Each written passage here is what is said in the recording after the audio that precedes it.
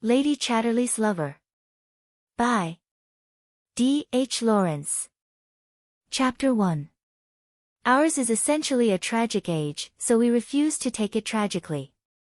The cataclysm has happened, we are among the ruins, we start to build up new little habitats, to have new little hopes. It is rather hard work, there is now no smooth road into the future, but we go round, or scramble over the obstacles. We've got to live, no matter how many skies have fallen. This was more or less Constance Chatterley's position. The war had brought the roof down over her head. And she had realized that one must live and learn. She married Clifford Chatterley in 1917, when he was home for a month on leave. They had a month's honeymoon. Then he went back to Flanders, to be shipped over to England again 6 months later, more or less in bits.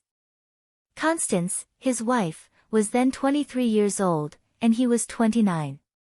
His hold on life was marvelous. He didn't die, and the bits seemed to grow together again. For 2 years he remained in the doctor's hands. Then he was pronounced a cure, and could return to life again, with the lower half of his body, from the hips down, paralyzed forever. This was in 1920.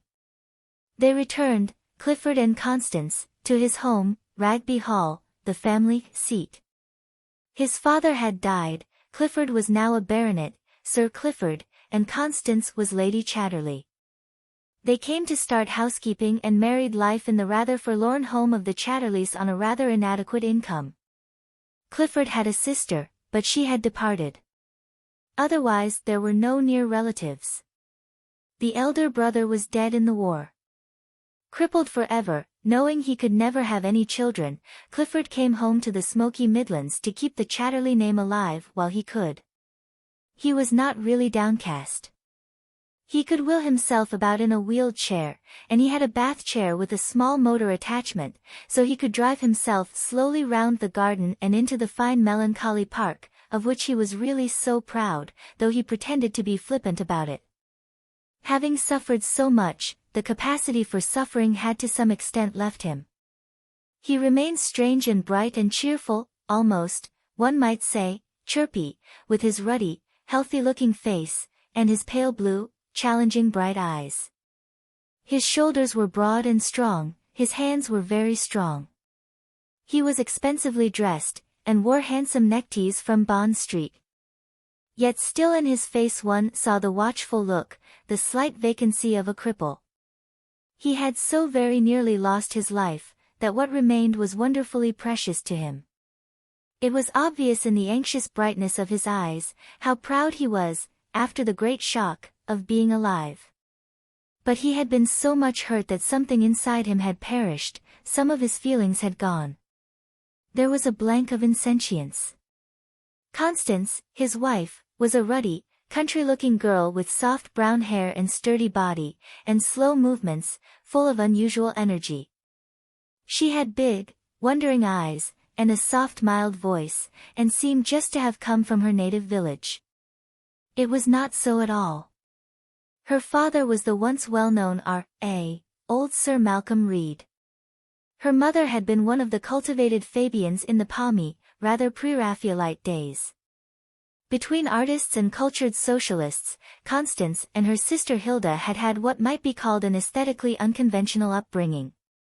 They had been taken to Paris and Florence and Rome to breathe in art, and they had been taken also in the other direction, to The Hague and Berlin, to great socialist conventions, where the speakers spoke in every civilized tongue, and no one was abashed. The two girls, therefore, were from an early age not the least daunted by either art or ideal politics. It was their natural atmosphere. They were at once cosmopolitan and provincial, with the cosmopolitan provincialism of art that goes with pure social ideals. They had been sent to Dresden at the age of 15, for music among other things. And they had had a good time there. They lived freely among the students, they argued with the men over philosophical, sociological and artistic matters, they were just as good as the men themselves, only better, since they were women. And they tramped off to the forests with sturdy youths bearing guitars, twang twang. They sang the Wandervogel songs, and they were free. Free. That was the great word. Out in the open world, out in the forests of the morning, with lusty and splendid-throated young fellows, free to do as they liked, and above all to say what they liked. It was the talk that mattered supremely, the impassioned interchange of talk. Love was only a minor accompaniment. Both Hilda and Constance had had their tentative love affairs by the time they were 18. The young men with whom they talked so passionately and sang so lustily and camped under the trees in such freedom wanted, of course, the love connection. The girls were doubtful, but then the thing was so much talked about, it was supposed to be so important. And the men were so humble and craving. Why couldn't a girl be queenly, and give the gift of herself? So they had given the gift of themselves, each to the youth with whom she had the most subtle and intimate arguments. The arguments, the discussions were the great thing, the love-making and connection were only a sort of primitive reversion and a bit of an anticlimax. One was less in love with the boy afterwards, and a little inclined to hate him, as if he had trespassed on one's privacy and inner freedom. For, of course, being a girl, one's whole dignity and meaning in life consisted in the achievement of an absolute, a perfect, a pure and noble freedom. What else did a girl's life mean? To shake off the old and sordid connections and subjections. And however one might sentimentalize it, this sex business was one of the most ancient, sordid connections and subjections. Poets who glorified it were mostly men. Women had always known there was something better, something higher. And now they knew it more definitely than ever. The beautiful pure freedom of a woman was infinitely more wonderful than any sexual love.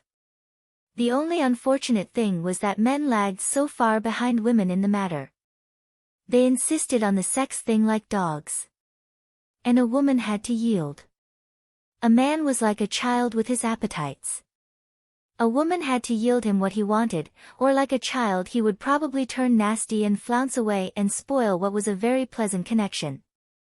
But a woman could yield to a man without yielding her inner, free self.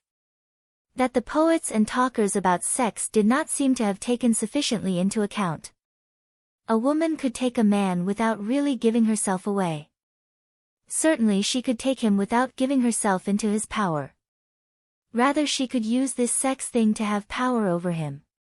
For she only had to hold herself back in sexual intercourse, and let him finish and expend himself without herself coming to the crisis, and then she could prolong the connection and achieve her orgasm and her crisis while he was merely her tool. Both sisters had had their love experience by the time the war came, and they were hurried home. Neither was ever in love with a young man unless he and she were verbally very near, that is unless they were profoundly interested, talking to one another. The amazing, the profound, the unbelievable thrill there was in passionately talking to some really clever young man by the hour, resuming day after day for months, this they had never realized till it happened. The paradisal promise, "Thou shalt have men to talk to," had never been uttered. It was fulfilled before they knew what a promise it was. And if after the roused intimacy of these vivid and soul-enlightened discussions the sex thing became more or less inevitable, then let it. It marked the end of a chapter. It had a thrill of its own too, a queer vibrating thrill inside the body, a final spasm of self-assertion, like the last word, exciting, and very like the row of asterisks that can be put to show the end of a paragraph, and a break in the theme. When the girls came home for the summer holidays of 1913, when Hilda was 20 and Connie 18, their father could see plainly that they had had the love experience. L'amour avait passé par là, as somebody puts it.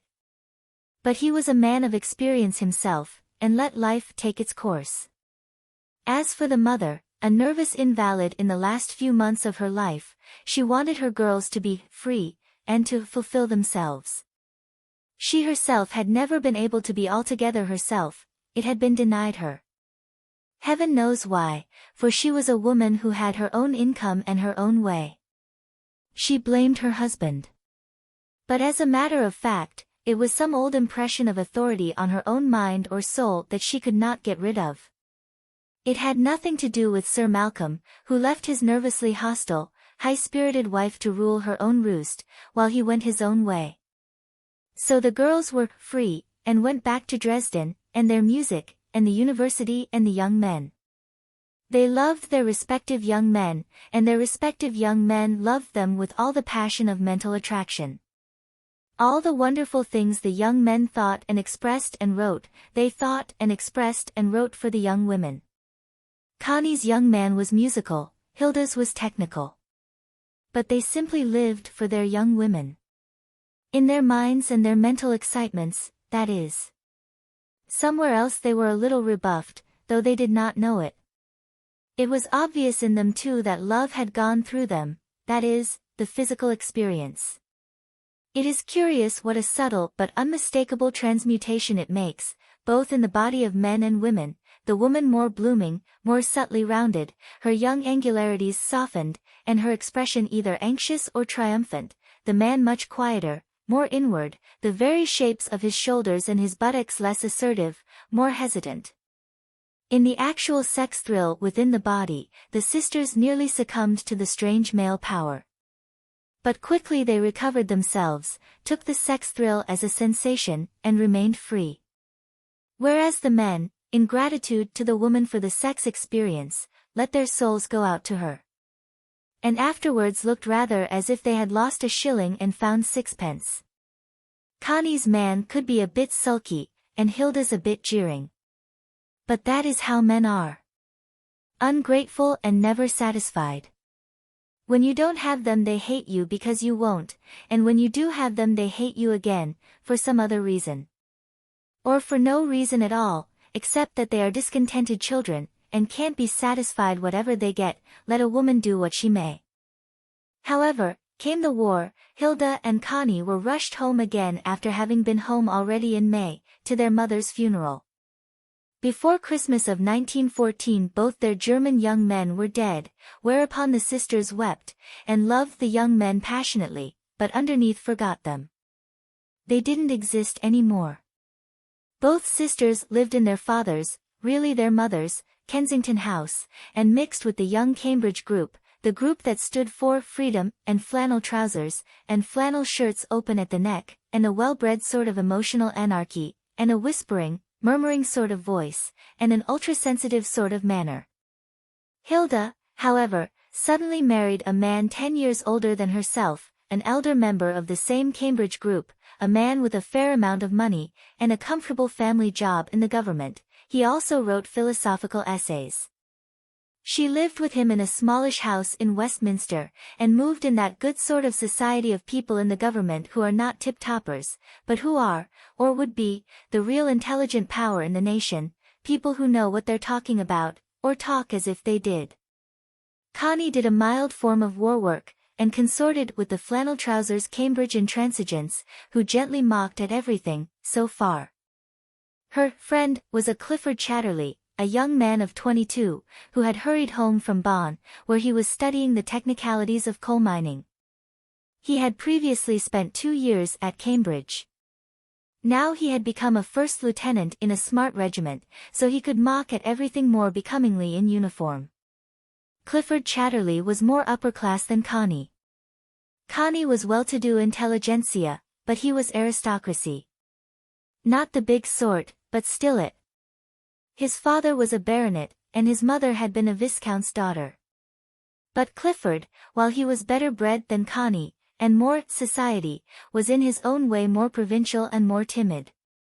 He was at his ease in the narrow, great world, that is, landed aristocracy society, but he was shy and nervous of all that other big world which consists of the vast hordes of the middle and lower classes, and foreigners.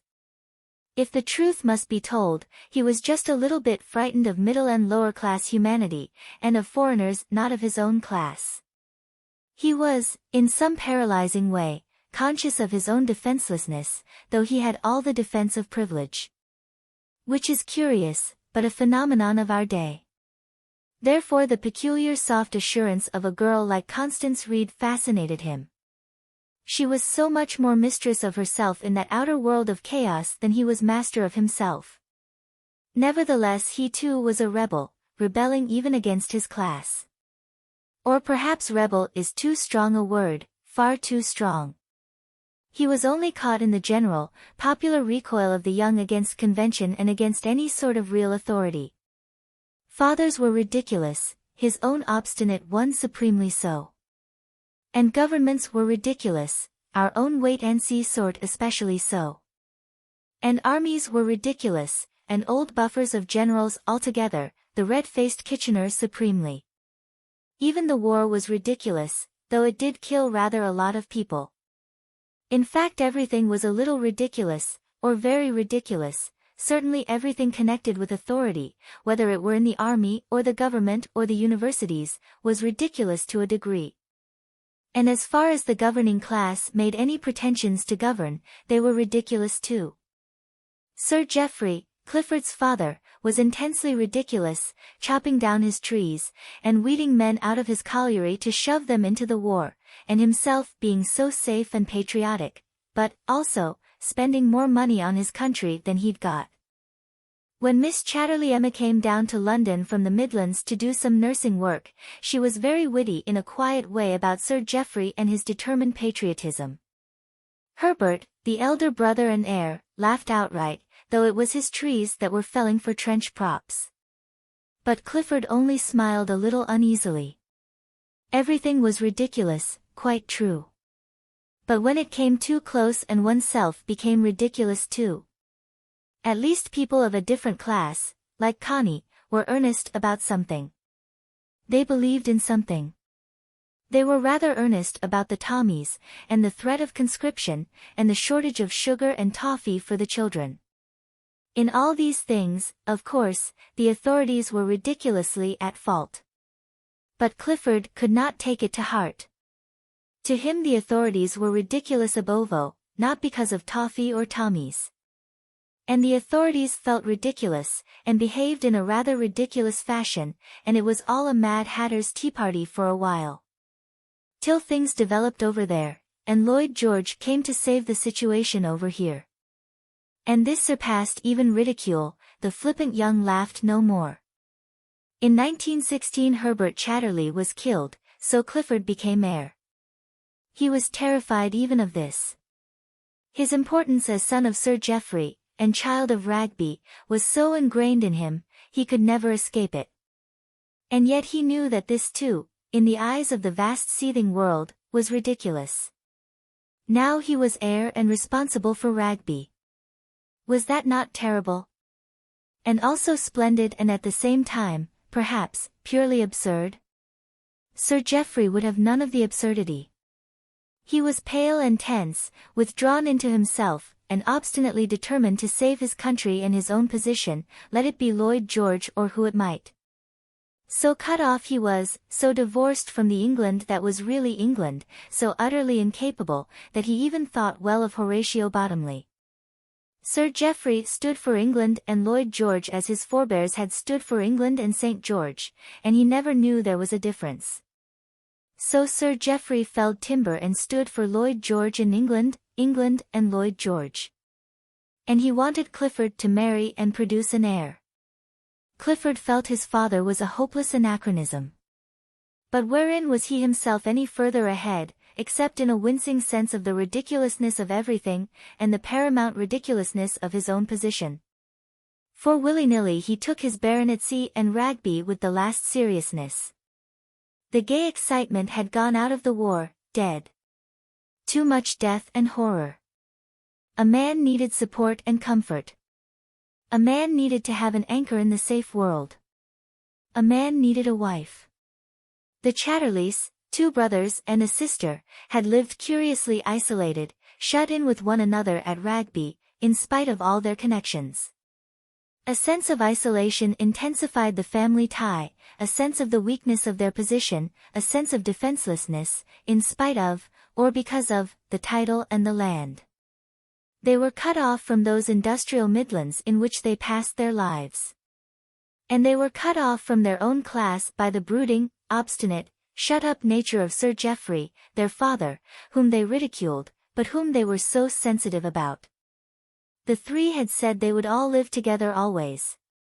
But now Herbert was dead, and Sir Geoffrey wanted Clifford to marry. Sir Geoffrey barely mentioned it, he spoke very little. But his silent, brooding insistence that it should be so was hard for Clifford to bear up against. But Emma said no. She was 10 years older than Clifford, and she felt his marrying would be a desertion and a betrayal of what the young ones of the family had stood for. Clifford married Connie, nevertheless, and had his month's honeymoon with her. It was the terrible year 1917, and they were intimate as two people who stand together on a sinking ship. He had been virgin when he married, and the sex part did not mean much to him. They were so close, he and she, apart from that. And Connie exulted a little in this intimacy which was beyond sex, and beyond a man's satisfaction. Clifford anyhow was not just keen on his satisfaction, as so many men seemed to be. No, the intimacy was deeper, more personal than that. And sex was merely an accident, or an adjunct, one of the curious obsolete, organic processes which persisted in its own clumsiness, but was not really necessary. Though Connie did want children, if only to fortify her against her sister-in-law Emma. But early in 1918 Clifford was shipped home smashed, and there was no child. And Sir Geoffrey died of chagrin. Chapter 2. Connie and Clifford came home to Ragby in the autumn of 1920. Miss Chatterley, still disgusted at her brother's defection, had departed and was living in a little flat in London. Ragby was a long low old house in brown stone, begun about the middle of the 18th century, and added on to, till it was a warren of a place without much distinction. It stood on an eminence in a rather fine old park of oak trees, but alas, one could see in the near distance the chimney of Tevershall pit, with its clouds of steam and smoke, and on the damp, hazy distance of the hill the raw straggle of Tevershall village, a village which began almost at the park gates, and trailed in utter hopeless ugliness for a long and gruesome mile, houses, rows of wretched, small, begrimed, brick houses, with black slate roofs for lids, sharp angles and wilful, blank dreariness. Connie was accustomed to Kensington or the Scotch hills or the Sussex downs, that was her England. With the stoicism of the young she took in the utter, soulless ugliness of the coal and iron Midlands at a glance, and left it at what it was, unbelievable and not to be thought about. From the rather dismal rooms at Ragby she heard the rattle-rattle of the screens at the pit, the puff of the winding engine, the clink-clink of shunting trucks, and the hoarse little whistle of the colliery locomotives. Tevershall pit bank was burning, had been burning for years, and it would cost thousands to put it out. So it had to burn. And when the wind was that way, which was often, the house was full of the stench of this sulphurous combustion of the earth's excrement. But even on windless days the air always smelt of something under earth, sulphur, iron, coal, or acid. And even on the Christmas roses the smuts settled persistently, incredible, like black manna from the skies of doom. Well, there it was, fated like the rest of things. It was rather awful, but why kick?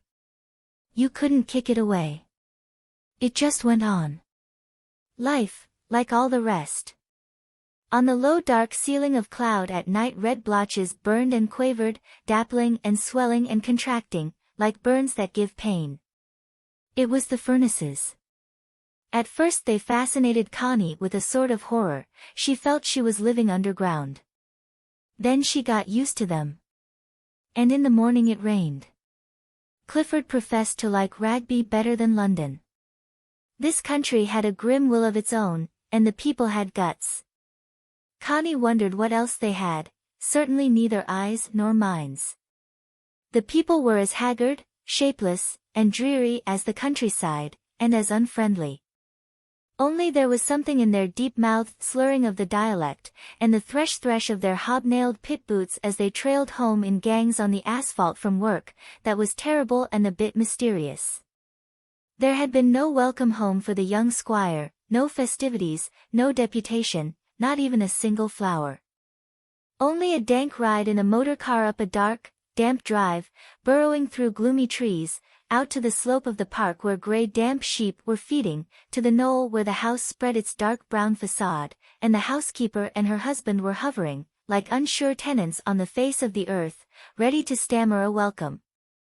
There was no communication between Ragby Hall and Tevershall village, none.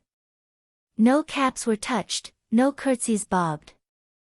The colliers merely stared, the tradesmen lifted their caps to Connie as to an acquaintance, and nodded awkwardly to Clifford, that was all. Gulf impassable, and a quiet sort of resentment on either side. At first Connie suffered from the steady drizzle of resentment that came from the village. Then she hardened herself to it, and it became a sort of tonic, something to live up to. It was not that she and Clifford were unpopular, they merely belonged to another species altogether from the colliers. Gulf impassable, breach indescribable, such as is perhaps non-existent south of the Trent. But in the Midlands and the industrial North, Gulf impassable, across which no communication could take place. You stick to your side, I'll stick to mine. A strange denial of the common pulse of humanity.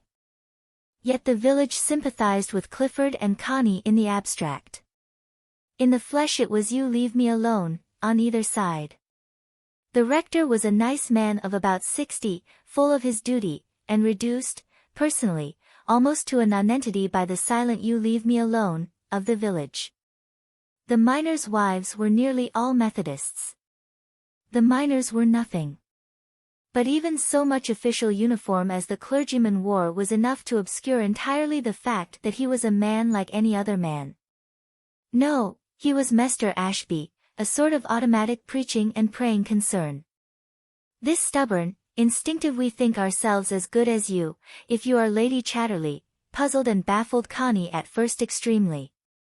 The curious, suspicious, false amiability with which the miners' wives met her overtures, the curiously offensive tinge of oh dear me. I am somebody now, with Lady Chatterley talking to me. But she needn't think I'm not as good as her for all that, which she always heard twanging in the women's half-fawning voices, was impossible. There was no getting past it. It was hopelessly and offensively nonconformist. Clifford left them alone, and she learnt to do the same. She just went by without looking at them, and they stared as if she were a walking wax figure. When he had to deal with them, Clifford was rather haughty and contemptuous, one could no longer afford to be friendly. In fact, he was altogether rather supercilious and contemptuous of anyone not in his own class. He stood his ground, without any attempt at conciliation. And he was neither liked nor disliked by the people, he was just part of things, like the pit bank and Ragby itself. But Clifford was really extremely shy and self-conscious now he was Lamed. He hated seeing anyone except just the personal servants. For he had to sit in a wheeled chair or a sort of bath chair. Nevertheless he was just as carefully dressed as ever, by his expensive tailors, and he wore the careful Bond Street neckties just as before, and from the top he looked just as smart and impressive as ever. He had never been one of the modern ladylike young men, rather bucolic even, with his ruddy face and broad shoulders. But his very quiet, hesitating voice, and his eyes, at the same time bold and frightened, assured and uncertain, revealed his nature. His manner was often offensively supercilious, and then again modest and self-effacing, almost tremulous. Connie and he were attached to one another, in the aloof modern way. He was much too hurt in himself, the great shock of his maiming, to be easy and flippant. He was a hurt thing. And as such Connie stuck to him passionately. But she could not help feeling how little connection he really had with people. The miners were, in a sense, his own men, but he saw them as objects rather than men, parts of the pit rather than parts of life, crude raw phenomena rather than human beings along with him. He was in some way afraid of them, he could not bear to have them look at him now he was lame. And their queer, crude life seemed as unnatural as that of hedgehogs. He was remotely interested, but like a man looking down a microscope, or up a telescope. He was not in touch. He was not in actual touch with anybody, save, traditionally, with Ragby, and, through the close bond of family defense, with Emma. Beyond this nothing really touched him. Connie felt that she herself not really touch him, perhaps there was nothing to get at ultimately, just a negation of human contact. Yet he was absolutely dependent on her, he needed her every moment. Big and strong as he was helpless. He could wheel himself about in a wheeled chair, and he had a sort of bath chair with a motor attachment, in which he could puff slowly round the park. But alone he was like a lost thing. He needed Connie to be there, to assure him he existed at all. Still he was ambitious. He had taken to writing stories, curious, very personal stories about people he had known. Clever, rather spiteful, and yet, in some mysterious way, meaningless. The observation was extraordinary and peculiar. But there was no touch, no actual contact. It was as if the whole thing took place in a vacuum.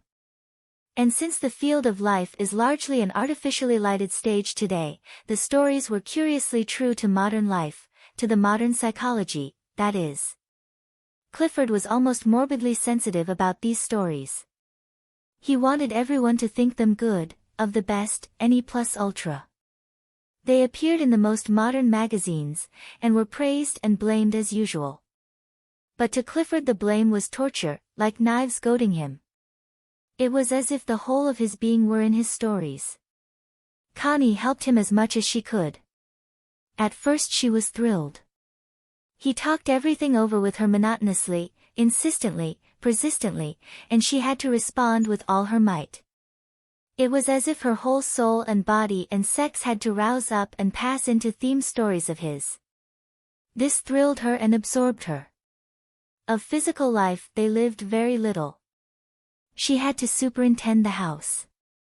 But the housekeeper had served Sir Geoffrey for many years, and the dried-up, elderly, superlatively correct female, you could hardly call her a parlour maid, or even a woman, who waited at table, had been in the house for 40 years. Even the very housemaids were no longer young. It was awful. What could you do with such a place, but leave it alone? All these endless rooms that nobody used, all the Midlands routine, the mechanical cleanliness and the mechanical order. Clifford had insisted on a new cook, an experienced woman who had served him in his rooms in London. For the rest the place seemed run by mechanical anarchy. Everything went on in pretty good order, strict cleanliness, and strict punctuality, even pretty strict honesty. And yet, to Connie, it was a methodical anarchy. No warmth of feeling united it organically. The house seemed as dreary as a disused street. What could she do but leave it alone? So she left it alone. Miss Chatterley came sometimes, with her aristocratic thin face, and triumphed, finding nothing altered. She would never forgive Connie for ousting her from her union in consciousness with her brother. It was she, Emma, who should be bringing forth the stories, these books, with him, the Chatterley stories, something new in the world, that they, the Chatterleys, had put there. There was no other standard. There was no organic connection with the thought and expression that had gone before. Only something new in the world, the Chatterley books, entirely personal. Connie's father, where he paid a flying visit to Ragby, and in private to his daughter. As for Clifford's writing, it's smart, but there's nothing in it. It won't last. Connie looked at the burly Scottish knight who had done himself well all his life, and her eyes, her big, still wondering blue eyes became vague. Nothing in it. What did he mean by nothing in it? If the critics praised it, and Clifford's name was almost famous, and it even brought in money, what did her father mean by saying there was nothing in Clifford's writing? What else could there be? For Connie had adopted the standard of the young, what there was in the moment was everything. And moments followed one another without necessarily belonging to one another. It was in her second winter at Ragby her father said to her, "I hope, Connie, you won't let circumstances force you into being a demi-vierge." "A demi-vierge," replied Connie vaguely. "Why? Why not?" "Unless you like it, of course," said her father hastily. To Clifford he said the same, when the two men were alone. I'm afraid it doesn't quite suit Connie to be a demi-vierge. A half-virgin, replied Clifford, translating the phrase to be sure of it. He thought for a moment, then flushed very red. He was angry and offended. In what way doesn't it suit her? He asked stiffly. She's getting thin, angular. It's not her style. She's not the pilchard sort of little slip of a girl, she's a bonny Scotch trout. Without the spots, of course, said Clifford. He wanted to say something later to Connie about the demi-vierge business, the half-virgin state of her affairs. But he could not bring himself to do it. He was at once too intimate with her and not intimate enough. He was so very much at one with her, in his mind and hers, but bodily they were non-existent to one another, and neither could bear to drag in the corpus delicti. They were so intimate, and utterly out of touch. Connie guessed, however, that her father had said something, and that something was in Clifford's mind. She knew that he didn't mind whether she were demi-vierge or demi-monde, so long as he didn't absolutely know, and wasn't made to see. What the eye doesn't see and the mind doesn't know, doesn't exist.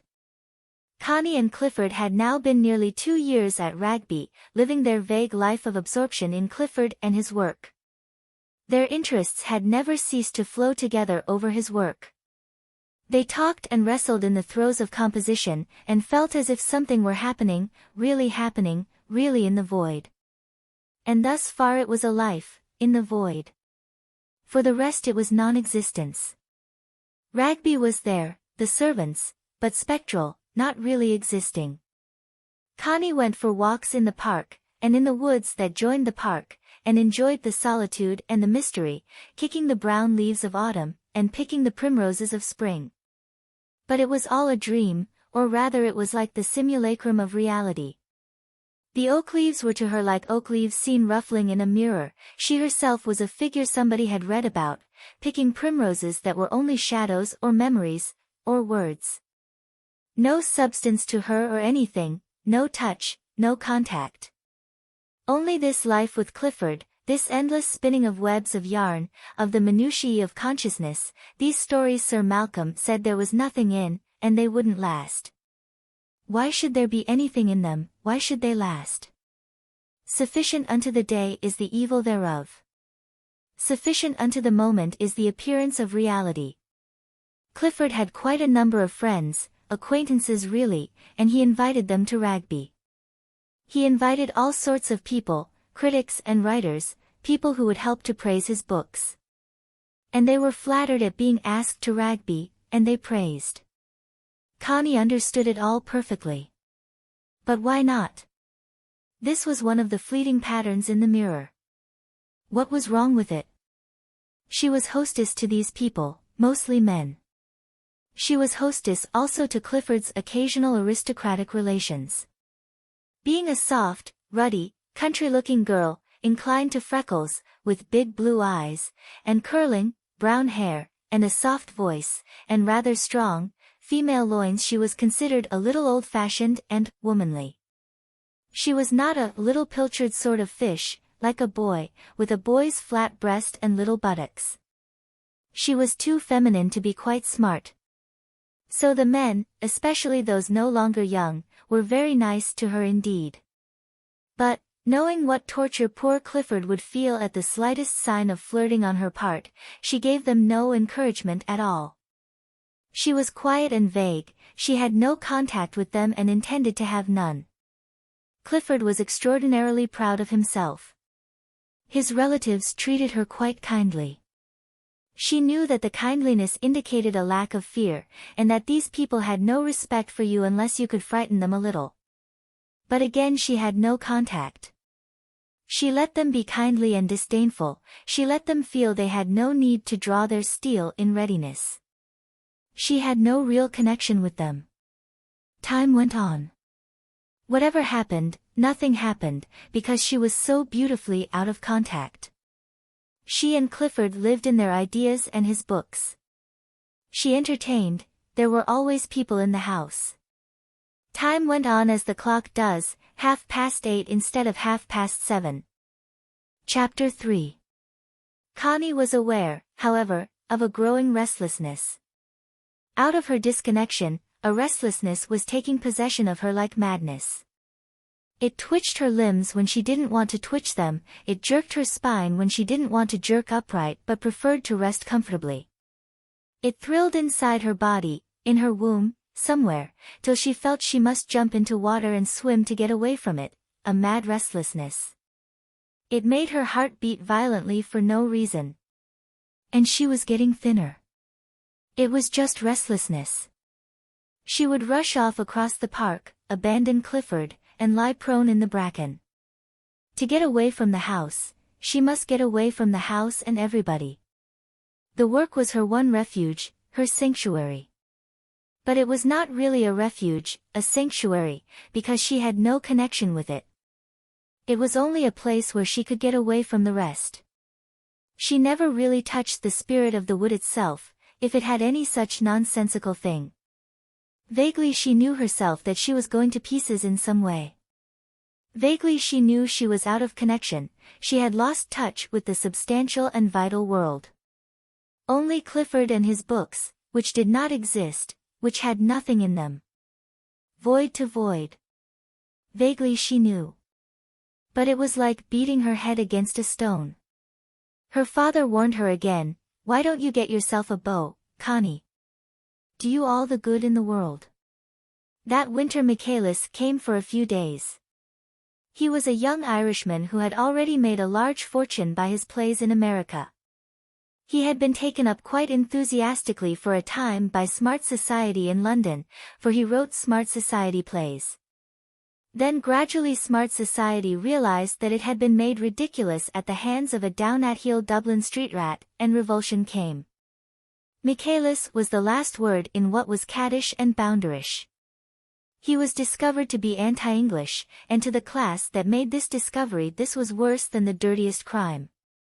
He was cut dead, and his corpse thrown into the refuse can. Nevertheless Michaelis had his apartment in Mayfair, and walked down Bond Street the image of a gentleman, for you cannot get even the best tailors to cut their low-down customers, when the customers pay. Clifford was inviting the young man of 30 at an inauspicious moment in that young man's career. Yet Clifford did not hesitate. Michaelis had the ear of a few million people, probably, and, being a hopeless outsider, he would no doubt be grateful to be asked down to Rugby at this juncture, when the rest of the smart world was cutting him. Being grateful, he would no doubt do Clifford good over there in America. Kudos. A man gets a lot of kudos, whatever that may be, by being talked about in the right way, especially over there. Clifford was a coming man, and it was remarkable what a sound publicity instinct he had. In the end Michaelis did him most nobly in a play, and Clifford was a sort of popular hero. Till the reaction, when he found he had been made ridiculous. Connie wondered a little over Clifford's blind, imperious instinct to become known, that is, to the vast amorphous world he did not himself know, and of which he was uneasily afraid, known as a writer, as a first-class modern writer. Connie was aware from successful, old, hearty, bluffing Sir Malcolm, that artists did advertise themselves, and exert themselves to put their goods over. But her father used channels ready-made, used by all the other R.A.s who sold their pictures. Whereas Clifford discovered new channels of publicity, all kinds. He had all kinds of people at Rugby, without exactly lowering himself. But, determined to build himself a monument of a reputation quickly, he used any handy rubble in the making.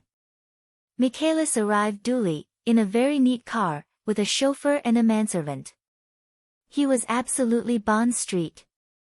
But at sight of him something in Clifford's county soul recoiled.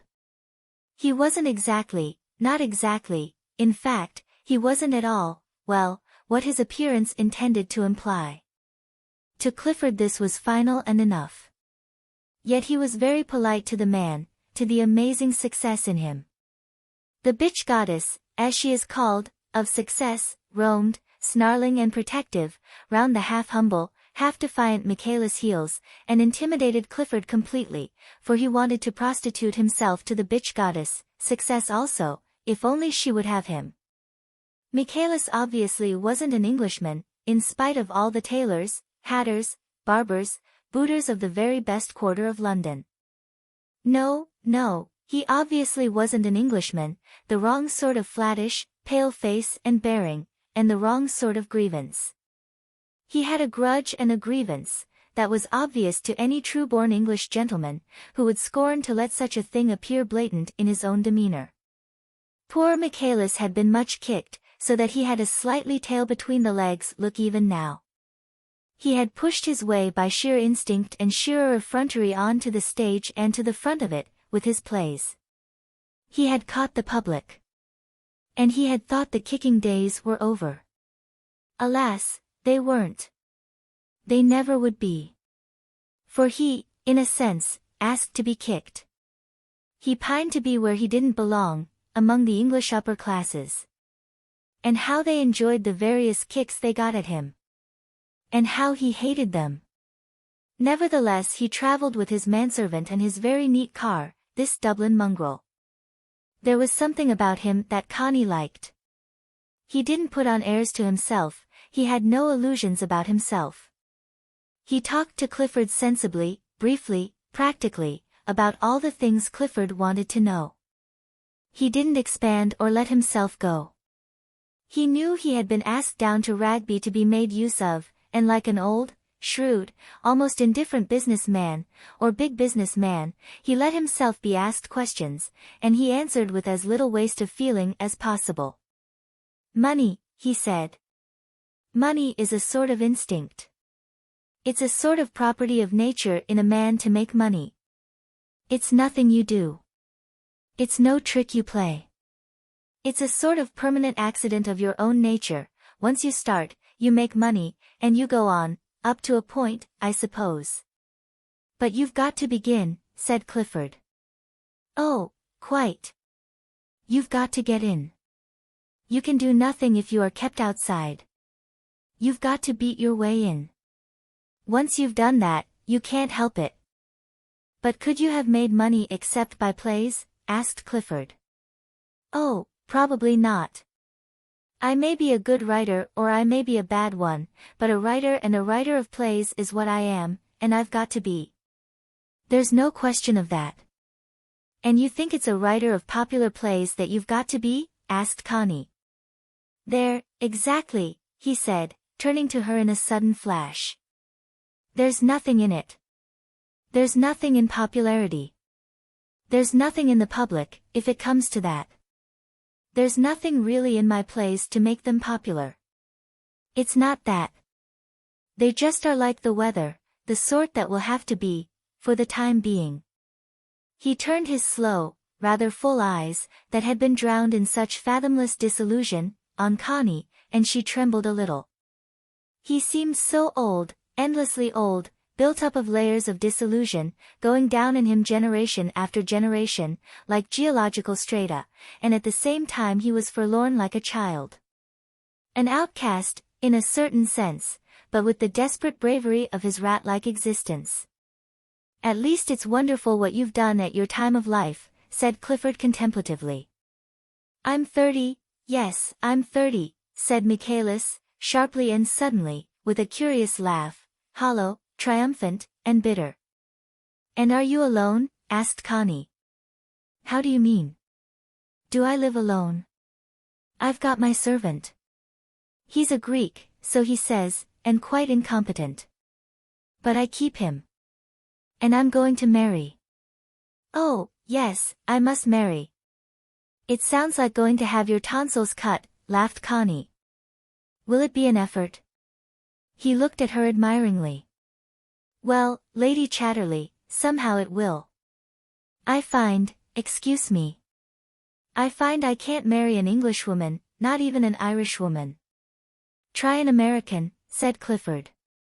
Oh, American. He laughed a hollow laugh. No, I've asked my man if he will find me a Turk or something nearer to the Oriental. Connie really wondered at this queer, melancholy specimen of extraordinary success. It was said he had an income of $50,000 from America alone. Sometimes he was handsome, sometimes as he looked sideways, downwards, and the light fell on him, he had the silent, enduring beauty of a carved ivory Negro mask, with his rather full eyes, and the strong queerly arched brows, the immobile, compressed mouth, that momentary but revealed immobility, a timelessness which the Buddha aims at, and which Negroes express sometimes without ever aiming at it, something old, and acquiescent in the race. Eons of acquiescence in race destiny, instead of our individual resistance. And then a swimming through, like rats in a dark river. Connie felt a sudden, strange leap of sympathy for him, a leap mingled with compassion, and tinged with repulsion, amounting almost to love. The outsider. The outsider. And they called him a bounder. How much more bounderish and assertive Clifford looked. How much stupider. Michaelis knew at once he had made an impression on her. He turned his full, hazel, slightly prominent eyes on her in a look of pure detachment. He was estimating her, and the extent of the impression he had made. With the English nothing could save him from being the eternal outsider, not even love. Yet women sometimes fell for him, English women too. He knew just where he was with Clifford. They were two alien dogs which would have liked to snarl at one another, but which smiled instead, perforce. But with the woman he was not quite so sure. Breakfast was served in the bedrooms, Clifford never appeared before lunch, and the dining room was a little dreary. After coffee Michaelis, restless and ill-sitting soul, wondered what he should do. It was a fine November day, fine for Rugby. He looked over the melancholy park. My God! What a place! He sent a servant to ask, could he be of any service to Lady Chatterley. He thought of driving into Sheffield. The answer came, would he care to go up to Lady Chatterley's sitting room? Connie had a sitting room on the 3rd floor, the top floor of the central portion of the house. Clifford's rooms were on the ground floor, of course. Michaelis was flattered by being asked up to Lady Chatterley's own parlour. He followed blindly after the servant, he never noticed things, or had contact with his surroundings. In her room he did glance vaguely round at the fine German reproductions of Renoir and Cezanne. It's very pleasant up here, he said, with his queer smile, as if it hurt him to smile, showing his teeth. You are wise to get up to the top. Yes, I think so, she said. Her room was the only gay, modern one in the house, the only spot in Rugby where her personality was at all revealed. Clifford had never seen it, and she asked very few people up. Now she and Michaelis sit on opposite sides of the fire and talked. She asked him about himself, his mother and father, his brothers. Other people were always something of a wonder to her, and when her sympathy was awakened she was quite devoid of class feeling. Michaelis talked frankly about himself, quite frankly, without affectation, simply revealing his bitter, indifferent, stray dog's soul, then showing a gleam of revengeful pride in his success. But why are you such a lonely bird? Connie asked him, and again he looked at her, with his full, searching, hazel look. Some birds are that way, he replied. Then, with a touch of familiar irony, but, look here, what about yourself? Aren't you by way of being a lonely bird yourself? Connie, a little startled, thought about it for a few moments, and then she said, only in a way. Not altogether, like you. Am I altogether a lonely bird? He asked, with his queer grin of a smile, as if he had toothache. It was so wry, and his eyes were so perfectly unchangingly melancholy, or stoical, or disillusioned or afraid.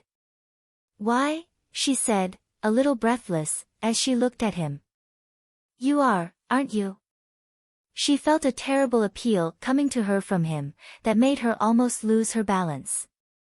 Oh, you're quite right, he said, turning his head away, and looking sideways, downwards, with that strange immobility of an old race that is hardly here in our present day.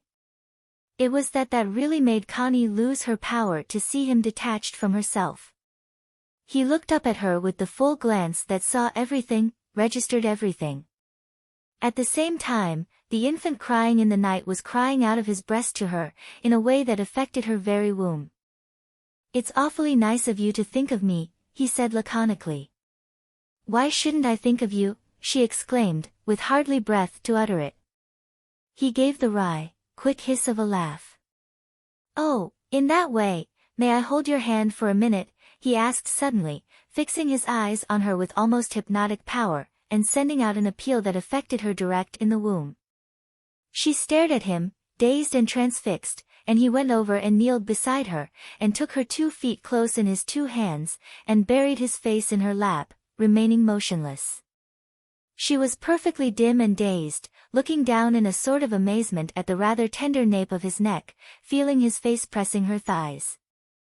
In all her burning dismay, she could not help putting her hand, with tenderness and compassion, on the defenseless nape of his neck, and he trembled, with a deep shudder.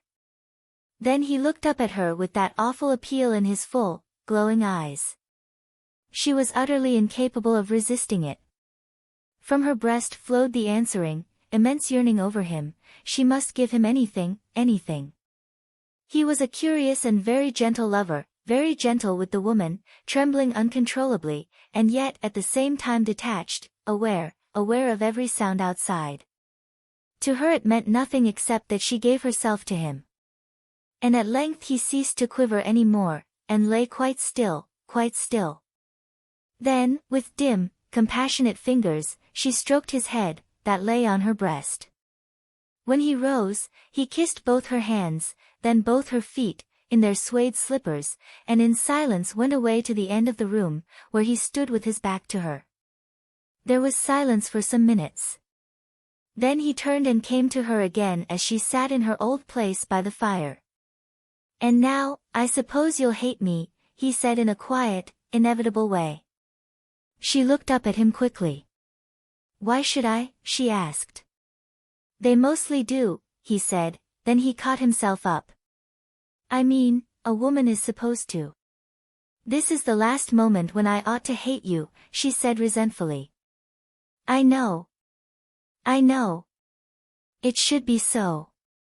You're frightfully good to me." He cried miserably. She wondered why he should be miserable. "Won't you sit down again?" she said. He glanced at the door. "Sir Clifford," he said, won't he be?" She paused a moment to consider. "Perhaps," she said. And she looked up at him.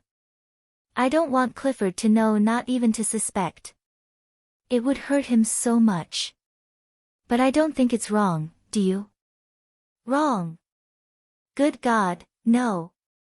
You're only too infinitely good to me, I can hardly bear it." He turned aside, and she saw that in another moment he would be sobbing. "But we needn't let Clifford know, need we?" she pleaded. "It would hurt him so. And if he never knows, never suspects, it hurts nobody." "Me," he said, almost fiercely, "he'll know nothing from me. You see if he does. Me give myself away." "Ha!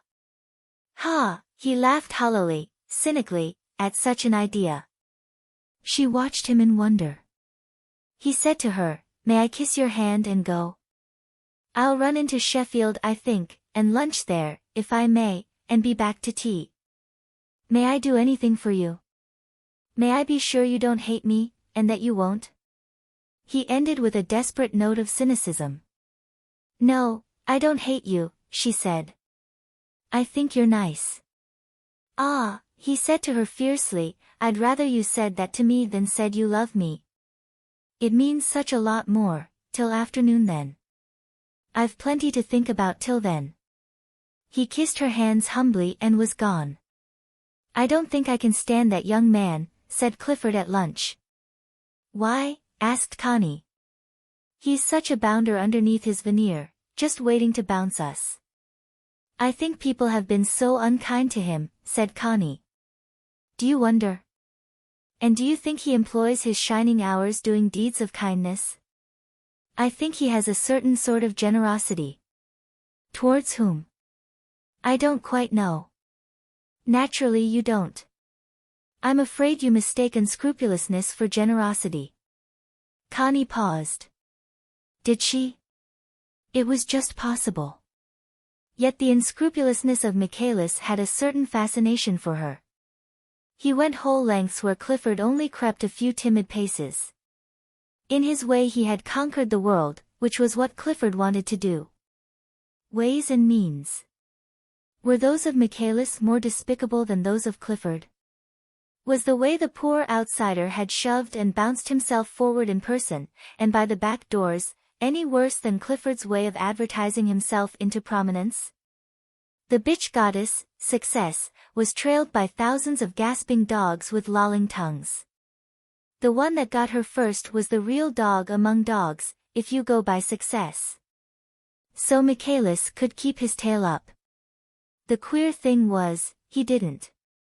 He came back towards tea time with a large handful of violets and lilies, and the same hangdog expression. Connie wondered sometimes if it were a sort of mask to disarm opposition, because it was almost too fixed. Was he really such a sad dog? His sad dog sort of extinguished self persisted all the evening, though through it Clifford felt the inner effrontery. Connie didn't feel it, perhaps because it was not directed against women, only against men, and their presumptions and assumptions.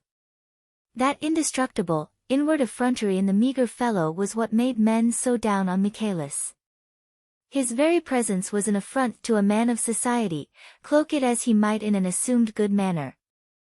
Connie was in love with him, but she managed to sit with her embroidery and let the men talk, and not give herself away.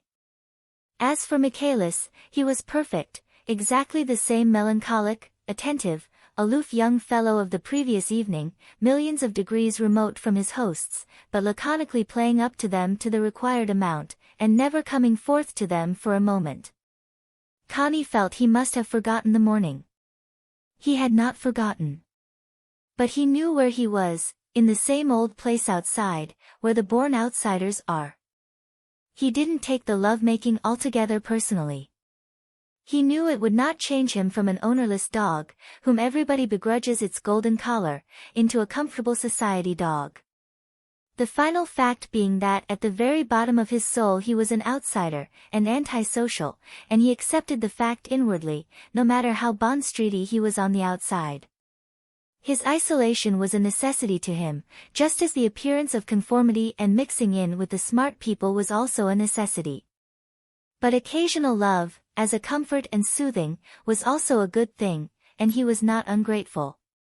On the contrary, he was burningly, poignantly grateful for a piece of natural, spontaneous kindness, almost to tears. Beneath his pale, immobile, disillusioned face, his child's soul was sobbing with gratitude to the woman, and burning to come to her again, just as his outcast soul was knowing he would keep really clear of her. He found an opportunity to say to her, as they were lighting the candles in the hall. "May I come?" "I'll come to you," she said.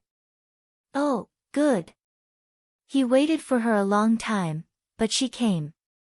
He was the trembling excited sort of lover, whose crisis soon came, and was finished.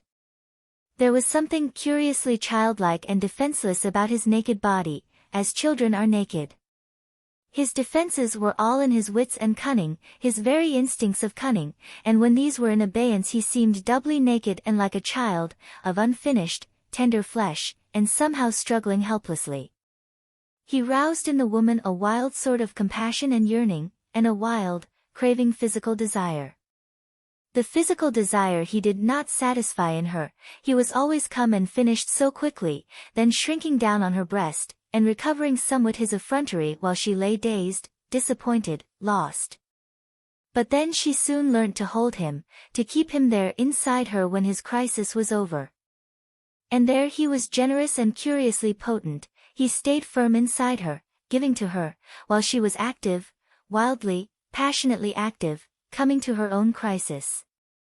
And as he felt the frenzy of her achieving her own orgasmic satisfaction from his hard, erect passivity, he had a curious sense of pride and satisfaction. Ah, How good, she whispered tremulously, and she became quite still, clinging to him. And he lay there in his own isolation, but somehow proud. He stayed that time only the 3 days, and to Clifford was exactly the same as on the first evening, to Connie also. There was no breaking down his external man. He wrote to Connie with the same plaintive melancholy note as ever, sometimes witty, and touched with a queer, sexless affection. A kind of hopeless affection he seemed to feel for her, and the essential remoteness remained the same. He was hopeless at the very core of him, and he wanted to be hopeless. He rather hated hope. Un immense espérance à travers la terre, he read somewhere, and his comment was, and it's darned well drowned everything worth having. Connie never really understood him, but, in her way, she loved him. And all the time she felt the reflection of his hopelessness in her. She couldn't quite love in hopelessness. And he, being hopeless, couldn't ever quite love at all. So they went on for quite a time, writing, and meeting occasionally in London. She still wanted the physical, sexual thrill she could get with him by her own activity, his little orgasm being over. And he still wanted to give it her. Which was enough to keep them connected. And enough to give her a subtle sort of self-assurance, something blind and a little arrogant. It was an almost mechanical confidence in her own powers, and went with a great cheerfulness. She was terrifically cheerful at Rugby. And she used all her aroused cheerfulness and satisfaction to stimulate Clifford, so that he wrote his best at this time, and was almost happy in his strange blind way. He really reaped the fruits of the sensual satisfaction she got out of Michaela's male passivity erect inside her. But of course he never knew it, and if he had, he wouldn't have said thank you. Yet when those days of her grand joyful cheerfulness and stimulus were gone, quite gone, and she was depressed and irritable, how Clifford longed for them again. Perhaps if he'd known he might even have wished to get her and Michaelis together again. Chapter 4. Connie always had a foreboding of the hopelessness of her affair with Mick, as people called him. Yet other men seemed to mean nothing to her. She was attached to Clifford. He wanted a good deal of her life and she gave it to him. But she wanted a good deal from the life of a man, and this Clifford did not give her, could not. There were occasional spasms of Michaelis. But, as she knew by foreboding, that would come to an end. Mick couldn't keep anything up. It was part of his very being that he must break off any connection, and be loose, isolated, absolutely lone dog again. It was his major necessity, even though he always said, "She turned me down." The world is supposed to be full of possibilities, but they narrow down to pretty few in most personal experience. There's lots of good fish in the sea, maybe, but the vast masses seem to be mackerel or herring, and if you're not mackerel or herring yourself you are likely to find very few good fish in the sea. Clifford was making strides into fame, and even money. People came to see him. Connie nearly always had somebody at Rugby. But if they weren't mackerel they were herring, with an occasional catfish, or conger eel. There were a few regular men, Constance, men who had been at Cambridge with Clifford. There was Tommy Dukes, who had remained in the army, and was a brigadier general. "The army leaves me time to think, and saves me from having to face the battle of life," he said. There was Charles May, an Irishman, who wrote scientifically about stars. There was Hammond, another writer. All were about the same age as Clifford, the young intellectuals of the day. They all believed in the life of the mind. What you did apart from that was your private affair, and didn't much matter. No one thinks of inquiring of another person at what hour he retires to the privy. It isn't interesting to anyone but the person concerned. And so with most of the matters of ordinary life, how you make your money, or whether you love your wife, or if you have affairs. All these matters concern only the person concerned, and, like going to the privy, have no interest for anyone else. The whole point about the sexual problem, said Hammond, who was a tall thin fellow with a wife and 2 children, but much more closely connected with a typewriter, is that there is no point to it. Strictly there is no problem. We don't want to follow a man into the WC, so why should we want to follow him into bed with a woman? And therein lies the problem. If we took no more notice of the one thing than the other, there'd be no problem. It's all utterly senseless and pointless, a matter of misplaced curiosity. Quite, Hammond, quite. But if someone starts making love to Julia, you begin to simmer, and if he goes on, you are soon at boiling point. Julia was Hammond's wife. Why, exactly. So I should be if he began to urinate in a corner of my drawing room. There's a place for all these things. You mean you wouldn't mind if he made love to Julia in some discreet alcove? Charlie May was slightly satirical, for he had flirted a very little with Julia, and Hammond had cut up very roughly. Of course I should mind. Sex is a private thing between me and Julia, and of course I should mind anyone else trying to mix in. As a matter of fact, said the lean and freckled Tommy Dukes, who looked much more Irish than May, who was pale and rather fat, as a matter of fact, Hammond, you have a strong property instinct, and a strong will to self-assertion, and you want success.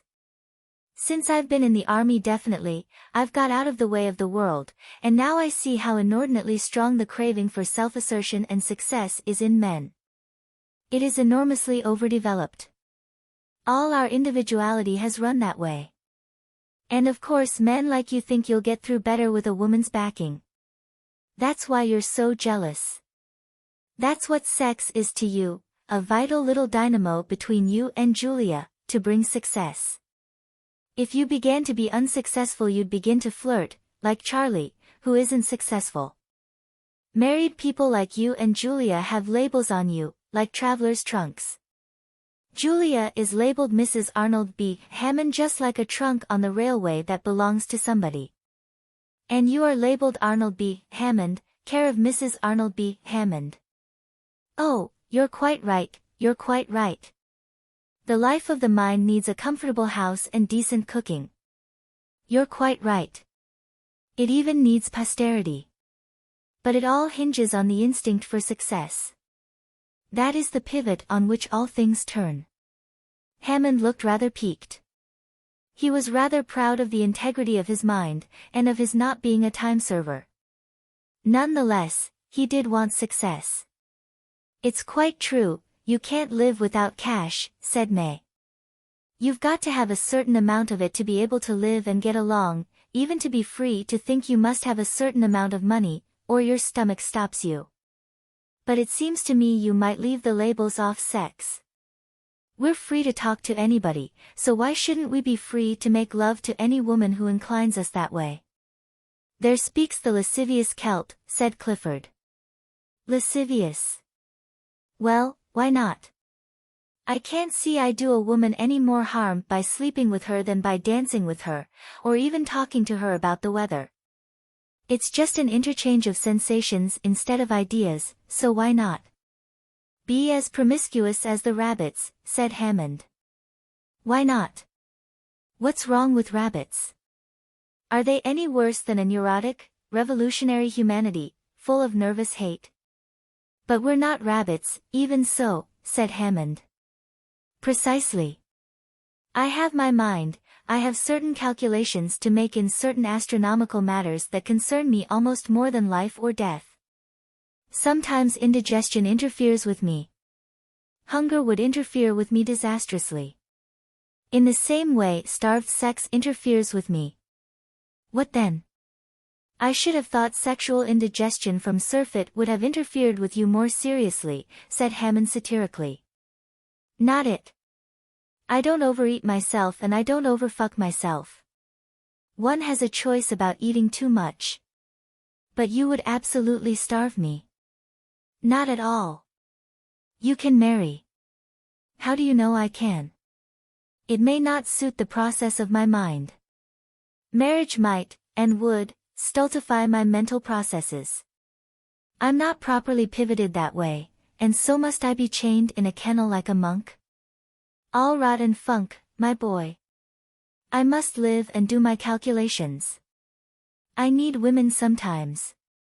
I refuse to make a mountain of it, and I refuse anybody's moral condemnation or prohibition. I'd be ashamed to see a woman walking around with my name label on her address and railway station, like a wardrobe trunk. These two men had not forgiven each other about the Julia flirtation. It's an amusing idea, Charlie, said Dukes, that sex is just another form of talk, where you act the words instead of saying them. I suppose it's quite true. I suppose we might exchange as many sensations and emotions with women as we do ideas about the weather, and so on. Sex might be a sort of normal physical conversation between a man and a woman.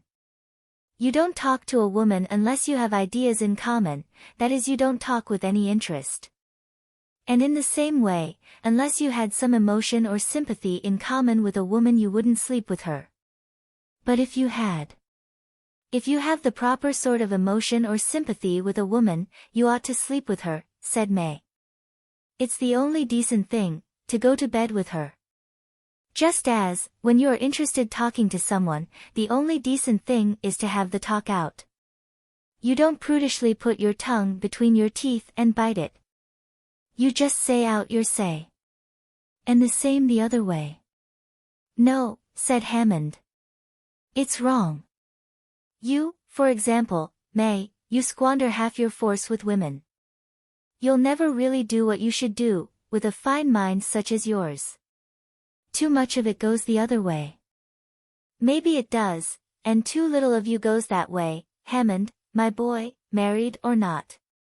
You can keep the purity and integrity of your mind, but it's going damn dry.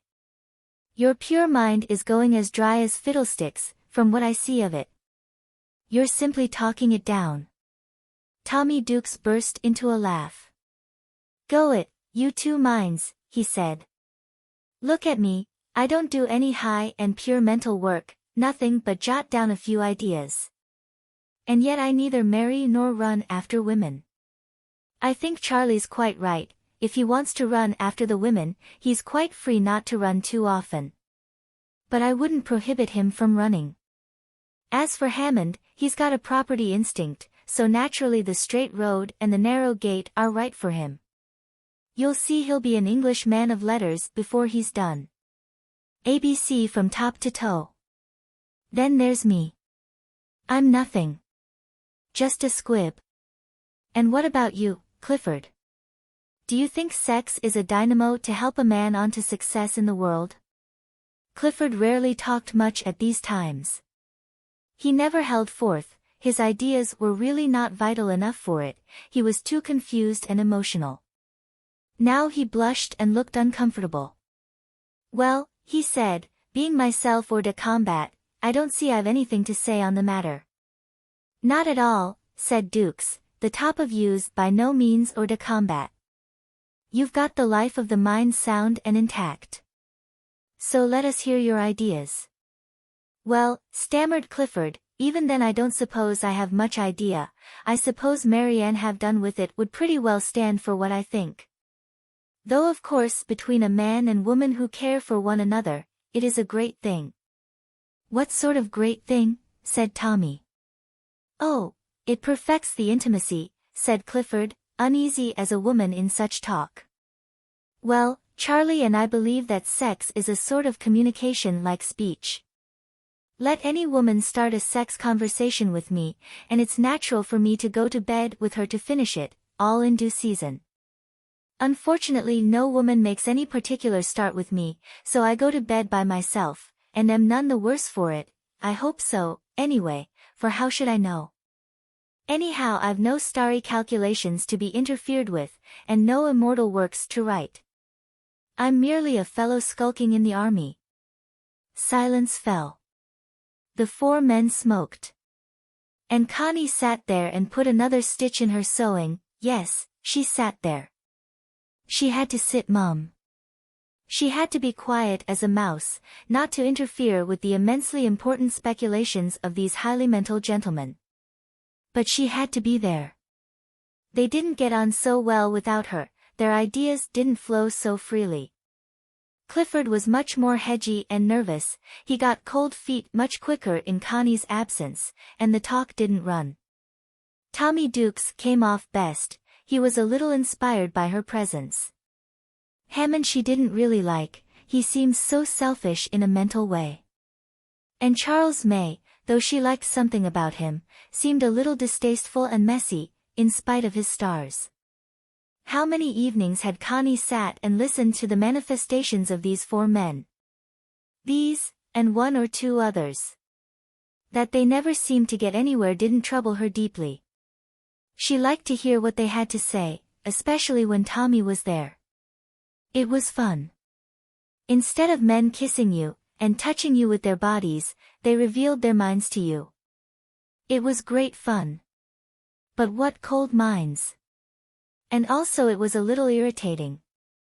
She had more respect for Michaelis, on whose name they all poured such withering contempt, as a little mongrel Aravista, an uneducated bounder of the worst sort. Mongrel and bounder or not, he jumped to his own conclusions. He didn't merely walk round them with millions of words, in the parade of the life of the mind. Connie quite liked the life of the mind, and got a great thrill out of it. But she did think it overdid itself a little.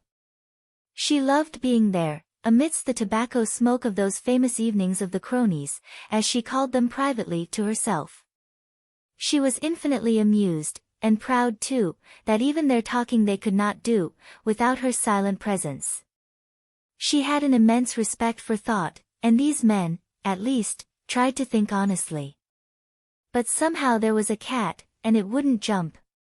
They all alike talked at something, though what it was, for the life of her she couldn't say. It was something that Mick didn't clear, either. But then Mick wasn't trying to do anything, but just get through his life, and put as much across other people as they tried to put across him. He was really antisocial, which was what Clifford and his cronies had against him.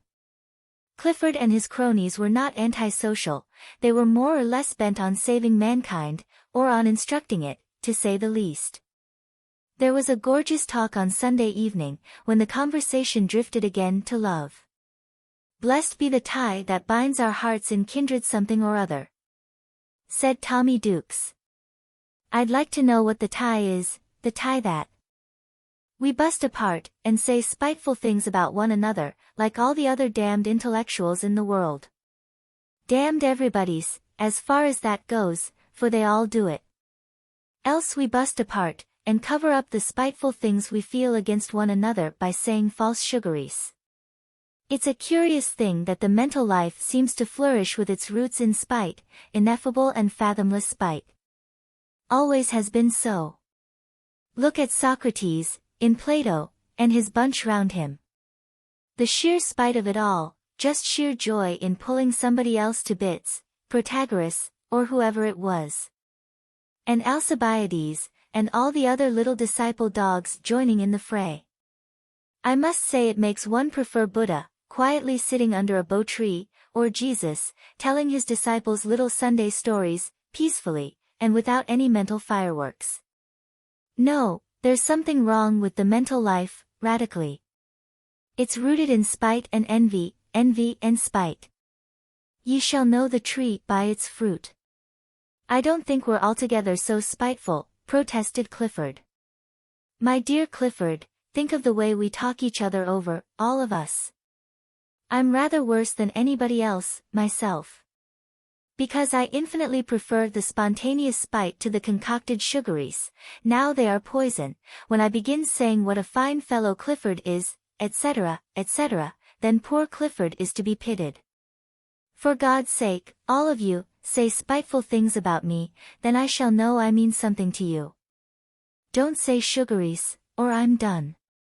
Oh, but I do think we honestly like one another, said Hammond. I tell you we must. We say such spiteful things to one another, about one another, behind our backs. I'm the worst. And I do think you confuse the mental life with the critical activity. I agree with you, Socrates gave the critical activity a grand start, but he did more than that, said Charlie May, rather magisterially. The cronies had such a curious pomposity under their assumed modesty. It was all so ex cathedra, and it all pretended to be so humble. Dukes refused to be drawn about Socrates. That's quite true, criticism and knowledge are not the same thing, said Hammond. They aren't, of course, chimed in Barry, a brown, shy young man, who had called to see Dukes, and was staying the night. They all looked at him as if the ass had spoken. I wasn't talking about knowledge, I was talking about the mental life, laughed Dukes. Real knowledge comes out of the whole corpus of the consciousness, out of your belly and your penis as much as out of your brain and mind. The mind can only analyze and rationalize. Set the mind and the reason to cock it over the rest, and all they can do is to criticize, and make a deadness. I say all they can do. It is vastly important. My God, the world needs criticizing today, criticizing to death. Therefore let's live the mental life, and glory in our spite, and strip the rotten old show. But, mind you, it's like this, while you live your life, you are in some way an organic whole with all life. But once you start the mental life you pluck the apple. You've severed the connection between the apple and the tree, the organic connection. And if you've got nothing in your life but the mental life, then you yourself are a plucked apple, you've fallen off the tree. And then it is a logical necessity to be spiteful, just as it's a natural necessity for a plucked apple to go bad. Clifford made big eyes, it was all stuff to him. Connie secretly laughed to herself. Well then we're all plucked apples, said Hammond, rather acidly and petulantly. So let's make cider of ourselves, said Charlie. But what do you think of Bolshevism, put in the brown berry, as if everything had led up to it. Bravo, roared Charlie. What do you think of Bolshevism? Come on. Let's make hay of Bolshevism, said Dukes. I'm afraid Bolshevism is a large question, said Hammond, shaking his head seriously. Bolshevism, it seems to me, said Charlie, is just a superlative hatred of the thing they call the bourgeois, and what the bourgeois is, isn't quite defined. It is capitalism, among other things. Feelings and emotions are also so decidedly bourgeois that you have to invent a man without them. Then the individual, especially the personal man, is bourgeois, so he must be suppressed. You must submerge yourselves in the greater thing, the Soviet social thing. Even an organism is bourgeois, so the ideal must be mechanical. The only thing that is a unit, non-organic, composed of many different, yet equally essential parts, is the machine. Each man a machine part, and the driving power of the machine, hate of the bourgeois. That, to me, is Bolshevism. Absolutely, said Tommy. But also, it seems to me a perfect description of the whole of the industrial ideal. It's the factory owner's ideal in a nutshell, except that he would deny that the driving power was hate. Hate it is, all the same, hate of life itself. Just look at these Midlands, if it isn't plainly written up, but it's all part of the life of the mind, it's a logical development. I deny that Bolshevism is logical, it rejects the major part of the premises, said Hammond. My dear man, it allows the material premise, so does the pure mind, exclusively. At least Bolshevism has got down to rock bottom, said Charlie. Rock bottom. The bottom that has no bottom. The Bolshevists will have the finest army in the world in a very short time, with the finest mechanical equipment. But this thing can't go on, this hate business. There must be a reaction, said Hammond. Well, we've been waiting for years, we wait longer. Hate's a growing thing like anything else. It's the inevitable outcome of forcing ideas onto life, of forcing one's deepest instincts, our deepest feelings we force according to certain ideas. We drive ourselves with a formula, like a machine. The logical mind pretends to rule the roost, and the roost turns into pure hate. We're all Bolshevists, only we are hypocrites. The Russians are Bolshevists without hypocrisy. But there are many other ways, said Hammond, than the Soviet way. The Bolshevists aren't really intelligent. Of course not. But sometimes it's intelligent to be half-witted, if you want to make your end. Personally, I consider Bolshevism half-witted, but so do I consider our social life in the West half-witted. So I even consider our far-famed mental life half-witted. We're all as cold as cretins, we're all as passionless as idiots. We're all of us Bolshevists, only we give it another name. We think we're gods, men like gods. It's just the same as Bolshevism. One has to be human, and have a heart and a penis if one is going to escape being either a god or a Bolshevist, for they are the same thing, they're both too good to be true. Out of the disapproving silence came Barry's anxious question. You do believe in love then, Tommy, don't you? You lovely lad, said Tommy. No, my cherub, 9 times out of 10, no. Love's another of those half-witted performances today. Fellows with swaying waists fucking little jazz girls with small boy buttocks, like 2 collar studs. Do you mean that sort of love? Or the joint property, make a success of it, my husband my wife sort of love? No, my fine fellow, I don't believe in it at all. But you do believe in something? Me? Oh, intellectually I believe in having a good heart, a chirpy penis, a lively intelligence, and the courage to say, shit, in front of a lady. Well, you've got them all, said Barry. Tommy Dukes roared with laughter. You angel boy. If only I had. If only I had. No, my heart's as numb as a potato, my penis droops and never lifts its head up, I dare rather cut him clean off than say, shit, in front of my mother or my aunt. They are real ladies, mind you, and I'm not really intelligent, I'm only a mental lifer. It would be wonderful to be intelligent, then one would be alive in all the parts mentioned and unmentionable. The penis rouses his head and says, how do you do, to any really intelligent person. Renoir said he painted his pictures with his penis, he did too, lovely pictures. I wish I did something with mine. God! When one can only talk. Another torture added to Hades. And Socrates started it. There are nice women in the world, said Connie, lifting her head up and speaking at last. The men resented it, she should have pretended to hear nothing. They hated her admitting she had attended so closely to such talk. My God! If they be not nice to me, what care I how nice they be? No, it's hopeless. I just simply can't vibrate in unison with a woman. There's no woman I can really want when I'm faced with her, and I'm not going to start forcing myself to it, my God, no. I'll remain as I am, and lead the mental life. It's the only honest thing I can do. I can be quite happy talking to women, but it's all pure, hopelessly pure. Hopelessly pure. What do you say, Hildebrand, my chicken? It's much less complicated if one stays pure, said Barry. Yes, life is all too simple. Chapter 5. On a frosty morning with a little February sun, Clifford and Connie went for a walk across the park to the wood. That is, Clifford chuffed in his motor chair, and Connie walked beside him. The hard air was still sulphurous, but they were both used to it. Round the near horizon went the haze, opalescent with frost and smoke, and on the top lay the small blue sky, so that it was like being inside an enclosure, always inside. Life always a dream or a frenzy, inside an enclosure. The sheep coughed in the rough, sere grass of the park, where frost lay bluish in the sockets of the tufts.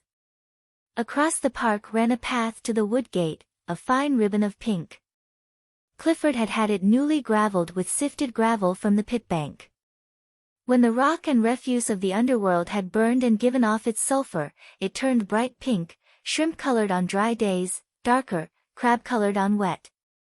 Now it was pale shrimp colour, with a bluish-white hoar of frost.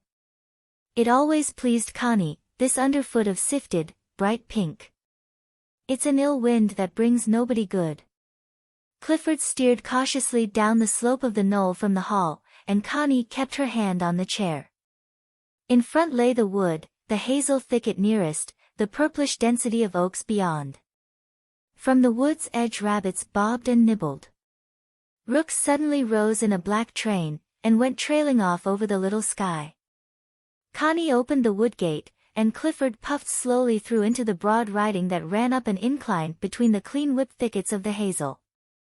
The wood was a remnant of the great forest where Robin Hood hunted, and this riding was an old thoroughfare coming across country. But now, of course, it was only a riding through the private wood. The road from Mansfield swerved round to the north. In the wood everything was motionless, the old leaves on the ground keeping the frost on their underside. A jay called harshly, many little birds fluttered. But there was no game, no pheasants. They had been killed off during the war, and the wood had been left unprotected, till now Clifford had got his gamekeeper again. Clifford loved the wood, he loved the old oak trees. He felt they were his own through generations. He wanted to protect them. He wanted this place inviolate, shut off from the world. The chair chuffed slowly up the incline, rocking and jolting on the frozen clods. And suddenly, on the left, came a clearing where there was nothing but a revel of dead bracken, a thin and spindly sapling leaning here and there, big sawn stumps, showing their tops and their grasping roots, lifeless.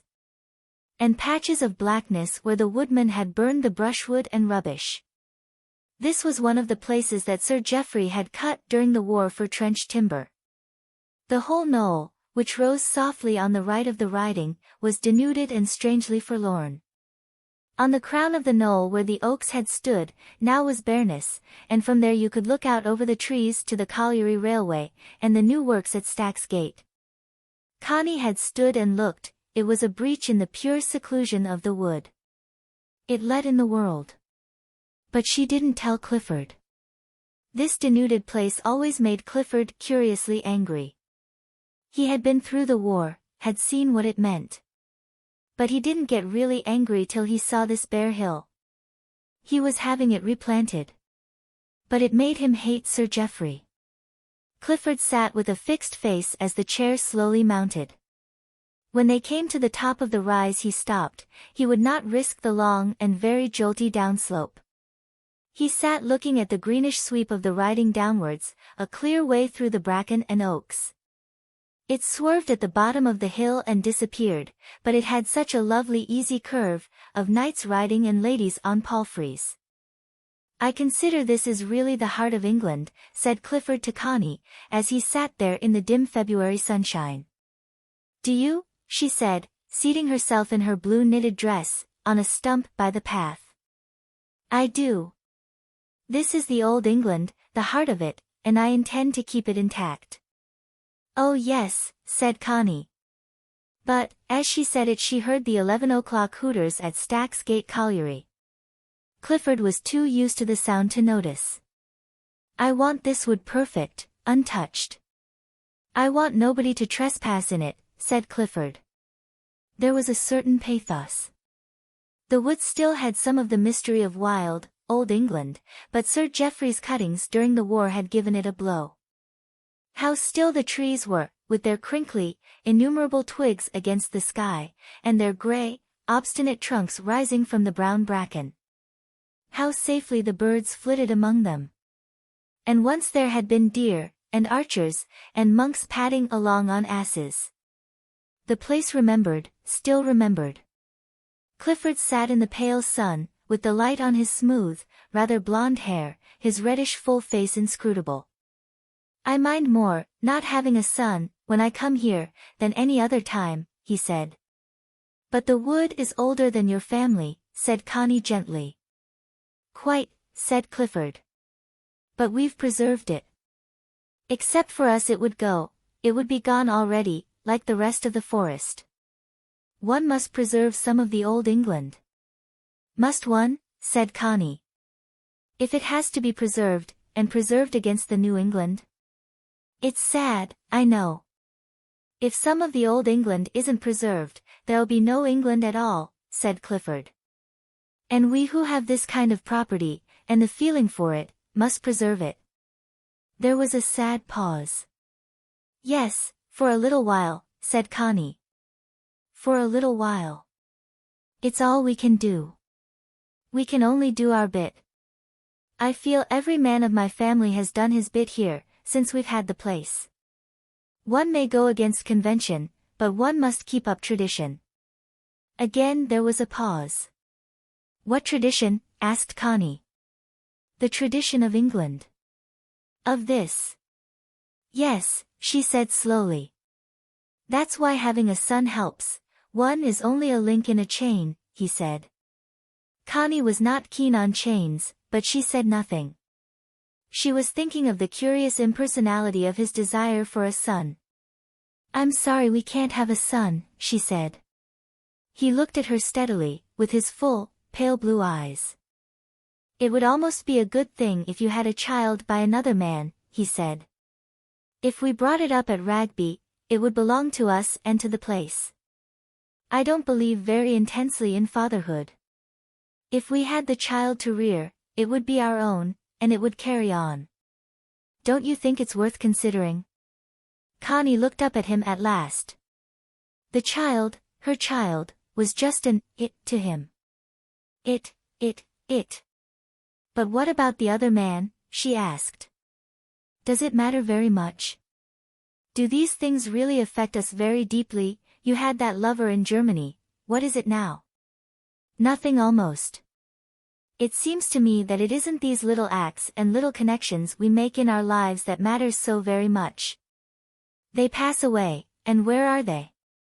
Where are the snows of yesteryear? It's what endures through one's life that matters.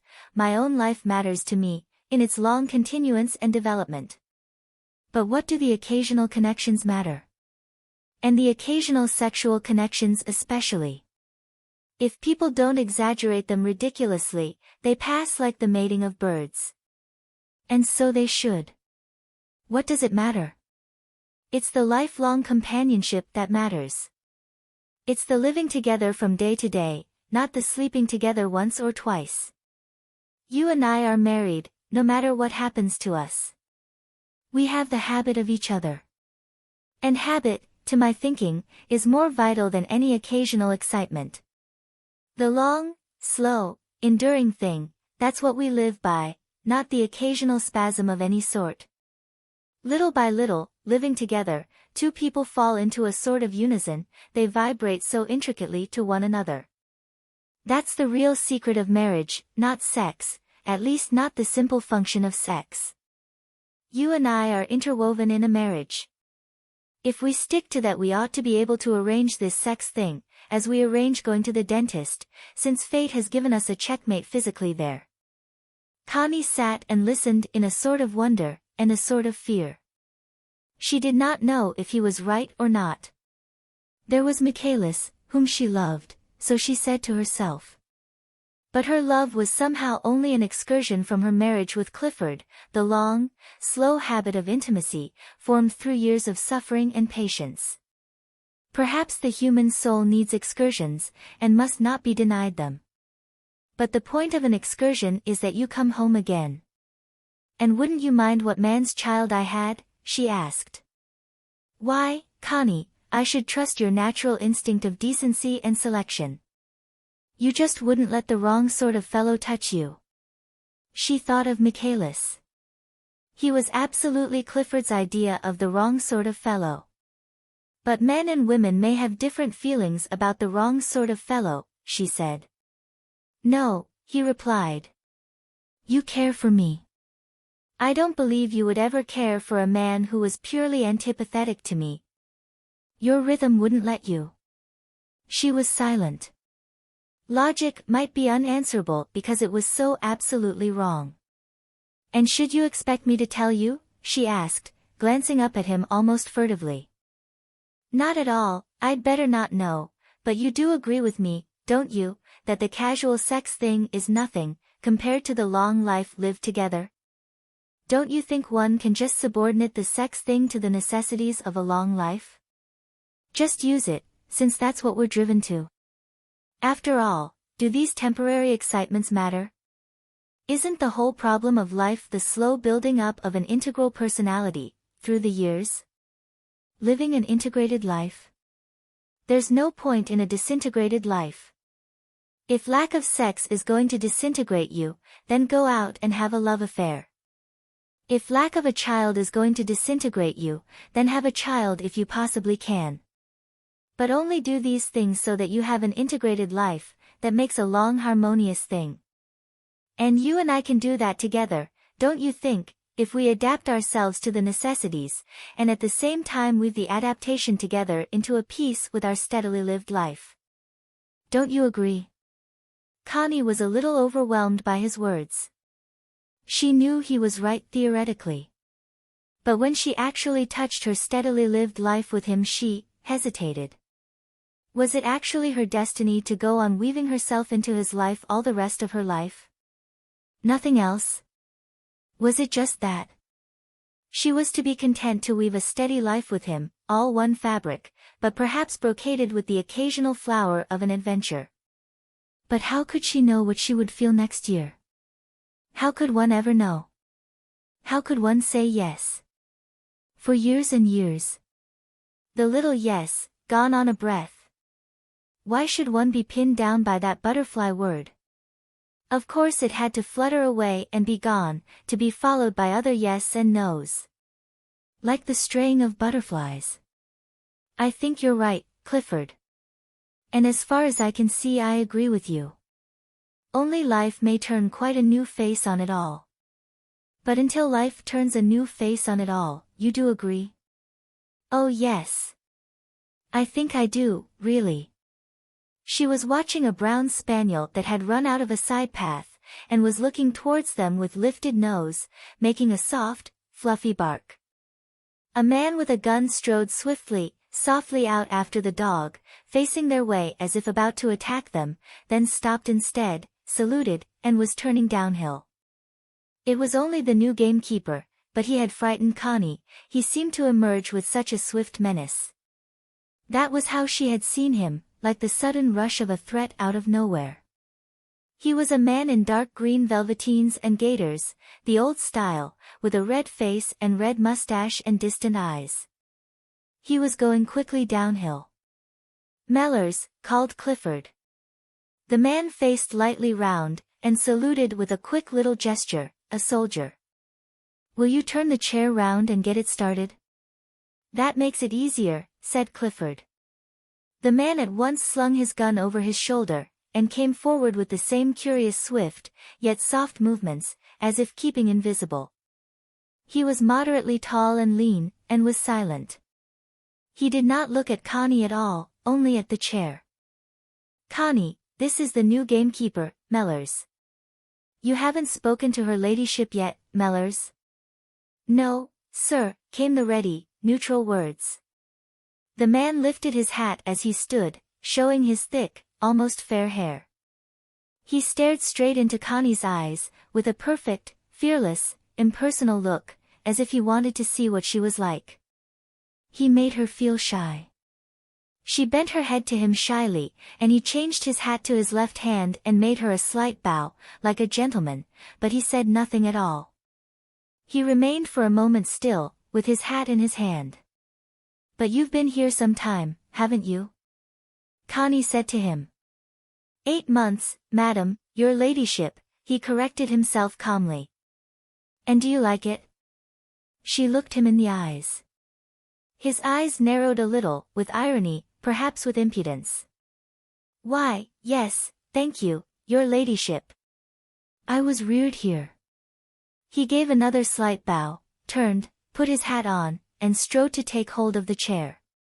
His voice on the last words had fallen into the heavy broad drag of the dialect, perhaps also in mockery, because there had been no trace of dialect before.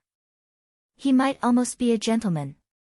Anyhow, he was a curious, quick, separate fellow, alone, but sure of himself.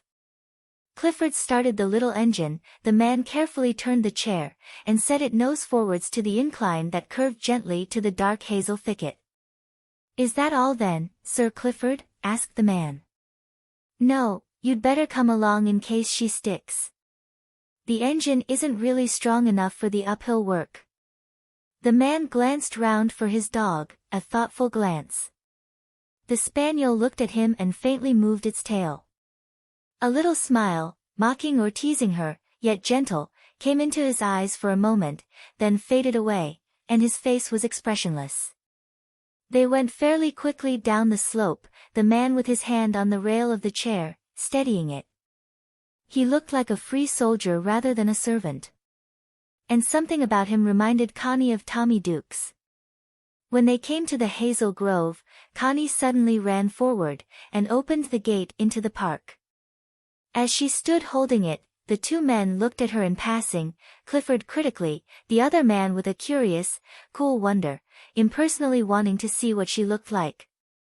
And she saw in his blue, impersonal eyes a look of suffering and detachment, yet a certain warmth.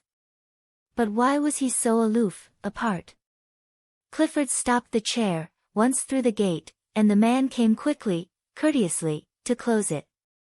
"Why did you run to open?" asked Clifford in his quiet, calm voice, that showed he was displeased. "Mellors would have done it." "I thought you would go straight ahead," said Connie. "And leave you to run after us?" said Clifford. "Oh, well, I like to run sometimes." Mellors took the chair again, looking perfectly unheeding, yet Connie felt he noted everything. As he pushed the chair up the steepish rise of the knoll in the park, he breathed rather quickly, through parted lips. He was rather frail really. Curiously full of vitality, but a little frail and quenched. Her woman's instinct sensed it. Connie fell back, let the chair go on. The day had grayed over, the small blue sky that had poised low on its circular rims of haze was closed in again, the lid was down, there was a raw coldness. It was going to snow. All gray, all gray. The world looked worn out. The chair waited at the top of the pink path. Clifford looked round for Connie. "Not tired, are you?" he said. "Oh, no," she said. But she was. A strange, weary yearning, a dissatisfaction had started in her.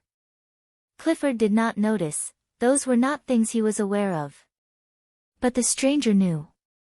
To Connie, everything in her world and life seemed worn out, and her dissatisfaction was older than the hills. They came to the house, and around to the back, where there were no steps. Clifford managed to swing himself over onto the low, wheeled house chair. He was very strong and agile with his arms. Then Connie lifted the burden of his dead legs after him. The keeper, waiting at attention to be dismissed, watched everything narrowly, missing nothing.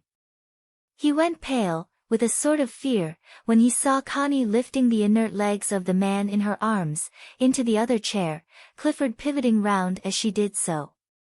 He was frightened. "Thanks, then, for the help, Mellors," said Clifford casually, as he began to wheel down the passage to the servants' quarters. "Nothing else, sir?" came the neutral voice, like one in a dream. "Nothing, good morning." "Good morning, sir." "Good morning. It was kind of you to push the chair up that hill, I hope it wasn't heavy for you," said Connie, looking back at the keeper outside the door.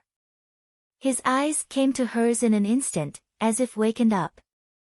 He was aware of her. "Oh no, not heavy," he said quickly. Then his voice dropped again into the broad sound of the vernacular. "Good mornin' to your ladyship." "Who is your gamekeeper?" Connie asked at lunch. "Mellors." "You saw him," said Clifford. "Yes, but where did he come from?" "Nowhere. He was a Tevershall boy, son of a collier, I believe." "And was he a collier himself?"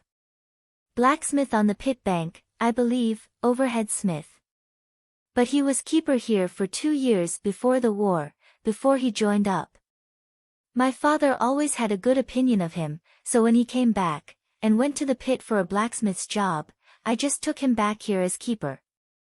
I was really very glad to get him. It's almost impossible to find a good man round here for a gamekeeper, and it needs a man who knows the people." "And isn't he married?" "He was. But his wife went off with various men, but finally with a collier at Stacksgate, and I believe she's living there still." "So this man is alone?" "More or less. He has a mother in the village, and a child, I believe. Clifford looked at Connie, with his pale, slightly prominent blue eyes, in which a certain vagueness was coming.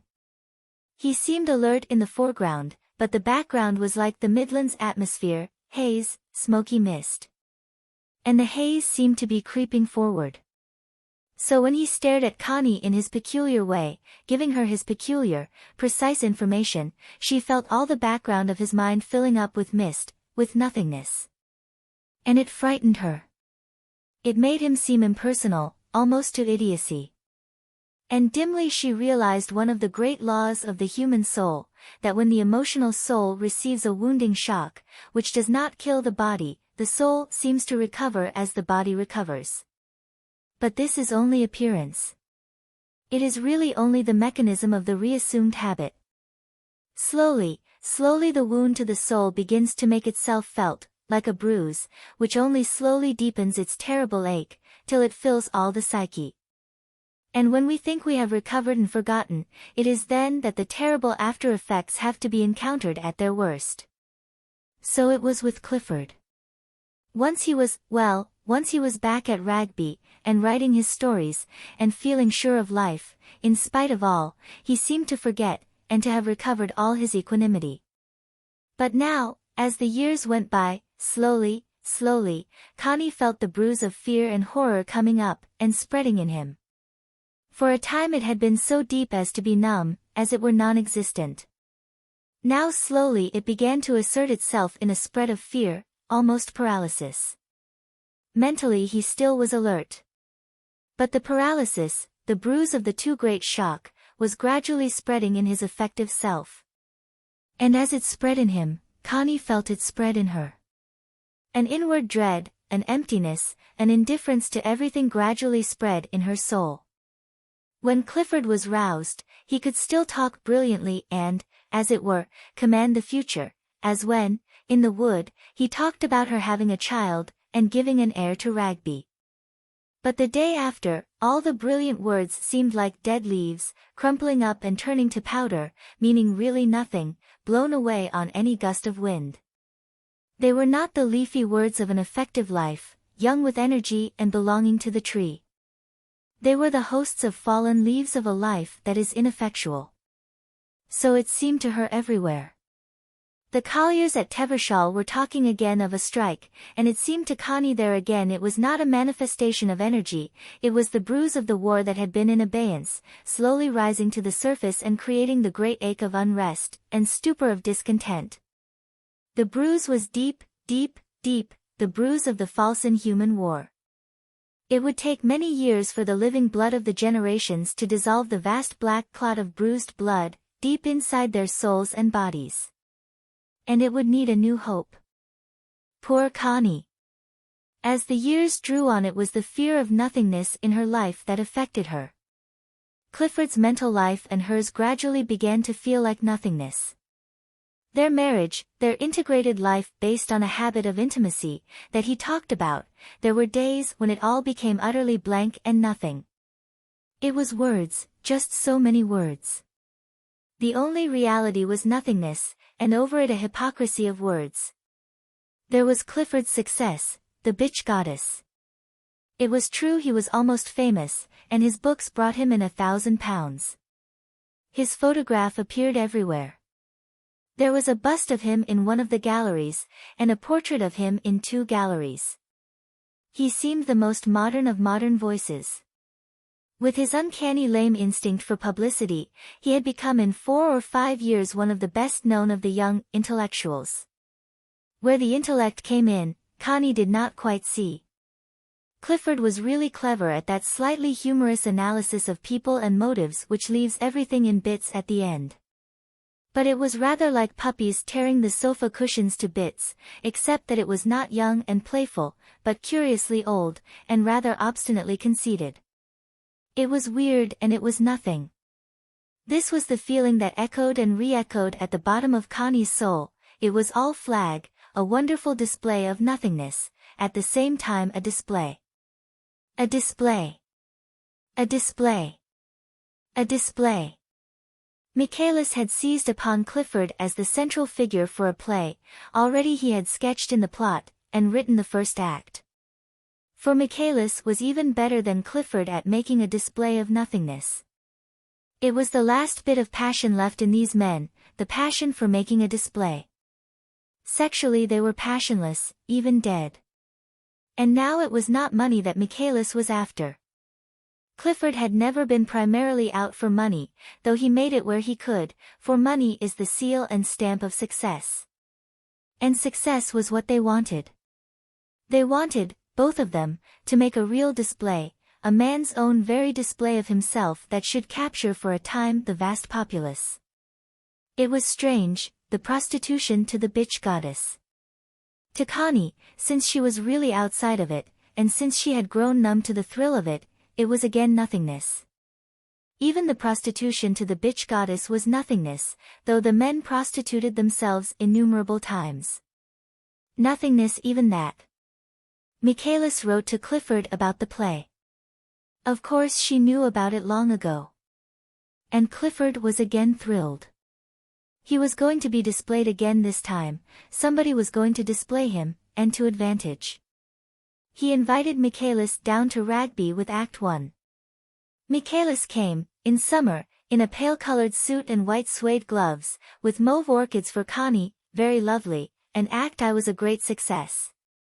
Even Connie was thrilled to what bit of marrow she had left. And Michaelis, thrilled by his power to thrill, was really wonderful, and quite beautiful, in Connie's eyes. She saw in him that ancient motionlessness of a race that can't be disillusioned any more, an extreme, perhaps, of impurity that is pure. On the far side of his supreme prostitution to the bitch goddess he seemed pure, pure as an African ivory mask that dreams impurity into purity, in its ivory curves and planes. His moment of sheer thrill with the two Chatterleys, when he simply carried Connie and Clifford away, was one of the supreme moments of Michaelis' life. He had succeeded, he had carried them away. Even Clifford was temporarily in love with him, if that is the way one can put it. So next morning Mick was more uneasy than ever, restless, devoured, with his hands restless in his trousers pockets. Connie had not visited him in the night, and he had not known where to find her. Coquetry, at his moment of triumph. He went up to her sitting room in the morning. She knew he would come. And his restlessness was evident. He asked her about his play, did she think it good? He had to hear it praised, that affected him with the last thin thrill of passion beyond any sexual orgasm. And she praised it rapturously. Yet all the while, at the bottom of her soul, she knew it was nothing. Look here, he said suddenly at last. Why don't you and I make a clean thing of it? Why don't we marry? But I am married, she said, amazed, and yet feeling nothing. Oh that, he'll divorce you all right, why don't you and I marry? I want to marry. I know it would be the best thing for me, marry and lead a regular life. I lead the deuce of a life, simply tearing myself to pieces. Look here, you and I, we're made for one another, hand and glove. Why don't we marry? Do you see any reason why we shouldn't? Connie looked at him amazed, and yet she felt nothing. These men, they were all alike, they left everything out. They just went off from the top of their heads as if they were squibs, and expected you to be carried heavenwards along with their own thin sticks. But I am married already, she said. I can't leave Clifford, you know. Why not? But why not, he cried. He'll hardly know you've gone, after 6 months. He doesn't know that anybody exists, except himself. Why the man has no use for you at all, as far as I can see, he's entirely wrapped up in himself. Connie felt there was truth in this. But she also felt that Mick was hardly making a display of selflessness. Aren't all men wrapped up in themselves, she asked. Oh, more or less, I allow. A man's got to be, to get through. But that's not the point. The point is, what sort of a time can a man give a woman? Can he give her a damn good time, or can't he? If he can't, he's no right to the woman. He paused and gazed at her with his full, hazel eyes, almost hypnotic. Now I consider, he added, I can give a woman the darndest good time she can ask for. I think I can guarantee myself. And what sort of a good time? Asked Connie, gazing on him still with a sort of amazement that looked like thrill, and underneath feeling nothing at all. Every sort of a good time, damn it, every sort. Dress, jewels up to a point, any nightclub you like, know anybody you want to know, live the pace, travel and be somebody wherever you go, darn it, every sort of good time. He spoke it almost in a brilliancy of triumph, and Connie looked at him as if dazzled, and really feeling nothing at all. Hardly even the surface of her mind was tickled at the glowing prospects he offered her. Hardly even her most outside self responded that at any other time would have been thrilled. She just got no feeling from it, she couldn't go off. She just sat and stared and looked dazzled, and felt nothing, only somewhere she smelt the extraordinarily unpleasant smell of the bitch goddess. Mick sat on tenterhooks, leaning forward in his chair, glaring at her almost hysterically, and whether he was more anxious out of vanity for her to say yes, or whether he was more panic-stricken for fear she should say yes, who can tell? I should have to think about it, she said. I couldn't say now. It may seem to you Clifford doesn't count, but he does. When you think how disabled he is. Oh damn it all. If a fellow's going to trade on his disabilities, I might begin to say how lonely I am, and always have been, and all the rest of the my I Betty Martin sob stuff. Damn it all, if a fellow's got nothing but disabilities to recommend him. He turned aside, working his hands furiously in his trousers pockets. That evening he said to her. You're coming round to my room tonight, aren't you? I don't darn know where your room is. All right, she said. He was a more excited lover that night, with his strange, small boy's frail nakedness. Connie found it impossible to come to her crisis before he had really finished his. And he roused a certain craving passion in her, with his little boy's nakedness and softness. She had to go on after he had finished, in the wild tumult and heaving of her loins, while he heroically kept himself up, and present in her, with all his will and self-offering, till she brought about her own crisis, with weird little cries. When at last he drew away from her, he said, in a bitter, almost sneering little voice. You couldn't go off at the same time as a man, could you? You'd have to bring yourself off. You'd have to run the show. This little speech, at the moment, was one of the shocks of her life. Because that passive sort of giving himself was so obviously his only real mode of intercourse. What do you mean? She said. You know what I mean. You keep on for hours after I've gone off, and I have to hang on with my teeth till you bring yourself off by your own exertions. She was stunned by this unexpected piece of brutality, at the moment when she was glowing with a sort of pleasure beyond words, and a sort of love for him. Because, after all, like so many modern men, he was finished almost before he had begun. And that forced the woman to be active. But you want me to go on, to get my own satisfaction, she said. He laughed grimly. I want it, he said. That's good. I want to hang on with my teeth clenched, while you go for me. But don't you? She insisted.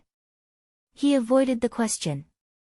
All the darned women are like that, he said. Either they don't go off at all, as if they were dead in there, or else they wait till a chap's really done, and then they start in to bring themselves off, and the chap's got to hang on.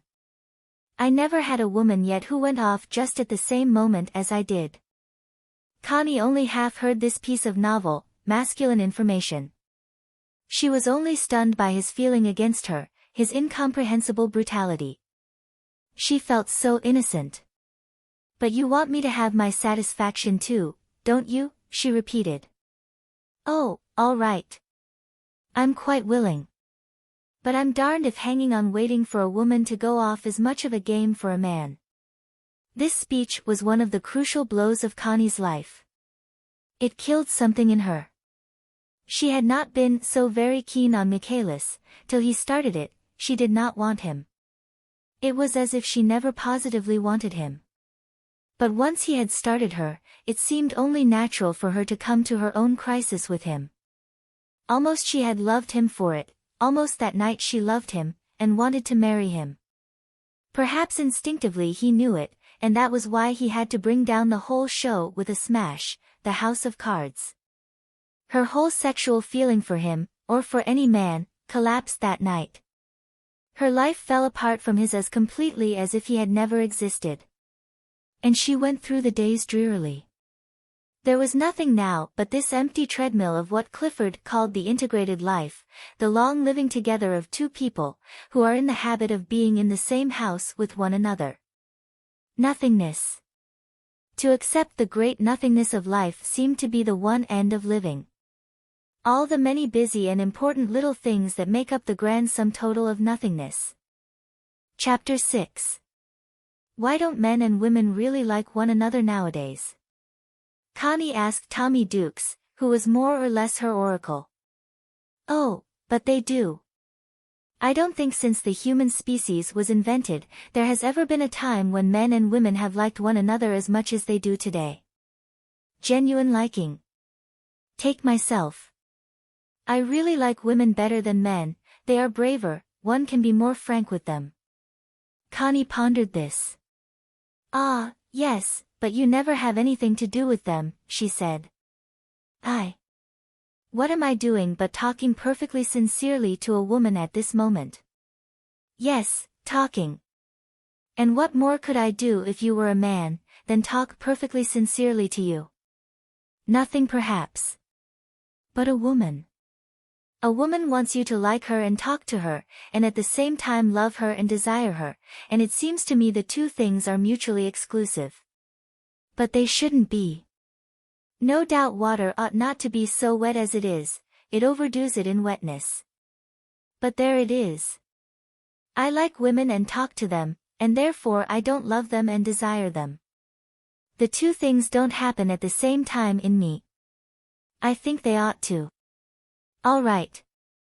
The fact that things ought to be something else than what they are, is not my department. Connie considered this. It isn't true, she said. Men can love women and talk to them. I don't see how they can love them without talking, and being friendly and intimate. How can they? Well, he said, I don't know. What's the use of my generalizing? I only know my own case. I like women, but I don't desire them. I like talking to them, but talking to them, though it makes me intimate in one direction, sets me poles apart from them as far as kissing is concerned. So there you are. But don't take me as a general example, probably I'm just a special case, one of the men who like women, but don't love women, and even hate them if they force me into a pretense of love, or an entangled appearance. But doesn't it make you sad? Why should it? Not a bit. I look at Charlie May, and the rest of the men who have affairs, no, I don't envy them a bit. If fate sent me a woman I wanted, well and good. Since I don't know any woman I want, and never see one, why, I presume I'm cold, and really like some women very much. Do you like me? Very much. And you see there's no question of kissing between us, is there? None at all, said Connie. But oughtn't there to be? Why, in God's name? I like Clifford, but what would you say if I went and kissed him? But isn't there a difference? Where does it lie, as far as we're concerned? We're all intelligent human beings, and the male and female business is in abeyance. Just in abeyance. How would you like me to start acting up like a continental male at this moment, and parading the sex thing? I should hate it. Well then. I tell you, if I'm really a male thing at all, I never run across the female of my species. And I don't miss her, I just like women. Who's going to force me into loving or pretending to love them, working up the sex game? No, I'm not. But isn't something wrong? You may feel it, I don't. Yes, I feel something is wrong between men and women. A woman has no glamour for a man anymore. Has a man for a woman? She pondered the other side of the question. Not much, she said truthfully. Then let's leave it all alone, and just be decent and simple, like proper human beings with one another. Be damned to the artificial sex compulsion. I refuse it. Connie knew he was right, really. Yet it left her feeling so forlorn and stray. Like a chip on a dreary pond, she felt. What was the point, of her or anything? It was her youth which rebelled. These men seemed so old and cold. Everything seemed old and cold. And Michaelis let one down so, he was no good. The men didn't want one, they just didn't really want a woman, even Michaelis didn't. And the bounders who pretended they did, and started working the sex game, they were worse than ever. It was just dismal, and one had to put up with it. It was quite true, men had no real glamour for a woman, if you could fool yourself into thinking they had, even as she had fooled herself over Michaelis, that was the best you could do. Meanwhile you just lived on and there was nothing to it. She understood perfectly well why people had cocktail parties, and jazzed, and Charleston till they were ready to drop. You had to take it out some way or other, your youth, or it ate you up. But what a ghastly thing, this youth. You felt as old as Methuselah, and yet the thing fizzed somehow, and didn't let you be comfortable. A mean sort of life. And no prospect. She almost wished she had gone off with Mick, and made her life one long cocktail party, and jazz evening. Anyhow that was better than just mooning yourself into the grave. On one of her bad days she went out alone to walk in the wood, ponderously, heeding nothing, not even noticing where she was. The report of a gun not far off startled and angered her. Then, as she went, she heard voices, and recoiled. People. She didn't want people. But her quick ear caught another sound, and she roused. It was a child sobbing. At once she attended, someone was ill-treating a child. She strode swinging down the wet drive, her sullen resentment uppermost. She felt just prepared to make a scene. Turning the corner, she saw two figures in the drive beyond her, the keeper, and a little girl in a purple coat and moleskin cap, crying. "Ah, shut it up, the false little bitch," came the man's angry voice, and the child sobbed louder. Constance strode nearer, with blazing eyes. The man turned and looked at her, saluting coolly, but he was pale with anger. "What's the matter? Why is she crying?" demanded Constance, peremptory but a little breathless.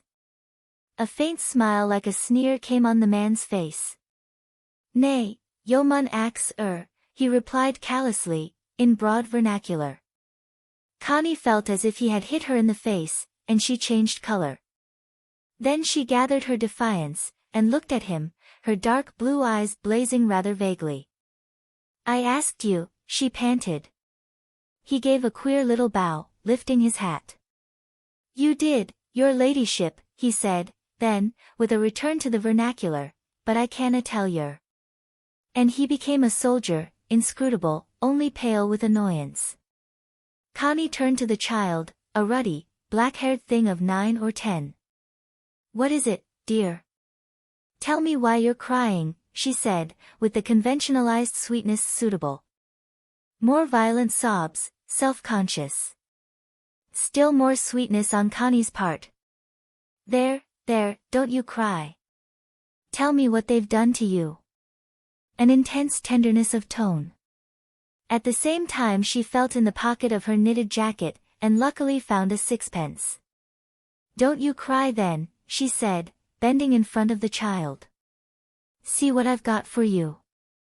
Sobs, snuffles, a fist taken from a blubbered face, and a black shrewd eye cast for a second on the sixpence.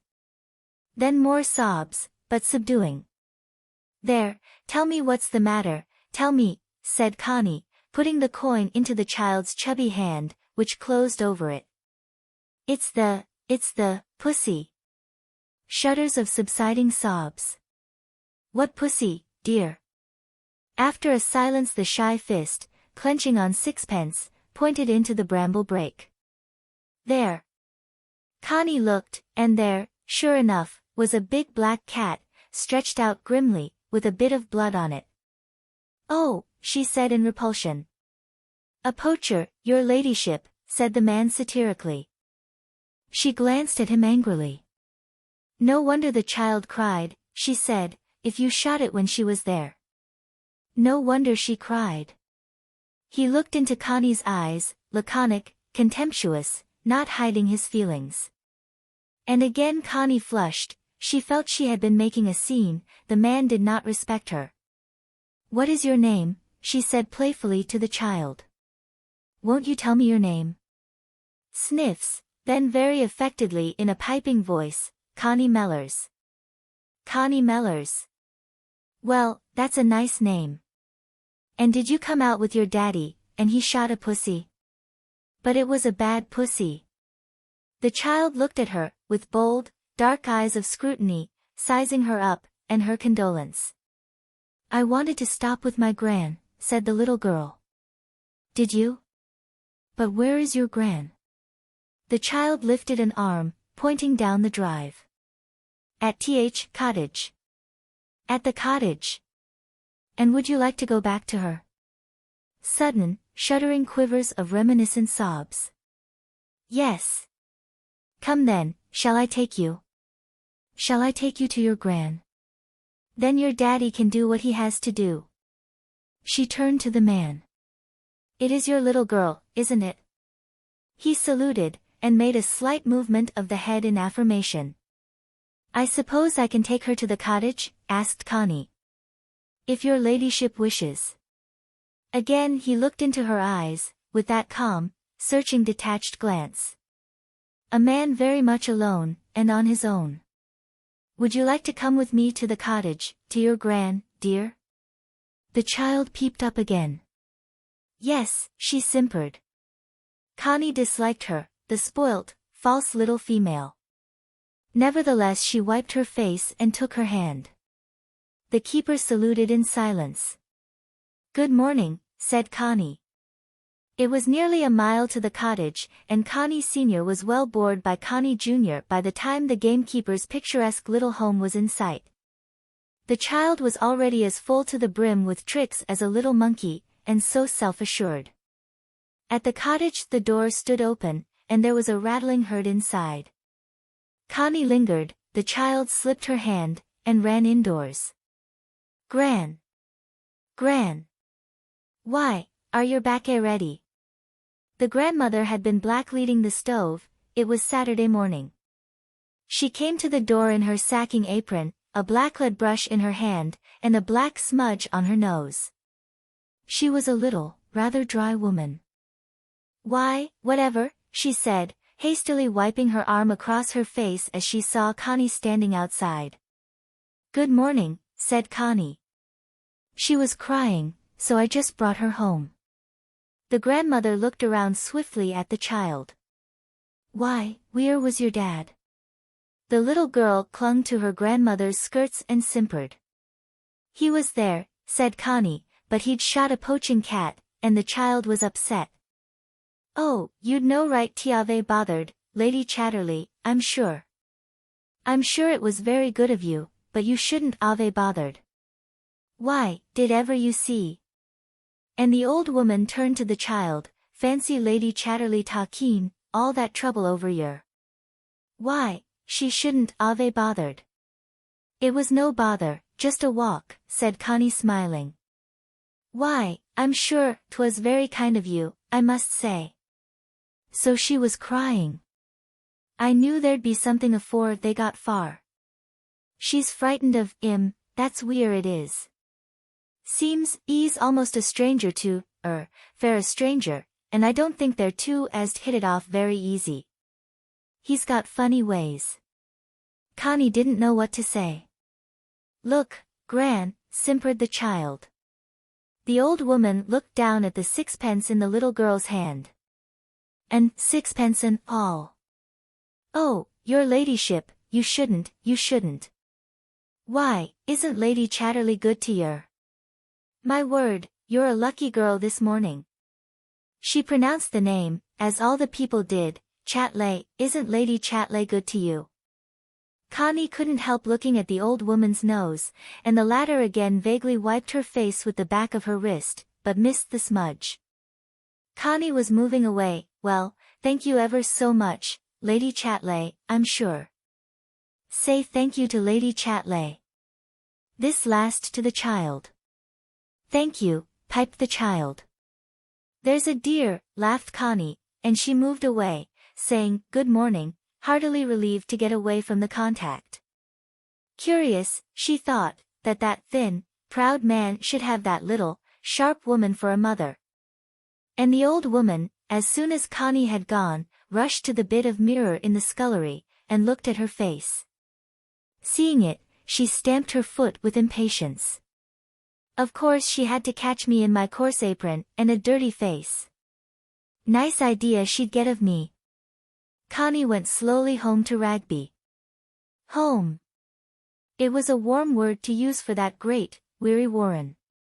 But then it was a word that had had its day. It was somehow cancelled. All the great words, it seemed to Connie, were cancelled for her generation: love, joy, happiness, home, mother, father, husband. All these great, dynamic words were half dead now, and dying from day to day. Home was a place you lived in, love was a thing you didn't fool yourself about, joy was a word you applied to a good Charleston, happiness was a term of hypocrisy used to bluff other people, a father was an individual who enjoyed his own existence, a husband was a man you lived with and kept going in spirits. As for sex, the last of the great words, it was just a cocktail term for an excitement that bucked you up for a while, then left you more raggy than ever. Frayed. It was as if the very material you were made of was cheap stuff, and was fraying out to nothing. All that really remained was a stubborn stoicism, and in that there was a certain pleasure. In the very experience of the nothingness of life, phase after phase, a tape after a tape, there was a certain grisly satisfaction. So that's that. Always this was the last utterance: home, love, marriage, Michaelis, so that's that. And when one died, the last words to life would be, so that's that. Money? Perhaps one couldn't say the same there. Money one always wanted. Money, success, the bitch goddess, as Tommy Dukes persisted in calling it, after Henry James, that was a permanent necessity. You couldn't spend your last so, and say finally, so that's that.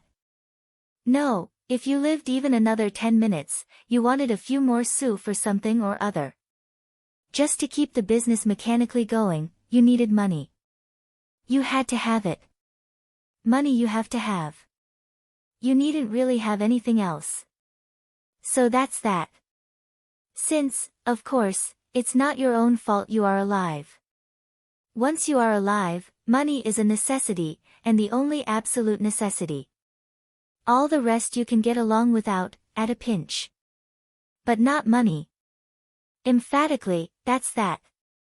She thought of Michaelis, and the money she might have had with him, and even that she didn't want. She preferred the lesser amount which she helped Clifford to make by his writing. That she actually helped to make, Clifford and I together, we make $1,200 a year out of writing, so she put it to herself. Make money. Make it. Out of nowhere. Wring it out of the thin air. The last feat to be humanly proud of. The rest all my Betty Martin. So she plodded home to Clifford, to join forces with him again, to make another story out of nothingness, and a story meant money. Clifford seemed to care very much whether his stories were considered first-class literature or not. Strictly, she didn't care. Nothing in it. Said her father. £1,200 last year. Was the retort simple and final. If you were young, you just set your teeth, and bit on and held on, till the money began to flow from the invisible. It was a question of power. It was a question of will, a subtle, subtle, powerful emanation of will out of yourself brought back to you the mysterious nothingness of money, a word on a bit of paper. It was a sort of magic, certainly it was triumph. The bitch goddess. Well, if one had to prostitute oneself, let it be to a bitch goddess. One could always despise her even while one prostituted oneself to her, which was good. Clifford, of course, had still many childish taboos and fetishes. He wanted to be thought really good, which was all cock-a-hoopy nonsense. What was really good was what actually caught on. It was no good being really good and getting left with it. It seemed as if most of the really good men just missed the bus. After all, you only lived one life, and if you missed the bus, you were just left on the pavement, along with the rest of the failures.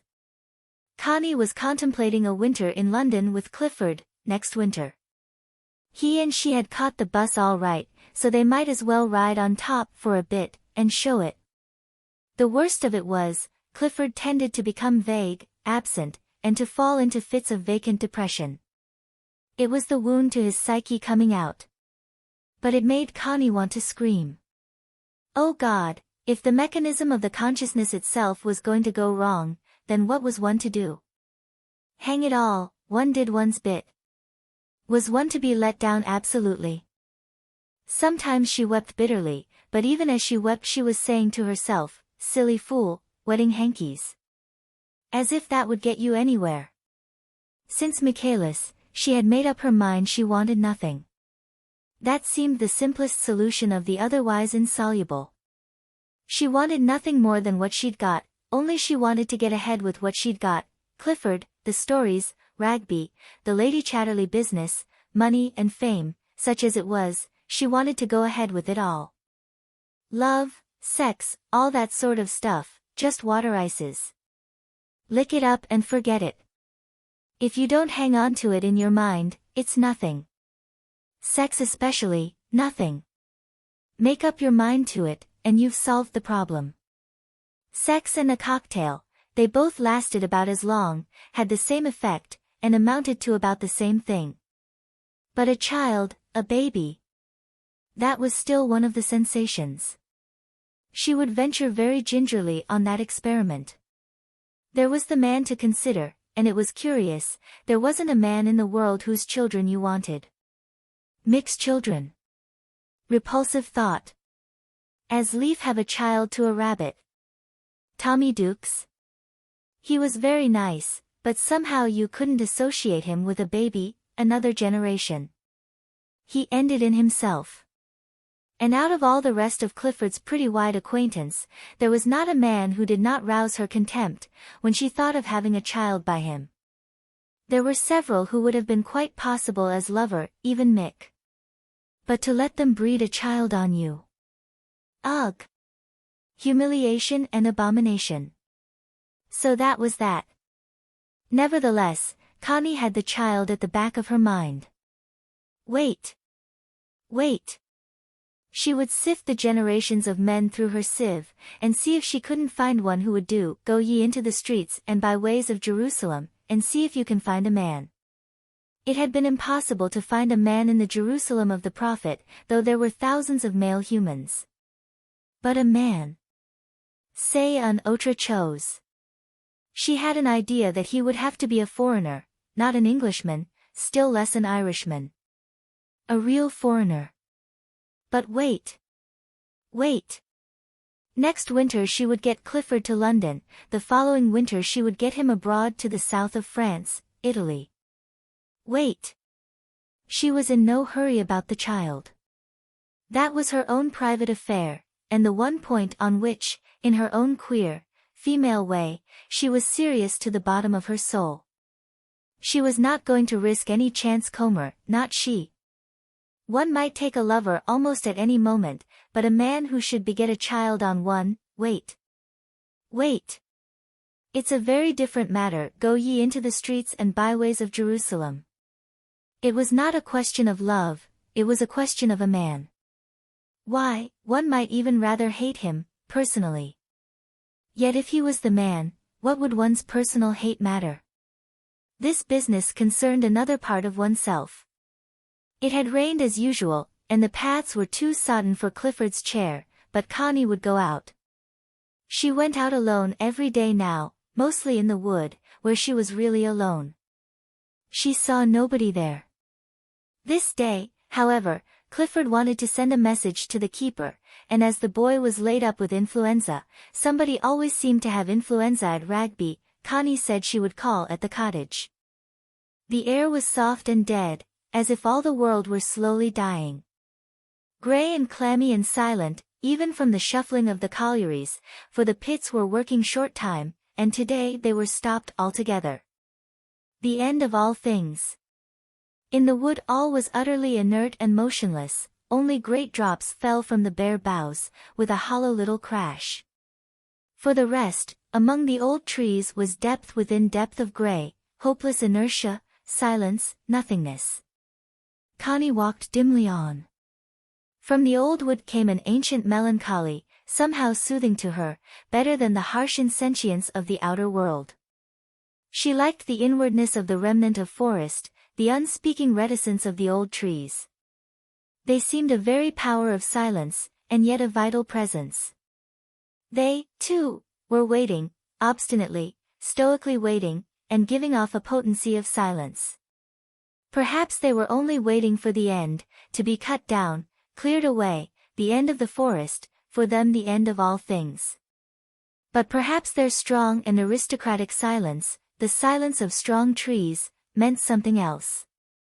As she came out of the wood on the north side, the keeper's cottage, a rather dark, brown stone cottage, with gables and a handsome chimney, looked uninhabited, it was so silent and alone. But a thread of smoke rose from the chimney, and the little railed-in garden in the front of the house was dug and kept very tidy. The door was shut. Now she was here she felt a little shy of the man, with his curious far-seeing eyes. She did not like bringing him orders, and felt like going away again. She knocked softly, no one came. She knocked again, but still not loudly. There was no answer.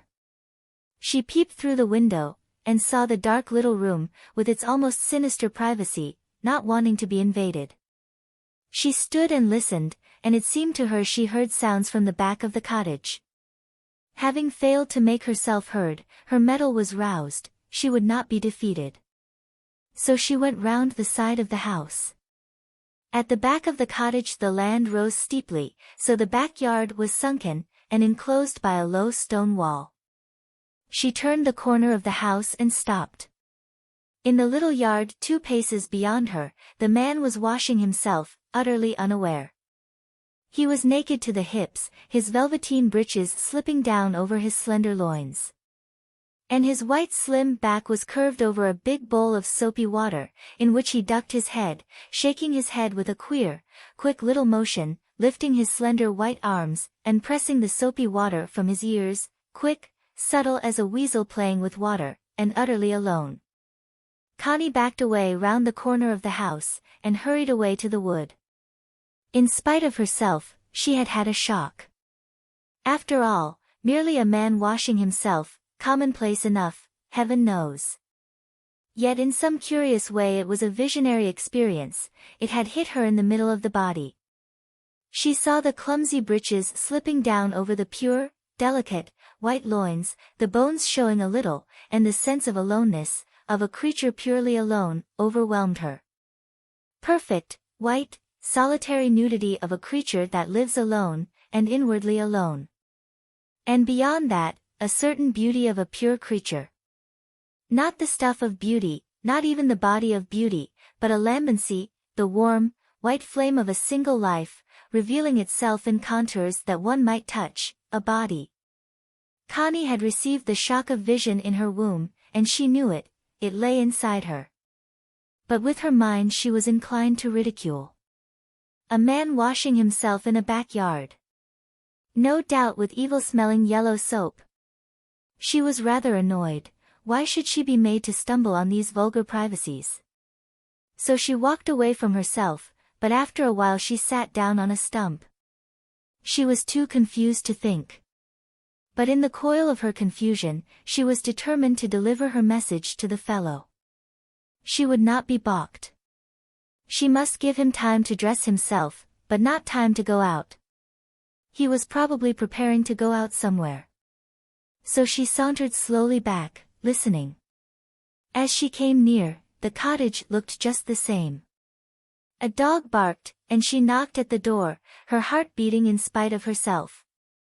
She heard the man coming lightly downstairs. He opened the door quickly, and startled her. He looked uneasy himself, but instantly a laugh came on his face. "Lady Chatterley," he said. "Will you come in?" His manner was so perfectly easy and good, she stepped over the threshold into the rather dreary little room. "I only called with a message from Sir Clifford," she said in her soft, rather breathless voice. The man was looking at her with those blue, all-seeing eyes of his, which made her turn her face aside a little. He thought her comely, almost beautiful, in her shyness, and he took command of the situation himself at once. "Would you care to sit down?" he asked, presuming she would not. The door stood open. "No thanks." Sir Clifford wondered if you would, and she delivered her message, looking unconsciously into his eyes again. And now his eyes looked warm and kind, particularly to a woman, wonderfully warm, and kind, and at ease. "Very good, your ladyship. I will see to it at once." Taking an order, his whole self had changed, glazed over with a sort of hardness and distance. Connie hesitated, she ought to go. But she looked round the clean, tidy, rather dreary little sitting room with something like dismay. "Do you live here quite alone?" she asked. "Quite alone, your ladyship." "But your mother?" "She lives in her own cottage in the village." "With the child?" asked Connie. "With the child." And his plain, rather worn face took on an indefinable look of derision. It was a face that changed all the time, baffling. "No," he said, seeing Connie stand at a loss, "my mother comes and cleans up for me on Saturdays, I do the rest myself." Again Connie looked at him. His eyes were smiling again, a little mockingly, but warm and blue, and somehow kind. She wondered at him. He was in trousers and flannel shirt and a grey tie, his hair soft and damp, his face rather pale and worn-looking. When the eyes ceased to laugh they looked as if they had suffered a great deal, still without losing their warmth. But a pallor of isolation came over him, she was not really there for him. She wanted to say so many things, and she said nothing. Only she looked up at him again, and remarked, "I hope I didn't disturb you." The faint smile of mockery narrowed his eyes. "Only combing my hair, if you don't mind."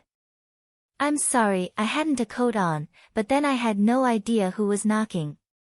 "Nobody knocks here," and the unexpected sounds ominous. He went in front of her down the garden path to hold the gate. In his shirt, without the clumsy velveteen coat, she saw again how slender he was, thin, stooping a little. Yet, as she passed him, there was something young and bright in his fair hair, and his quick eyes. He would be a man about 37 or 8. She plodded on into the wood, knowing he was looking after her, he upset her so much, in spite of herself. And he, as he went indoors, was thinking, she's nice, she's real. She's nicer than she knows. She wondered very much about him, he seemed so unlike a gamekeeper, so unlike a working man anyhow, although he had something in common with the local people. But also something very uncommon. "The gamekeeper, Mellors, is a curious kind of person," she said to Clifford, "he might almost be a gentleman." "Might he?" said Clifford. "I hadn't noticed." "But isn't there something special about him?" Connie insisted. "I think he's quite a nice fellow, but I know very little about him. He only came out of the army last year, less than a year ago. From India, I rather think. He may have picked up certain tricks out there, perhaps he was an officer's servant, and improved on his position. Some of the men were like that. But it does them no good, they have to fall back into their old places when they get home again. Connie gazed at Clifford contemplatively. She saw in him the peculiar tight rebuff against anyone of the lower classes who might be really climbing up, which she knew was characteristic of his breed. "But don't you think there is something special about him?" she asked. "Frankly, no. Nothing I had noticed." He looked at her curiously, uneasily, half suspiciously. And she felt he wasn't telling her the real truth, he wasn't telling himself the real truth, that was it. He disliked any suggestion of a really exceptional human being. People must be more or less at his level, or below it. Connie felt again the tightness, niggardliness of the men of her generation. They were so tight, so scared of life. Chapter 7. When Connie went up to her bedroom, she did what she had not done for a long time, took off all her clothes, and looked at herself naked in the huge mirror. She did not know what she was looking for, or at, very definitely, yet she moved the lamp till it shone full on her. And she thought, as she had thought so often, what a frail, easily hurt, rather pathetic thing a human body is, naked, somehow a little unfinished, incomplete. She had been supposed to have rather a good figure, but now she was out of fashion, a little too female, not enough like an adolescent boy. She was not very tall, a bit Scottish and short, but she had a certain fluent, down-slipping grace that might have been beauty. Her skin was faintly tawny, her limbs had a certain stillness, her body should have had a full, down-slipping richness, but it lacked something. Instead of ripening its firm, down-running curves, her body was flattening and going a little harsh. It was as if it had not had enough sun and warmth, it was a little grayish and sapless. Disappointed of its real womanhood, it had not succeeded in becoming boyish, and unsubstantial, and transparent, instead it had gone opaque. Her breasts were rather small, and dropping pear-shaped. But they were unripe, a little bitter, without meaning hanging there. And her belly had lost the fresh, round gleam it had had when she was young, in the days of her German boy, who really loved her physically. Then it was young and expectant, with a real look of its own. Now it was going slack, and a little flat, thinner, but with a slack thinness. Her thighs, too, they used to look so quick and glimpsy in their female roundness, somehow they too were going flat, slack, meaningless. Her body was going meaningless, going dull and opaque, so much insignificant substance.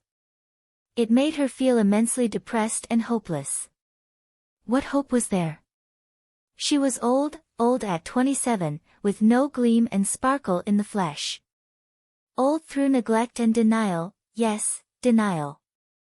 Fashionable women kept their bodies bright like delicate porcelain, by external attention.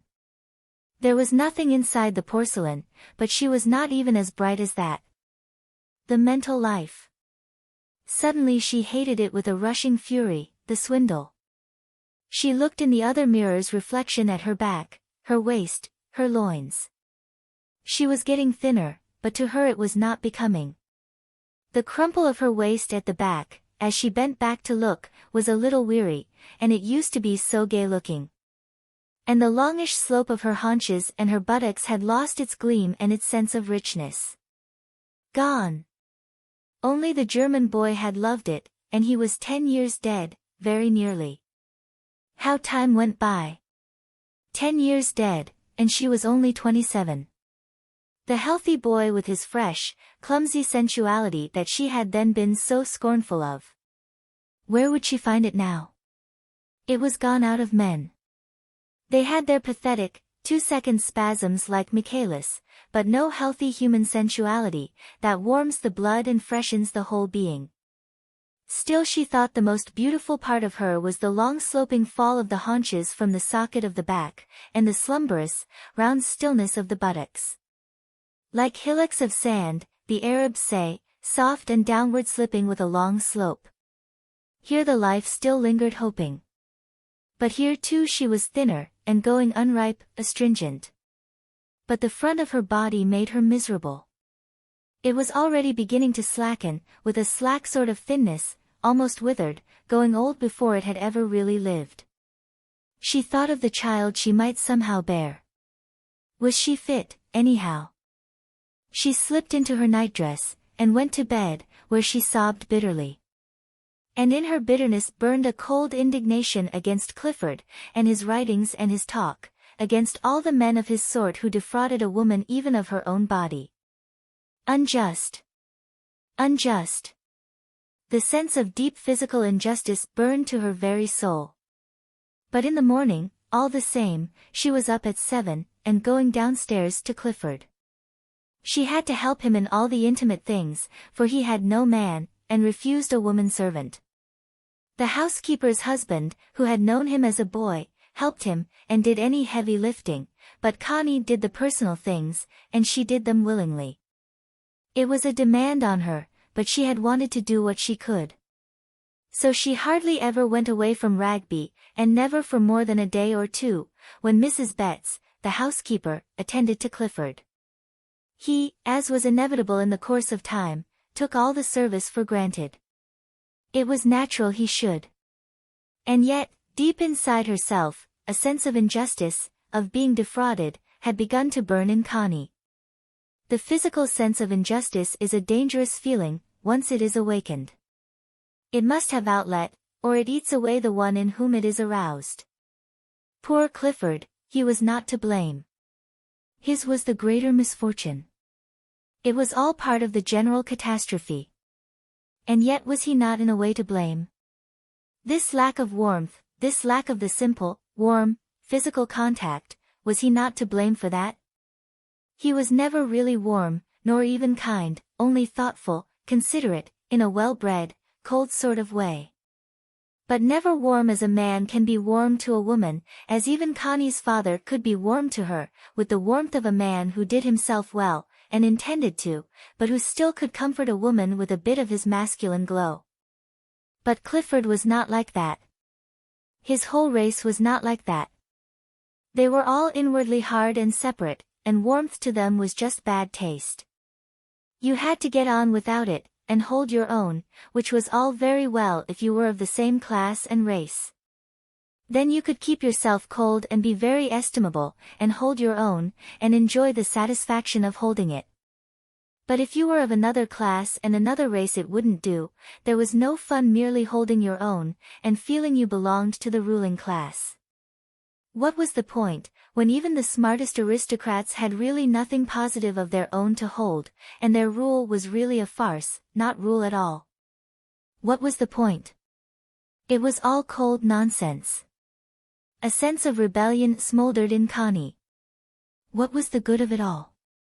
What was the good of her sacrifice, her devoting her life to Clifford? What was she serving, after all? A cold spirit of vanity, that had no warm human contacts, and that was as corrupt as any low-born Jew, in craving for prostitution to the bitch goddess, success. Even Clifford's cool and contactless assurance that he belonged to the ruling class didn't prevent his tongue lolling out of his mouth, as he panted after the bitch goddess.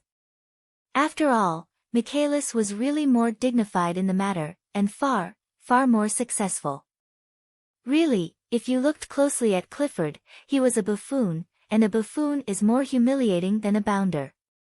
As between the two men, Michaelis really had far more use for her than Clifford had. He had even more need of her. Any good nurse can attend to crippled legs.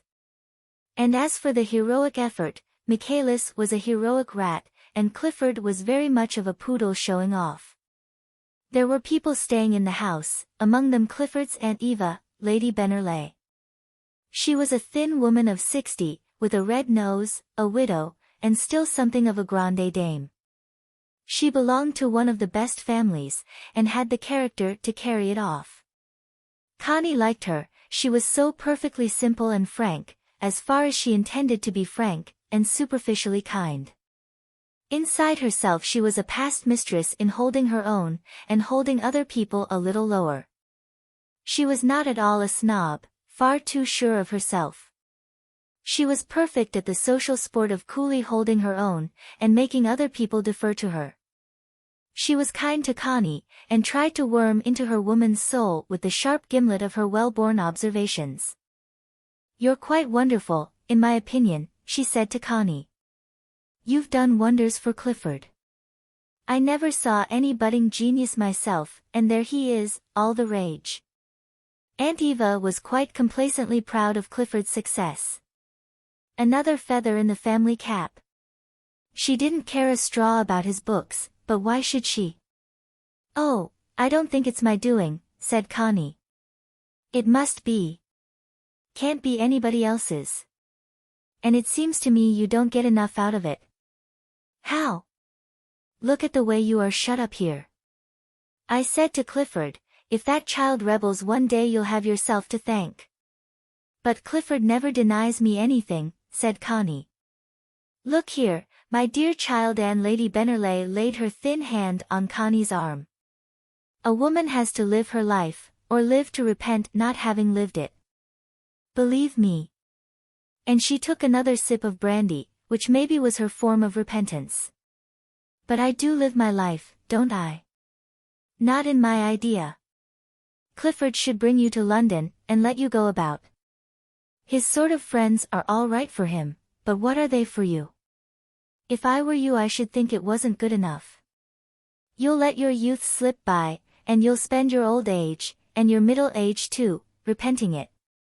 Her ladyship lapsed into contemplative silence, soothed by the brandy. But Connie was not keen on going to London, and being steered into the smart world by Lady Bennerley. She didn't feel really smart, it wasn't interesting. And she did feel the peculiar, withering coldness under it all, like the soil of Labrador, which has gay little flowers on its surface, and a foot down is frozen. Tommy Dukes was at Rugby, and another man, Harry Winterslow, and Jack Strangeways with his wife Olive. The talk was much more desultory than when only the cronies were there, and everybody was a bit bored, for the weather was bad, and there was only billiards, and the pianola to dance to. Olive was reading a book about the future, when babies would be bred in bottles, and women would be immunized. Jolly good thing too, she said. Then a woman can live her own life. Strangeways wanted children, and she didn't. How'd you like to be immunized? Winterslow asked her, with an ugly smile. I hope I am, naturally, she said. Anyhow the future's going to have more sense, and a woman needn't be dragged down by her functions. Perhaps she'll float off into space altogether, said Dukes. I do think sufficient civilization ought to eliminate a lot of the physical disabilities, said Clifford. All the love business for example, it might just as well go. I suppose it would if we could breed babies in bottles. No, cried Olive. That might leave all the more room for fun. I suppose, said Lady Bennerley, contemplatively, if the love business went, something else would take its place. Morphia, perhaps. A little morphine in all the air. It would be wonderfully refreshing for everybody. The government releasing ether into the air on Saturdays, for a cheerful weekend, said Jack. Sounds all right, but where should we be by Wednesday? So long as you can forget your body you are happy, said Lady Bennerley. And the moment you begin to be aware of your body, you are wretched. So, if civilization is any good, it has to help us to forget our bodies, and then time passes happily without our knowing it. Help us to get rid of our bodies altogether, said Winterslow. It's quite time man began to improve on his own nature, especially the physical side of it. Imagine if we floated like tobacco smoke, said Connie. It won't happen, said Dukes. Our old show will come flop, our civilization is going to fall. It's going down the bottomless pit, down the chasm. And believe me, the only bridge across the chasm will be the phallus. Oh do. Dobe impossible, General, cried Olive. I believe our civilization is going to collapse, said Aunt Eva. And what will come after it? Asked Clifford. I haven't the faintest idea, but something, I suppose, said the elderly lady. Connie says people like wisps of smoke, and Olive says immunized women, and babies in bottles, and Dukes says the phallus is the bridge to what comes next. I wonder what it will really be, said Clifford. Oh, don't bother. Let's get on with today, said Olive. Only hurry up with the breeding bottle, and let us poor women off. There might even be real men, in the next phase, said Tommy. Real, intelligent, wholesome men, and wholesome nice women. Wouldn't that be a change, an enormous change from us? We're not men, and the women aren't women. We're only cerebrating makeshifts, mechanical and intellectual experiments. There may even come a civilization of genuine men and women, instead of our little lot of clever jacks, all at the intelligence age of 7. It would be even more amazing than men of smoke or babies in bottles. Oh, when people begin to talk about real women, I give up, said Olive. Certainly nothing but the spirit in us is worth having, said Winterslow. Spirits, said Jack, drinking his whiskey in soda. Think so. Give me the resurrection of the body, said Dukes. But it'll come, in time, when we've shoved the cerebral stone away a bit, the money and the rest. Then we'll get a democracy of touch, instead of a democracy of pocket. Something echoed inside Connie, give me the democracy of touch, the resurrection of the body. She didn't at all know what it meant, but it comforted her, as meaningless things may do. Anyhow, everything was terribly silly, and she was exasperatedly bored by it all, by Clifford, by Aunt Eva, by Olive and Jack, and Winterslow, and even by Dukes. Talk, talk, talk. What hell it was, the continual rattle of it. Then, when all the people went, it was no better. She continued plodding on, but exasperation and irritation had got hold of her lower body, she couldn't escape. The days seemed to grind by, with curious painfulness, yet nothing happened. Only she was getting thinner, even the housekeeper noticed it, and asked her about herself. Even Tommy Dukes insisted she was not well, though she said she was all right. Only she began to be afraid of the ghastly white tombstones, that peculiar loathsome whiteness of Carrara marble, detestable as false teeth, which stuck up on the hillside, under Tevershall Church, and which she saw with such grim painfulness from the park. The bristling of the hideous false teeth of tombstones on the hill affected her with a grisly kind of horror. She felt the time not far off when she would be buried there, added to the ghastly host under the tombstones and the monuments, in these filthy Midlands. She needed help, and she knew it, so she wrote a little cri du cœur to her sister, Hilda. I'm not well lately, and I don't know what's the matter with me. Down posted Hilda from Scotland, where she had taken up her abode. She came in March, alone, driving herself in a nimble two-seater. Up the drive she came, tooting up the incline, then sweeping round the oval of grass, where the 2 great wild beech trees stood, on the flat in front of the house. Connie had run out to the steps. Hilda pulled up her car, got out, and kissed her sister. But Connie, she cried. Whatever is the matter? Nothing, said Connie, rather shamefacedly, but she knew how she had suffered in contrast to Hilda.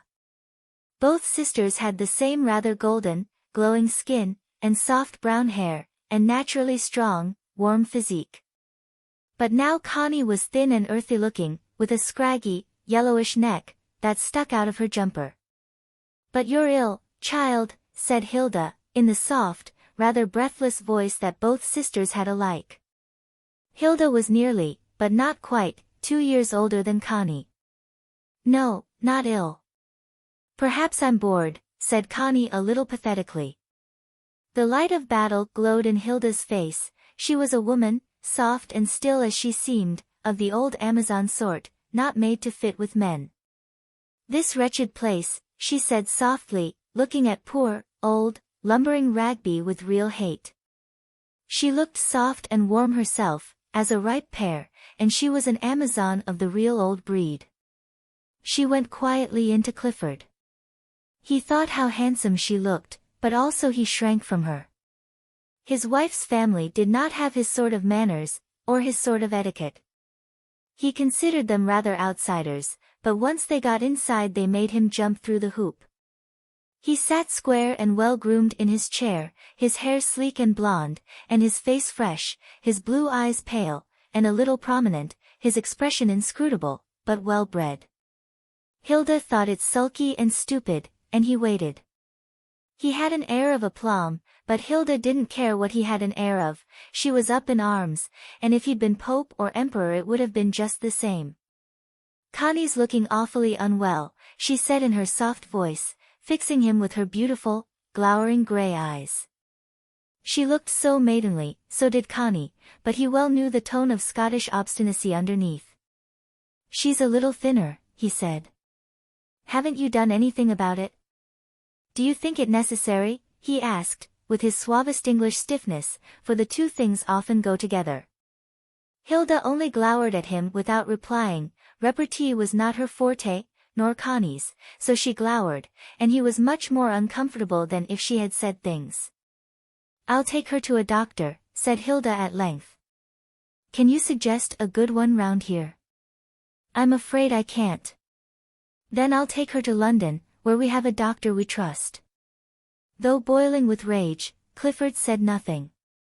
"I suppose I may as well stay the night," said Hilda, pulling off her gloves, "and I'll drive her to town tomorrow." Clifford was yellow at the gills with anger, and at evening the whites of his eyes were a little yellow too. He ran to liver. But Hilda was consistently modest and maidenly. "You must have a nurse or somebody, to look after you personally. You should really have a manservant," said Hilda as they sat, with apparent calmness, at coffee after dinner. She spoke in her soft, seemingly gentle way, but Clifford felt she was hitting him on the head with a bludgeon. "You think so?" he said coldly. "I'm sure. It's necessary. Either that, or father and I must take Connie away for some months. This can't go on." "What can't go on?" "Haven't you looked at the child?" asked Hilda, gazing at him full stare. He looked rather like a huge, boiled crayfish at the moment, or so she thought. "Connie and I will discuss it," he said. "I've already discussed it with her," said Hilda. Clifford had been long enough in the hands of nurses. He hated them, because they left him no real privacy. And a manservant, he couldn't stand a man hanging round him. Almost better any woman. But why not Connie? The two sisters drove off in the morning, Connie looking rather like an Easter lamb, rather small beside Hilda, who held the wheel. Sir Malcolm was away, but the Kensington house was open. The doctor examined Connie carefully, and asked her all about her life. "I see your photograph, and Sir Clifford's, in the illustrated papers sometimes. Almost notorieties, aren't you? That's how the quiet little girls grow up, though you're only a quiet little girl even now, in spite of the illustrated papers." "No, no. There's nothing organically wrong, but it won't do. It won't do. Tell Sir Clifford he's got to bring you to town, or take you abroad, and amuse you.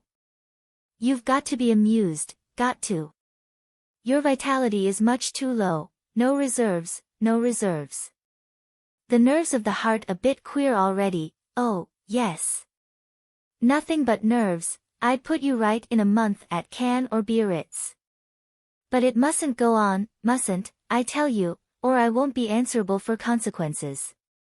You're spending your life without renewing it. You've got to be amused, properly, healthily amused.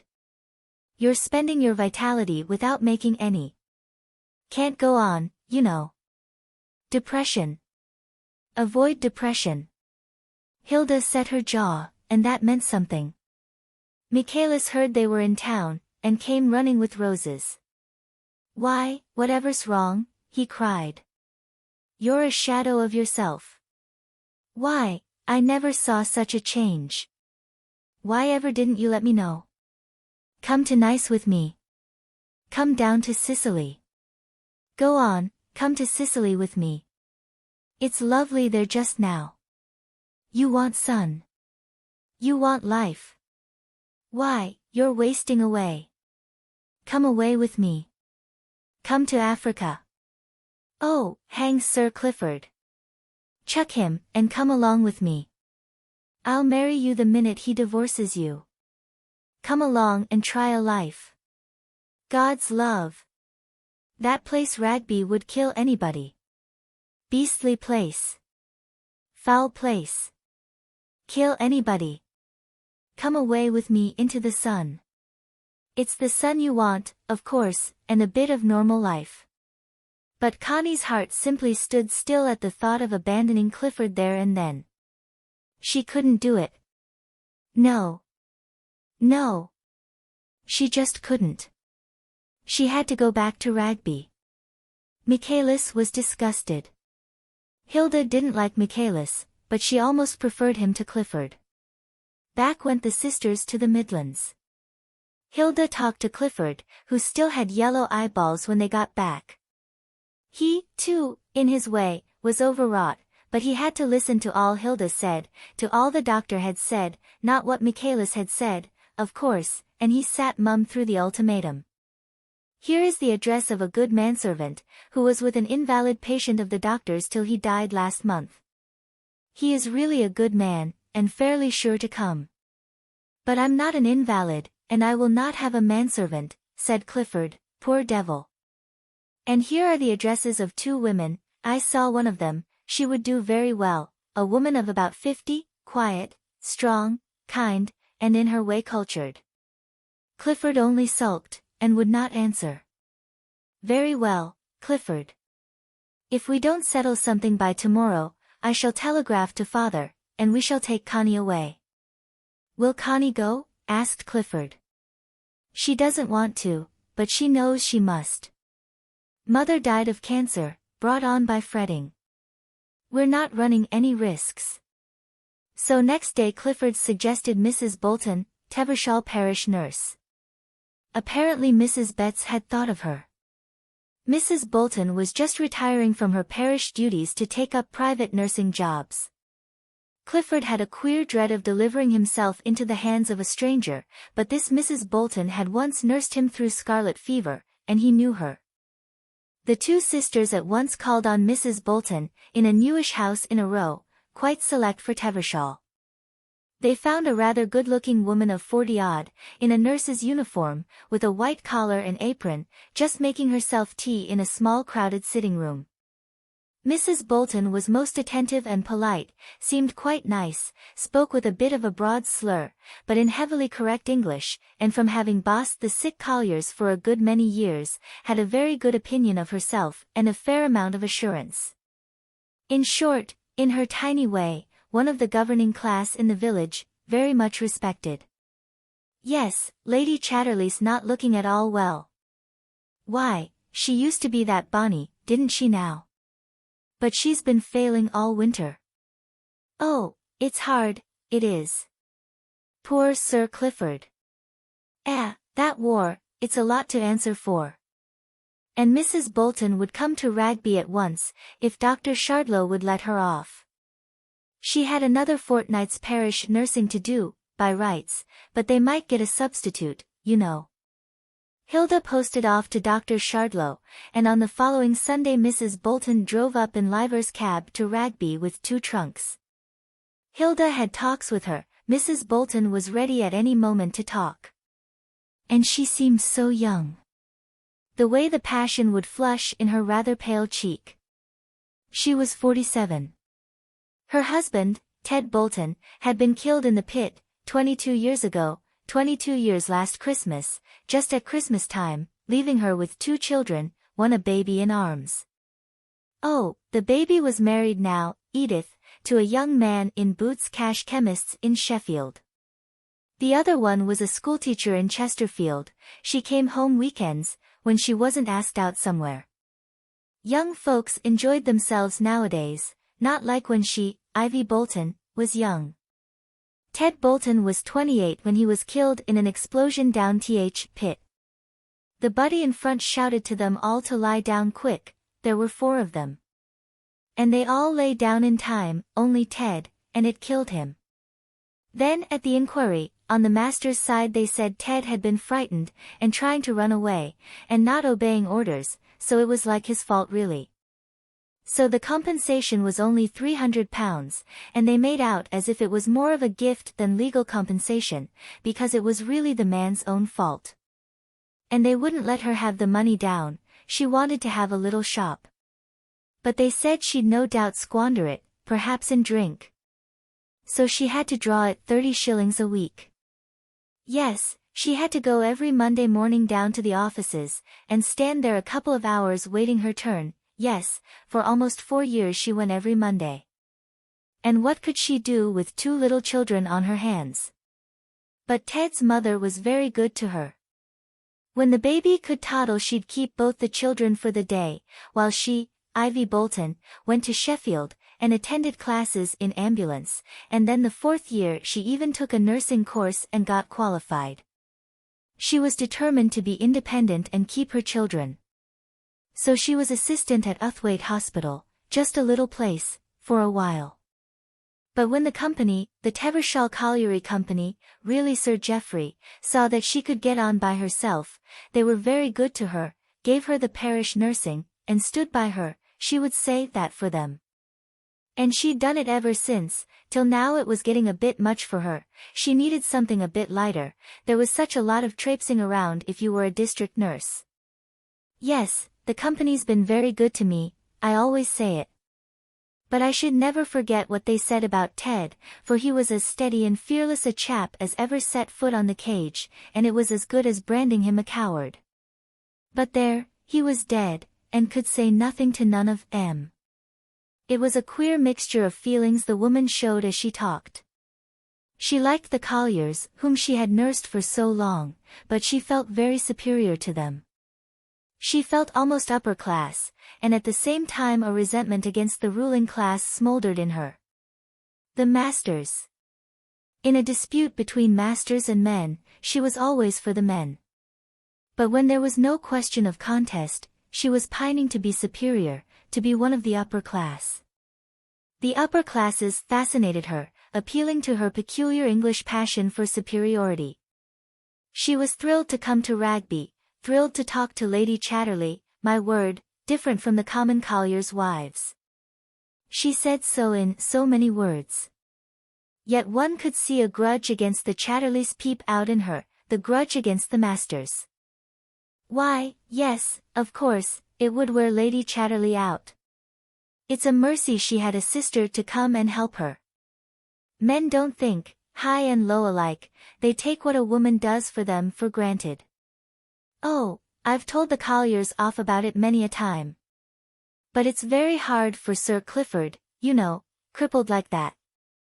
They were always a haughty family, standoffish in a way, as they've a right to be.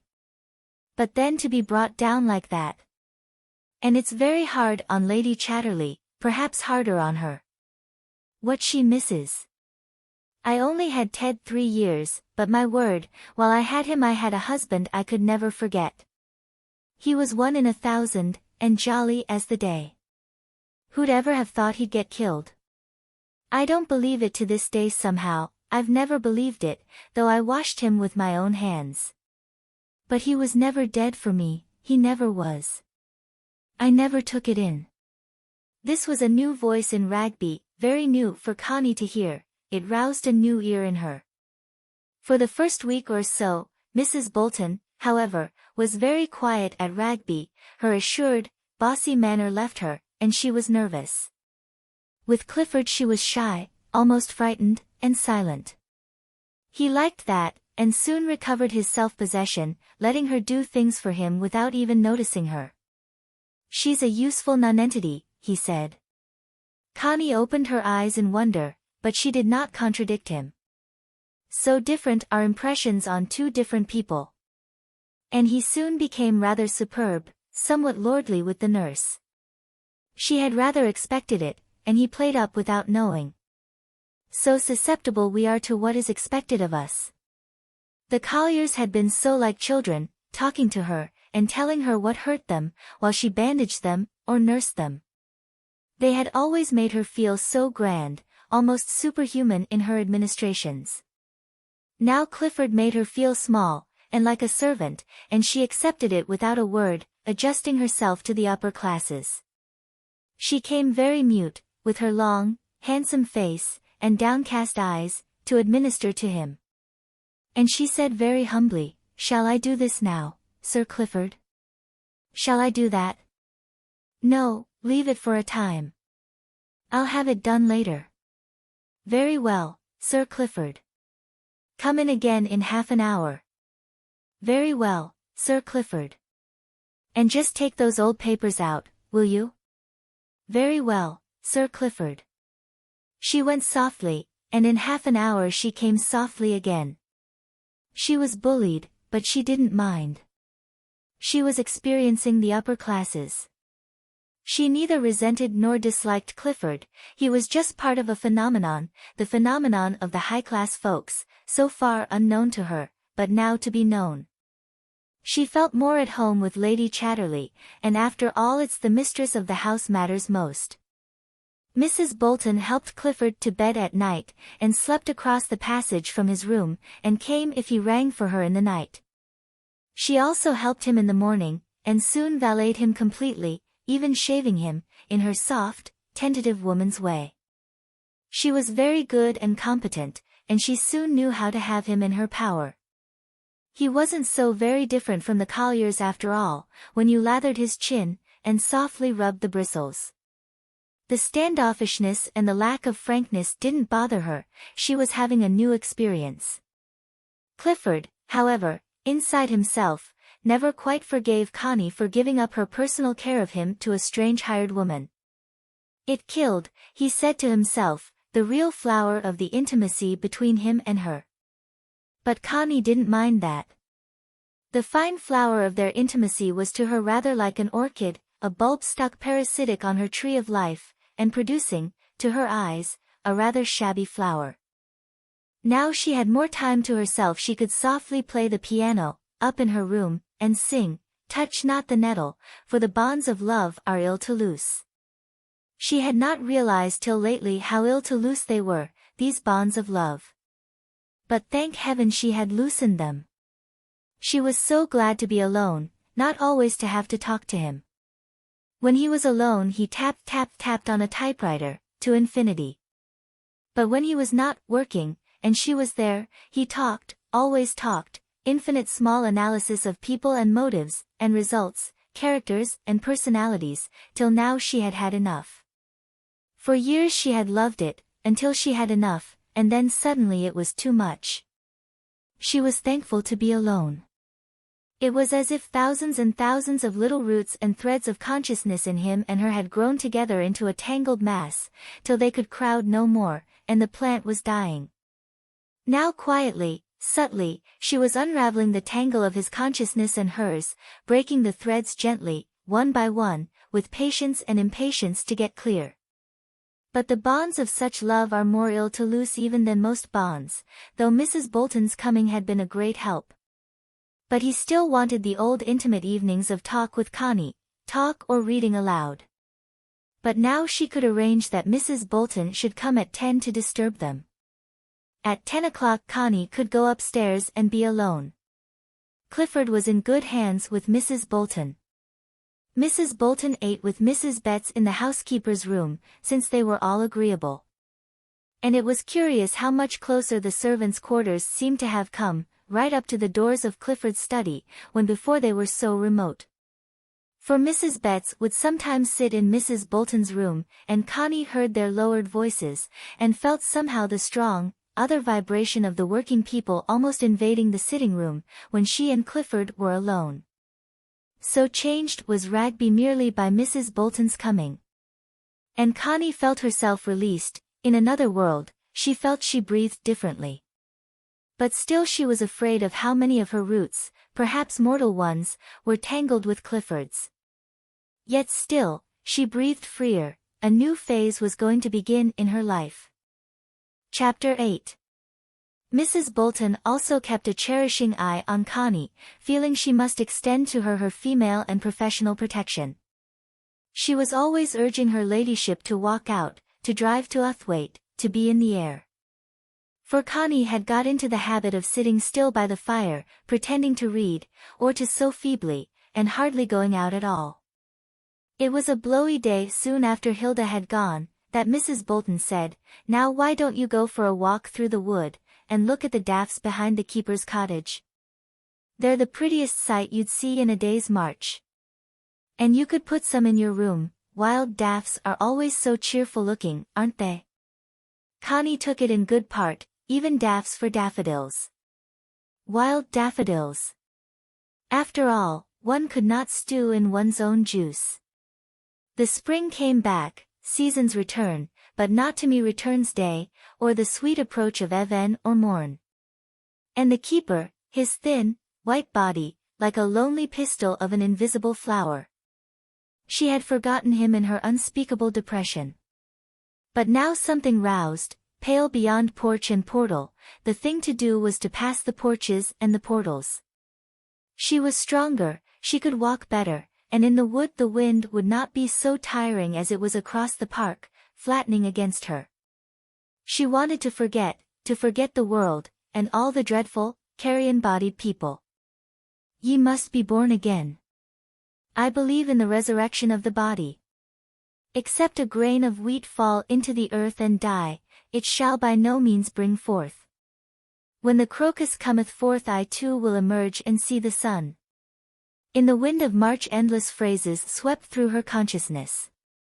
Little gusts of sunshine blew, strangely bright, and lit up the celandines at the wood's edge, under the hazel rods, they spangled out bright and yellow. And the wood was still, stiller, but yet gusty with crossing sun. The first windflowers were out, and all the wood seemed pale with the pallor of endless little anemones, sprinkling the shaken floor. The world has grown pale with thy breath. But it was the breath of Persephone, this time, she was out of hell on a cold morning. Cold breaths of wind came, and overhead there was an anger of entangled wind caught among the twigs. It, too, was caught and trying to tear itself free, the wind, like Absalom. How cold the anemones looked, bobbing their naked white shoulders over crinoline skirts of green. But they stood it. A few first bleached little primroses too, by the path, and yellow buds unfolding themselves. The roaring and swaying was overhead, only cold currents came down below. Connie was strangely excited in the wood, and the color flew in her cheeks, and burned blue in her eyes. She walked ploddingly, picking a few primroses and the first violets, that smelled sweet and cold, sweet and cold. And she drifted on without knowing where she was. Till she came to the clearing, at the end of the wood, and saw the green-stained stone cottage, looking almost rosy, like the flesh underneath a mushroom, its stone warmed in a burst of sun. And there was a sparkle of yellow jasmine by the door, the closed door.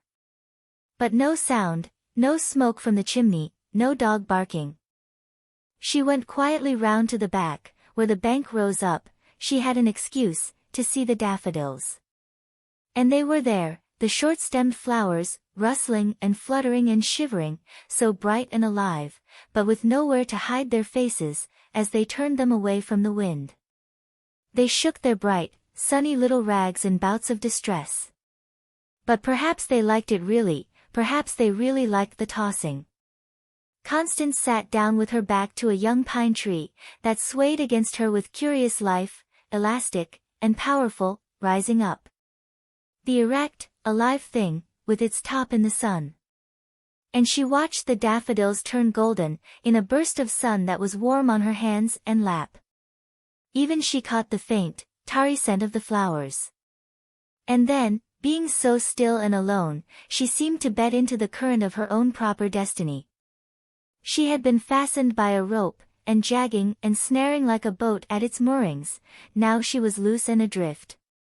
The sunshine gave way to chill, the daffodils were in shadow, dipping silently. So they would dip through the day and the long cold night. So strong in their frailty. She rose, a little stiff, took a few daffodils, and went down. She hated breaking the flowers, but she wanted just one or two to go with her. She would have to go back to Ragby and its walls, and now she hated it, especially its thick walls. Walls. Always walls. Yet one needed them in this wind. When she got home Clifford asked her. "Where did you go?" "Right across the wood." "Look, aren't the little daffodils adorable?" To think they should come out of the earth. Just as much out of air and sunshine, he said. But modeled in the earth, she retorted, with a prompt contradiction that surprised her a little. The next afternoon she went to the wood again. She followed the broad riding that swerved round and up through the larches to a spring called John's Well. It was cold on this hillside, and not a flower in the darkness of larches. But the icy little spring softly pressed upwards from its tiny well-bed of pure, reddish-white pebbles. How icy and clear it was! Brilliant! The new keeper had no doubt put in fresh pebbles. She heard the faint tinkle of water, as the tiny overflow trickled over and downhill. Even above the hissing boom of the larchwood, that spread its bristling, leafless, wolfish darkness on the downslope, she heard the tinkle as of tiny water bells. This place was a little sinister, cold, damp. Yet the well must have been a drinking place for hundreds of years. Now no more. Its tiny cleared space was lush and cold and dismal. She rose and went slowly towards home. As she went she heard a faint tapping away on the right, and stood still to listen. Was it hammering, or a woodpecker? It was surely hammering. She walked on, listening. And then she noticed a narrow track between young fir trees, a track that seemed to lead nowhere. But she felt it had been used. She turned down it adventurously, between the thick young firs, which gave way soon to the old oak wood. She followed the track, and the hammering grew nearer, in the silence of the windy wood, for trees make a silence even in their noise of wind. She saw a secret little clearing, and a secret little hut made of rustic poles. And she had never been here before. She realized it was the quiet place where the growing pheasants were reared. The keeper in his shirt sleeves was kneeling, hammering. The dog trotted forward with a short, sharp bark, and the keeper lifted his face suddenly and saw her. He had a startled look in his eyes. He straightened himself and saluted, watching her in silence, as she came forward with weakening limbs. He resented the intrusion, he cherished his solitude as his only and last freedom in life. I wondered what the hammering was, she said, feeling weak and breathless, and a little afraid of him, as he looked so straight at her. I'm gettin' coops ready for young bods, he said, in broad vernacular. She did not know what to say, and she felt weak. I should like to sit down a bit, she said. Come and sit, he said, going in front of her to the hut, pushing aside some timber and stuff, and drawing out a rustic chair, made of hazel sticks. Light your little fire, he asked, with the curious naivete of the dialect. Oh, don't bother, she replied. But he looked at her hands, they were rather blue. So he quickly took some larch twigs to the little brick fireplace in the corner, and in a moment the yellow flame was running up the chimney. He made a place by the brick hearth. Sit then a bit, and warm yer, he said. She obeyed him. He had that curious kind of protective authority she obeyed at once. So she sat and warmed her hands at the blaze, and dropped logs on the fire, whilst outside he was hammering again. She did not really want to sit, poked in a corner by the fire, she would rather have watched from the door, but she was being looked after, so she had to submit. The hut was quite cozy, panelled with unvarnished deal, having a little rustic table and stool beside her chair, and a carpenter's bench, then a big box, tools, new boards, nails, and many things hung from pegs, axe, hatchet, traps, things in sacks, his coat. It had no window, the light came in through the open door. It was a jumble, but also it was a sort of little sanctuary. She listened to the tapping of the man's hammer, it was not so happy. He was oppressed. Here was a trespass on his privacy, and a dangerous one. A woman. He had reached the point where all he wanted on earth was to be alone. And yet he was powerless to preserve his privacy, he was a hired man, and these people were his masters. Especially he did not want to come into contact with a woman again. He feared it, for he had a big wound from old contacts. He felt if he could not be alone, and if he could not be left alone, he would die. His recoil away from the outer world was complete, his last refuge was this wood, to hide himself there. Connie grew warm by the fire, which she had made too big, then she grew hot. She went and sat on the stool in the doorway, watching the man at work. He seemed not to notice her, but he knew. Yet he worked on, as if absorbedly, and his brown dog sat on her tail near him, and surveyed the untrustworthy world. Slender, quiet and quick, the man finished the coop he was making, turned it over, tried the sliding door, then set it aside. Then he rose, went for an old coop, and took it to the chopping log where he was working. Crouching, he tried the bars, some broke in his hands, he began to draw the nails. Then he turned the coop over and deliberated, and he gave absolutely no sign of awareness of the woman's presence. So Connie watched him fixedly. And the same solitary aloneness she had seen in him naked, she now saw in him clothed, solitary, and intent, like an animal that works alone, but also brooding, like a soul that recoils away from all human contact. Silently, patiently, he was recoiling away from her even now. It was the stillness, and the timeless sort of patience, in a man impatient and passionate, that touched Connie's womb. She saw it in his bent head, the quick quiet hands, the crouching of his slender, sensitive loins, something patient and withdrawn. She felt his experience had been deeper and wider than her own, much deeper and wider, and perhaps more deadly. And this relieved her of herself, she felt almost irresponsible.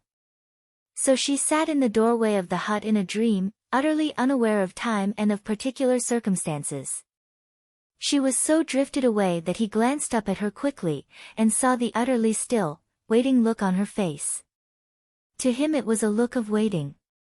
And a little thin tongue of fire suddenly flickered in his loins, at the root of his back, and he groaned in spirit.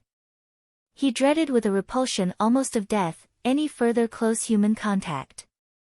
He wished above all things she would go away, and leave him to his own privacy. He dreaded her will, her female will, and her modern female insistency. And above all he dreaded her cool, upper-class impudence of having her own way. For after all, Connie came to herself with sudden uneasiness. She rose. The afternoon was turning to evening, yet she could not go away. She went over to the man, who stood up at attention, his worn face stiff and blank, his eyes watching her. "It is so nice here, so restful," she said. "I have never been here before." "No. I think I shall come and sit here sometimes." "Yes." "Do you lock the hut when you're not here?" "Yes, your ladyship." "Do you think I could have a key too, so that I could sit here sometimes?" "Are there two keys?" "Not as I know on, there isna." He had lapsed into the vernacular. Connie hesitated, he was putting up an opposition. Was it his hut, after all? "Couldn't we get another key?" she asked in her soft voice, that underneath had the ring of a woman determined to get her way.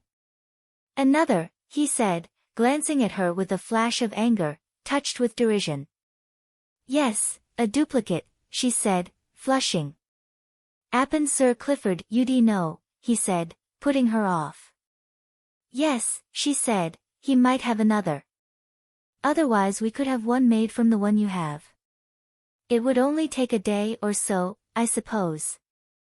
You could spare your key for so long." "Ah, canna tell yer, my lady. Ah, no nobdy as my yes keys round air." Connie suddenly flushed with anger. "Very well," she said. "I'll see to it." "All right, your ladyship." Their eyes met.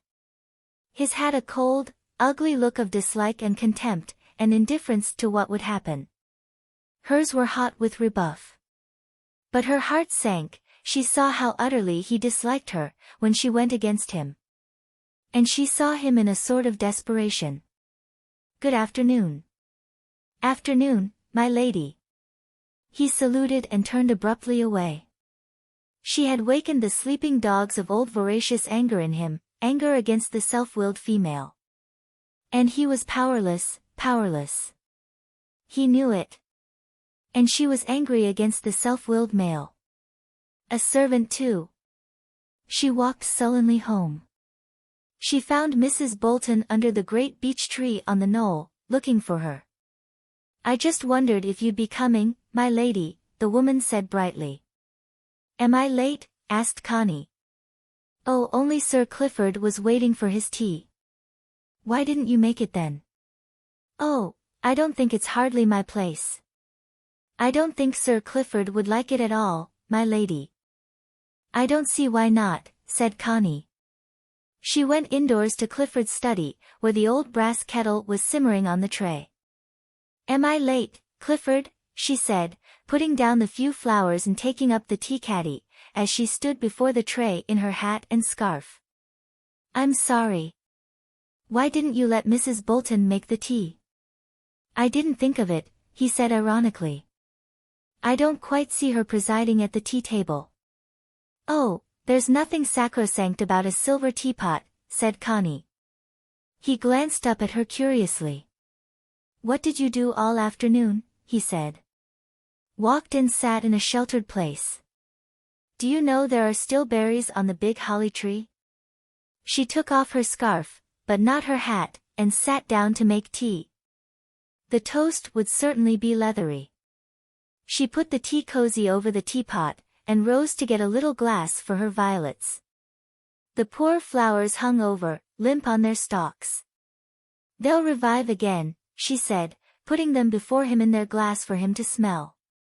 "Sweeter than the lids of Juno's eyes," he quoted. "I don't see a bit of connection with the actual violets," she said.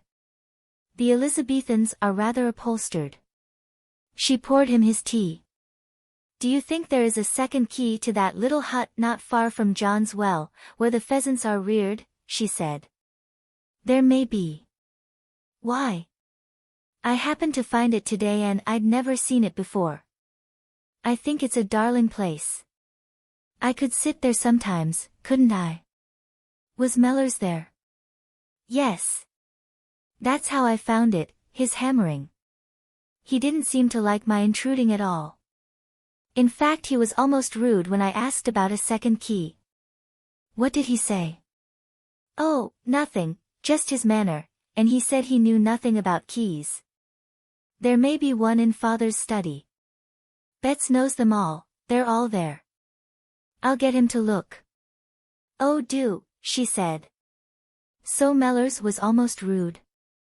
"Oh, nothing, really. But I don't think he wanted me to have the freedom of the castle, quite. I don't suppose he did. Still, I don't see why he should mind. It's not his home, after all. It's not his private abode. I don't see why I shouldn't sit there if I want to." "Quite," said Clifford.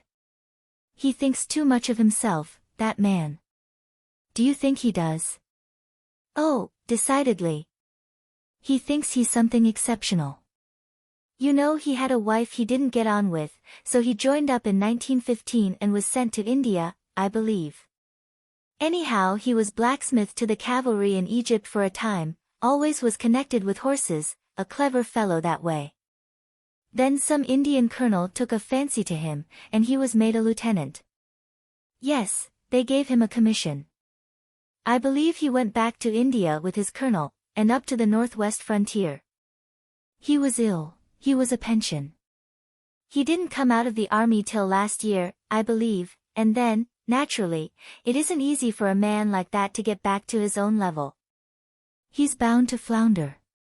But he does his duty all right, as far as I'm concerned. Only I'm not having any of the Lieutenant Mellors' touch. How could they make him an officer when he speaks broad Derbyshire? He doesn't, except by fits and starts.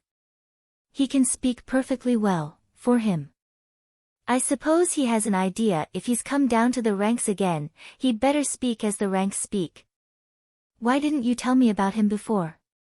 "Oh, I've no patience with these romances. They're the ruin of all order. It's 1,000 pities they ever happened. Connie was inclined to agree. What was the good of discontented people who fitted in nowhere? In the spell of fine weather Clifford, too, decided to go to the wood. The wind was cold, but not so tiresome, and the sunshine was like life itself, warm and full. "It's amazing," said Connie, "how different one feels when there's a really fresh fine day. Usually one feels the very air is half dead. People are killing the very air." "Do you think people are doing it?" he asked. "I do. The steam of so much boredom, and discontent and anger out of all the people, just kills the vitality in the air." "I'm sure of it." "Perhaps some condition of the atmosphere lowers the vitality of the people," he said. "No, it's man that poisons the universe," she asserted. "Fouls his own nest," remarked Clifford. The chair puffed on.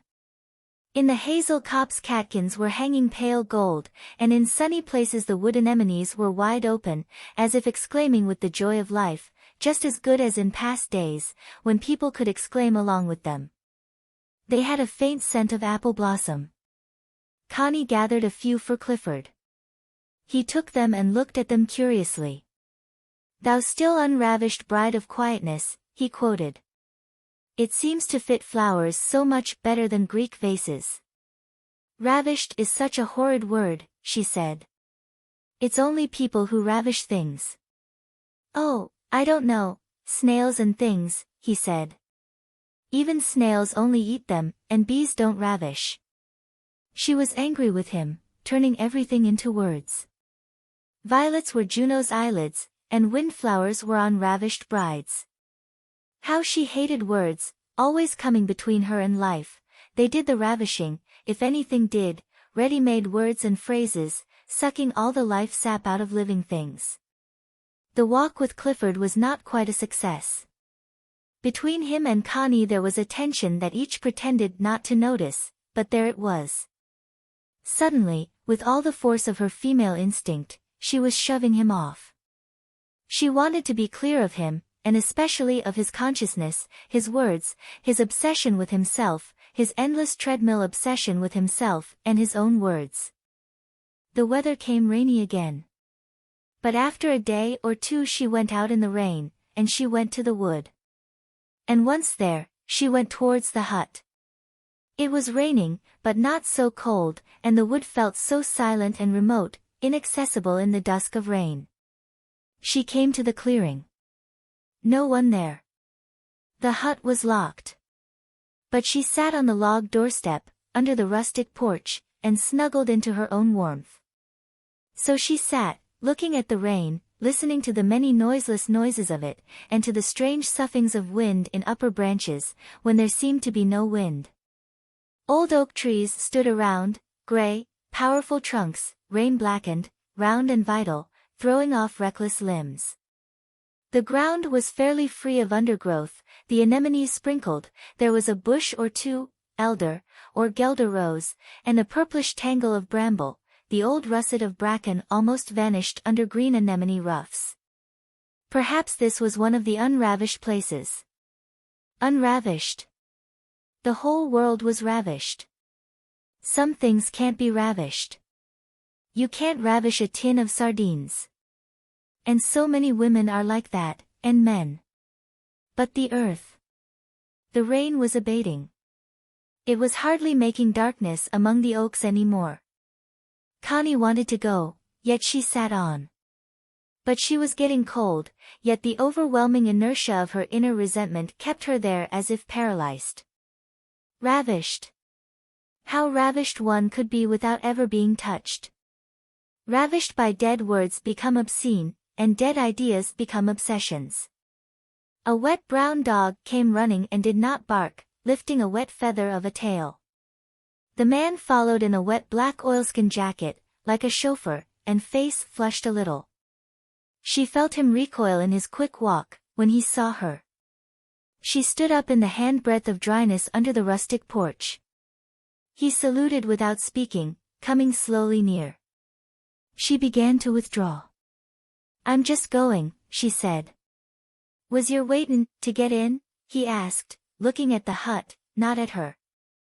No, I only sat a few minutes in the shelter, she said, with quiet dignity. He looked at her. She looked cold. Sir Clifford Adient got no other key then? He asked. No, but it doesn't matter. I can sit perfectly dry under this porch. Good afternoon. She hated the excess of vernacular in his speech. He watched her closely, as she was moving away. Then he hitched up his jacket, and put his hand in his breeches pocket, taking out the key of the hut. Appen you'd better ave this key, and, min fend for tea, bod some other road. She looked at him. What do you mean? She asked. I mean as, appen can find another place as'll do for rearin' pheasants. If you want ter be you'll non want me messin' about a time. She looked at him, getting his meaning through the fog of the dialect. Why don't you speak ordinary English? She said coldly. Me? Thought it wore ordinary. She was silent for a few moments in anger. So if you want key, you'd better tass it. Or, appenot better yer termorer, and clear all stuff out fust. Would that do for your? She became more angry. I didn't want your key, she said. I don't want you to clear anything out at all. I don't in the least want to turn you out of your hut, thank you. I only wanted to be able to sit here sometimes, like today. But I can sit perfectly well under the porch, so please say no more about it. He looked at her again, with his wicked blue eyes. Why, he began, in the broad slow dialect. Your ladyship's as welcome as Christmas hutton, key and ivory think as is. Ani this time year there's bods set, and avi got to be potterin' about a good bit, seein' after and winter time ned ardly come nigh please. But what why spring, and Sir Clifford wantin' ter start pheasants, and your ladyship non want me tinkerin' around and about when she was all the time. She listened with a dim kind of amazement. Why should I mind your being here? She asked. He looked at her curiously. T'nuisance on me, he said briefly, but significantly. She flushed. Very well, she said finally. I won't trouble you. But I don't think I should have minded at all sitting and seeing you look after the birds. I should have liked it. But since you think it interferes with you, I won't disturb you, don't be afraid. You are Sir Clifford's keeper, not mine. The phrase sounded queer, she didn't know why. But she let it pass. Nay, your ladyship. It's your ladyship's own, ut. It's as your ladyship likes and pleases, every time. You can turn me off at a week's notice. It wore only. Only what? She asked, baffled. He pushed back his hat in an odd comic way. Ani as, appen yo'd like the place to yersen, when yer did come, and not me messin' about. But why? She said, angry. Aren't you a civilized human being? Do you think I ought to be afraid of you? Why should I take any notice of you and your being here or not? Why is it important? He looked at her, all his face glimmering with wicked laughter. It's not, your ladyship. Not in the very least, he said. Well, why then? She asked. Shall I get your ladyship another key then? No thank you. I don't want it. I'll get it anyhow. We'd best ave 2 keys ter place. And I consider you are insolent, said Connie, with her color up, panting a little. Nay, nay, he said quickly. Dunna yer say that. Nay, nay. I never meant nothink. Ani thought as if yo, come, sd ave ter clear out, and it'd mean a lot of work, set tin up somewheres else. But if your ladyship isn't going to take no notice o' me, then, it's Sir Clifford's, ut, and everythink is as your ladyship likes, everythink is as your ladyship likes and pleases, Baron, you're take no notice o' me, doin' bits of jobs as Avi got ter do. Connie went away completely bewildered. She was not sure whether she had been insulted and mortally offended, or not. Perhaps the man really only meant what he said, that he thought she would expect him to keep away. As if she would dream of it. And as if he could possibly be so important, he and his stupid presence. She went home in confusion, not knowing what she thought or felt. Chapter 9. Connie was surprised at her own feeling of aversion from Clifford. What is more, she felt she had always really disliked him. Not hate, there was no passion in it.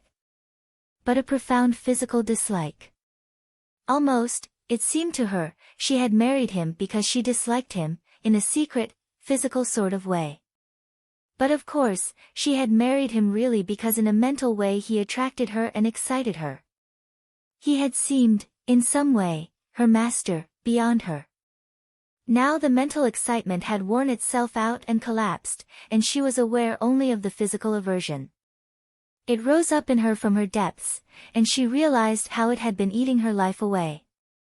She felt weak and utterly forlorn. She wished some help would come from outside. But in the whole world there was no help. Society was terrible because it was insane. Civilized society is insane. Money and so-called love are its two great manias, money a long way first. The individual asserts himself in his disconnected insanity in these two modes, money and love. Look at Michaelis. His life and activity were just insanity. His love was a sort of insanity. And Clifford the same. All that talk. All that writing. All that wild struggling to push himself forwards. It was just insanity. And it was getting worse, really maniacal. Connie felt washed out with fear. But at least, Clifford was shifting his grip from her on to Mrs. Bolton. He did not know it. Like many insane people, his insanity might be measured by the things he was not aware of, the great desert tracks in his consciousness. Mrs. Bolton was admirable in many ways. But she had that queer sort of bossiness, endless assertion of her own will, which is one of the signs of insanity in modern woman. She thought she was utterly subservient and living for others. Clifford fascinated her because he always, or so often, frustrated her will, as if by a finer instinct. He had a finer, subtler will of self-assertion than herself. This was his charm for her. Perhaps that had been his charm, too, for Connie. "It's a lovely day, today," Mrs. Bolton would say in her caressive, persuasive voice. "I should think you'd enjoy a little run in your chair today, the sun's just lovely." "Yes? Will you give me that book there, that yellow one? And I think I'll have those hyacinths taken out. Why, they're so beautiful." She pronounced it with the Y sound, beautiful. "And the scent is simply gorgeous." "The scent is what I object to," he said. "It's a little funereal." "Do you think so?" she exclaimed in surprise, just a little offended, but impressed. And she carried the hyacinths out of the room, impressed by his higher fastidiousness. "Shall I shave you this morning, or would you rather do it yourself?" Always the same soft, caressive, subservient, yet managing voice. "I don't know. Do you mind waiting a while? I'll ring when I'm ready." "Very good, Sir Clifford," she replied, so soft and submissive, withdrawing quietly. But every rebuff stored up new energy of will in her. When he rang, after a time, she would appear at once. And then he would say, "I think I'd rather you shaved me this morning." Her heart gave a little thrill, and she replied with extra softness, "Very good, Sir Clifford." She was very deft, with a soft, lingering touch, a little slow. At first he had resented the infinitely soft touch of her fingers on his face. But now he liked it, with a growing voluptuousness. He let her shave him nearly every day, her face near his, her eyes so very concentrated, watching that she did it right. And gradually her fingertips knew his cheeks and lips, his jaw and chin and throat perfectly. He was well-fed and well-liking, his face and throat were handsome enough, and he was a gentleman. She was handsome too, pale, her face rather long and absolutely still, her eyes bright, but revealing nothing. Gradually, with infinite softness, almost with love, she was getting him by the throat, and he was yielding to her. She now did almost everything for him, and he felt more at home with her, less ashamed of accepting her menial offices, than with Connie. She liked handling him. She loved having his body in her charge, absolutely, to the last menial offices. She said to Connie one day, "All men are babies, when you come to the bottom of them. Why, I've handled some of the toughest customers as ever went down Tevershall pit. But let anything ail them so that you have to do for them, and they're babies, just big babies. Oh, there's not much difference in men." At first Mrs. Bolton had thought there really was something different in a gentleman, a real gentleman, like Sir Clifford. So Clifford had got a good start of her. But gradually, as she came to the bottom of him, to use her own term, she found he was like the rest, a baby grown to man's proportions, but a baby with a queer temper and a fine manner and power in its control, and all sorts of odd knowledge that she had never dreamed of, with which he could still bully her. Connie was sometimes tempted to say to him, "For God's sake, don't sink so horribly into the hands of that woman." But she found she didn't care for him enough to say it, in the long run. It was still their habit to spend the evening together, till 10 o'clock. Then they would talk, or read together, or go over his manuscript. But the thrill had gone out of it. She was bored by his manuscripts. But she still dutifully typed them out for him. But in time Mrs. Bolton would do even that. For Connie had suggested to Mrs. Bolton that she should learn to use a typewriter. And Mrs. Bolton, always ready, had begun at once, and practiced assiduously. So now Clifford would sometimes dictate a letter to her, and she would take it down rather slowly, but correctly. And he was very patient, spelling for her the difficult words, or the occasional phrases in French. She was so thrilled, it was almost a pleasure to instruct her. Now Connie would sometimes plead a headache as an excuse for going up to her room after dinner. "Perhaps Mrs. Bolton will play piquet with you," she said to Clifford. "Oh, I shall be perfectly all right. You go to your own room and rest, darling." But no sooner had she gone, than he rang for Mrs. Bolton, and asked her to take a hand at piquet or bezique, or even chess. He had taught her all these games. And Connie found it curiously objectionable to see Mrs. Bolton, flushed and tremulous like a little girl, touching her queen or her knight with uncertain fingers, then drawing away again. And Clifford, faintly smiling with a half-teasing superiority, saying to her, "You must say joyously." She looked up at him with bright, startled eyes, then murmured shyly, obediently, "Joyously." Yes, he was educating her. And he enjoyed it, it gave him a sense of power. And she was thrilled. She was coming bit by bit into possession of all that the gentry knew, all that made them upper class, apart from the money. That thrilled her. And at the same time, she was making him want to have her there with him. It was a subtle deep flattery to him, her genuine thrill. To Connie, Clifford seemed to be coming out in his true colors, a little vulgar, a little common, and uninspired, rather fat. Ivy Bolton's tricks and humble bossiness were also only too transparent. But Connie did wonder at the genuine thrill which the woman got out of Clifford. To say she was in love with him would be putting it wrongly. She was thrilled by her contact with a man of the upper class, this titled gentleman, this author who could write books and poems, and whose photograph appeared in the illustrated newspapers. She was thrilled to a weird passion. And his educating her roused in her a passion of excitement and response much deeper than any love affair could have done. In truth, the very fact that there could be no love affair left her free to thrill to her very marrow with this other passion, the peculiar passion of knowing as he knew. There was no mistake that the woman was in some way in love with him, whatever force we give to the word love.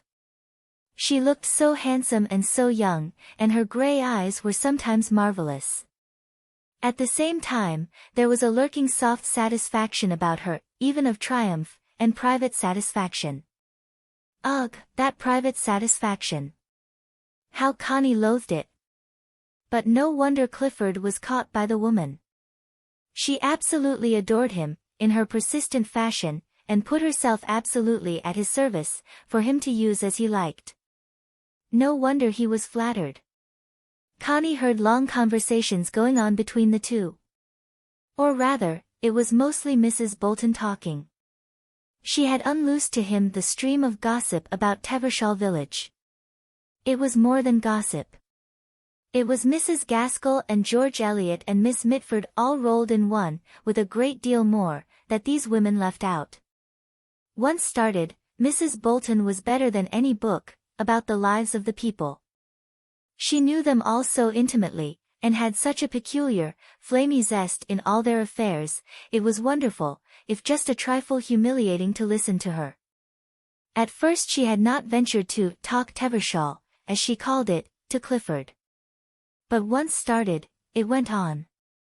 Clifford was listening for material, and he found it in plenty.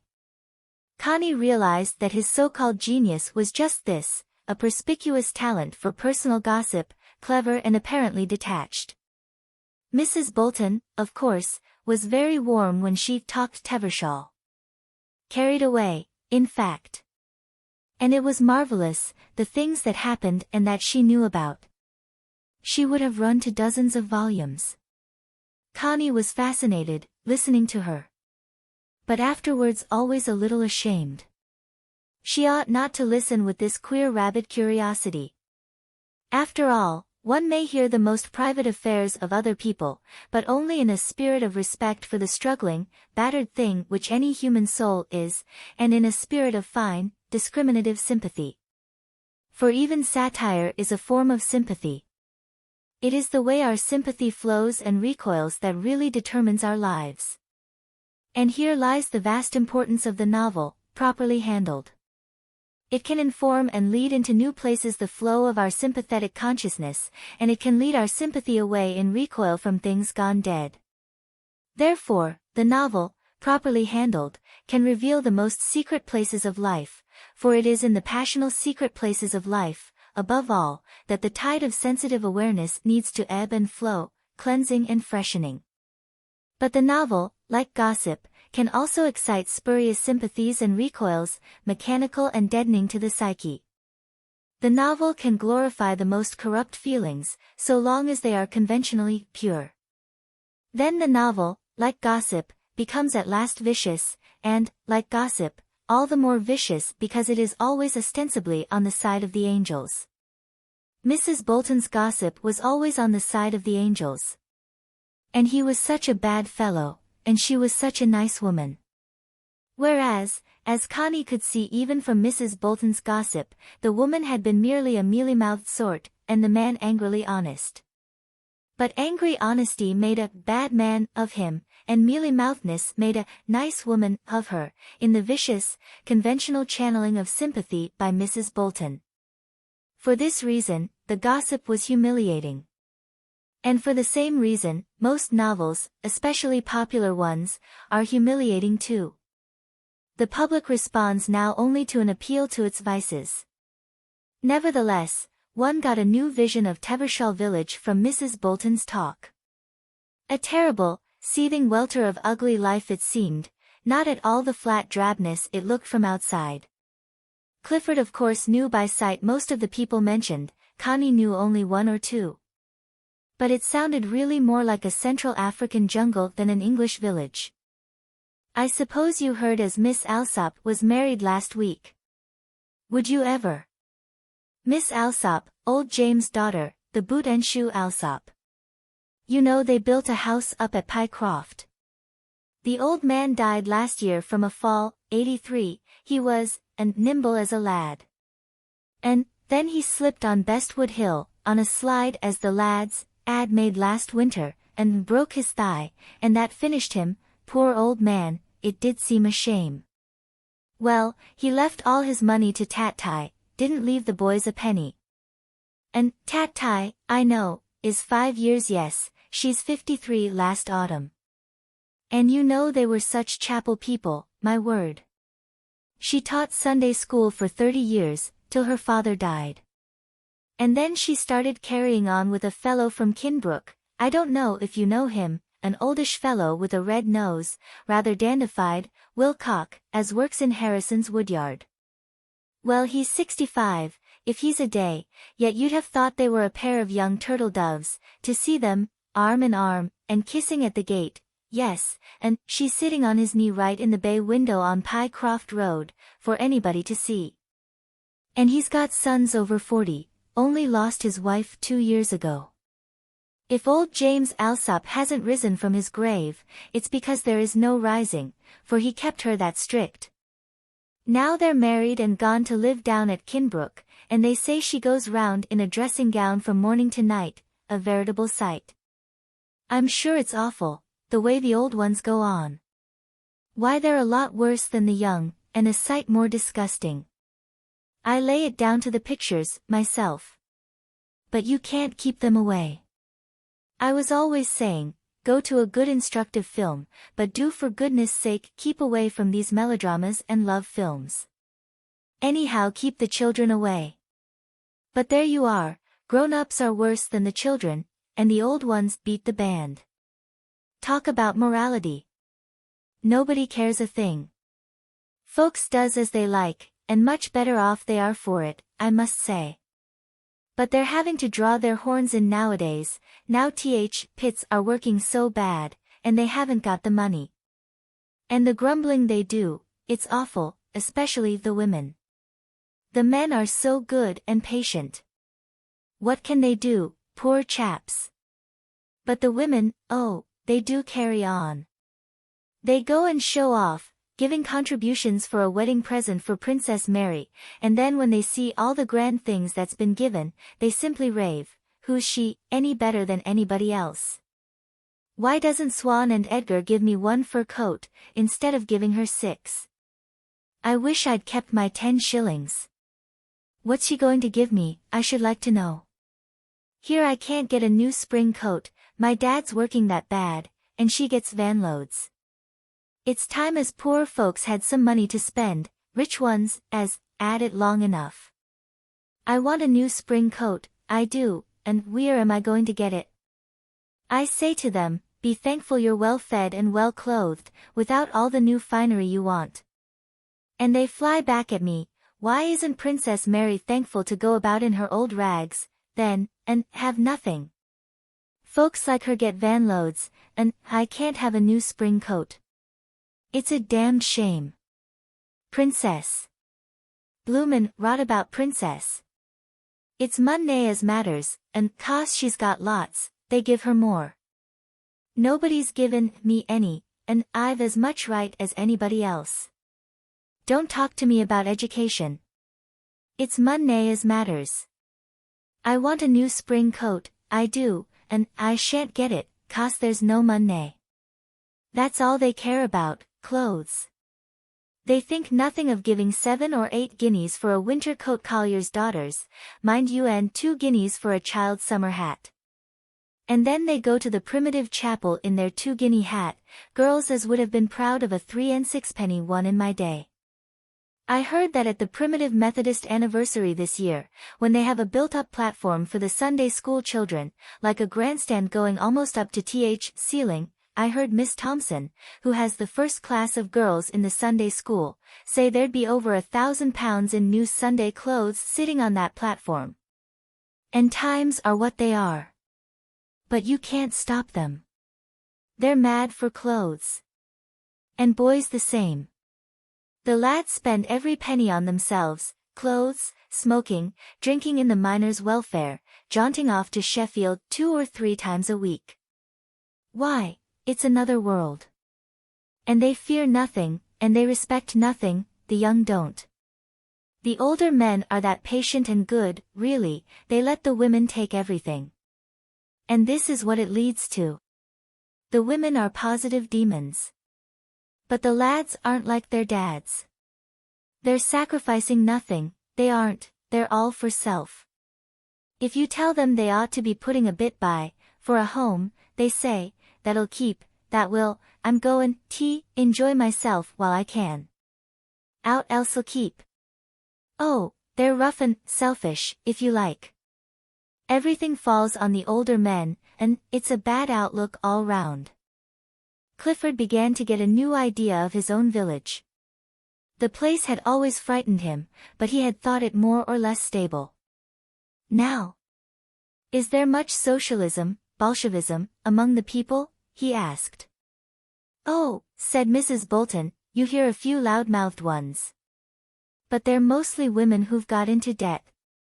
The men take no notice. I don't believe you'll ever turn our Tevershall men into Reds. They're too decent for that. But the young ones blether sometimes. Not that they care for it really. They only want a bit of money in their pocket, to spend at the welfare, or go gaddying to Sheffield. That's all they care. When they've got no money, they'll listen to the Reds spouting. But nobody believes in it, really. So you think there's no danger? Oh no. Not if trade was good, there wouldn't be. But if things were bad for a long spell, the young ones might go funny. I tell you, they're a selfish, spoilt lot. But I don't see how they'd ever do anything. They aren't ever serious about anything, except showing off on motorbikes and dancing at the Paletodons in Sheffield. You can't make them serious. The serious ones dress up in evening clothes and go off to the Pally to show off before a lot of girls and dance these new Charlestons and whatnot. I'm sure sometimes the bus'll be full of young fellows in evening suits, collier lads, off to the Pally, let alone those that have gone with their girls in motors or on motorbikes. They don't give a serious thought to a thing save Doncaster races, and the Derby, for they all of them bet on every race. And football. But even football's not what it was, not by a long chalk. It's too much like hard work, they say. No, they'd rather be off on motorbikes to Sheffield or Nottingham, Saturday afternoons. But what do they do when they get there? Oh, hang around and have tea in some fine tea place like the Mikado and go to the Pally or the Pictures or the Empire, with some girl. The girls are as free as the lads. They do just what they like. And what do they do when they haven't the money for these things? They seem to get it, somehow. And they begin talking nasty then. But I don't see how you're going to get Bolshevism, when all the lads want is just money to enjoy themselves, and the girls the same, with fine clothes, and they don't care about another thing. They haven't the brains to be socialists. They haven't enough seriousness to take anything really serious, and they never will have. Connie thought, how extremely like all the rest of the classes the lower classes sounded. Just the same thing over again, Tevershall or Mayfair or Kensington. There was only one class nowadays, money boys. The money boy and the money girl, the only difference was how much you'd got, and how much you wanted. Under Mrs. Bolton's influence, Clifford began to take a new interest in the mines. He began to feel he belonged. A new sort of self-assertion came into him. After all, he was the real boss in Tevershall, he was really the pits. It was a new sense of power, something he had till now shrunk from with dread. Tevershall pits were running thin. There were only two collieries, Tevershall itself, and New London.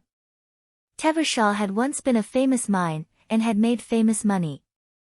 But its best days were over. New London was never very rich, and in ordinary times just got along decently. But now times were bad, and it was pits like New London that got left. There's a lot of Tevershall men left and gone to Stack's Gate and Whiteover, said Mrs. Bolton. You've not seen the new works at Stack's Gate, opened after the war, have you, Sir Clifford? Oh, you must go one day, there's something quite new, great big chemical works at the pit head, doesn't look a bit like a colliery. They say they get more money out of the chemical byproducts than out of the coal, I forget what it is. And the grand new houses for the men, fair mansions. Of course it's brought a lot of riffraff from all over the country. But a lot of Tevershall men got on there, and doin', well, a lot better than our own men. They say Tevershall's done, finished, only a question of a few more years, and it'll have to shut down. And New London'll go first. My word, won't it be funny when there's no Tevershall pit working? It's bad enough during a strike, but my word, if it closes for good, it'll be like the end of the world. Even when I was a girl it was the best pit in the country, and a man counted himself lucky if he could on here. Oh, there's been some money made in Tevershall. And now the men say it's a sinking ship, and it's time they all got out. Doesn't it sound awful? But of course there's a lot as'll never go till they have to. They don't like these new-fangled mines, such a depth, and all machinery to work them. Some of them simply dreads those iron men, as they call them, those machines for hewing the coal, where men always did it before.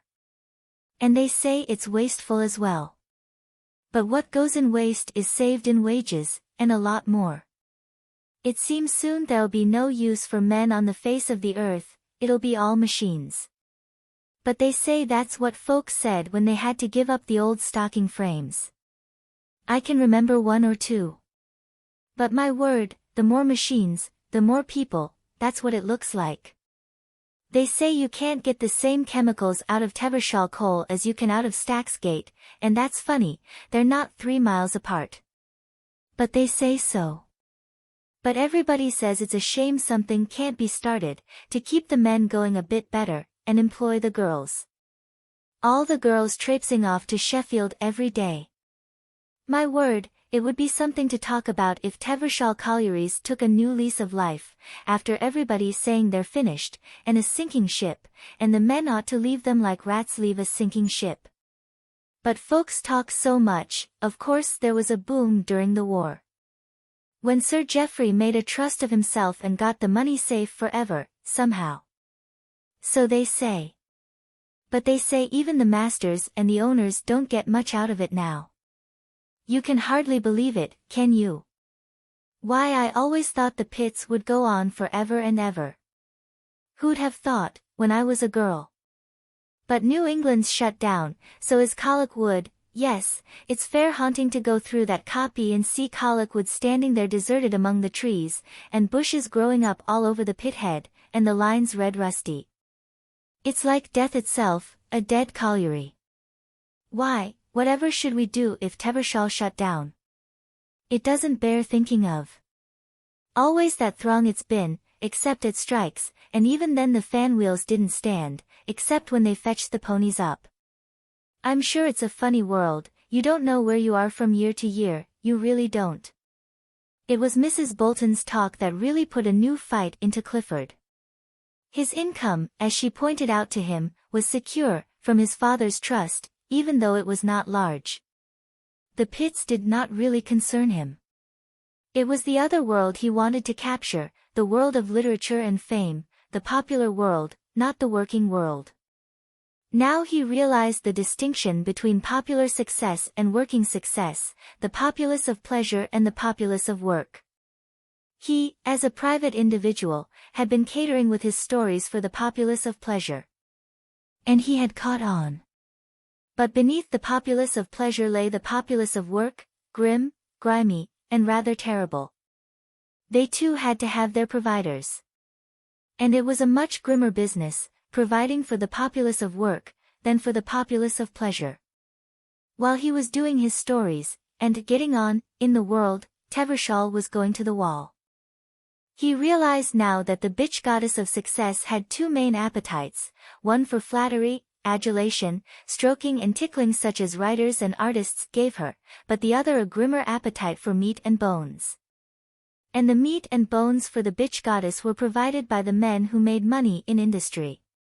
Yes, There were two great groups of dogs wrangling for the bitch goddess, the group of the flatterers, those who offered her amusement, stories, films, plays, and the other, much less showy, much more savage breed, those who gave her meat, the real substance of money.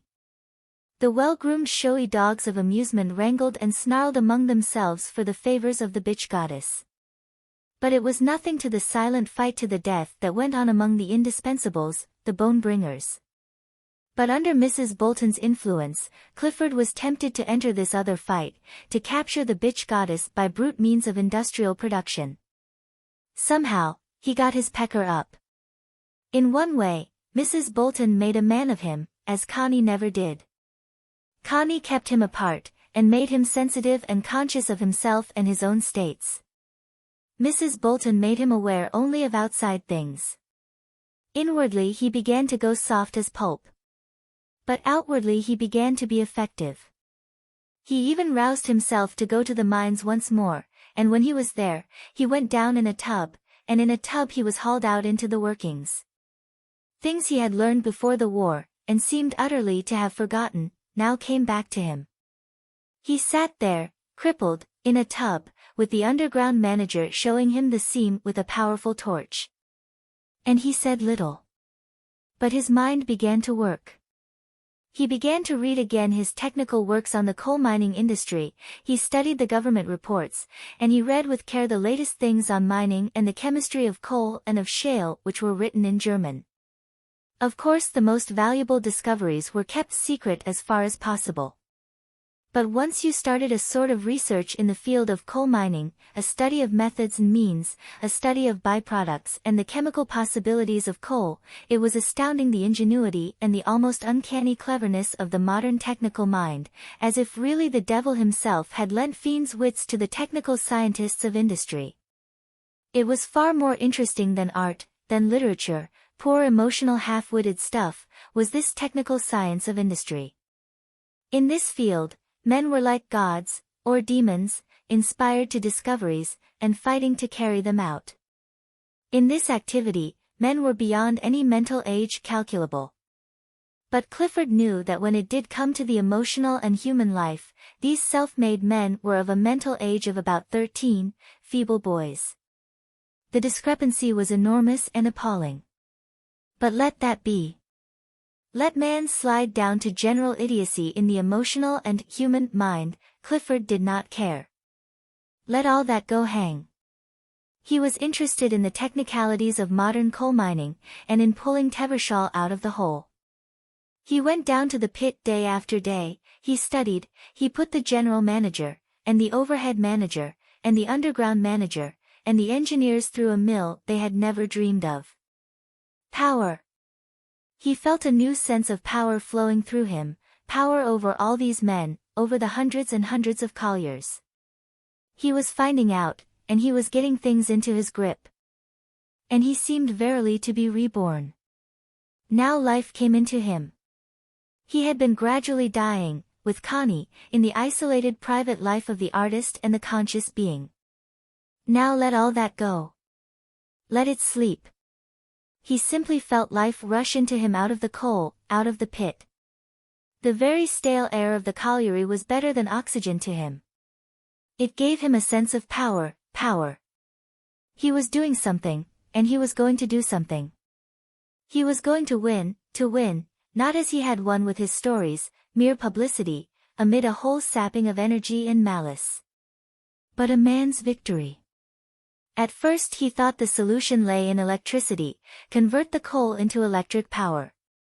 Then a new idea came. The Germans invented a new locomotive engine with a self-feeder, that did not need a fireman. And it was to be fed with a new fuel, that burnt in small quantities at a great heat, under peculiar conditions.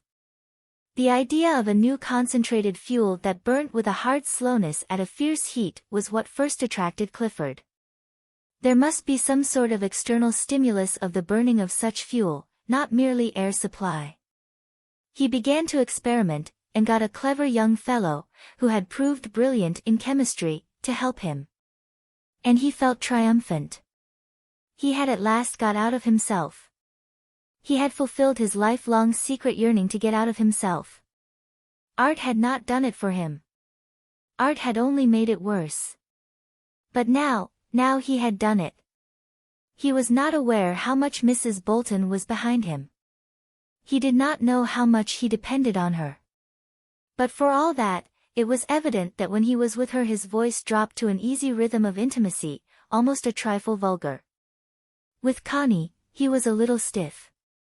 He felt he owed her everything, and he showed her the utmost respect and consideration, so long as she gave him mere outward respect. But it was obvious he had a secret dread of her. The new Achilles in him had a heel, and in this heel the woman like Connie, his wife, could lame him fatally. He went in a certain half-subservient dread of her, and was extremely nice to her. But his voice was a little tense when he spoke to her, and he began to be silent whenever she was present. Only when he was alone with Mrs. Bolton did he really feel a lord and a master, and his voice ran on with her almost as easily and garrulously as her own could run. And he let her shave him or sponge all his body as if he were a child, really as if he were a child. Chapter 10. Connie was a good deal alone now, fewer people came to Ragby. Clifford no longer wanted them. He had turned against even the cronies. He was queer.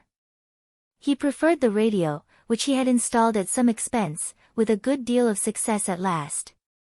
He could sometimes get Madrid or Frankfurt, even there in the uneasy Midlands. And he would sit alone for hours listening to the loudspeaker bellowing forth. It amazed and stunned Connie. But there he would sit, with a blank entranced expression on his face, like a person losing his mind, and listen, or seem to listen, to the unspeakable thing. Was he really listening? Or was it a sort of soporific he took, whilst something else worked on underneath in him? Connie did now know. She fled up to her room, or out of doors to the wood. A kind of terror filled her sometimes, a terror of the incipient insanity of the whole civilized species. But now that Clifford was drifting off to this other weirdness of industrial activity, becoming almost a creature, with a hard, efficient shell of an exterior and a pulpy interior, one of the amazing crabs and lobsters of the modern, industrial and financial world, invertebrates of the crustacean order, with shells of steel, like machines, and inner bodies of soft pulp, Connie herself was really completely stranded. She was not even free, for Clifford must have her there. He seemed to have a nervous terror that she should leave him. The curious pulpy part of him, the emotional and humanly individual part, depended on her with terror, like a child, almost like an idiot. She must be there at Ragby, a Lady Chatterley, his wife. Otherwise he would be lost like an idiot on a moor. This amazing dependence Connie realized with a sort of horror. She heard him with his pit managers, with the members of his board, with young scientists, and she was amazed at his shrewd insight into things, his power, his uncanny material power over what is called practical men. He had become a practical man himself and an amazingly astute and powerful one, a master. Connie attributed it to Mrs. Bolton's influence upon him, just at the crisis in his life. But this astute and practical man was almost an idiot when left alone to his own emotional life. He worshipped Connie. She was his wife, a higher being, and he worshipped her with a queer, craven idolatry, like a savage, a worship based on enormous fear, and even hate of the power of the idol, the dread idol. All he wanted was for Connie to swear not to leave him, not to give him away. Clifford, she said to him, but this was after she had the key to the hut. Would you really like me to have a child one day? He looked at her with a furtive apprehension in his rather prominent pale eyes. I shouldn't mind, if it made no difference between us, he said. No difference to what? She asked. To you and me, to our love for one another. If it's going to affect that, then I'm all against it. Why? I might even one day have a child of my own. She looked at him in amazement. I mean, it might come back to me one of these days. She still stared in amazement, and he was uncomfortable. So you would not like it if I had a child, she said. I tell you, he replied quickly, like a cornered dog, I am quite willing, provided it doesn't touch your love for me. If it would touch that, I am dead against it. Connie could only be silent in cold fear and contempt. Such talk was really the gabbling of an idiot. He no longer knew what he was talking about.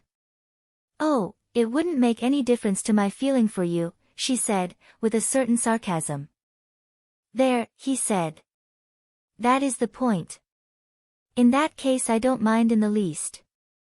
I mean, it would be awfully nice to have a child running about the house, and feel one was building up a future for it.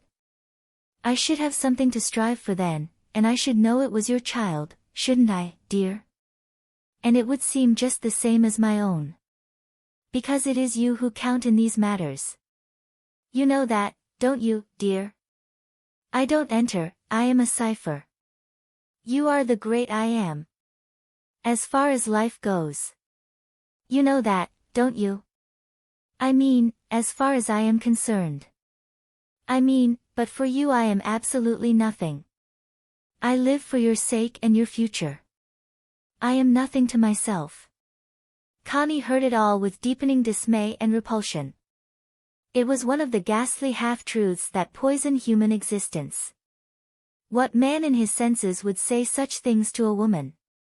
But men aren't in their senses. What man with a spark of honor would put this ghastly burden of life responsibility upon a woman, and leave her there, in the void? Moreover, in half an hour's time, Connie heard Clifford talking to Mrs. Bolton, in a hot, impulsive voice, revealing himself in a sort of passionless passion to the woman, as if she were half mistress, half foster mother to him. And Mrs. Bolton was carefully dressing him in evening clothes, for there were important business guests in the house. Connie really sometimes felt she would die at this time.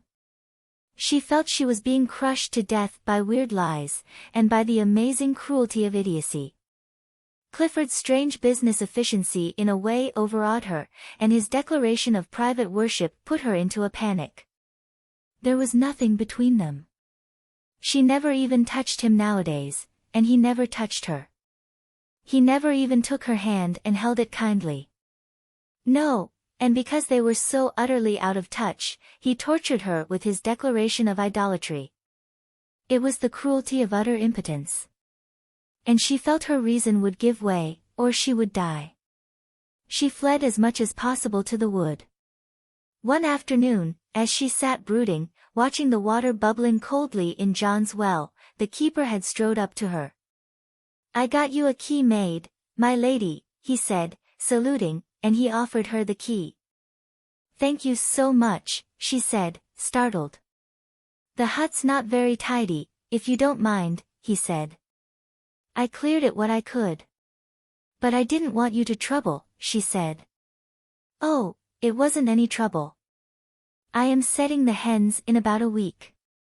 But they won't be scared of you. I have to see to them morning and night, but I shan't bother you any more than I can help. But you wouldn't bother me, she pleaded.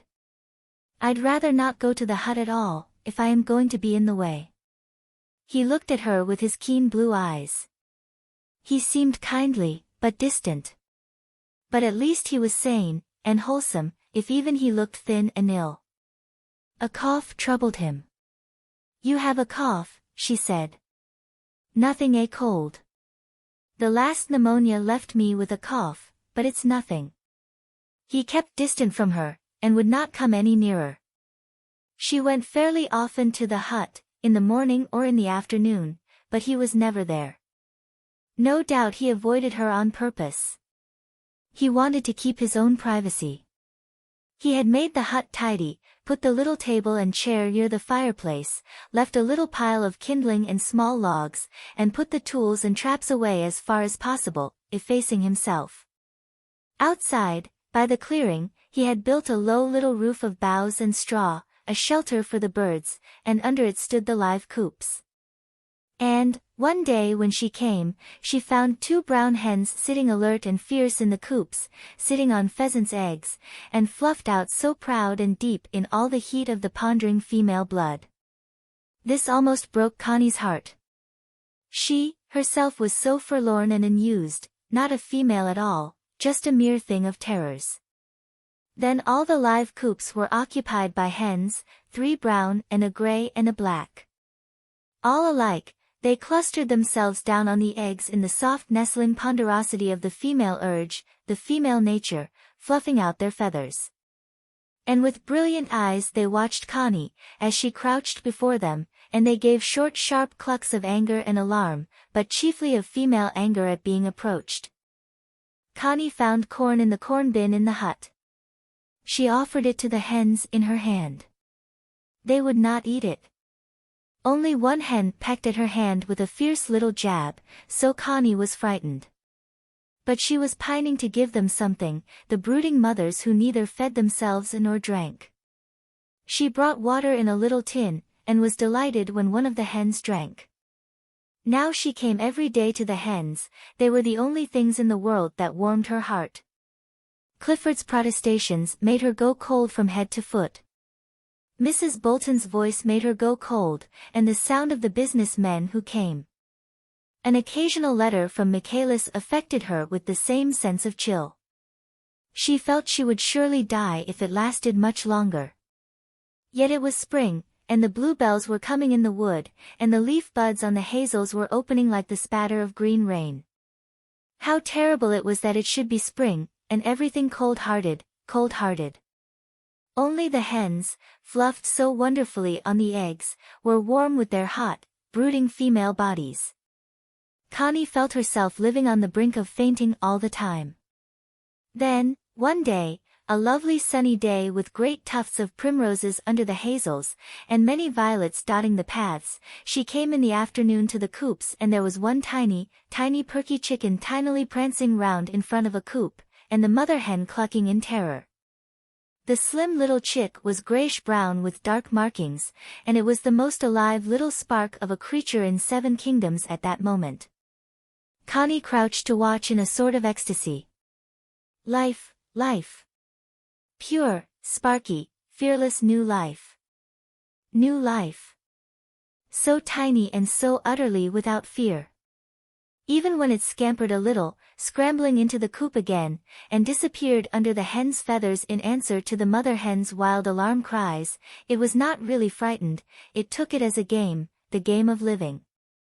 For in a moment a tiny sharp head was poking through the gold-brown feathers of the hen, and eyeing the cosmos. Connie was fascinated. And at the same time, never had she felt so acutely the agony of her own female forlornness. It was becoming unbearable. She had only one desire now, to go to the clearing in the wood. The rest was a kind of painful dream. But sometimes she was kept all day at Rugby, by her duties as hostess. And then she felt as if she too were going blank, just blank and insane. One evening, guests or no guests, she escaped after tea. It was late, and she fled across the park like one who fears to be called back. The sun was setting rosy as she entered the wood, but she pressed on among the flowers. The light would last long overhead. She arrived at the clearing flushed and semi-conscious. The keeper was there, in his shirt sleeves, just closing up the coops for the night, so the little occupants would be safe. But still one little trio was pattering about on tiny feet, alert drab mites, under the straw shelter, refusing to be called in by the anxious mother. "I had to come and see the chickens," she said, panting, glancing shyly at the keeper, almost unaware of him. "Are there any more?" 36 so far, he said. "Not bad." He too took a curious pleasure in watching the young things come out. Connie crouched in front of the last coop. The 3 chicks had run in. But still their cheeky heads came poking sharply through the yellow feathers, then withdrawing, then only one beady little head eyeing forth from the vast mother body. "I'd love to touch them," she said, putting her fingers gingerly through the bars of the coop. But the mother hen pecked at her hand fiercely, and Connie drew back startled and frightened. "How she pecks at me! She hates me," she said in a wondering voice. "But I wouldn't hurt them." The man standing above her laughed, and crouched down beside her, knees apart, and put his hand with quiet confidence slowly into the coop. The old hen pecked at him, but not so savagely. And slowly, softly, with sure gentle fingers, he felt among the old bird's feathers and drew out a faintly peeping chick in his closed hand. "There," he said, holding out his hand to her. She took the little drab thing between her hands, and there it stood, on its impossible little stalks of legs, its atom of balancing life trembling through its almost weightless feet into Connie's hands.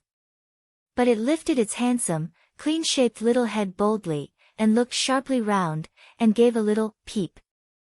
"So adorable. So cheeky," she said softly. The keeper, squatting beside her, was also watching with an amused face the bold little bird in her hands. Suddenly he saw a tear fall onto her wrist. And he stood up, and stood away, moving to the other coop. For suddenly he was aware of the old flame shooting and leaping up in his loins, that he had hoped was quiescent forever.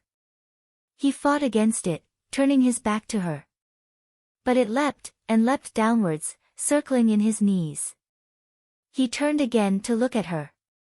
She was kneeling and holding her two hands slowly forward, blindly, so that the chicken should run into the mother hen again. And there was something so mute and forlorn in her, compassion flamed in his bowels for her. Without knowing, he came quickly towards her and crouched beside her again, taking the chick from her hands, because she was afraid of the hen, and putting it back in the coop. At the back of his loins the fire suddenly darted stronger.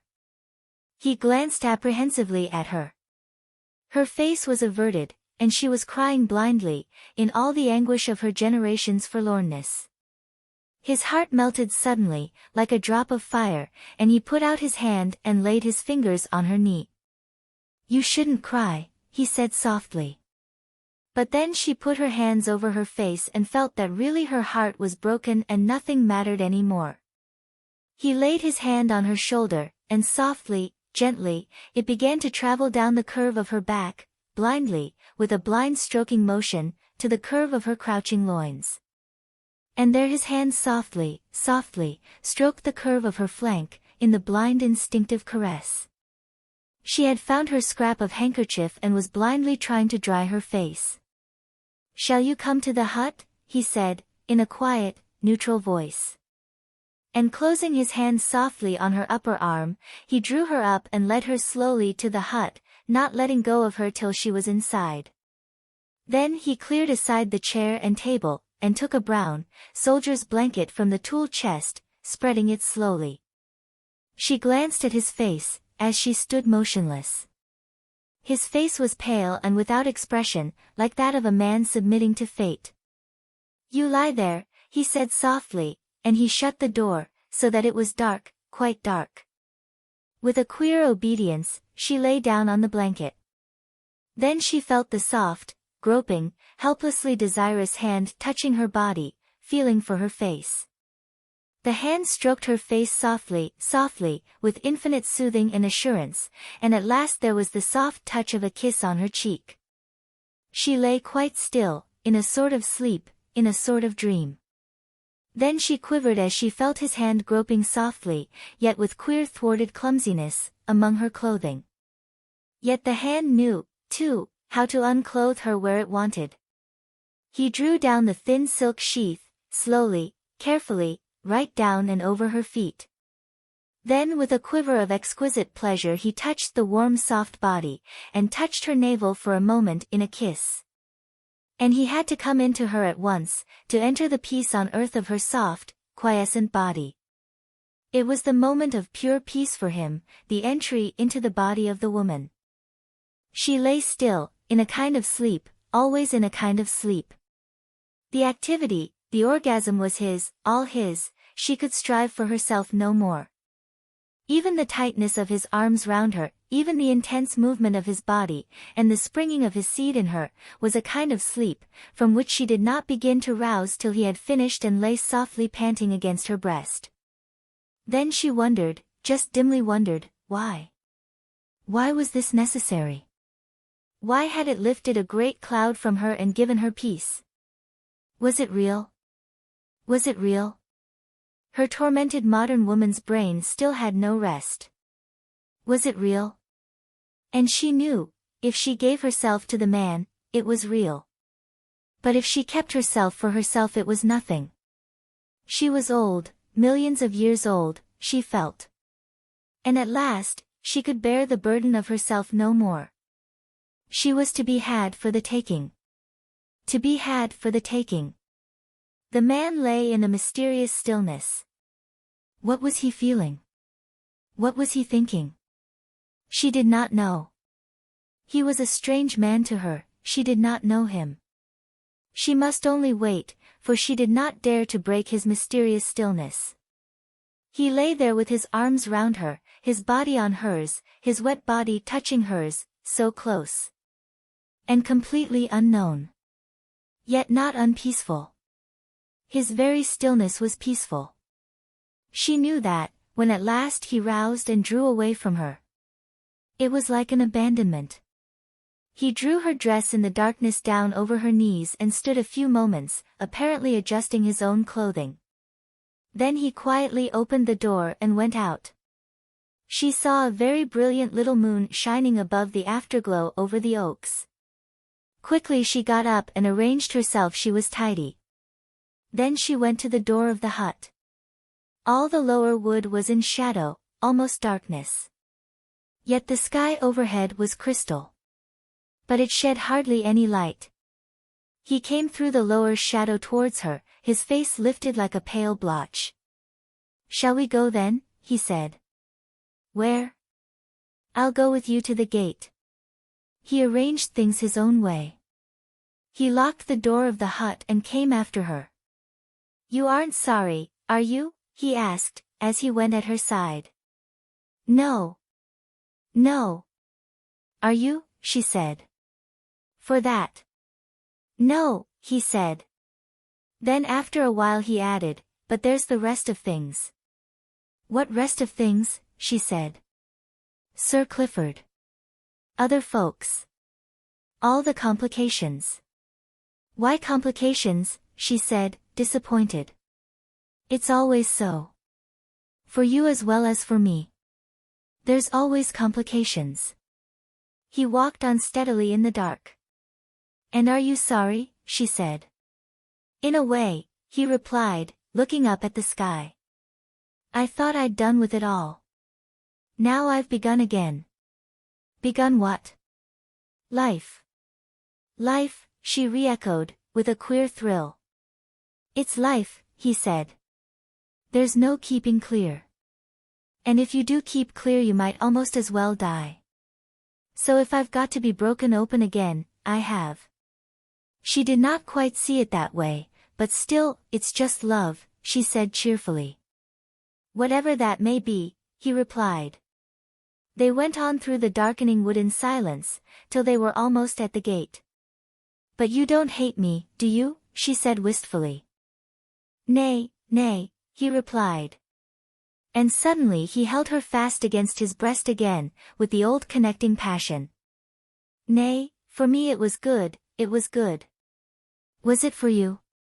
"Yes, for me too," she answered, a little untruthfully, for she had not been conscious of much. He kissed her softly, softly, with the kisses of warmth. "If only there weren't so many other people in the world," he said lugubriously. She laughed. They were at the gate to the park. He opened it for her. "I won't come any further," he said. "No."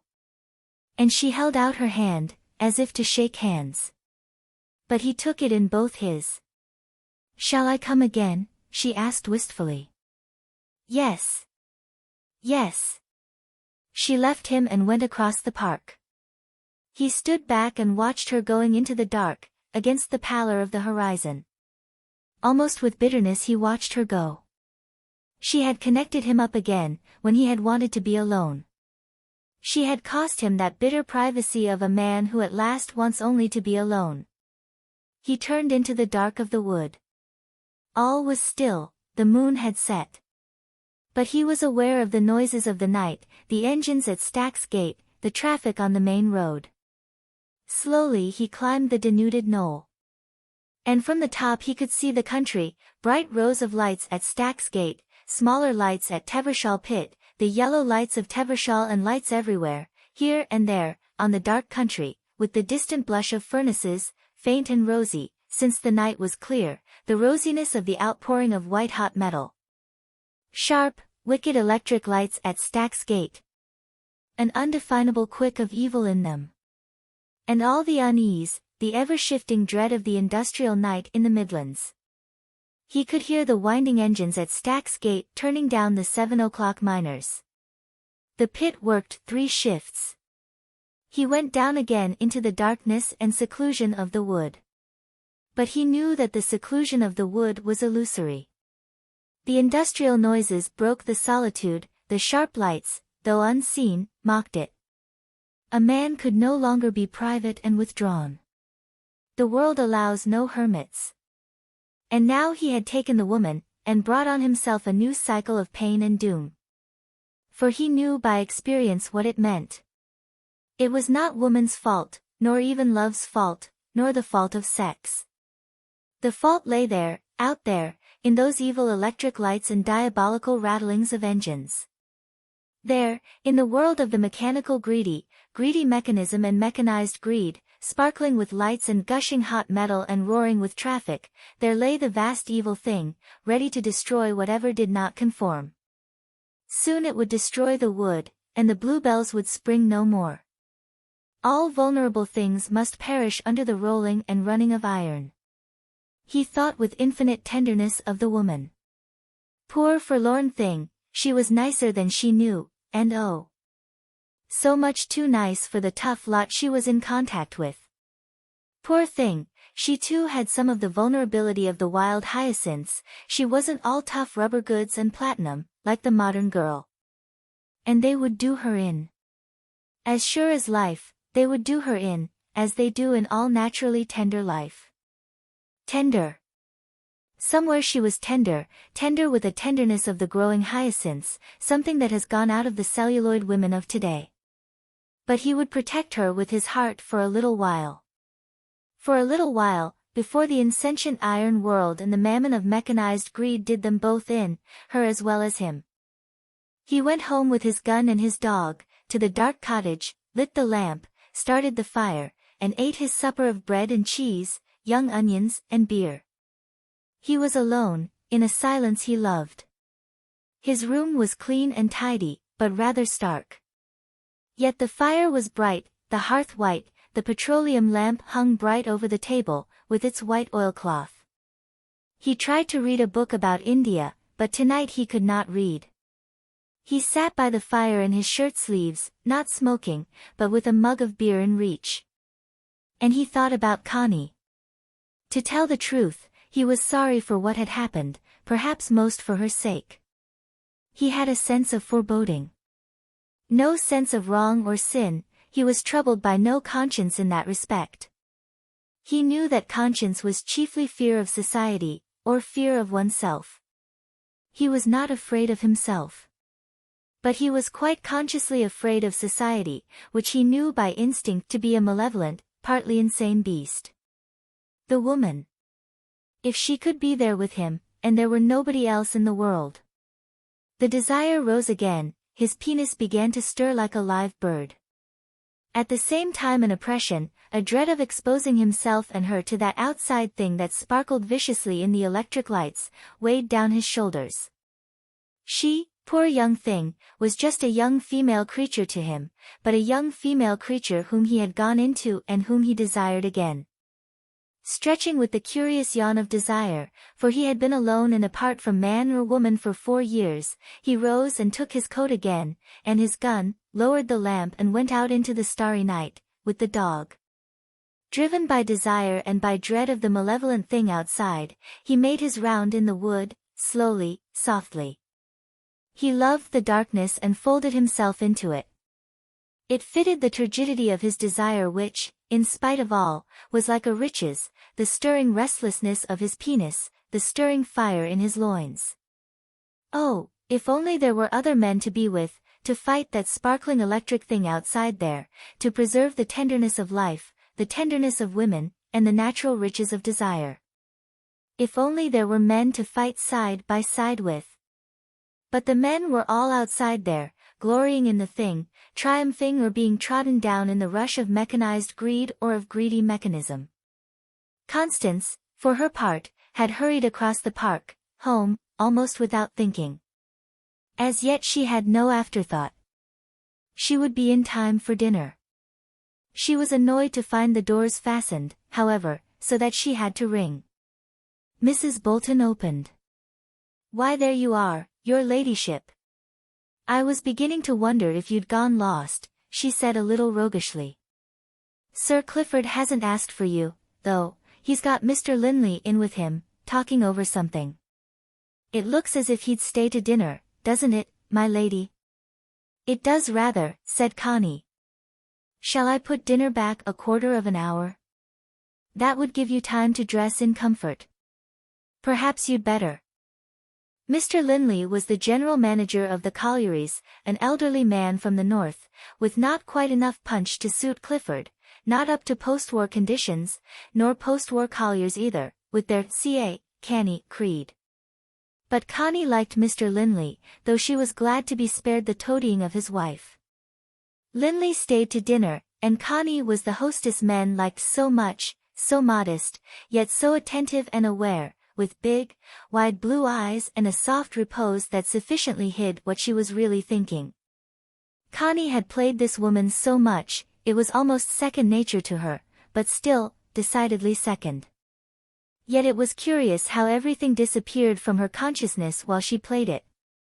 She waited patiently till she could go upstairs and think her own thoughts. She was always waiting, it seemed to be her forte. Once in her room, however, she felt still vague and confused. She didn't know what to think. What sort of a man was he, really? Did he really like her? Not much, she felt. Yet he was kind. There was something, a sort of warm naive kindness, curious and sudden, that almost opened her womb to him. But she felt he might be kind like that to any woman. Though even so, it was curiously soothing, comforting. And he was a passionate man, wholesome and passionate. But perhaps he wasn't quite individual enough, he might be the same with any woman as he had been with her. It really wasn't personal. She was only really a female to him. But perhaps that was better. And after all, he was kind to the female in her, which no man had ever been. Men were very kind to the person she was, but rather cruel to the female, despising her or ignoring her altogether. Men were awfully kind to Constance Reed or to Lady Chatterley, but not to her whom they weren't kind. And he took no notice of Constance or of Lady Chatterley, he just softly stroked her loins or her breasts. She went to the wood next day. It was a grey, still afternoon, with the dark green dog's mercury spreading under the hazel copse, and all the trees making a silent effort to open their buds. Today she could almost feel it in her own body, the huge heave of the sap in the massive trees, upwards, up to the bud tips, there to push into little flamy oak leaves, bronze as blood. It was like a ride running turgid upward, and spreading on the sky. She came to the clearing, but he was not there. She had only half expected him. The pheasant chicks were running lightly abroad, light as insects, from the coops where the fellow hens clucked anxiously. Connie sat and watched them, and waited. She only waited. Even the chicks she hardly saw. She waited. The time passed with dreamlike slowness, and he did not come. She had only half expected him. He never came in the afternoon. She must go home to tea. But she had to force herself to leave. As she went home, a fine drizzle of rain fell. "Is it raining again?" said Clifford, seeing her shake her hat. "Just drizzle." She poured tea in silence, absorbed in a sort of obstinacy. She did want to see the keeper today, to see if it were really real. If it were really real. "Shall I read a little to you afterwards?" said Clifford. She looked at him. Had he sensed something? The spring makes me feel queer. I thought I might rest a little, she said. Just as you like. Not feeling really unwell, are you? No. Only rather tired with the spring. Will you have Mrs. Bolton to play something with you? No. I think I'll listen in. She heard the curious satisfaction in his voice. She went upstairs to her bedroom. There she heard the loudspeaker begin to bellow, in an idiotically velveteen genteel sort of voice, something about a series of street cries, the very cream of genteel affectation imitating old criers. She pulled on her old violet-colored mackintosh, and slipped out of the house at the side door. The drizzle of rain was like a veil over the world, mysterious, hushed, not cold. She got very warm as she hurried across the park. She had to open her light waterproof. The wood was silent, still and secret in the evening drizzle of rain, full of the mystery of eggs and half-open buds, half-unsheathed flowers. In the dimness of it all trees glistened naked and dark as if they had unclothed themselves, and the green things on earth seemed to hum with greenness. There was still no one at the clearing. The chicks had nearly all gone under the mother hens, only one or two last adventurous ones still dibbed about in the dryness under the straw roof shelter. And they were doubtful of themselves. So. He still had not been. He was staying away on purpose. Or perhaps something was wrong. Perhaps she should go to the cottage and see. But she was born to wait. She opened the hut with her key. It was all tidy, the corn put in the bin, the blankets folded on the shelf, the straw neat in a corner, a new bundle of straw. The hurricane lamp hung on a nail. The table and chair had been put back where she had lain. She sat down on a stool in the doorway. How still everything was. The fine rain blew very softly, filmily, but the wind made no noise. Nothing made any sound. The trees stood like powerful beings, dim, twilight, silent and alive. How alive everything was. Night was drawing near again, she would have to go. He was avoiding her. But suddenly he came striding into the clearing, in his black oilskin jacket like a chauffeur, shining with wet. He glanced quickly at the hut, half saluted, then veered aside and went on to the coops. There he crouched in silence, looking carefully at everything, then carefully shutting the hens and chicks up safe against the night. At last he came slowly towards her. She still sat on her stool. He stood before her under the porch. "You come then," he said, using the intonation of the dialect. "Yes," she said, looking up at him. "You're late." He replied, looking away into the wood. She rose slowly, drawing aside her stool. "Did you want to come in?" she asked. He looked down at her shrewdly. "Won't folks be thinkin', some think, you comin' here every night," he said. "Why?" She looked up at him, at a loss. "I said I'd come." "Nobody knows." "They soon will, though," he replied. "And what then?" She was at a loss for an answer. "Why should they know?" she said. "Folks always does," he said fatally. Her lip quivered a little. "Well, I can't help it," she faltered. "Nay," he said. "You can help it by not comin' if you want to," he added, in a lower tone. "But I don't want to," she murmured. He looked away into the wood, and was silent. "But what when folks finds out?" he asked at last. "Think about it. Think how lowered you'll feel, one of your husband's servants." She looked up at his averted face. "Is it," she stammered, "is it that you don't want me?"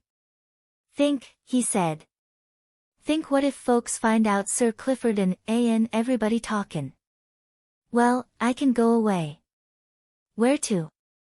"Anywhere. I've got money of my own.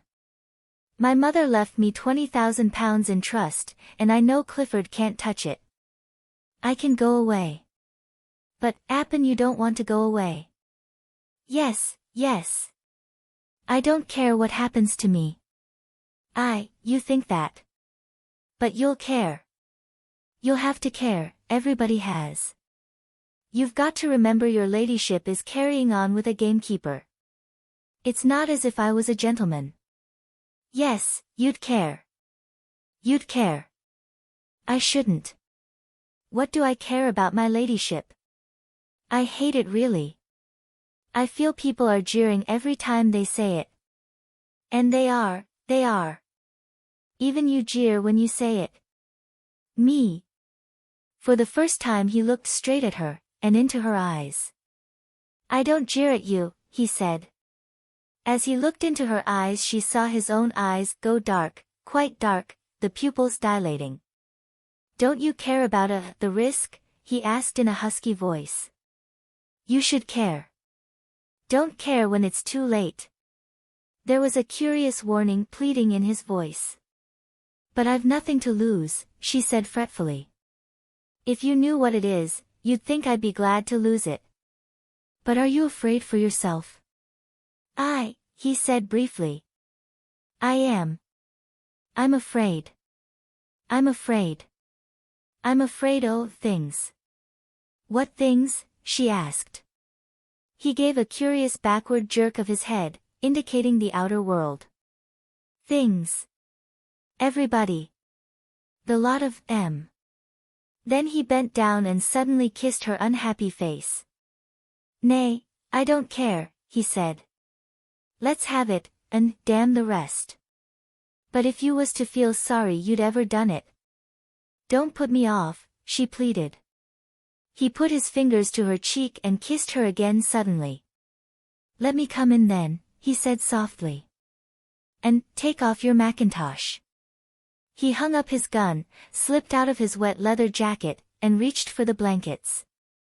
I brought another blanket, he said, so we can put one over us if you like. I can't stay long, she said. Dinner is 7:30. He looked at her swiftly, then at his watch. All right, he said. He shut the door, and lit a tiny light in the hanging hurricane lamp. One time we'll have a long time, he said. He put the blankets down carefully, one folded for her head. Then he sat down a moment on the stool, and drew her to him, holding her close with one arm, feeling for her body with his free hand. She heard the catch of his intocan breath as he found her. Under her frail petticoat she was naked. What it is to touch thee, he said, as his finger caressed the delicate, warm, secret skin of her waist and hips. He put his face down and rubbed his cheek against her belly and against her thighs again and again. And again she wondered a little over the sort of rapture it was to him. She did not understand the beauty he found in her, through touch upon her living secret body, almost the ecstasy of beauty. For passion alone is awake to it. And when passion is dead, or absent, then the magnificent throb of beauty is incomprehensible and even a little despicable, warm, live beauty of contact, so much deeper than the beauty of vision. She felt the glide of his cheek on her thighs and belly and buttocks, and the close brushing of his mustache and his soft thick hair, and her knees began to quiver. Far down in her she felt a new stirring, a new nakedness emerging. And she was half afraid. Half she wished he would not caress her so. He was encompassing her somehow. Yet she was waiting. And when he came into her, with an intensification of relief and consummation that was pure peace to him, still she was waiting. She felt herself a little left out. And she knew, partly it was her own fault. She willed herself into this separateness. Now perhaps she was condemned to it. She lay still, feeling his motion within her, his deep-sunk intentness, the sudden quiver of him at the springing of his seed, then the slow subsiding thrust. That thrust of the buttocks, surely it was a little ridiculous. If you were a woman, and a part in all the business, surely that thrusting of the man's buttocks was supremely ridiculous. Surely the man was intensely ridiculous in this posture and this act. But she lay still, without recoil. Even when he had finished, she did not rouse herself to get a grip on her own satisfaction, as she had done with Michaelis. She lay still, and the tears slowly filled and ran from her eyes. He lay still, too. But he held her close and tried to cover her poor naked legs with his legs, to keep them warm. He lay on her with a close, undoubting warmth. "Are you cold?" he asked, in a soft, small voice, as if she were close, so close. Whereas she was left out, distant. "No. But I must go," she said gently. He sighed, held her closer, then relaxed to rest again. He had not guessed her tears. He thought she was there with him. "I must go," she repeated.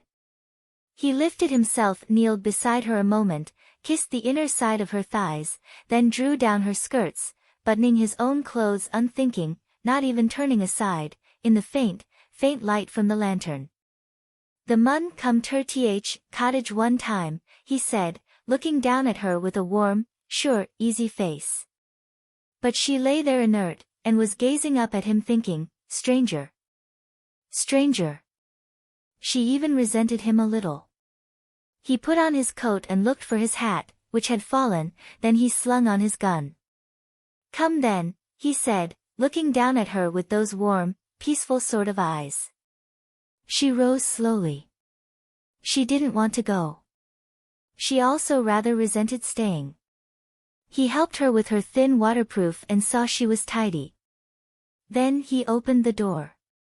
The outside was quite dark. The faithful dog under the porch stood up with pleasure seeing him. The drizzle of rain drifted grayly past upon the darkness. It was quite dark.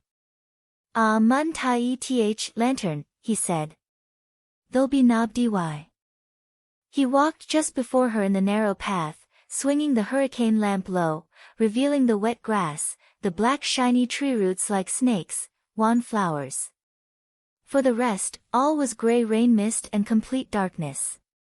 "The mun come to the cottage one time," he said, "shall ta. We might as well be hung for a sheep as for a lamb." It puzzled her, his queer, persistent wanting her, when there was nothing between them, when he never really spoke to her, and in spite of herself she resented the dialect. The mun come seemed not addressed to her, but some common woman. She recognized the foxglove leaves of the writing and knew, more or less, where they were. "It's 7:15, he said, "you'll do it." He had changed his voice, seemed to feel her distance. As they turned the last bend in the riding towards the hazel wall and the gate, he blew out the light. "We'll see from here," Bea said, taking her gently by the arm. But it was difficult, the earth under their feet was a mystery, but he felt his way by tread, he was used to it. At the gate he gave her his electric torch. "It's a bit lighter in the park," he said, "but take it for fear you get off path." It was true, there seemed a ghost glimmer of grayness in the open space of the park. He suddenly drew her to him and whipped his hand under her dress again, feeling her warm body with his wet, chill hand. "I could die for the touch of a woman like thee," he said in his throat. "If thou would stop another minute." She felt the sudden force of his wanting her again. "No, I must run," she said, a little wildly. He replied, suddenly changed, letting her go. She turned away, and on the instant she turned back to him saying, "Kiss me." He bent over her indistinguishable and kissed her on the left eye. She held her mouth and he softly kissed it, but at once drew away. He hated mouth kisses.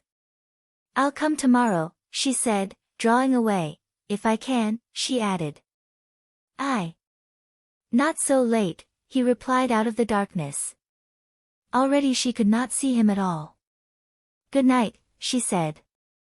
"Good night, your ladyship," his voice. She stopped and looked back into the wet dark. She could just see the bulk of him. "Why did you say that?" she said. "Nay," he replied. "Good night then, run." She plunged on in the dark grey tangible night. She found the side door open, and slipped into her room unseen. As she closed the door the gong sounded, but she would take her bath all the same. She must take her bath. But I won't be late any more, she said to herself, it's too annoying. The next day she did not go to the wood. She went instead with Clifford to Uthwaite. He could occasionally go out now in the car, and had got a strong young man as chauffeur, who could help him out of the car if need be. He particularly wanted to see his godfather, Leslie Winter, who lived at Shipley Hall, not far from Uthwaite. Winter was an elderly gentleman now, wealthy, one of the wealthy coal owners who had had their heyday in King Edward's time. King Edward had stayed more than once at Shipley, for the shooting. It was a handsome old stucco hall, very elegantly appointed, for Winter was a bachelor and prided himself on his style, but the place was beset by collieries. Leslie Winter was attached to Clifford, but personally did not entertain a great respect for him, because of the photographs in illustrated papers and the literature. The old man was a buck of the King Edward school, who thought life was life and the scribbling fellows were something else. Towards Connie the squire was always rather gallant. He thought her an attractive demure maiden and rather wasted on Clifford, and it was 1,000 pities she stood no chance of bringing forth an heir to Ragby. He himself had no heir. Connie wondered what he would say if he knew that Clifford's gamekeeper had been having intercourse with her, and saying to her, "The mun come to th cottage one time." He would detest and despise her, for he had come almost to hate the shoving forward of the working classes. A man of her own class he would not mind, for Connie was gifted from nature with this appearance of demure, submissive maidenliness, and perhaps it was part of her nature. Winter called her "dear child," and gave her a rather lovely miniature of an 18th-century lady, rather against her will. But Connie was preoccupied with her affair with the keeper. After all, Mr. Winter, who was really a gentleman and a man of the world, treated her as a person and a discriminating individual. He did not lump her together with all the rest of his female womanhood in his "the" and "the." She did not go to the wood that day nor the next, nor the day following. She did not go so long as she felt, or imagined she felt, the man waiting for her, wanting her. But the 4th day she was terribly unsettled and uneasy. She still refused to go to the wood and open her thighs once more to the man. She thought of all the things she might do, drive to Sheffield, pay visits, and the thought of all these things was repellent. At last she decided to take a walk, not towards the wood, but in the opposite direction. She would go to Marehay, through the little iron gate in the other side of the park fence. It was a quiet grey day of spring, almost warm. She walked on unheeding, absorbed in thoughts she was not even conscious of. She was not really aware of anything outside her, till she was startled by the loud barking of the dog at Marehay Farm. Marehay Farm. Its pastures ran up to Ragby Park fence, so they were neighbours, but it was some time since Connie had called. "Belle," she said to the big white bull terrier. "Belle. Have you forgotten me? Don't you know me?" She was afraid of dogs, and Belle stood back and bellowed, and she wanted to pass through the farmyard on to the Warren path. Mrs. Flint appeared. She was a woman of Constance's own age, had been a schoolteacher, but Connie suspected her of being rather a false little thing. "Why, it's Lady Chatterley." "Why?" And Mrs. Flint's eyes glowed again, and she flushed like a young girl. "Belle, Belle." "Why?" "Barking at Lady Chatterley." "Belle. Be quiet." She darted forward and slashed at the dog with a white cloth she held in her hand, then came forward to Connie. "She used to know me," said Connie, shaking hands. "The Flints were Chatterley tenants." "Of course she knows your ladyship." "She's just showing off," said Mrs. Flint, glowing and looking up with a sort of flushed confusion, "but it's so long since she's seen you." "I do hope you are better." "Yes, thanks, I'm all right." "We've hardly seen you all winter." "Will you come in and look at the baby?" "Well." Connie hesitated. "Just for a minute." Mrs. Flint flew wildly in to tidy up, and Connie came slowly after her, hesitating in the rather dark kitchen where the kettle was boiling by the fire. Back came Mrs. Flint. "I do hope you'll excuse me," she said. "Will you come in here?" They went into the living room, where a baby was sitting on the rag hearth rug, and the table was roughly set for tea. A young servant girl backed down the passage, shy and awkward.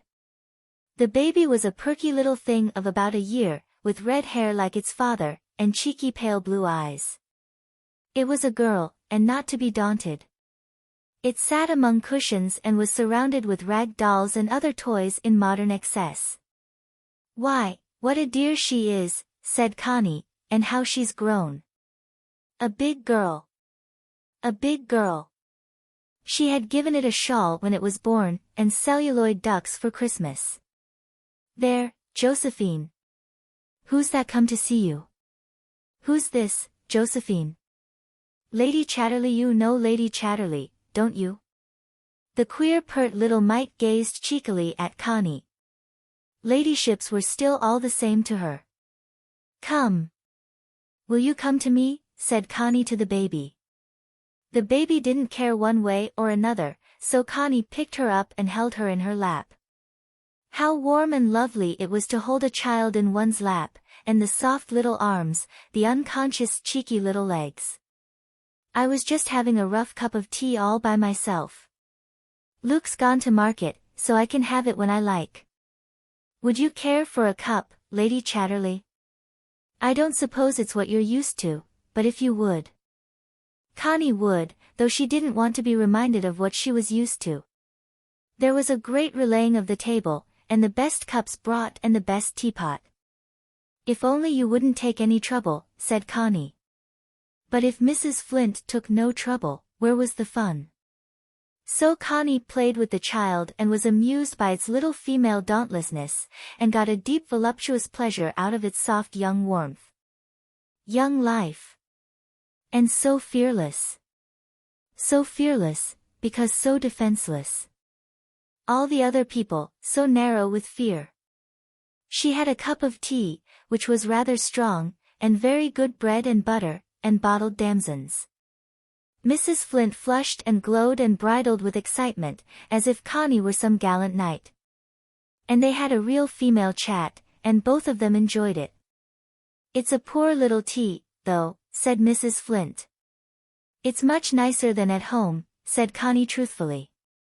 "Oh," said Mrs. Flint, not believing, of course. But at last Connie rose. "I must go," she said. "My husband has no idea where I am. He'll be wondering all kinds of things." "He'll never think you're here," laughed Mrs. Flint excitedly. "He'll be sending the crier round." "Goodbye, Josephine," said Connie, kissing the baby and ruffling its red, wispy hair. Mrs. Flint insisted on opening the locked and barred front door. Connie emerged in the farm's little front garden, shut in by a privet hedge. There were 2 rows of auriculas by the path, very velvety and rich. "Lovely auriculas," said Connie. "Reckless, as Luke calls them," laughed Mrs. Flint. "Have some."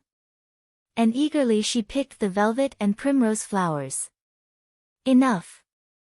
Enough," said Connie. They came to the little garden gate. "Which way were you going?" asked Mrs. Flint. "By the warren." "Let me see." "Oh yes, the cows are in the gin close. But they're not up yet." "But the gate's locked, you'll have to climb." "I can climb," said Connie. "Perhaps I can just go down the close with you." They went down the poor, rabbit-bitten pasture. Birds were whistling in wild evening triumph in the wood. A man was calling up the last cows, which trailed slowly over the path-worn pasture. "They're late, milking, tonight," said Mrs. Flint severely. "They know Luke won't be back till after dark." They came to the fence, beyond which the young firwood bristled dense. There was a little gate, but it was locked. In the grass on the inside stood a bottle, empty. "There's the keeper's empty bottle for his milk," explained Mrs. Flint. We bring it as far as here for him, and then he fetches it himself. When? Said Connie. Oh, any time he's around. Often in the morning. Well, goodbye Lady Chatterley. And do come again. It was so lovely having you. Connie climbed the fence into the narrow path between the dense, bristling young firs. Mrs. Flint went running back across the pasture, in a sunbonnet, because she was really a schoolteacher. Constance didn't like this dense new part of the wood, it seemed gruesome and choking. She hurried on with her head down, thinking of the Flint's baby. It was a dear little thing, but it would be a bit bow-legged like its father. It showed already, but perhaps it would grow out of it. How warm and fulfilling somehow to have a baby, and how Mrs. Flint had showed it off. She had something anyhow that Connie hadn't got, and apparently couldn't have. Yes, Mrs. Flint had flaunted her motherhood. And Connie had been just a little bit jealous. She couldn't help it. She started out of her muse, and gave a little cry of fear. A man was there. It was the keeper. He stood in the path like Balaam's ass, barring her way. How's this? He said in surprise. How did you come? She panted. How did you? Have you been to the hut? No. No. I went to Mare Hay. He looked at her curiously, searchingly, and she hung her head a little guiltily. And were you going to the hut now? He asked rather sternly. No. I mustn't. I stayed at Mare Hay. No one knows where I am. I'm late. I've got to run. Giving me the slip, like, he said, with a faint ironic smile. No. No. Not that. Only. Why, what else? He said. And he stepped up to her and put his arms around her. She felt the front of his body terribly near to her, and alive. Oh, not now, she cried, trying to push him away. Why not? It's only 6 o'clock. You've got half an hour. Nay. Nay. I want you. He held her fast and she felt his urgency. Her old instinct was to fight for her freedom. But something else in her was strange and inert and heavy. His body was urgent against her, and she hadn't the heart any more to fight. He looked around. Come here. Through here, he said, looking penetratingly into the dense fir trees, that were young and not more than half-grown. He looked back at her. She saw his eyes, tense and brilliant, fierce, not loving. But her will had left her. A strange weight was on her limbs. She was giving way. She was giving up. He led her through the wall of prickly trees, that were difficult to come through, to a place where was a little space and a pile of dead boughs. He threw 1 or 2 dry ones down, put his coat and waistcoat over them, and she had to lie down there under the boughs of the tree, like an animal, while he waited, standing there in his shirt and breeches, watching her with haunted eyes. But still he was provident, he made her lie properly. Yet he broke the band of her underclothes, for she did not help him, only lay inert. He too had bared the front part of his body and she felt his naked flesh against her as he came into her. For a moment he was still inside her, turgid there and quivering. Then as he began to move, in the sudden helpless orgasm, there awoke in her new strange thrills rippling inside her. Rippling, like a flapping overlapping of soft flames, soft as feathers, running to points of brilliance, exquisite, and melting her all molten inside. It was like bells rippling up and up to a culmination. She lay unconscious of the wild little cries she uttered at the last. But it was over too soon, and she could no longer force her own conclusion with her own activity. This was different. She could do nothing. She could no longer harden and grip for her own satisfaction upon him. She could only wait, wait and moan in spirit as she felt him withdrawing and contracting, coming to the terrible moment when he would slip out of her and be gone. Whilst all her womb was open and softly clamoring, like a sea anemone under the tide, clamoring for him to come in again and make a fulfillment for her. She clung to him unconscious in passion, and he never quite slipped from her, and she felt the soft bud of him within her stirring, and strange rhythms flushing up into her with a strange rhythmic growing motion, swelling and swelling till it filled all her cleaving consciousness, and then began again the unspeakable motion that was not really motion, but pure deepening whirlpools of sensation swirling deeper and deeper through all her tissue and consciousness, till she was one perfect concentric fluid of feeling, and she lay there crying in unconscious inarticulate cries. The voice out of the uttermost night, the life. The man heard it beneath him with a kind of awe, as his life sprang out into her. And as it subsided, he subsided too and lay utterly still, unknowing, while her grip on him slowly relaxed, and she lay inert.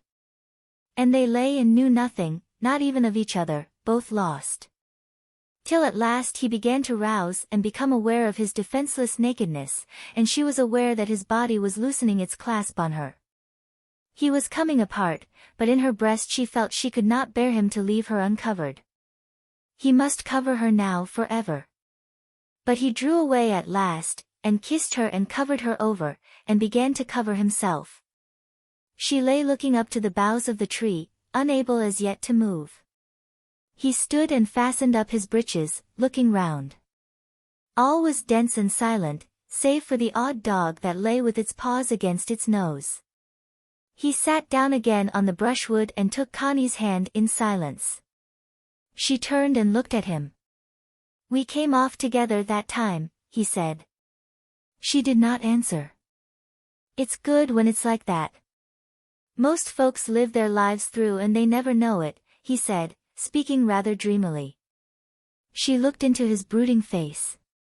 "Do they?" she said. "Are you glad?" He looked back into her eyes. "Glad," he said, but never mind." He did not want her to talk. And he bent over her and kissed her, and she felt, so he must kiss her forever. At last she sat up. "Don't people often come off together?" she asked with naive curiosity. "A good many of them never. You can see by the raw look of them." He spoke unwittingly, regretting he had begun. "Have you come off like that with other women?" He looked at her amused. "I don't know," he said, "I don't know."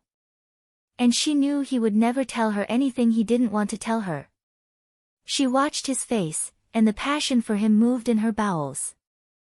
She resisted it as far as she could, for it was the loss of herself to herself. He put on his waistcoat and his coat, and pushed a way through to the path again. The last level rays of the sun touched the wood. "I won't come with you," he said, "better not." She looked at him wistfully before she turned. His dog was waiting so anxiously for him to go, and he seemed to have nothing whatever to say. Nothing left. Connie went slowly home, realizing the depth of the other thing in her.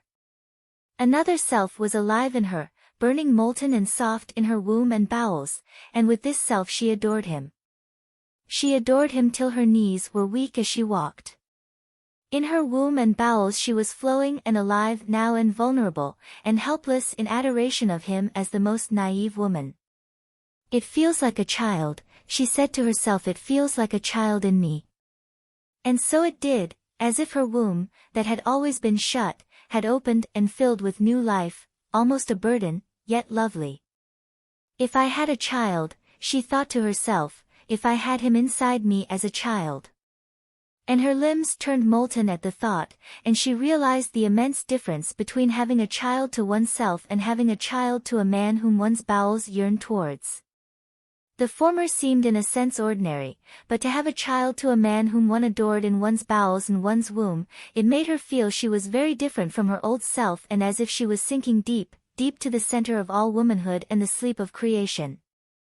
It was not the passion that was new to her, it was the yearning adoration. She knew she had always feared it, for it left her helpless. She feared it still, lest if she adored him too much, then she would lose herself, become effaced, and she did not want to be effaced, a slave, like a savage woman. She must not become a slave. She feared her adoration, yet she would not at once fight against it. She knew she could fight it. She had a devil of self-will in her breast that could have fought the full soft heaving adoration of her womb and crushed it. She could even now do it, or she thought so, and she could then take up her passion with her own will. Ah yes, to be passionate like a bacchante, like a bacchanal fleeing through the woods, to call on Iachos, the bright fallows that had no independent personality behind it, but was pure God's servant to the woman. The man, the individual, let him not dare intrude. He was but a temple servant, the bearer and keeper of the bright fallows, her own. So, in the flux of new awakening, the old hard passion flamed in her for a time, and the man dwindled to a contemptible object, the mere fallows bearer, to be torn to pieces when his service was performed. She felt the force of the Bacchae in her limbs and her body, the woman gleaming and rapid, beating down the male. But while she felt this, her heart was heavy. She did not want it, it was known and barren, birthless, the adoration was her treasure. It was so fathomless, so soft, so deep and so unknown. No, no, she would give up her hard bright female power, she was weary of it, stiffened with it, she would sink in the new bath of life, in the depths of her womb and her bowels that sang the voiceless song of adoration. It was early yet to begin to fear the man. I walked over by Mare Hay, and I had tea with Mrs. Flint, she said to Clifford. I wanted to see the baby. It's so adorable, with hair like red cobwebs. Such a dear. Mr. Flint had gone to market, so she and I and the baby had tea together. Did you wonder where I was? Well, I wondered, but I guessed you had dropped in somewhere to tea, said Clifford jealously. With a sort of second sight he sensed something new in her, something to him quite incomprehensible, but he ascribed it to the baby. He thought that all that ailed Connie was that she did not have a baby, automatically bring one forth, so to speak. I saw you go across the park to the iron gate, my lady, said Mrs. Bolton, so I thought perhaps you'd called at the rectory. I nearly did, then I turned towards Mare Hay instead. The eyes of the two women met, Mrs. Bolton's grey and bright and searching, Connie's blue and veiled and strangely beautiful. Mrs. Bolton was almost sure she had a lover, yet how could it be, and who could it be? Where was there a man? Oh, it's so good for you, if you go out and see a bit of company sometimes, said Mrs. Bolton. I was saying to Sir Clifford, it would do her ladyship a world of good if she'd go out among people more. Yes, I'm glad I went, and such a quaint dear cheeky baby, Clifford, said Connie. It's got hair just like spider webs, and bright orange, and the oddest, cheekiest, pale blue china eyes.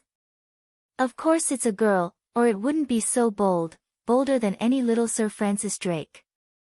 You're right, my lady, a regular little Flint. They were always a forward sandy-headed family, said Mrs. Bolton. Wouldn't you like to see it, Clifford? I've asked them to tea for you to see it. Who? He asked, looking at Connie in great uneasiness. Mrs. Flint and the baby, next Monday. You can have them to tea up in your room, he said. Why, don't you want to see the baby? She cried. Oh, I'll see it, but I don't want to sit through a tea time with them. Oh, cried Connie, looking at him with wide-veiled eyes. She did not really see him, he was somebody else. You can have a nice cozy tea up in your room, my lady, and Mrs. Flint will be more comfortable than if Sir Clifford was there, said Mrs. Bolton.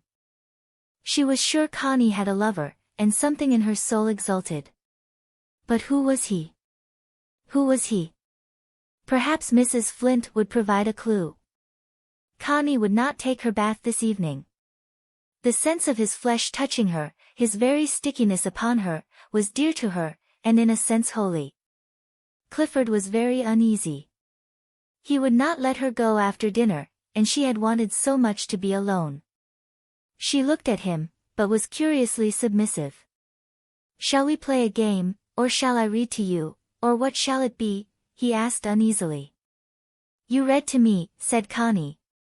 "What shall I read, verse or prose? Or drama?" "Read Racine," she said. It had been one of his stunts in the past, to read Racine in the real French grand manner, but he was rusty now, and a little self-conscious. He really preferred the loudspeaker. But Connie was sewing a little frock of primrose silk, cut out of one of her dresses, for Mrs. Flint's baby. Between coming home and dinner she had cut it out, and she sat in the soft quiescent rapture of herself sewing, while the noise of the reading went on. Inside herself she could feel the humming of passion, like the after-humming of deep bells. Clifford said something to her about the Racine. She caught the sense after the words had gone. "Yes. Yes," she said, looking up at him. "It is splendid." Again he was frightened at the deep blue blaze of her eyes, and of her soft stillness, sitting there. She had never been so utterly soft and still. She fascinated him helplessly, as if some perfume about her intoxicated him. So he went on helplessly with his reading, and the throaty sound of the French was like the wind in the chimneys to her. Of the Racine she heard not one syllable. She was gone in her own soft rapture, like a forest soughing with the dim, glad moan of spring, moving into bud. She could feel in the same world with her the man, the nameless man, moving on beautiful feet, beautiful in the phallic mystery. And in herself, in all her veins, she felt him and his child. His child was in all her veins, like a twilight. For hands she hath none, nor eyes, nor feet, nor golden treasure of hair. She was like a forest, like the dark interlacing of the oakwood, humming inaudibly with myriad unfolding buds. Meanwhile the birds of desire were asleep in the vast interlaced intricacy of her body. But Clifford's voice went on, clapping and gurgling with unusual sounds. How extraordinary it was! How extraordinary he was, bent there over the book, queer and rapacious and civilized, with broad shoulders and no real legs. What a strange creature, with the sharp, cold inflexible will of some bird, and no warmth at all. One of those creatures of the afterwards, that have no soul, but an extra alert will, cold will. She shuddered a little, afraid of him.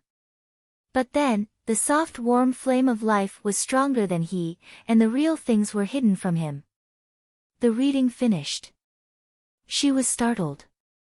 She looked up, and was more startled still to see Clifford watching her with pale, uncanny eyes, like hate. "Thank you so much.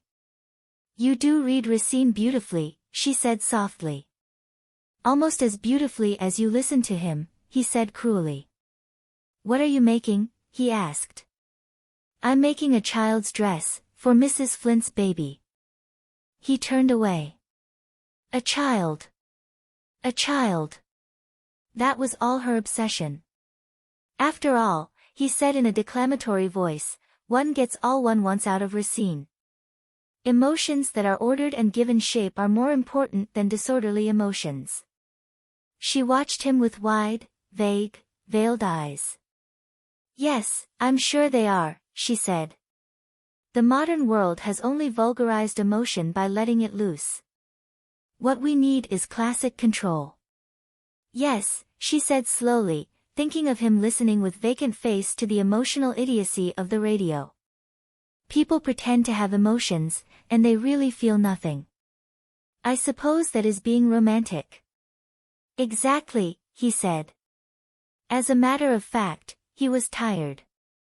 This evening had tired him.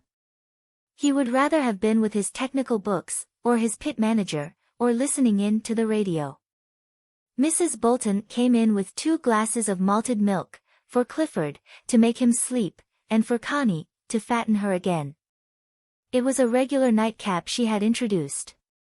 Connie was glad to go, when she had drunk her glass, and thankful she needn't help Clifford to bed. She took his glass and put it on the tray, then took the tray, to leave it outside. "Good night, Clifford. Do sleep well."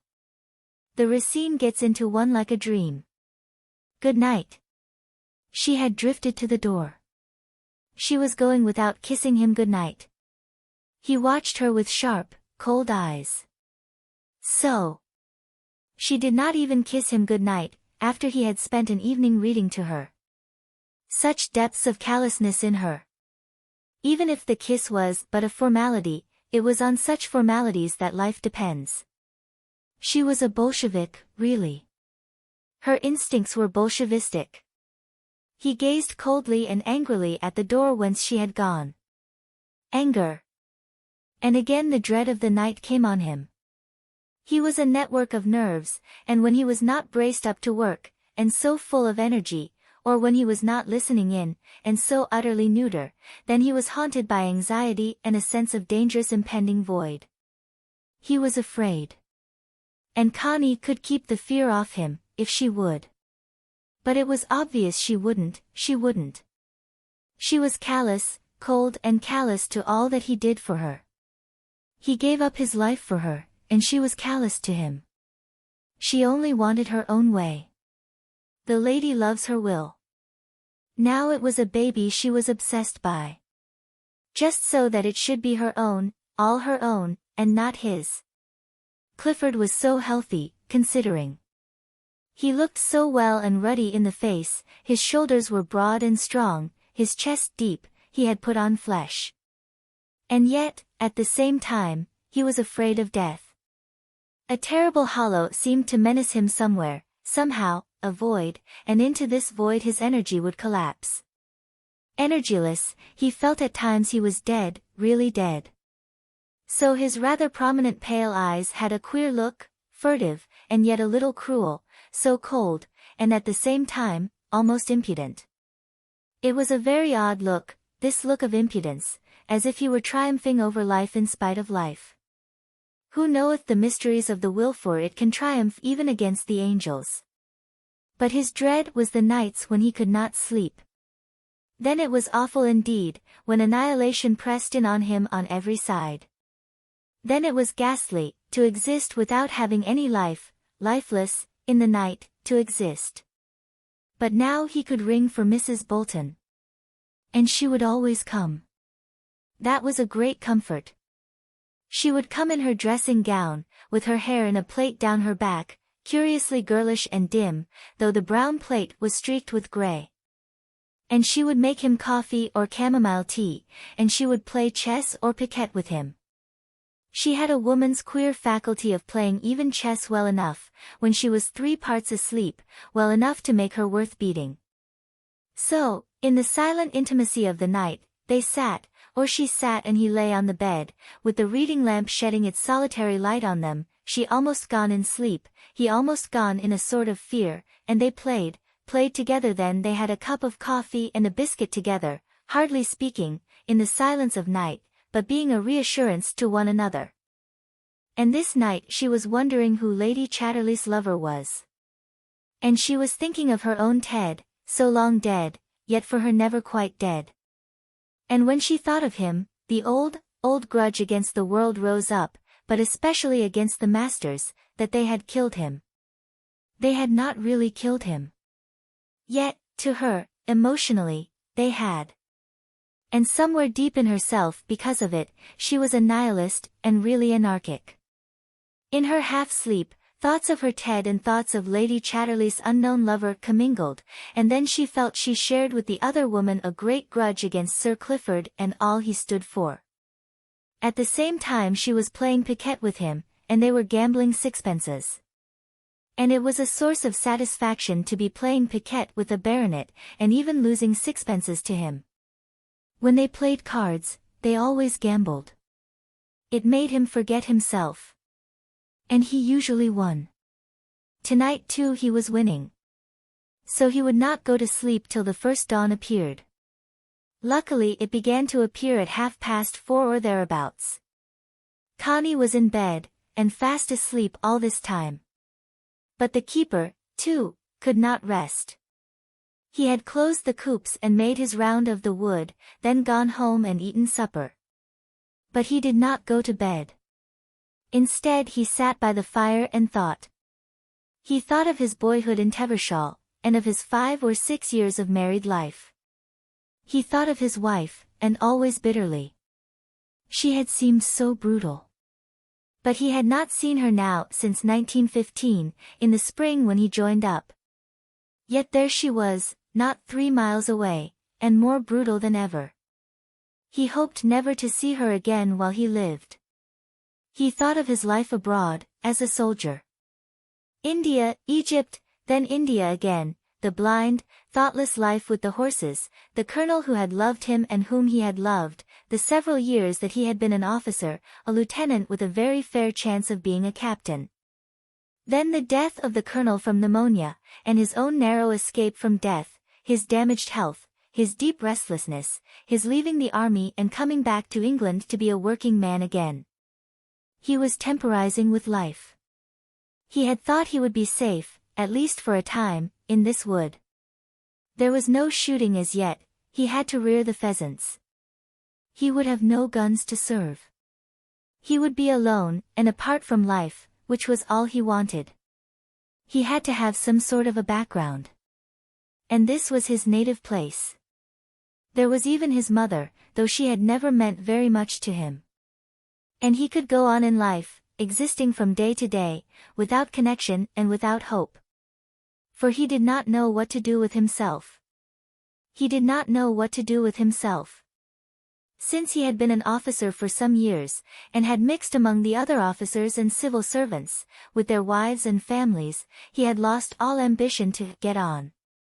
There was a toughness, a curious rubbernecked toughness and unlivingness about the middle and upper classes, as he had known them, which just left him feeling cold and different from them. So, he had come back to his own class.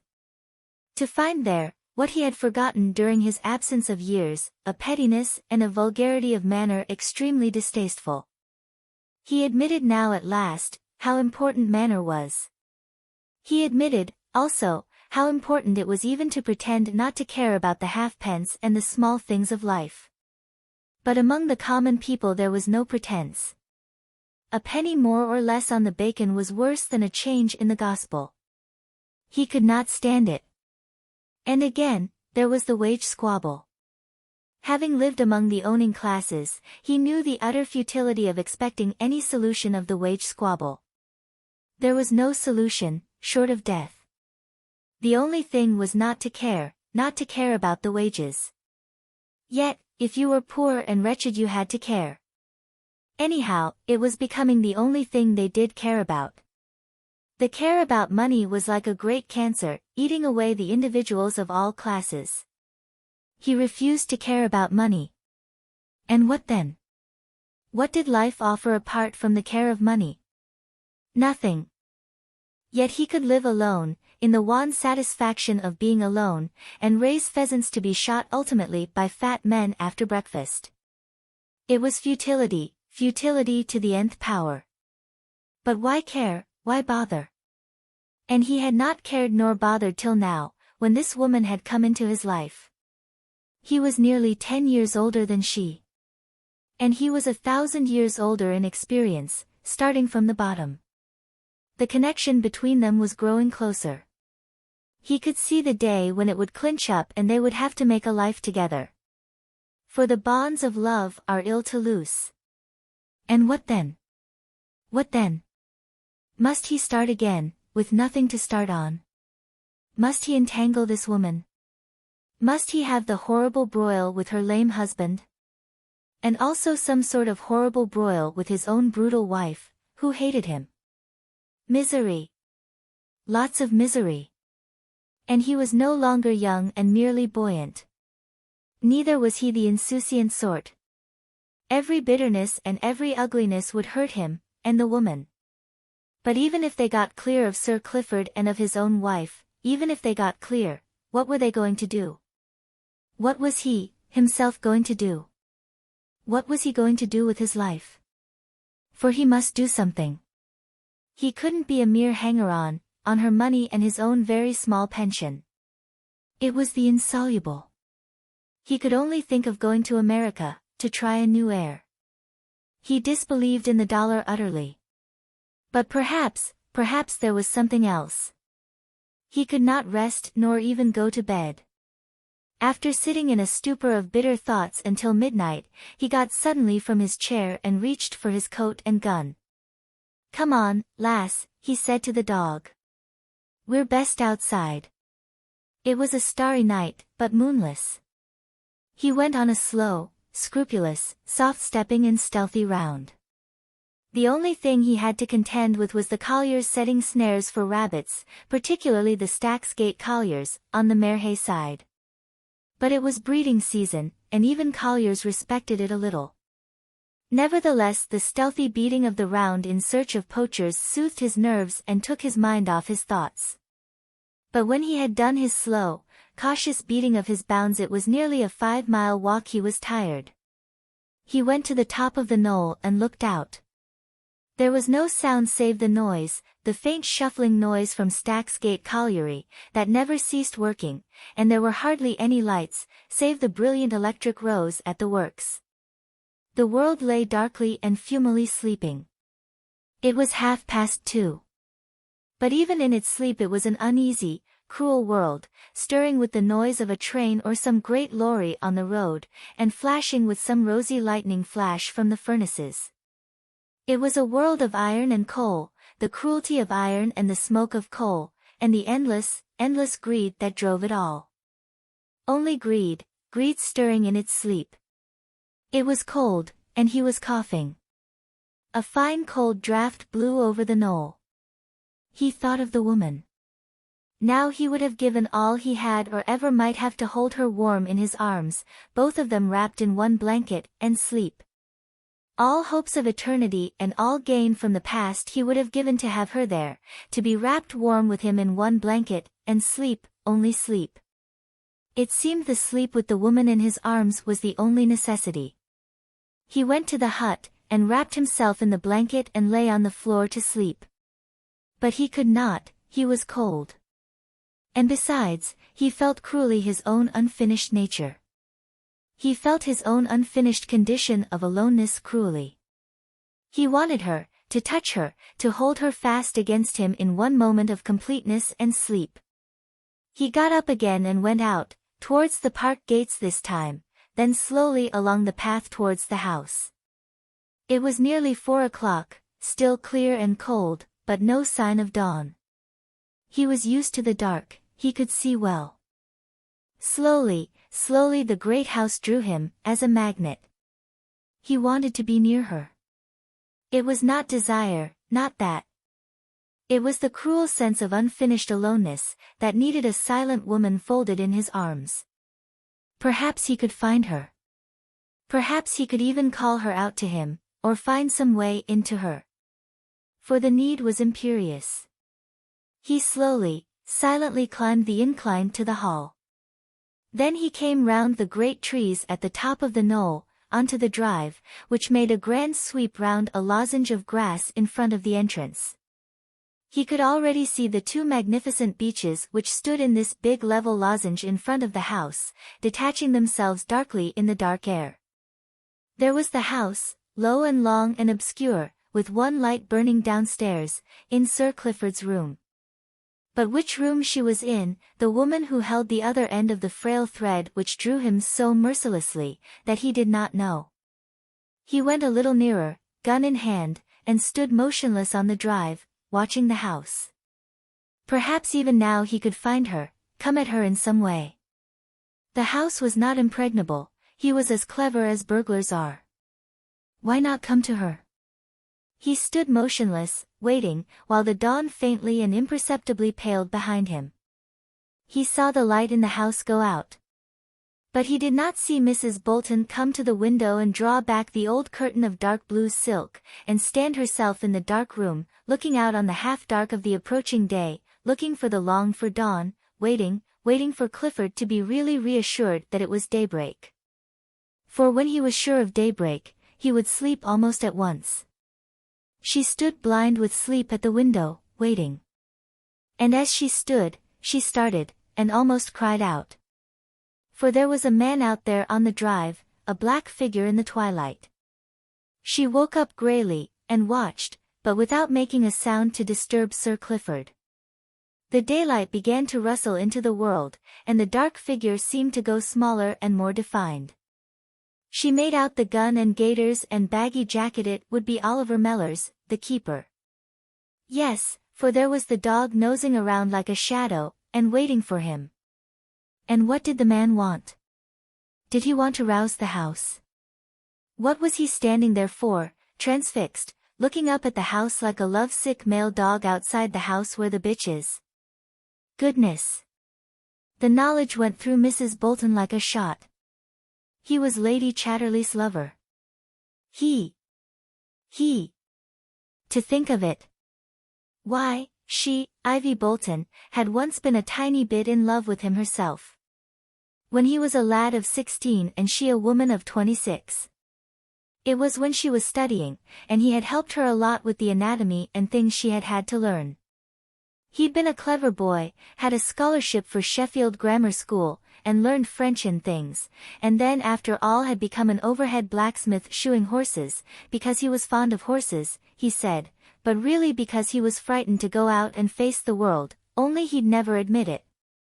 But he'd been a nice lad, had helped her a lot, so clever at making things clear to you. He was quite as clever as Sir Clifford, and always one for the women. More with women than men, they said. Till he'd gone and married that Bertha Coutts, as if to spite himself. Some people do marry to spite themselves, because they're disappointed of something. And no wonder it had been a failure. For years he was gone, all the time of the war, and a lieutenant and all, quite the gentleman, really quite the gentleman, then to come back to Tevershall and go as a gamekeeper.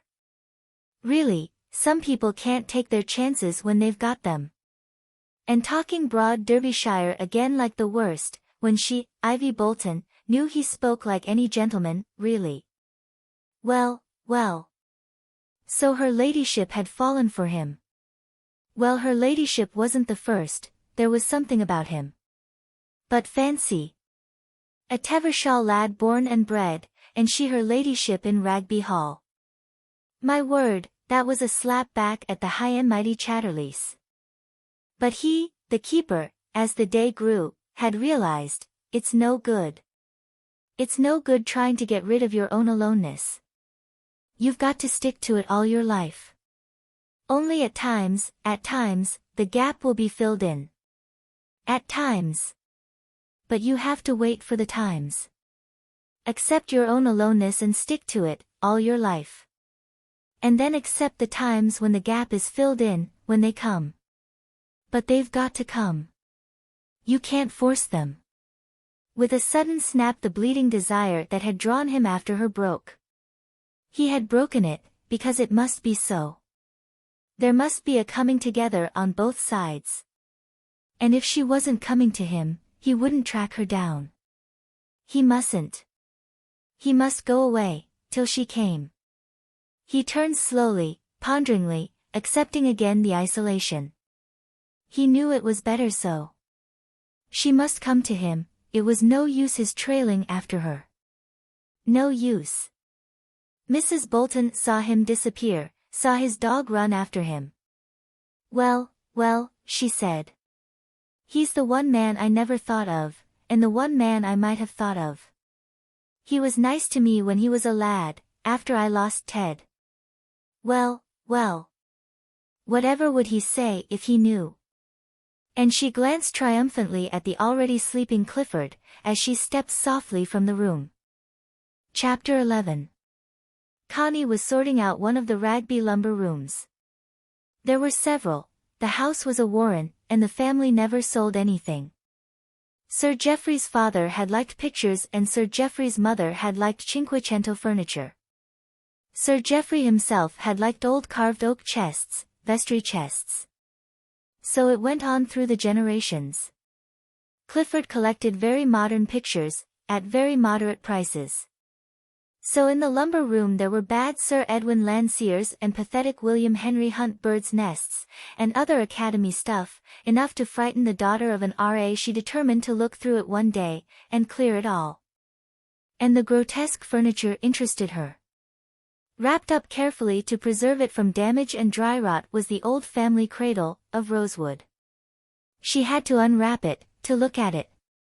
It had a certain charm, she looked at it a long time. "It's thousand pities it won't be called for," sighed Mrs. Bolton, who was helping. "Though cradles like that are out of date nowadays. It might be called for." "I might have a child," said Connie casually, as if saying she might have a new hat. "You mean if anything happened to Sir Clifford," stammered Mrs. Bolton. "No. I mean as things are. It's only muscular paralysis with Sir Clifford, it doesn't affect him," said Connie, lying as naturally as breathing. Clifford had put the idea into her head. He had said, "Of course I may have a child yet. I'm not really mutilated at all. The potency may easily come back, even if the muscles of the hips and legs are paralyzed. And then the seed may be transferred." He really felt, when he had his periods of energy and worked so hard at the question of the mines, as if his sexual potency were returning. Connie had looked at him in terror. But she was quite quick-witted enough to use his suggestion for her own preservation. For she would have a child if she could, but not his. Mrs. Bolton was for a moment breathless, flabbergasted. Then she didn't believe it, she saw in it a ruse. Yet doctors could do such things nowadays. They might sort of graft seed.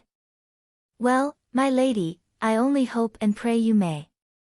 It would be lovely for you, and for everybody. My word, a child in Rugby, what a difference it would make." "Wouldn't it?" said Connie. And she chose 3 pictures of 60 years ago, to send to the Duchess of Shortlands for that lady's next charitable bazaar. She was called the Bazaar Duchess, and she always asked all the county to send things for her to sell. She would be delighted with 3 framed RAS. She might even call, on the strength of them. How furious Clifford was when she called. "But oh my dear." Mrs. Bolton was thinking to herself. "Is it Oliver Meller's child you're preparing us for? Oh my dear, that would be a Tevershall baby in the Rugby cradle, my word. Wouldn't shame it, neither." Among other monstrosities in this lumber room was a largish black Japan box, excellently and ingeniously made some 60 or 70 years ago, and fitted with every imaginable object. On top was a concentrated toilet set, brushes, bottles, mirrors, combs, boxes, even 3 beautiful little razors in safety sheaths, shaving bowl and all. Underneath came a sort of escritoire outfit, blotters, pens, ink bottles, paper, envelopes, memorandum books, and then a perfect sewing outfit, with 3 different sized scissors, thimbles, needles, silks and cottons, darning egg, all of the very best quality and perfectly finished. Then there was a little medicine store, with bottles labeled laudanum, tincture of myrrh, cloves and so on, but empty. Everything was perfectly new, and the whole thing, when shut up, was as big as a small, but fat weekend bag. And inside, it fitted together like a puzzle. The bottles could not possibly have spilled, there wasn't room. The thing was wonderfully made and contrived, excellent craftsmanship of the Victorian order. But somehow it was monstrous. Some Chatterley must even have felt it, for the thing had never been used. It had a peculiar soullessness. Yet Mrs. Bolton was thrilled. "Look what beautiful brushes, so expensive, even the shaving brushes, 3 perfect ones. No. And those scissors. They're the best that money could buy. Oh, I call it lovely." "Do you?" said Connie. "Then you have it." "Oh no, my lady. Of course. It will only lie here till doomsday. If you won't have it, I'll send it to the Duchess as well as the pictures, and she doesn't deserve so much." "Do have it." "Oh, your ladyship. Why, I shall never be able to thank you." "You needn't try," laughed Connie. And Mrs. Bolton sailed down with the huge and very black box in her arms, flushing bright pink in her excitement. Mr. Betts drove her in the trap to her house in the village, with the box. And she had to have a few friends in, to show it, the schoolmistress, the chemist's wife, Mrs. Whedon the undercashier's wife. They thought it marvelous. And then started the whisper of Lady Chatterley's child. "Wonders'll never cease," said Mrs. Whedon. But Mrs. Bolton was convinced, if it did come, it would be Sir Clifford's child. So there. Not long after, the rector said gently to Clifford, "And may we really hope for an heir to Ragby?" "Ah, that would be the hand of God in mercy, indeed." "Well, we may hope," said Clifford, with a faint irony, and at the same time, a certain conviction. He had begun to believe it really possible it might even be his child. Then one afternoon came Leslie Winter, Squire Winter, as everybody called him, lean, immaculate, and 70, and every inch a gentleman, as Mrs. Bolton said to Mrs. Betts. Every millimeter indeed. And with his old-fashioned, rather ha-ha manner of speaking, he seemed more out of date than bag wigs. Time, in her flight, drops these fine old feathers. They discussed the collieries. Clifford's idea was, that his coal, even the poor sort, could be made into hard concentrated fuel that would burn at great heat if fed with certain damp, acidulated air at a fairly strong pressure. It had long been observed that in a particularly strong, wet wind the pit bank burned very vivid, gave off hardly any fumes, and left a fine powder of ash, instead of the slow pink gravel. "But where will you find the proper engines for burning your fuel?" asked Winter. "I'll make them myself. And I'll use my fuel myself. And I'll sell electric power. I'm certain I could do it." "If you can do it, then splendid, splendid, my dear boy." "Ha! Splendid. If I can be of any help, I shall be delighted. I'm afraid I am a little out of date, and my collieries are like me. But who knows, when I'm gone, there may be men like you." "Splendid. It will employ all the men again, and you won't have to sell your coal, or fail to sell it. A splendid idea, and I hope it will be a success. If I had sons of my own, no doubt they would have up-to-date ideas for Shipley, no doubt. By the way, dear boy, is there any foundation to the rumor that we may entertain hopes of an heir to Ragby?" "Is there a rumor?" asked Clifford. "Well, my dear boy, Marshall from Fillingwood asked me, that's all I can say about a rumor. Of course I wouldn't repeat it for the world, if there were no foundation." "Well, sir," said Clifford uneasily, but with strange bright eyes. "There is a hope. There is a hope." Winter came across the room and wrung Clifford's hand. "My dear boy, my dear lad, can you believe what it means to me, to hear that? And to hear you are working in the hopes of a son, and that you may again employ every man at Tevershall. Ah, my boy! To keep up the level of the race, and to have work waiting for any man who cares to work." The old man was really moved. Next day Connie was arranging tall yellow tulips in a glass vase. "Connie," said Clifford, "did you know there was a rumor that you are going to supply Ragby with a son and heir?" Connie felt dim with terror, yet she stood quite still, touching the flowers. "No," she said. "Is it a joke? Or malice?" He paused before he answered. "Neither, I hope. I hope it may be a prophecy." Connie went on with her flowers. "I had a letter from father this morning," she said. "He wants to know if I am aware he has accepted Sir Alexander Cooper's invitation for me for July and August, to the Villa Esmeralda in Venice." "July and August?" said Clifford. "Oh, I wouldn't stay all that time." "Are you sure you wouldn't come?" "I won't travel abroad," said Clifford promptly. She took her flowers to the window. "Do you mind if I go?" she said. "You know it was promised, for this summer." "For how long would you go?" "Perhaps 3 weeks." There was silence for a time. "Well," said Clifford slowly, and a little gloomily. I suppose I could stand it for 3 weeks, if I were absolutely sure you'd want to come back. I should want to come back, she said, with a quiet simplicity, heavy with conviction. She was thinking of the other man. Clifford felt her conviction, and somehow he believed her, he believed it was for him. He felt immensely relieved, joyful at once. In that case, he said. I think it would be all right, don't you?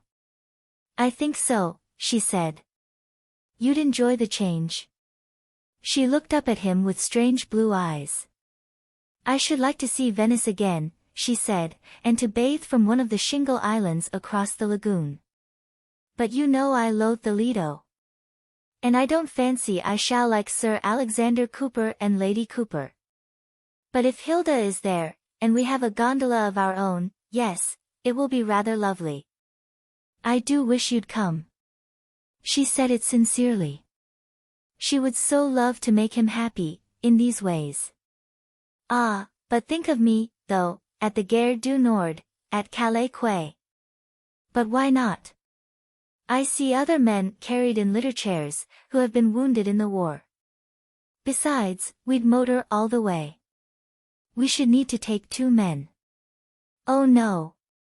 We'd manage with Field. There would always be another man there. But Clifford shook his head. Not this year, dear.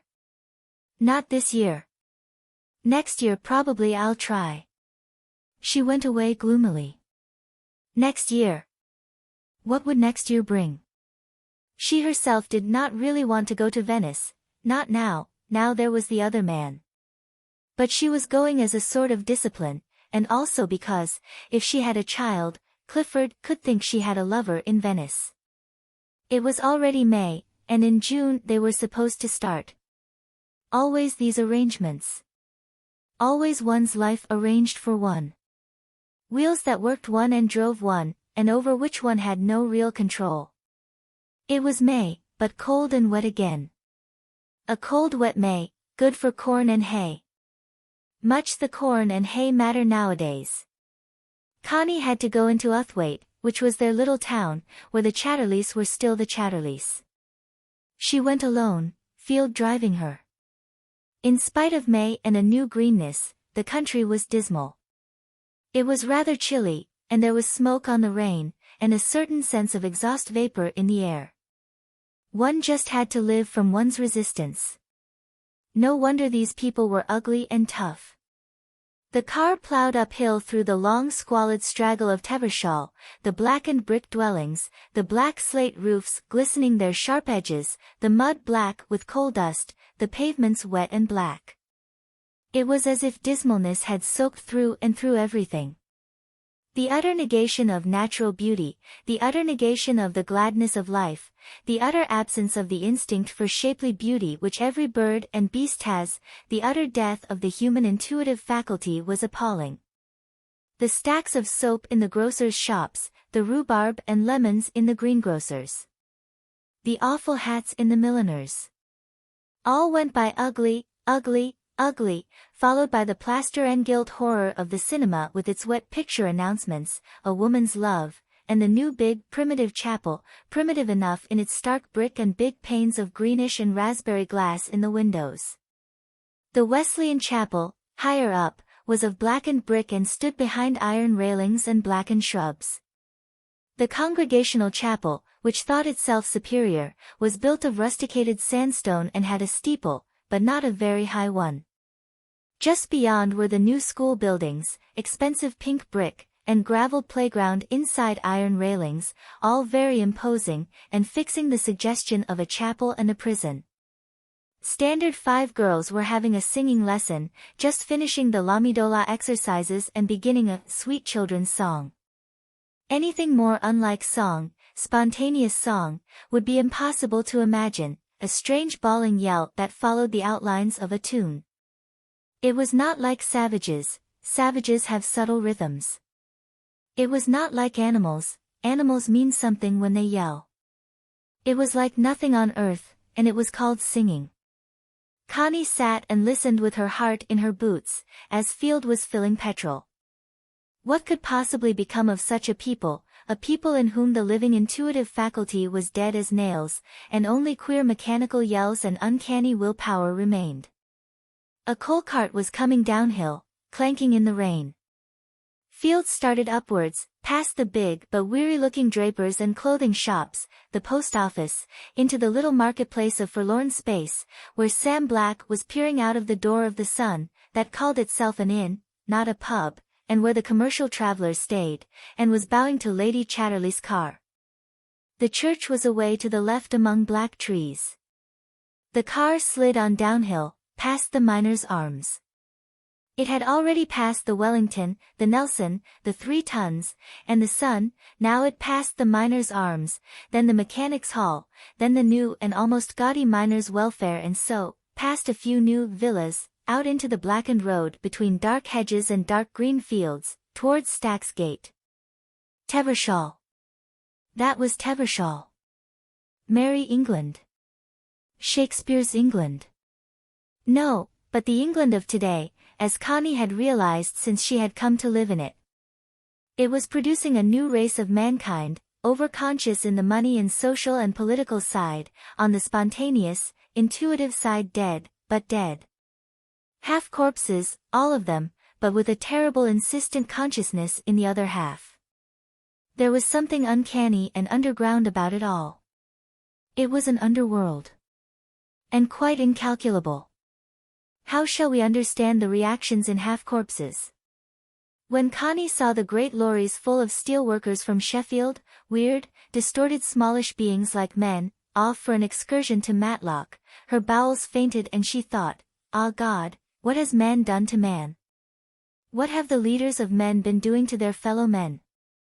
They have reduced them to less than humanists, and now there can be no fellowship any more. It is just a nightmare. She felt again in a wave of terror the grey, gritty hopelessness of it all. With such creatures for the industrial masses, and the upper classes as she knew them, there was no hope any more. Yet she was wanting a baby, and an heir to Ragby. An heir to Ragby. She shuddered with dread. Yet Mellors had come out of all this, yes, but he was as apart from it all as she was. Even in him there was no fellowship left. It was dead. The fellowship was dead. There was only apartness and hopelessness, as far as all this was concerned. And this was England, the vast bulk of England, as Connie knew, since she had motored from the center of it. The car was rising towards Stack's Gate.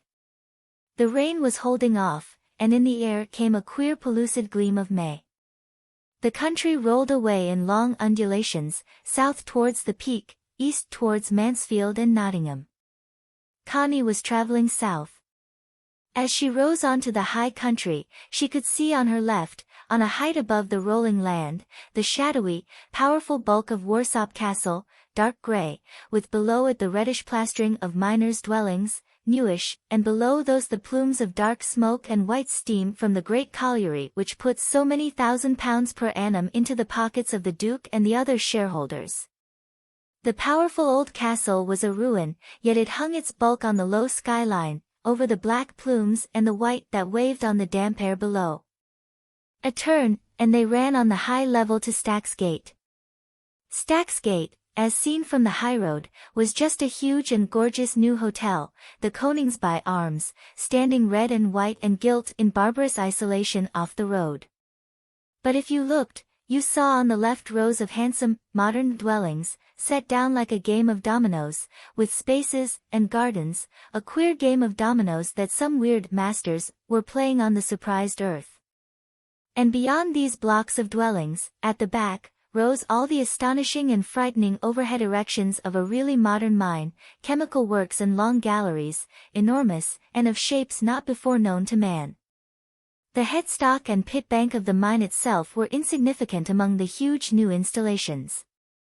And in front of this, the game of dominoes stood forever in a sort of surprise, waiting to be played. This was Stack's Gate, new on the face of the earth, since the war. But as a matter of fact, though even Connie did not know it, downhill half a mile below the hotel was Old Stacksgate, with a little old colliery and blackish old brick dwellings, and a chapel or two and a shop or two and a little pub or two. But that didn't count any more. The vast plumes of smoke and vapor rose from the new works up above, and this was now Stacksgate, no chapels, no pubs, even no shops. Only the great works, which are the modern Olympia with temples to all the gods, then the model dwellings, then the hotel. The hotel in actuality was nothing but a miner's pub, though it looked first-classy. Even since Connie's arrival at Ragby, this new place had arisen on the face of the earth, and the model dwellings had filled with riff-raff drifting in from anywhere, to poach Clifford's rabbits among other occupations. The car ran on along the uplands, seeing the rolling county spread out. The county. It had once been a proud and lordly county. In front, looming again and hanging on the brow of the skyline, was the huge and splendid bulk of Chadwick Hall, more window than wall, one of the most famous Elizabethan houses. Noble, it stood alone above a great park, but out of date, passed over. It was still kept up, but as a show place. Look how our ancestors lorded it. That was the past. The present lay below. God alone knows where the future lies. The car was already turning, between little old, blackened miners' cottages, to descend to Uthwaite. And Uthwaite, on a damp day, was sending up a whole array of smoke, plumes and steam, to whatever gods there be. Uthwaite down in the valley, with all the steel threads of the railways to Sheffield drawn through it, and the coal mines and the steelworks sending up smoke and glare from long tubes, and the pathetic little corkscrew spire of the church, that is going to tumble down, still pricking the fumes, always affected Connie strangely. It was an old market town, centre of the Dales. One of the chief inns was the Chatterley Arms. There, in Uthwaite, Ragby was known as Ragby, as if it were a whole place, not just a house, as it was to outsiders, Ragby Hall, near Tevershall, Ragby, seat. The miners' cottages, blackened, stood flush on the pavement, with that intimacy and smallness of colliers' dwellings over 100 years old. They lined all the way. The road had become a street, and as you sank, you forgot instantly the open, rolling country where the castles and big houses still dominated, but like ghosts. Now you were just above the tangle of naked railway lines, and foundries and other works rose about you, so big you were only aware of walls. And iron clanked with a huge reverberating clank, and huge lorries shook the earth, and whistles screamed. Yet again, once you had got right down and into the twisted and crooked heart of the town, behind the church, you were in the world of 2 centuries ago, in the crooked streets where the Chatterley Arms stood, and the old pharmacy, streets which used to lead out to the wild open world of the castles and stately couchant houses. But at the corner a policeman held up his hand as 3 lorries loaded with iron rolled past, shaking the poor old church.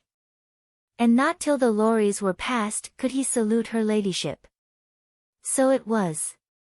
Upon the old crooked Burgess streets hordes of oldish blackened miners' dwellings crowded, lining the roads out. And immediately after these came the newer, pinker rows of rather larger houses, plastering the valley, the homes of more modern workmen. And beyond that again, in the wide rolling regions of the castles, smoke waved against steam, and patch after patch of raw reddish brick showed the newer mining settlements, sometimes in the hollows, sometimes gruesomely ugly along the skyline of the slopes. And in between, were the tattered remnants of the old coaching and cottage England, even the England of Robin Hood, where the miners prowled with the dismalness of suppressed sporting instincts, when they were not at work. England, my England. But which is my England? The stately homes of England make good photographs, and create the illusion of a connection with the Elizabethans. The handsome old halls are there, from the days of good Queen Anne and Tom Jones. But smuts fall and blacken on the drab stucco, that has long ceased to be golden. And one by one, like the stately homes, they were abandoned. Now they are being pulled down. As for the cottages of England, there they are, great plasterings of brick dwellings on the hopeless countryside. Now they are pulling down the stately homes, the Georgian halls are going. Frichley, a perfect old Georgian mansion, was even now, as Connie passed in the car, being demolished. It was in perfect repair, till the war the Weatherleys had lived in style there. But now it was too big, too expensive, and the country had become too uncongenial. The gentry were departing to pleasanter places, where they could spend their money without having to see how it was made. This is history. One England blots out another. The mines had made the halls wealthy. Now they were blotting them out, as they had already blotted out the cottages. The industrial England blots out the agricultural England. One meaning blots out another. The new England blots out the old England. And the continuity is not organic, but mechanical. Connie, belonging to the leisured classes, had clung to the remnants of the old England. It had taken her years to realize that it was really blotted out by this terrifying new and gruesome England, and that the blotting out would go on till it was complete. Frichley was gone, Eastwood was gone, Shipley was going, Squire Winter's beloved Shipley. Connie called for a moment at Shipley. The park gates, at the back, opened just near the level crossing of the colliery railway. The Shipley colliery itself stood just beyond the trees. The gates stood open, because through the park was a right-of-way that the colliers used.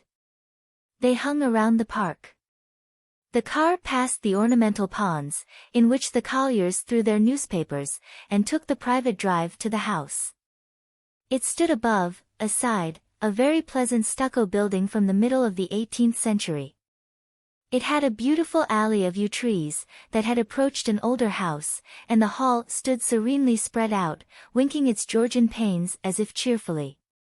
Behind, there were really beautiful gardens. Connie liked the interior much better than Ragby. It was much lighter, more alive, Chopin and elegant. The rooms were panelled with creamy painted panelling, the ceilings were touched with gilt, and everything was kept in exquisite order. All the appointments were perfect, regardless of expense. Even the corridors managed to be ample and lovely, softly curved and full of life. But Leslie Winter was alone. He had adored his house. But his park was bordered by 3 of his own collieries. He had been a generous man in his ideas. He had almost welcomed the colliers in his park. Had the miners not made him rich? So, when he saw the gangs of unshapely men lounging by his ornamental waters, not in the private part of the park, no, he drew the line there, he would say, the miners are perhaps not so ornamental as deer, but they are far more profitable. But that was in the golden monetarily latter half of Queen Victoria's reign. Miners were then good working men. Winter had made this speech, half apologetic, to his guest, the then Prince of Wales. And the prince had replied, in his rather guttural English. You are quite right. If there were coal under Sandringham, I would open a mine on the lawns, and think it first-rate landscape gardening. Oh, I am quite willing to exchange roe deer for colliers, at the price. Your men are good men too, I hear. But then, the prince had perhaps an exaggerated idea of the beauty of money, and the blessings of industrialism. However, the prince had been a king, and the king had died, and now there was another king, whose chief function seemed to be to open soup kitchens. And the good working men were somehow hemming Shipley in. New mining villages crowded on the park, and the squire felt somehow that the population was alien.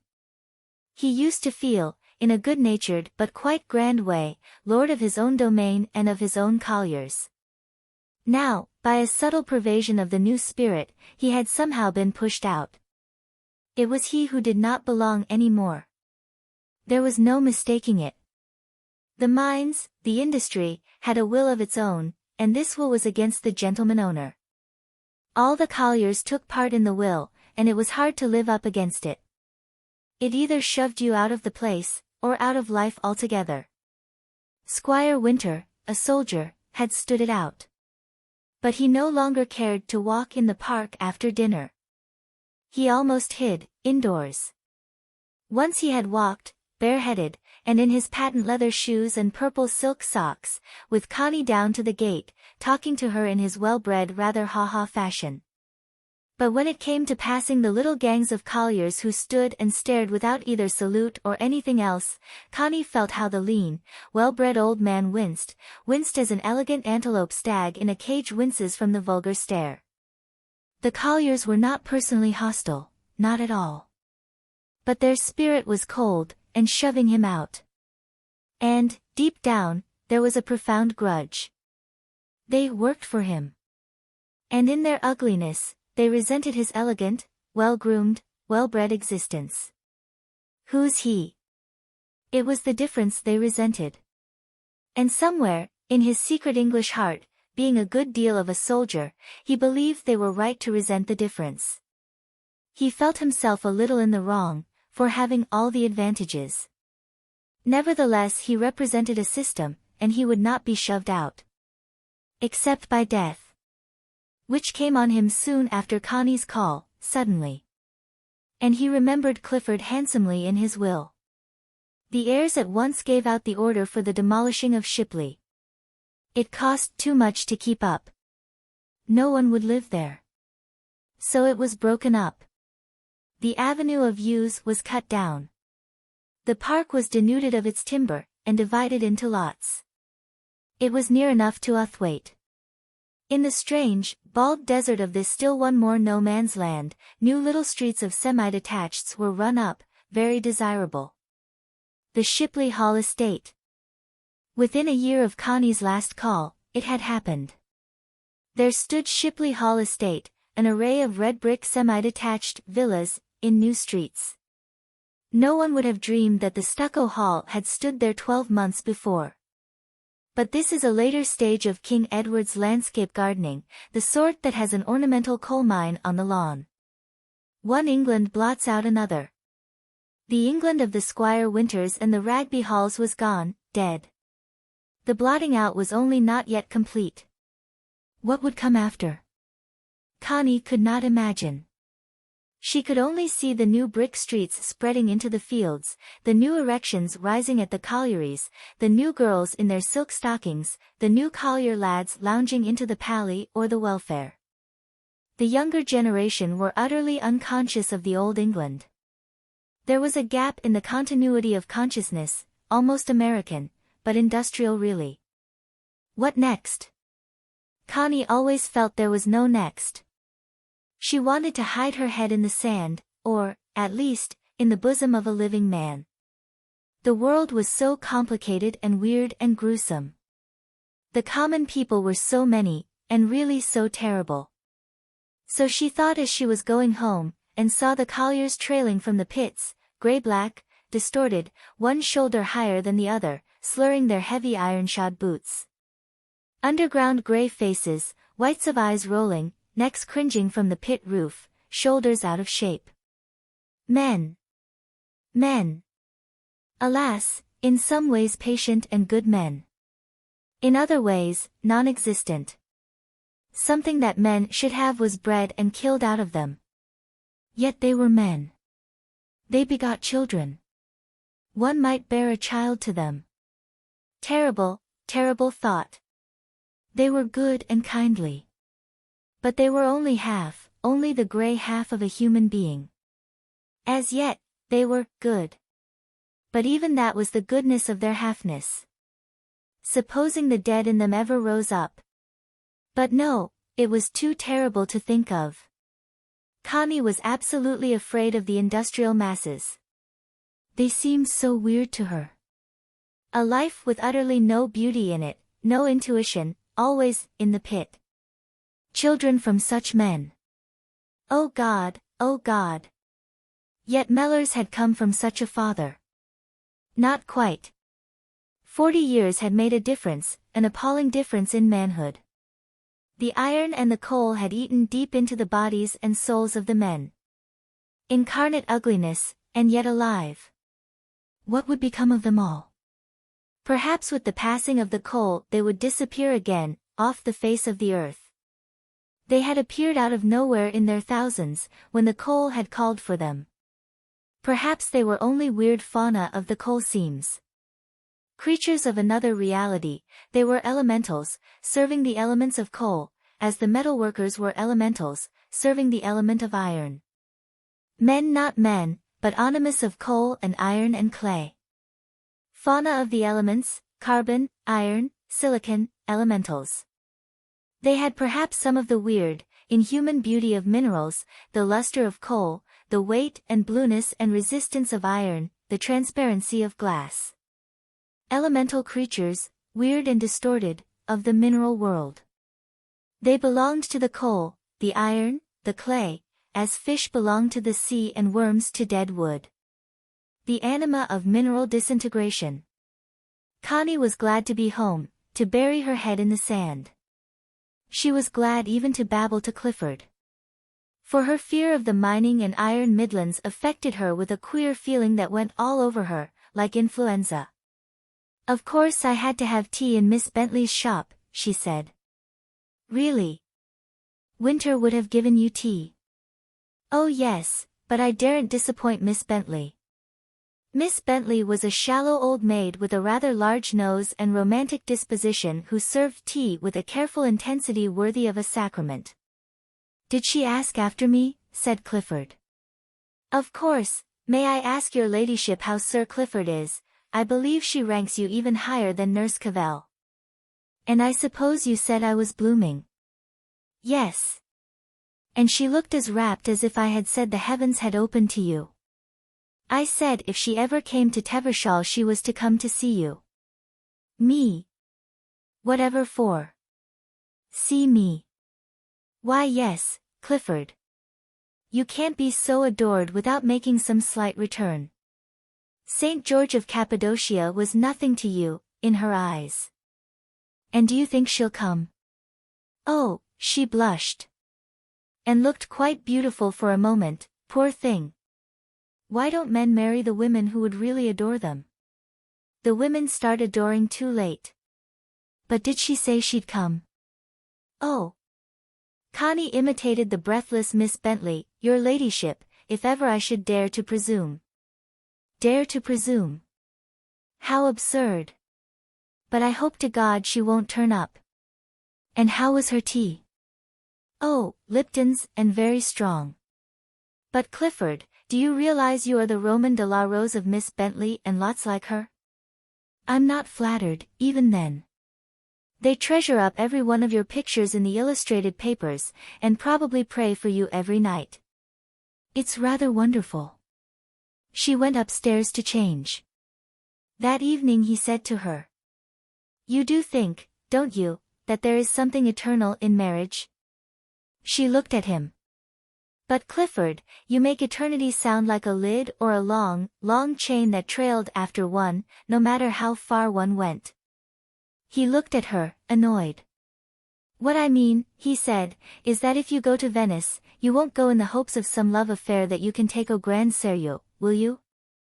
"A love affair in Venice au grand sérieux? No.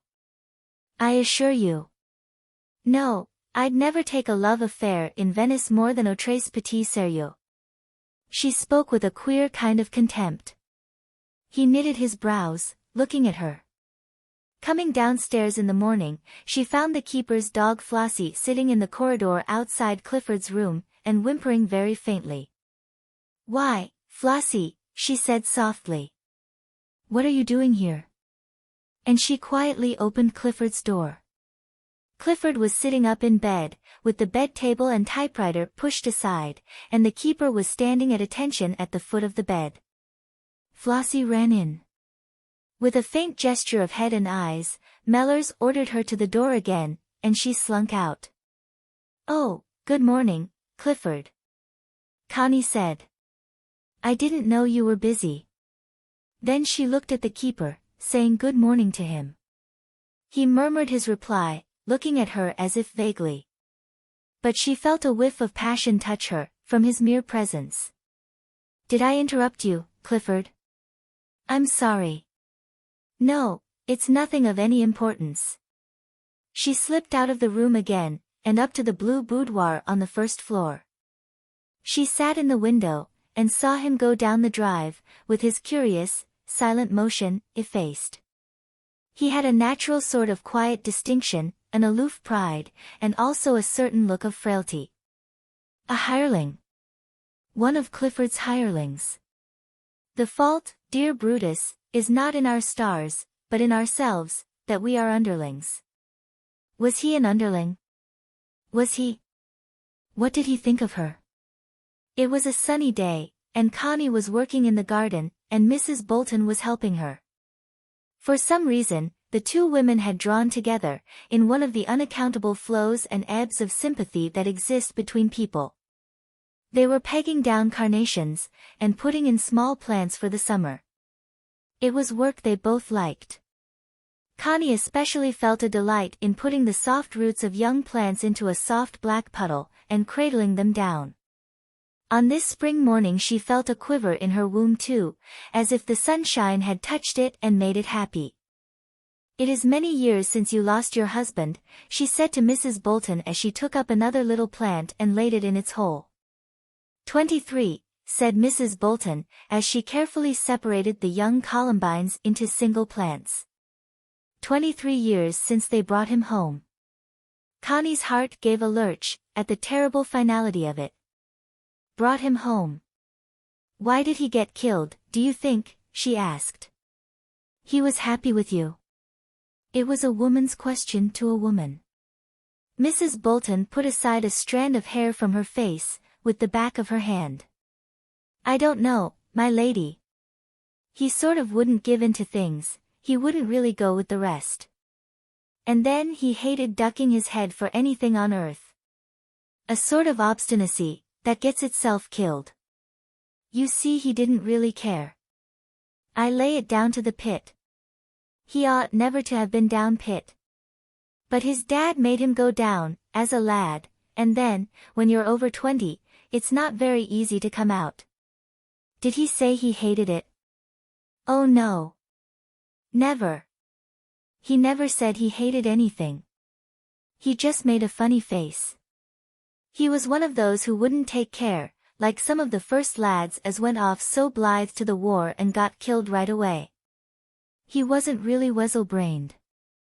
But he wouldn't care. I used to say to him, you care for naught nor nobody. But he did. The way he sat when my first baby was born, motionless, and the sort of fatal eyes he looked at me with, when it was over. I had a bad time, but I had to comfort him. It's all right, lad, it's all right. I said to him. And he gave me a look, and that funny sort of smile. He never said anything. But I don't believe he had any right pleasure with me at nights after, he'd never really let himself go. I used to say to him, oh, let thysen go, lad, I'd talk broad to him sometimes. And he said nothing. But he wouldn't let himself go, or he couldn't. He didn't want me to have any more children. I always blamed his mother, for letting him in room. He'd no right to have been there. Men make so much more of things than they should, once they start brooding. Did he mind so much? Said Connie in wonder. Yes, he sort of couldn't take it for natural, all that pain. And it spoilt his pleasure in his bit of married love. I said to him, if I don't care, why should you? It's my lookout, but all he'd ever say was, it's not right. Perhaps he was too sensitive, said Connie. That's it. When you come to know men, that's how they are, too sensitive in the wrong place.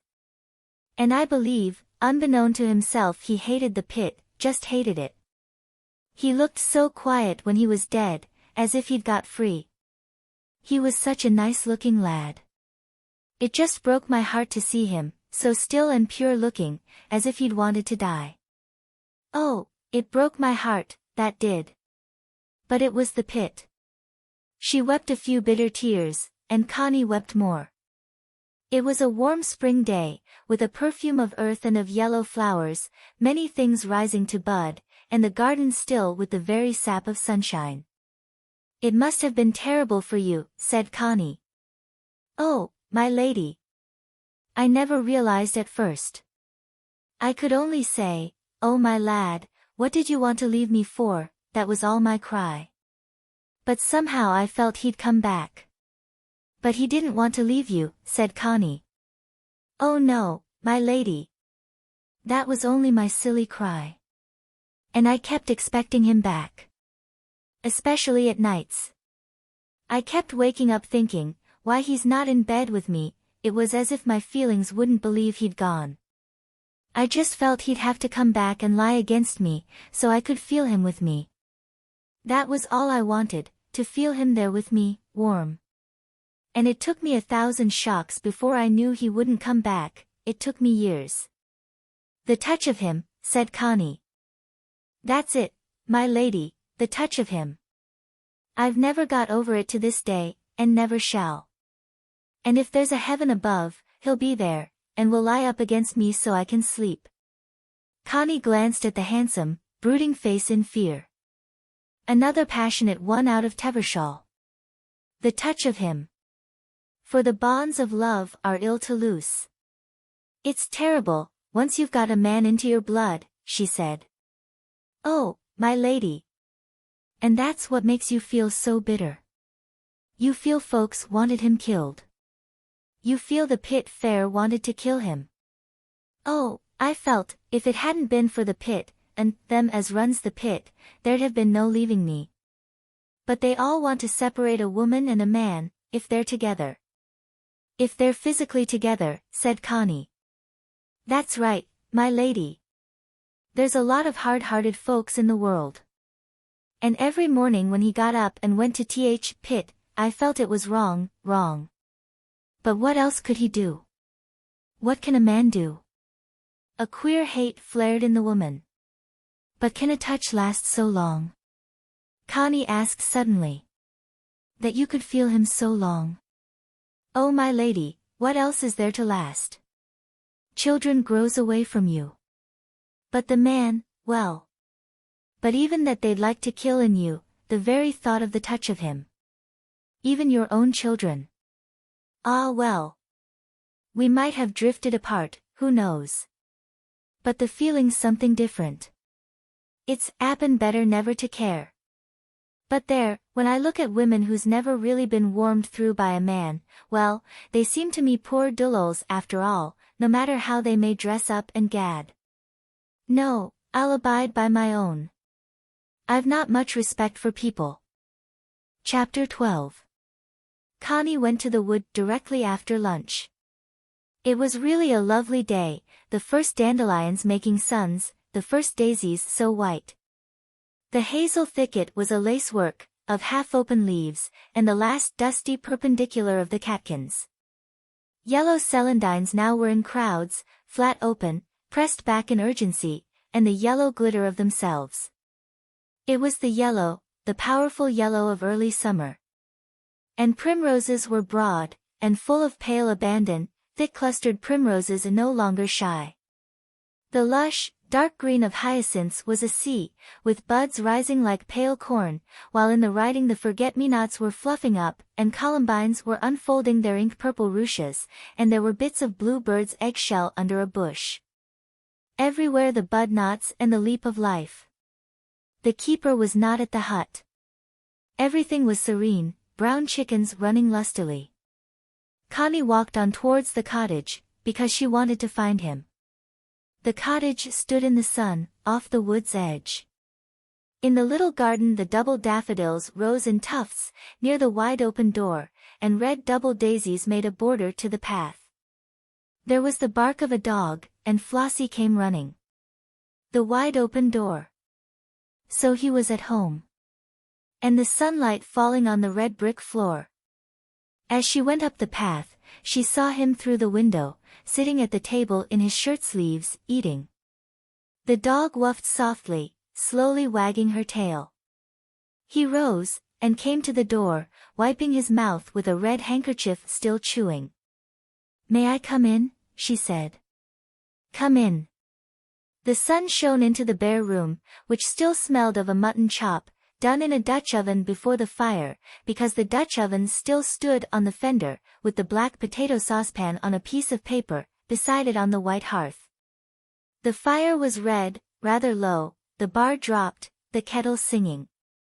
On the table was his plate, with potatoes and the remains of the chop, also bread in a basket, salt, and a blue mug with beer.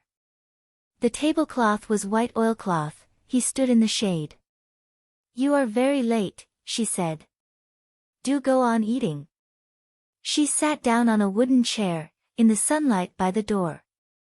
"I had to go to Uthwaite," he said, sitting down at the table but not eating. "Do eat," she said. But he did not touch the food. "Shall I have something?" he asked her. "Shall I have a cup of tea?" "Tea, kettles on tea, boil." He half rose again from his chair. "If you'll let me make it myself," she said, rising. He seemed sad, and she felt she was bothering him. "Well, teapots in there." He pointed to a little, drab corner cupboard, and cups. "And teas on tea mantel our ead." She got the black teapot, and the tin of tea from the mantel shelf. She rinsed the teapot with hot water, and stood a moment wondering where to empty it. "Throw it out," he said, aware of her. "It's clean." She went to the door and threw the drop of water down the path. How lovely it was here, so still, so really woodland. The oaks were putting out ochre yellow leaves, in the garden the red daisies were like red plush buttons. She glanced at the big, hollow sandstone slab of the threshold, now crossed by so few feet. "But it's lovely here," she said. Such a beautiful stillness, everything alive and still. He was eating again, rather slowly and unwillingly, and she could feel he was discouraged. She made the tea in silence, and set the teapot on the hob, as she knew the people did. He pushed his plate aside and went to the back place. She heard a latch click, then he came back with cheese on a plate, and butter. She set the 2 cups on the table. There were only 2. "Will you have a cup of tea?" she said. "If you like. Sugar's in th cupboard, and there's a little cream jug. Milk's in a jug in th pantry." "Shall I take your plate away?" she asked him. He looked up at her with a faint ironical smile. "Why, if you like," he said, slowly eating bread and cheese. She went to the back, into the penthouse scullery, where the pump was. On the left was a door, no doubt the pantry door. She unlatched it, and almost smiled at the place he called a pantry, a long narrow whitewashed slip of a cupboard. But it managed to contain a little barrel of beer, as well as a few dishes and bits of food. She took a little milk from the yellow jug. "How do you get your milk?" she asked him, when she came back to the table. "Flint's. They leave me a bottle at the Warren end. You know, where I met you." But he was discouraged. She poured out the tea, poising the cream jug. "No milk," he said, then he seemed to hear a noise, and looked keenly through the doorway. "'Appen we'd better shut," he said. "It seems a pity," she replied. "Nobody will come, will they?" "Not unless it's 1 time in 1,000, but you never know." "And even then it's no matter," she said. "It's only a cup of tea. Where are the spoons?" He reached over, and pulled open the table drawer. Connie sat at the table in the sunshine of the doorway. "Flossie," he said to the dog, who was lying on a little mat at the stair foot. "Go and hark, hark." He lifted his finger, and his hark was very vivid. The dog trotted out to reconnoiter. "Are you sad today?" she asked him. He turned his blue eyes quickly, and gazed direct on her. "Sad? No, bored. I had to go getting summonses for 2 poachers I caught, and, oh well, I don't like people." He spoke cold, good English, and there was anger in his voice. "Do you hate being a gamekeeper?" she asked. "Being a gamekeeper, no. So long as I'm left alone." But when I have to go messing around at the police station, and various other places, and waiting for a lot of fools to attend to me, oh well, I get mad. And he smiled, with a certain faint humor. Couldn't you be really independent? She asked. Me? I suppose I could, if you mean manage to exist on my pension. I could. But I've got to work, or I should die. That is, I've got to have something that keeps me occupied. And I'm not in a good enough temper to work for myself. It's got to be a sort of job for somebody else, or I should throw it up in a month, out of bad temper. So altogether I'm very well off here, especially lately. He laughed at her again, with mocking humor. But why are you in a bad temper? She asked. Do you mean you are always in a bad temper? Pretty well, he said, laughing. I don't quite digest my bile. But what bile? She said. Bile, he said. Don't you know what that is? She was silent and disappointed. He was taking no notice of her. I'm going away for a while next month, she said. You are? Where to? Venice. With Sir Clifford. For how long? For a month or so, she replied. Clifford won't go. He'll stay here? He asked. Yes. He hates to travel as he is. Poor devil, he said, with sympathy. There was a pause. You won't forget me when I'm gone, will you? She asked. Again he lifted his eyes and looked full at her. Forget, he said. You know nobody forgets. It's not a question of memory. She wanted to say, when then, but she didn't. Instead, she said in a mute kind of voice, I told Clifford I might have a child. Now he really looked at her, intense and searching. You did, he said at last. And what did he say? Oh, he wouldn't mind. He'd be glad, really, so long as it seemed to be his. She dared not look up at him. He was silent a long time, then he gazed again on her face. No mention of me, of course, he said. No. No mention of you, she said. No, he'd hardly swallow me as a substitute breeder. Then where are you supposed to be getting the child? I might have a love affair in Venice, she said. You might, he replied slowly. So that's why you're going? Not to have the love affair, she said, looking up at him, pleading. Just the appearance of one, he said. There was silence. He sat staring out the window, with a faint grin, half mockery, half bitterness, on his face. She hated his grin. You've not taken any precautions against having a child then? He asked her suddenly. Because I haven't. No, she said faintly. I should hate that. He looked at her, then again with the peculiar subtle grin out of the window. There was a tense silence. At last he turned his head and said satirically. That was why you wanted me, then, to get a child. She hung her head. No. Not really, she said. What then, really? He asked rather bitingly. She looked up at him reproachfully, saying, I don't know. He broke into a laugh. And when he said, with a sort of little sigh, th'rt nice, something in her quivered, and something in her spirit stiffened in resistance, stiffened from the terribly physical intimacy, and from the peculiar haste of his possession. And this time the sharp ecstasy of her own passion did not overcome her, she lay with her ends inert on his striving body, and do what she might, her spirit seemed to look on from the top of her head, and the butting of his haunches seemed ridiculous to her, and the sort of anxiety of his penis to come to its little evacuating crisis seemed farcical. Yes, this was love, this ridiculous bouncing of the buttocks, and the wilting of the poor, insignificant, moist little penis. This was the divine love. After all, the moderns were right when they felt contempt for the performance, for it was a performance. It was quite true, as some poets said, that the God who created man must have had a sinister sense of humor, creating him a reasonable being, yet forcing him to take this ridiculous posture, and driving him with blind craving for this ridiculous performance. Even a Maupassant found it a humiliating anticlimax. Men despised the intercourse act, and yet did it.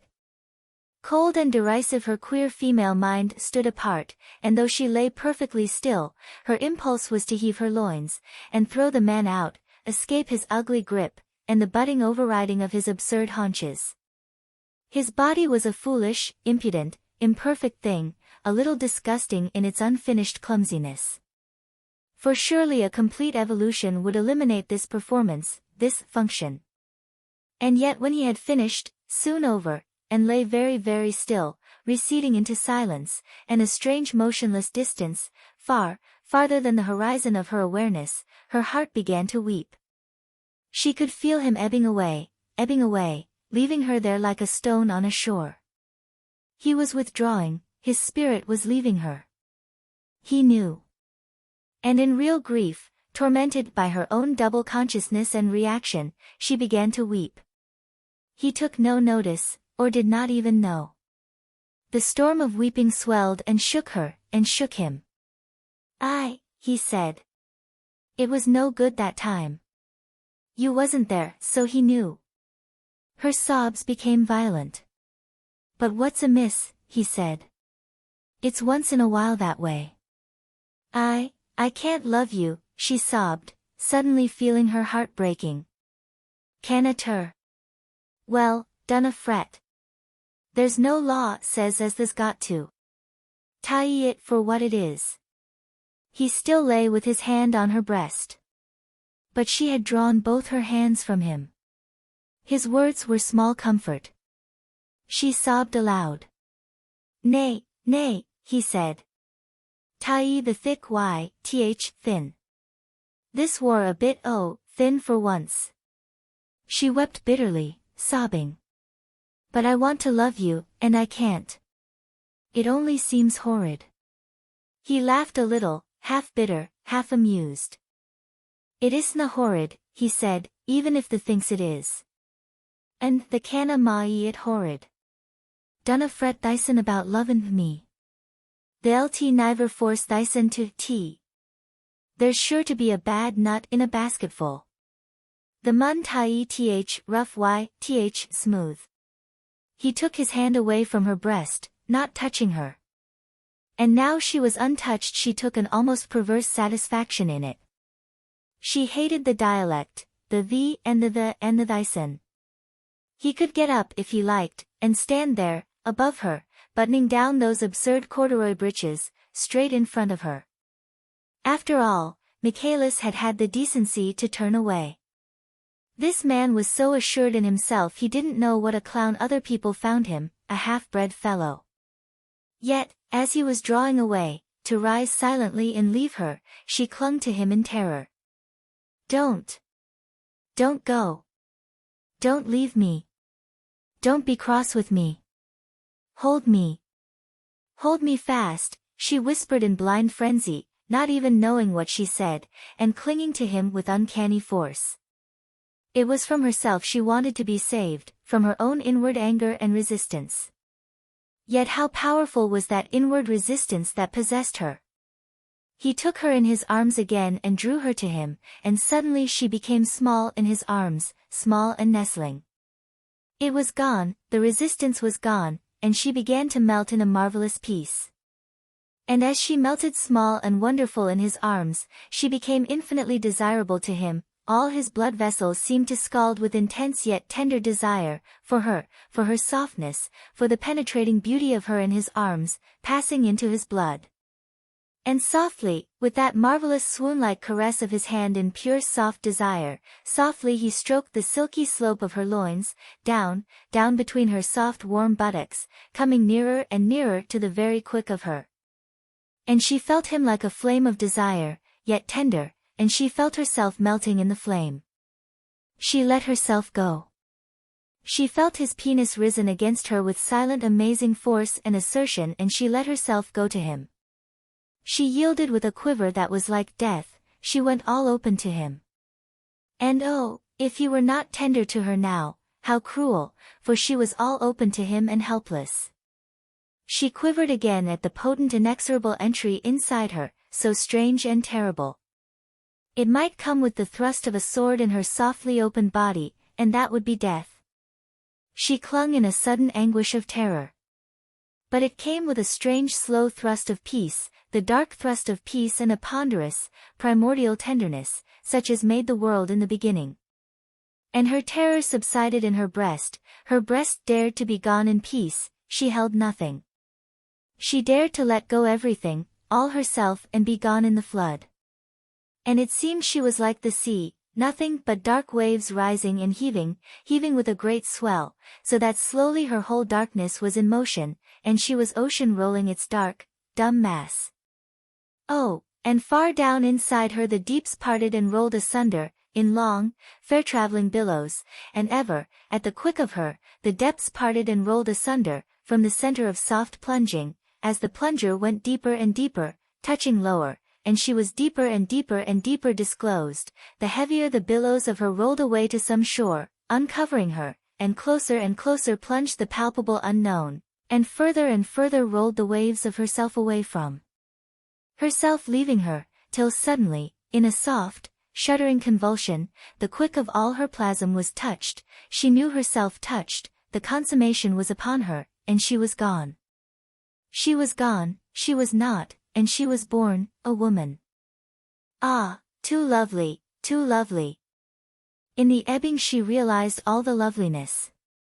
Now all her body clung with tender love to the unknown man, and blindly to the wilting penis, as it so tenderly, frailly, unknowingly withdrew, after the fierce thrust of its potency. As it drew out and left her body, the secret, sensitive thing, she gave an unconscious cry of pure loss, and she tried to put it back. It had been so perfect. And she loved it so. And only now she became aware of the small, bud-like reticence and tenderness of the penis, and a little cry of wonder and poignancy escaped her again, her woman's heart crying out over the tender frailty of that which had been the power. It was so lovely, she moaned. It was so lovely. But he said nothing, only softly kissed her, lying still above her. And she moaned with a sort of bliss, as a sacrifice, and a newborn thing. And now in her heart the queer wonder of him was awakened. A man. The strange potency of manhood upon her. Her hand strayed over him, still a little afraid. Afraid of that strange, hostile, slightly repulsive thing that he had been to her, a man. And now she touched him, and it was the sons of God with the daughters of men. How beautiful he felt, how pure in tissue. How lovely, strong, and yet pure and delicate, such stillness of the sensitive body. Such utter stillness of potency and delicate flesh. How beautiful! How beautiful! Her hands came timorously down his back, to the soft, smallish globes of the buttocks. Beauty! What beauty! A sudden little flame of new awareness went through her. How was it possible, this beauty here, where she had previously only been repelled? The unspeakable beauty to the touch of the warm, living buttocks. The life within life, the sheer warm, potent loveliness. And the strange weight of the balls between his legs. What a mystery! What a strange heavy weight of mystery, that could lie soft and heavy in one's hand. The root of all that is lovely, the primeval root of all full beauty. She clung to him, with a hiss of wonder that was almost awe, terror. He held her close, but he said nothing. He would never say anything. She crept nearer to him, nearer, only to be near to the sensual wonder of him. And out of his utter, incomprehensible stillness, she felt again the slow momentous, surging rise of the phallus again, the other power. And her heart melted out with a kind of awe. And this time his being within her was all soft and iridescent, purely soft and iridescent, such as no consciousness could seize. Her whole self quivered unconscious and alive, like plasm. She could not know what it was. she could not remember what it had been. Only that it had been more lovely than anything ever could be. Only that. And afterwards she was utterly still, utterly unknowing, she was not aware for how long. And he was still with her, in an unfathomable silence along with her. And of this, they would never speak. When awareness of the outside began to come back, she clung to his breast, murmuring, "My love. My love." And he held her silently. And she curled on his breast, perfect. But his silence was fathomless. His hands held her like flowers, so still and strange. "Where are you?" she whispered to him. "Where are you? Speak to me. Say something to me." He kissed her softly, murmuring, my lass." But she did not know what he meant, she did not know where he was. In his silence he seemed lost to her. "You love me, don't you?" she murmured. The nose," he said. "But tell me," she pleaded. I Ascenter felt it," he said dimly, but softly and surely. And she clung close to him, closer. He was so much more peaceful in love than she was, and she wanted him to reassure her. "You do love me," she whispered, assertive. And his hands stroked her softly, as if she were a flower, without the quiver of desire, but with delicate nearness. And still there haunted her a restless necessity to get a grip on love. "Say you'll always love me," she pleaded. He said, abstractedly. And she felt her questions driving him away from her. "Mustn't we get up?" he said at last. "No," she said. But she could feel his consciousness straying, listening to the noises outside. "It'll be nearly dark," he said. And she heard the pressure of circumstances in his voice. She kissed him, with a woman's grief at yielding up her hour. He rose, and turned up the lantern, then began to pull on his clothes, quickly disappearing inside them. Then he stood there, above her, fastening his breeches and looking down at her with dark, wide eyes, his face a little flushed and his hair ruffled, curiously warm and still and beautiful in the dim light of the lantern, so beautiful, she would never tell him how beautiful. It made her want to cling fast to him, to hold him, for there was a warm, half-sleepy remoteness in his beauty that made her want to cry out and clutch him, to have him. She would never have him. So she lay on the blanket with curved, soft naked haunches, and he had no idea what she was thinking, but to him too she was beautiful, the soft, marvelous thing he could go into, beyond everything. "I love thee that I can go into thee," he said. "Do you like me?" she said, her heart beating. "It heals it all up, that I can go into thee. I love thee that the open to me. I love thee that I came into thee like that." He bent down and kissed her soft flank, rubbed his cheek against it, then covered it up. "And will you never leave me?" she said. "Dunna ask them things," he said. "But you do believe I love you?" she said. "Thou loved me just now, wider than ever the thout the wood.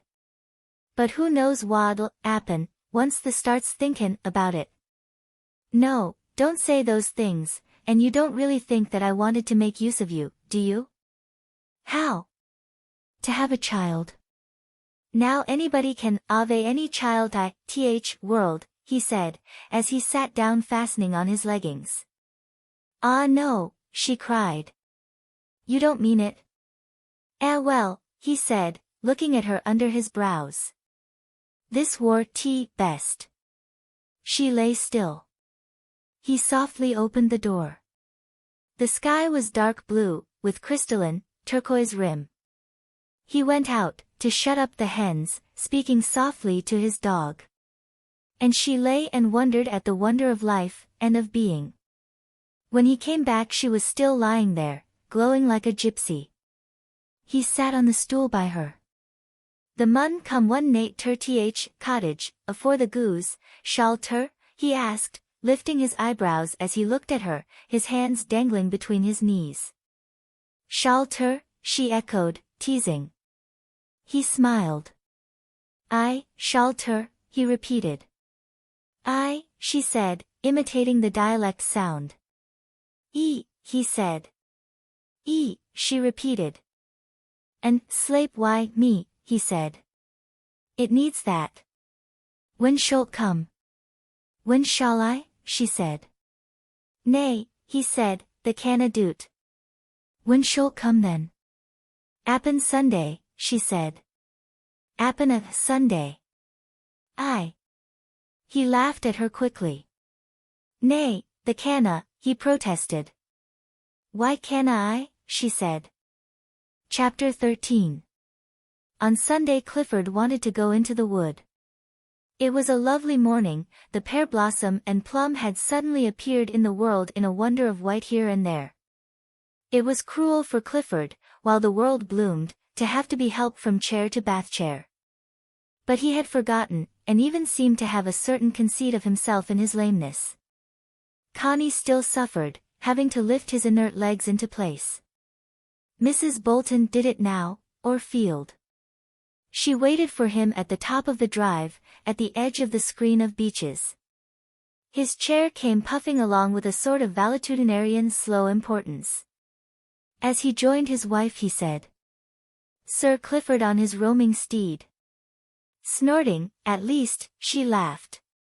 He stopped and looked round at the facade of the long, low old brown house. Ragby doesn't wink an eyelid, he said. But then why should it? I ride upon the achievements of the mind of man, and that beats a horse. I suppose it does. And the souls in Plato riding up to heaven in a two-horse chariot would go in a Ford car now, she said. Or a Rolls-Royce. Plato was an aristocrat. Quite. No more black horse to thrash and maltreat. Plato never thought we'd go one better than his black steed and his white steed, and have no steeds at all, only an engine. Only an engine and gas, said Clifford. I hope I can have some repairs done to the old place next year. I think I shall have about 1,000 to spare for that, but work costs so much, he added. Oh, good, said Connie. If only there aren't more strikes. What would be the use of their striking again? Merely ruin the industry, what's left of it, and surely the owls are beginning to see it. Perhaps they don't mind ruining the industry, said Connie. Ah, don't talk like a woman. The industry fills their bellies, even if it can't keep their pockets quite so flush, he said, using turns of speech that oddly had a twang of Mrs. Bolton. But didn't you say the other day that you were a conservative anarchist, she asked innocently. And did you understand what I meant, he retorted. All I meant is, people can be what they like and feel what they like and do what they like, strictly privately, so long as they keep the form of life intact, and the apparatus. Connie walked on in silence a few paces. Then she said, obstinately. It sounds like saying an egg may go as addled as it likes, so long as it keeps its shell on whole. But addled eggs do break of themselves. I don't think people are eggs, he said. Not even angels' eggs, my dear little evangelist. He was in rather high feather this bright morning. The larks were trilling away over the park, the distant pit in the hollow was fuming silent steam. It was almost like old days, before the war. Connie didn't really want to argue. But then she did not really want to go to the wood with Clifford either. So she walked beside his chair in a certain obstinacy of spirit. No, he said. There will be no more strikes, if the thing is properly managed. Why not? Because strikes will be made as good as impossible. But will the men let you? She asked. We shan't ask them. We shall do it while they aren't looking, for their own good, to save the industry. For your own good too, she said. Naturally. For the good of everybody. But for their good even more than mine. I can live without the pits.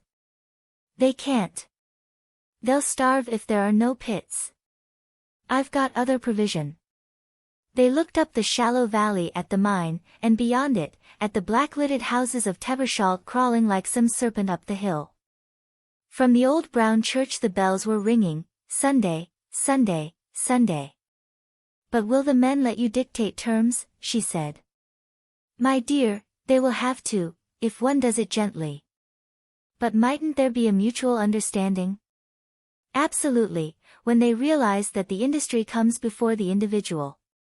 But must you own the industry? She said. I don't. But to the extent I do own it, yes, most decidedly. The ownership of property has now become a religious question, as it has been since Jesus and Saint Francis.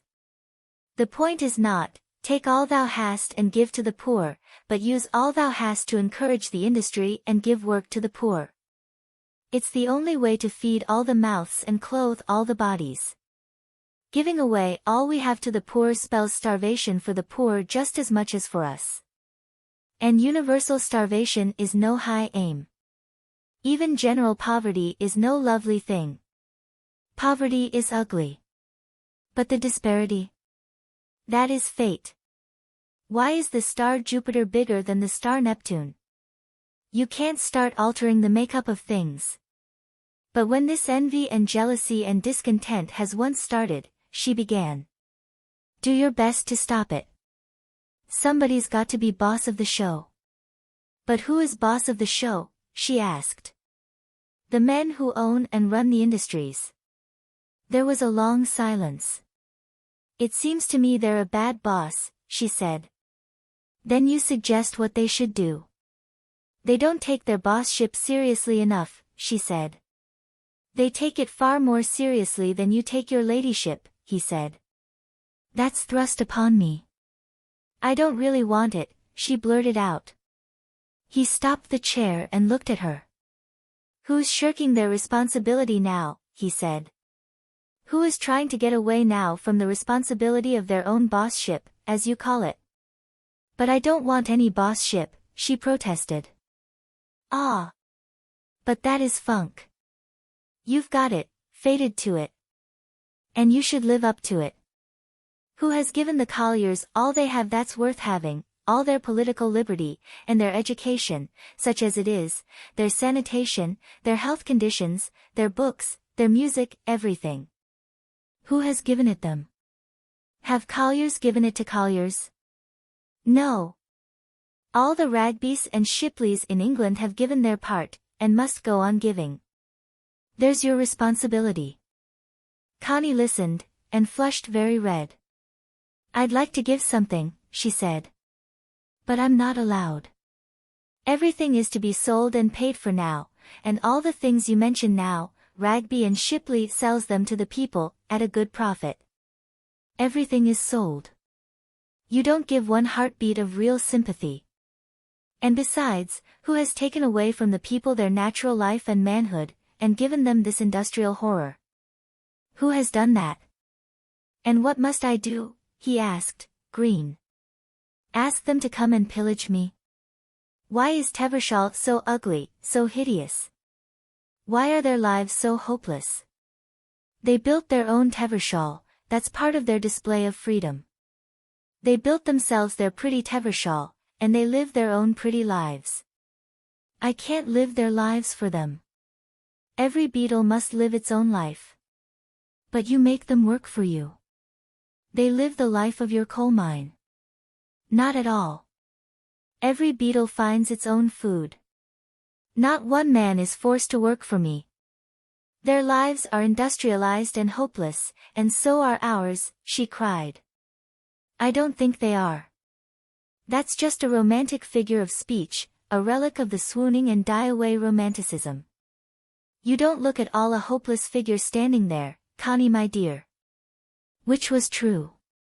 For her dark blue eyes were flashing, her color was hot in her cheeks, she looked full of a rebellious passion far from the dejection of hopelessness. She noticed, in the tussocky places of the grass, cottony young cowslips standing up still bleared in their down. And she wondered with rage, why it was she felt Clifford was so wrong, yet she couldn't say it to him, she could not say exactly where he was wrong. No wonder the men hate you, she said. They don't, he replied. And don't fall into errors, in your sense of the word, they are not men. They are animals you don't understand, and never could. Don't thrust your illusions on other people. The masses were always the same, and will always be the same. Nero's slaves were extremely little different from our colliers or the Ford motor car workmen. I mean Nero's mine slaves and his field slaves. It is the masses, they are the unchangeable. An individual may emerge from the masses. But the emergence doesn't alter the mass.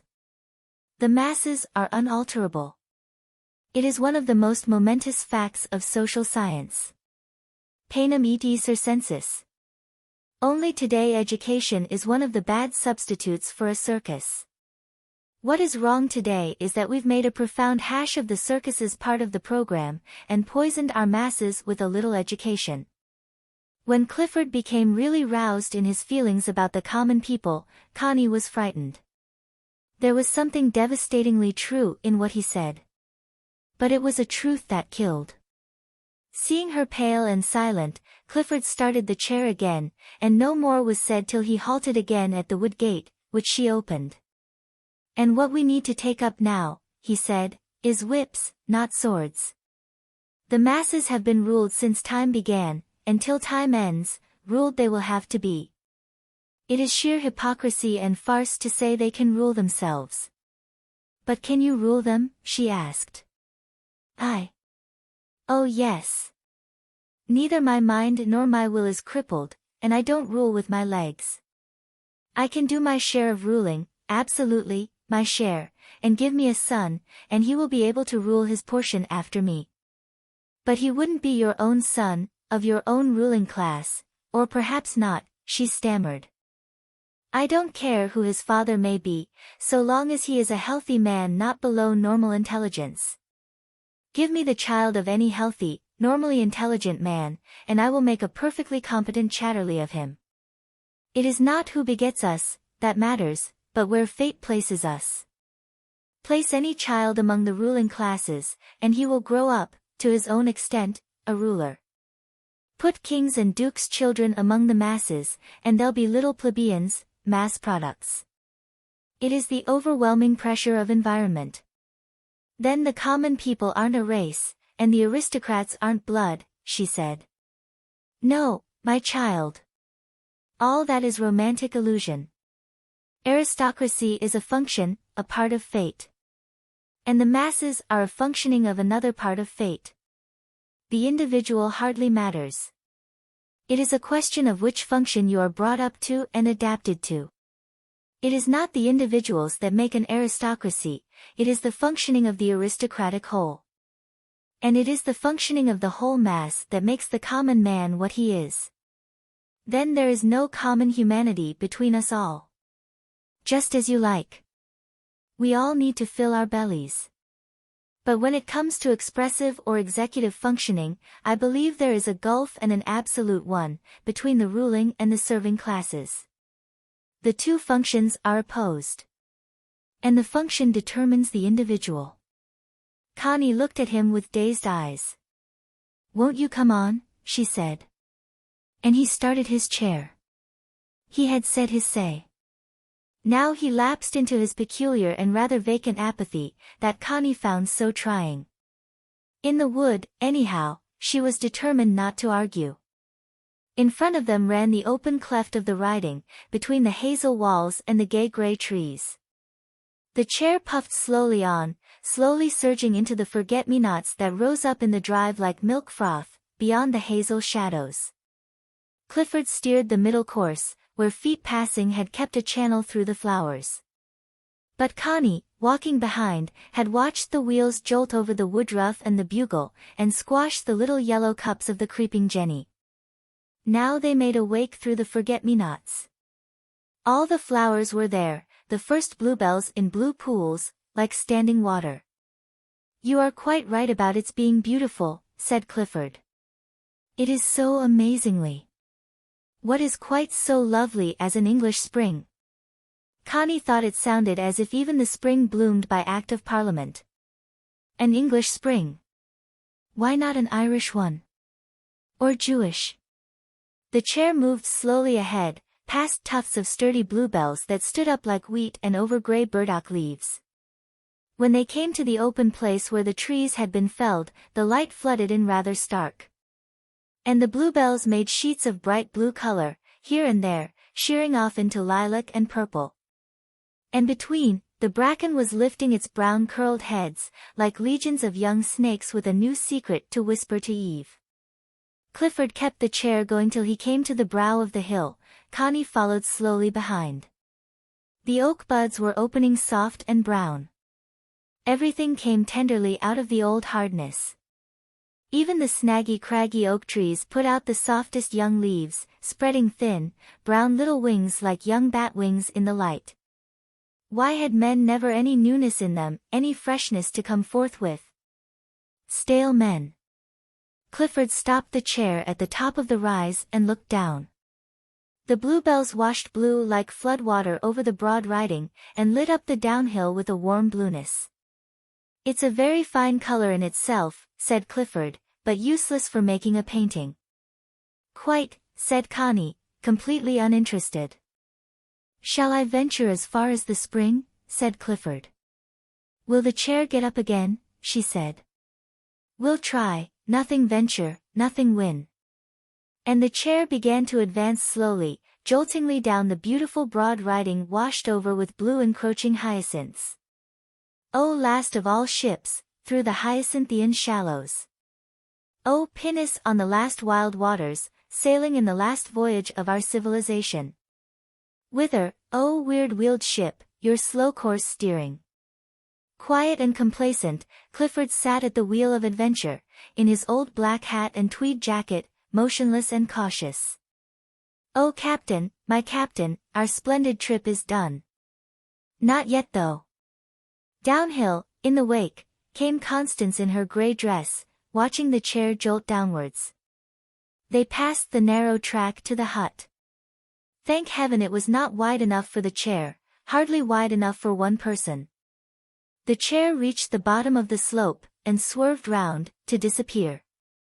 And Connie heard a low whistle behind her. She glanced sharply round. The keeper was striding downhill towards her, his dog keeping behind him. "Is Sir Clifford going to the cottage?" he asked, looking into her eyes. "No, only to the well." "Ah. Good. Then I can keep out of sight. But I shall see you tonight. I shall wait for you at the park gate about 10. He looked again direct into her eyes. "Yes," she faltered. They heard the pap. Pap. Of Clifford's horn, tooting for Connie. She cooed in reply. The keeper's face flickered with a little grimace, and with his hand he softly brushed her breast upwards, from underneath. She looked at him, frightened, and started running down the hill, calling coo-ee. Again to Clifford. The man above watched her, then turned, grinning faintly, back into his path. She found Clifford slowly mounting to the spring, which was halfway up the slope of the dark larch wood. He was there by the time she caught him up. "She did that all right," he said, referring to the chair. Connie looked at the great grey leaves of burdock that grew out ghostly from the edge of the larch wood. The people call it Robin Hood's rhubarb. How silent and gloomy it seemed by the well. Yet the water bubbled so bright, wonderful. And there were bits of eye-bright and strong blue bugle, and there, under the bank, the yellow earth was moving. A mole. It emerged, rowing its pink hands, and waving its blind gimlet of a face, with the tiny pink nose-tip uplifted. "It seems to see with the end of its nose," said Connie. "Better than with its eyes," he said. "Will you drink? Will you?" She took an enamel mug from a twig on a tree, and stooped to fill it for him. He drank in sips. Then she stooped again, and drank a little herself. "So icy," she said gasping. "Good, isn't it? Did you wish? Did you?" "Yes, I wished. But I won't tell." She was aware of the rapping of a woodpecker, then of the wind, soft and eerie through the larches. She looked up. White clouds were crossing the blue. Clouds, she said. White lambs only, he replied. A shadow crossed the little clearing. The mole had swum out onto the soft yellow earth. Unpleasant little beast, we ought to kill him, said Clifford. Look. He's like a parson in a pulpit, she said. She gathered some sprigs of woodruff and brought them to him. New mown hay, he said. Doesn't it smell like the romantic ladies of the last century, who had their heads screwed on the right way after all? She was looking at the white clouds. I wonder if it will rain, she said. Rain? Why? Do you want it to? They started on the return journey, Clifford jolting cautiously downhill. They came to the dark bottom of the hollow, turned to the right, and after 100 yards swerved up the foot of the long slope, where bluebells stood in the light. Now, old girl, said Clifford, putting the chair to it. It was a steep and jolty climb. The chair pugged slowly, in a struggling unwilling fashion. Still, she nosed her way up unevenly, till she came to where the hyacinths were all around her, then she balked, struggled, jerked a little way out of the flowers, then stopped. We'd better sound the horn and see if the keeper will come, said Connie. He could push her a bit. For that matter, I will push. It helps. We'll let her breathe, said Clifford. Do you mind putting a scotch under the wheel? Connie found a stone, and they waited. After a while Clifford started his motor again, then set the chair in motion. It struggled and faltered like a sick thing, with curious noises. Let me push, said Connie, coming up behind. No. Don't push, he said angrily. What's the good of the damn thing, if it has to be pushed? Put the stone under. There was another pause, then another start, but more ineffectual than before. You must let me push, said she.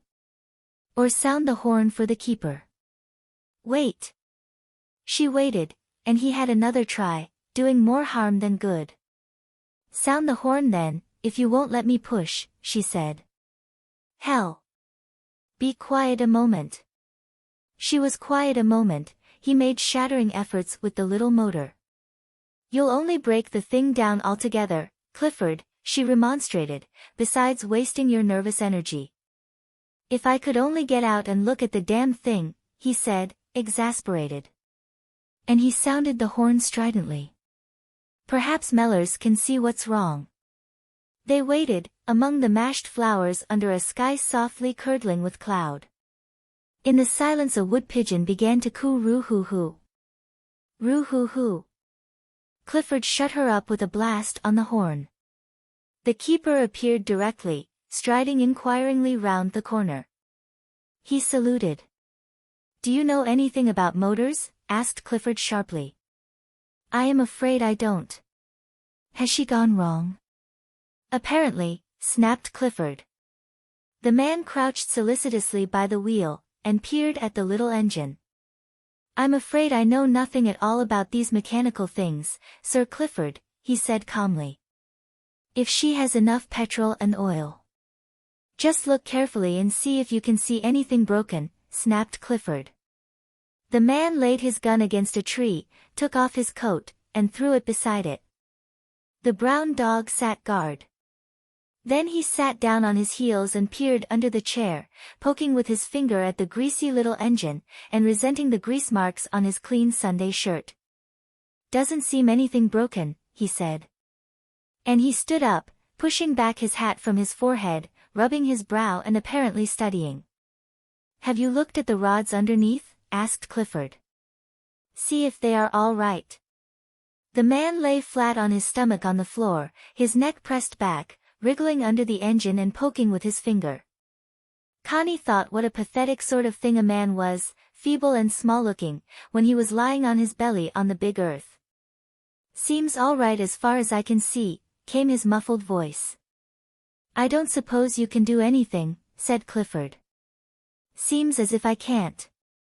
And he scrambled up and sat on his heels, collier fashion. There's certainly nothing obviously broken. Clifford started his engine, then put her in gear. She would not move. Run her a bit hard, like, suggested the keeper. Clifford resented the interference, but he made his engine buzz like a blue bottle.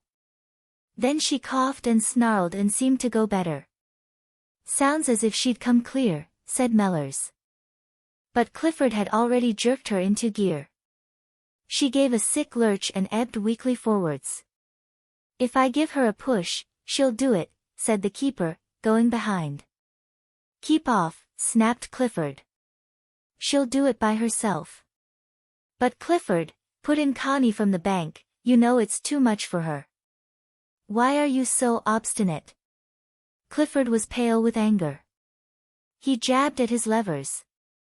The chair gave a sort of scurry, reeled on a few more yards, and came to her end amid a particularly promising patch of bluebells. She's done, said the keeper. Not power enough. She's been up here before, said Clifford coldly. She won't do it this time, said the keeper. Clifford did not reply. He began doing things with his engine, running her fast and slow as if to get some sort of tune out of her. The wood re-echoed with weird noises. Then he put her in gear with a jerk, having jerked off his brake. You'll rip her inside out, murmured the keeper.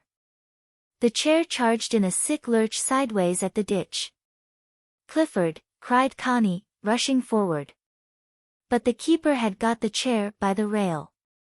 Clifford, however, putting on all his pressure, managed to steer into the riding, and with a strange noise the chair was fighting the hill. Mellors pushed steadily behind, and up she went, as if to retrieve herself. You see, she's doing it, said Clifford, victorious, glancing over his shoulder. There he saw the keeper's face. Are you pushing her? She won't do it without. Leave her alone. I asked you not. She won't do it. Let her try, snarled Clifford, with all his emphasis. The keeper stood back, then turned to fetch his coat and gun. The chair seemed to strangle immediately. She stood inert. Clifford, seated a prisoner, was white with vexation. He jerked at the levers with his hand, his feet were no good. He got queer noises out of her. In savage impatience he moved little handles and got more noises out of her. But she would not budge. No, she would not budge. He stopped the engine and sat rigid with anger. Constance sat on the bank and looked at the wretched and trampled bluebells. Nothing quite so lovely as an English spring. I can do my share of ruling. What we need to take up now is whips, not swords. The ruling classes. The keeper strode up with his coat and gun, Flossie cautiously at his heels. Clifford asked the man to do something or other to the engine. Connie, who understood nothing at all of the technicalities of motors, and who had had experience of breakdowns, sat patiently on the bank as if she were a cipher.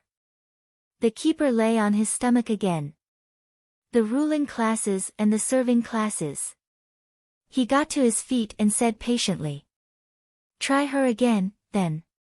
He spoke in a quiet voice, almost as if to a child. Clifford tried her, and Mellors stepped quickly behind and began to push. She was going, the engine doing about half the work, the man the rest. Clifford glanced round, yellow with anger. Will you get off there? The keeper dropped his hold at once, and Clifford added, How shall I know what she is doing? The man put his gun down and began to pull on his coat. He'd done. The chair began slowly to run backwards. Clifford, your brake, cried Connie. She, Mellors, and Clifford moved at once, Connie and the keeper jostling lightly. The chair stood. There was a moment of dead silence. It's obvious I'm at everybody's mercy, said Clifford. He was yellow with anger. No one answered. Mellors was slinging his gun over his shoulder, his face queer and expressionless, save for an abstracted look of patience. The dog Flossie, standing on guard almost between her master's legs, moved uneasily, eyeing the chair with great suspicion and dislike, and very much perplexed between the three human beings. The tableau vivant remained set among the squashed bluebells, nobody proffering a word. "I expect she'll have to be pushed," said Clifford at last, with an affectation of sang-froid. No answer. Mellor's abstracted face looked as if he had heard nothing. Connie glanced anxiously at him. Clifford too glanced round. "Do you mind pushing her home, Mellors?" he said in a cool superior tone. "I hope I have said nothing to offend you," he added, in a tone of dislike. "Nothing at all, Sir Clifford." "Do you want me to push that chair?" "If you please." The man stepped up to it, but this time it was without effect. The brake was jammed. They poked and pulled, and the keeper took off his gun and his coat once more. And now Clifford said never a word. At last the keeper heaved the back of the chair off the ground and, with an instantaneous push of his foot, tried to loosen the wheels. He failed, the chair sank. Clifford was clutching the sides. The man gasped with the weight. "Don't do it," cried Connie to him. "If you'll pull the wheel that way, so," he said to her, showing her how. "No. You mustn't lift it. You'll strain yourself," she said, flushed now with anger. But he looked into her eyes and nodded. And she had to go and take hold of the wheel, ready. He heaved and she tugged, and the chair reeled. "For God's sake," cried Clifford in terror. But it was all right, and the brake was off. The keeper put a stone under the wheel, and went to sit on the bank, his heart beat and his face white with the effort, semi-conscious. Connie looked at him, and almost cried with anger. There was a pause and a dead silence. She saw his hands trembling on his thighs. "Have you hurt yourself?" she asked, going to him. "No. No." He turned away almost angrily. There was dead silence. The back of Clifford's fair head did not move. Even the dog stood motionless. The sky had clouded over. At last he sighed, and blew his nose on his red handkerchief. "That pneumonia took a lot out of me," he said. No one answered. Connie calculated the amount of strength it must have taken to heave up that chair and the bulky Clifford. Too much, far too much. If it hadn't killed him. He rose, and again picked up his coat, slinging it through the handle of the chair. "Are you ready, then, Sir Clifford?" "When you are." He stooped and took out the scotch, then put his weight against the chair. He was paler than Connie had ever seen him, and more absent. Clifford was a heavy man, and the hill was steep. Connie stepped to the keeper's side. "I'm going to push too," she said. And she began to shove with a woman's turbulent energy of anger. The chair went faster. Clifford looked round. "Is that necessary?" he said. "Very. Do you want to kill the man? If you'd let the motor work while it would." But she did not finish. She was already panting. She slackened off a little, for it was surprisingly hard work. "Aye." "Slower," said the man at her side, with a faint smile of his eyes. "Are you sure you've not hurt yourself?" she said fiercely. He shook his head. She looked at his smallish, short, alive hand, browned by the weather. It was the hand that caressed her. She had never even looked at it before. It seemed so still, like him, with a curious inward stillness that made her want to clutch it, as if she could not reach it. All her soul suddenly swept towards him, he was so silent, and out of reach. And he felt his limbs revive. Shoving with his left hand, he laid his right on her round white wrist, softly enfolding her wrist, with a caress. And the flame of strength went down his back and his loins, reviving him. And she bent suddenly and kissed his hand. Meanwhile the back of Clifford's head was held sleek and motionless, just in front of them. At the top of the hill they rested, and Connie was glad to let go. She had had fugitive dreams of friendship between these two men, one her husband, the other the father of her child. Now she saw the screaming absurdity of her dreams. The two males were as hostile as fire and water. They mutually exterminated one another. And she realized for the first time what a queer subtle thing hate is. For the first time, she had consciously and definitely hated Clifford, with vivid hate, as if he ought to be obliterated from the face of the earth. And it was strange, how free and full of life it made her feel, to hate him and to admit it fully to herself. Now I've hated him, I shall never be able to go on living with him, came the thought into her mind. On the level the keeper could push the chair alone. Clifford made a little conversation with her, to show his complete composure, about Aunt Eva, who was at Dieppe, and about Sir Malcolm, who had written to ask would Connie drive with him in his small car, to Venice, or would she and Hilda go by train. I'd much rather go by train, said Connie. I don't like long motor drives, especially when there's dust. But I shall see what Hilda wants. She will want to drive her own car, and take you with her, he said. Probably, I must help up here. You've no idea how heavy this chair is. She went to the back of the chair, and plodded side by side with the keeper, shoving up the pink path. She did not care who saw. Why not let me wait and fetch Field? He is strong enough for the job, said Clifford. It's so near, she panted.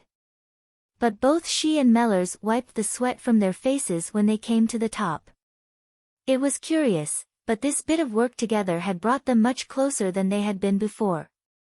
Thanks so much, Mellors, said Clifford, when they were at the house door. I must get a different sort of motor, that's all. Won't you go to the kitchen and have a meal? It must be about time. Thank you, Sir Clifford. I was going to my mother for dinner today, Sunday. As you like. Mellors slung into his coat, looked at Connie, saluted, and was gone. Connie, furious, went upstairs. At lunch she could not contain her feeling. Why are you so abominably inconsiderate, Clifford, she said to him. Of whom? Of the keeper. If that is what you call ruling classes, I'm sorry for you. Why? A man who's been ill, and isn't strong. My word, if I were the serving classes, I'd let you wait for service. I'd let you whistle. I quite believe it. If you'd been sitting in a chair with paralyzed legs, and behaved as you behaved, what would you have done for him? My dear evangelist, this confusing of persons and personalities is in bad taste. And your nasty, sterile want of common sympathy is in the worst taste imaginable. Noblesse oblige. You and your ruling class. And to what should it oblige me? To have a lot of unnecessary emotions about my gamekeeper? I refuse. I leave it all to my evangelist. As if he weren't a man as much as you are, my word. My gamekeeper to boot, and I pay him £2 a week and give him a house. Pay him. What do you think you pay for, with £2 a week and a house? His services. Bah! I would tell you to keep your £2 a week and your house. Probably he would like to, but can't afford the luxury. You, and rule, she said.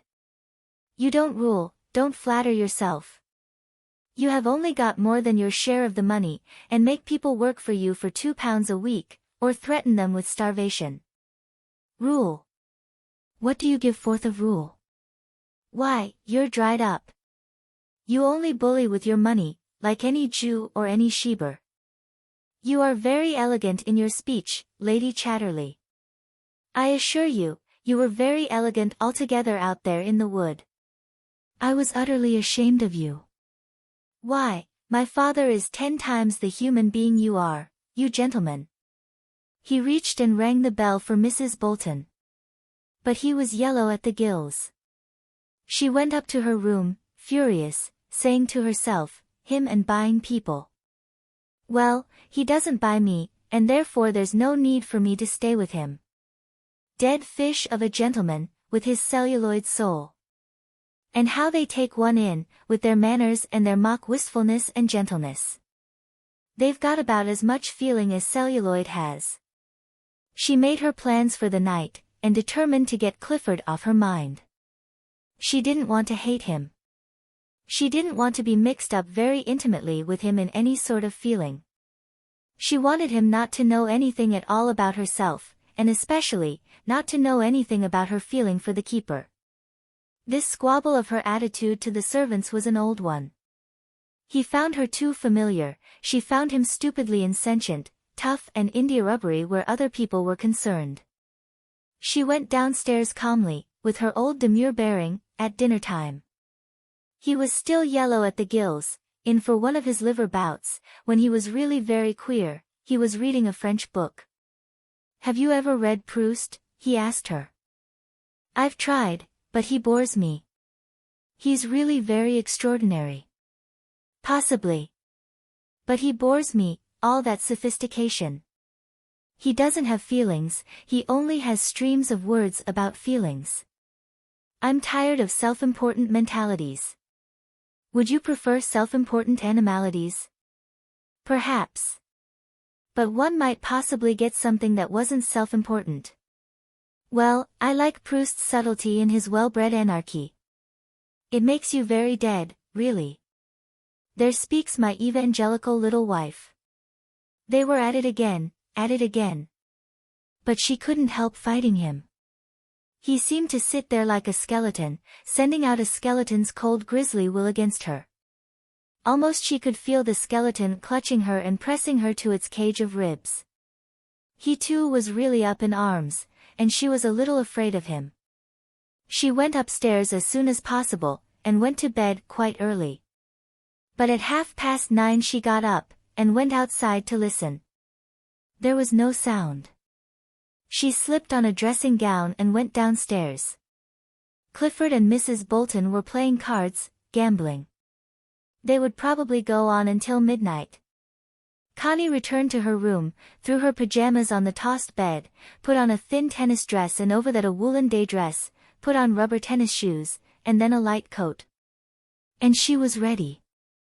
If she met anybody, she was just going out for a few minutes. And in the morning, when she came in again, she would just have been for a little walk in the dew, as she fairly often did before breakfast. For the rest, the only danger was that someone should go into her room during the night. But that was most unlikely, not one chance in 100.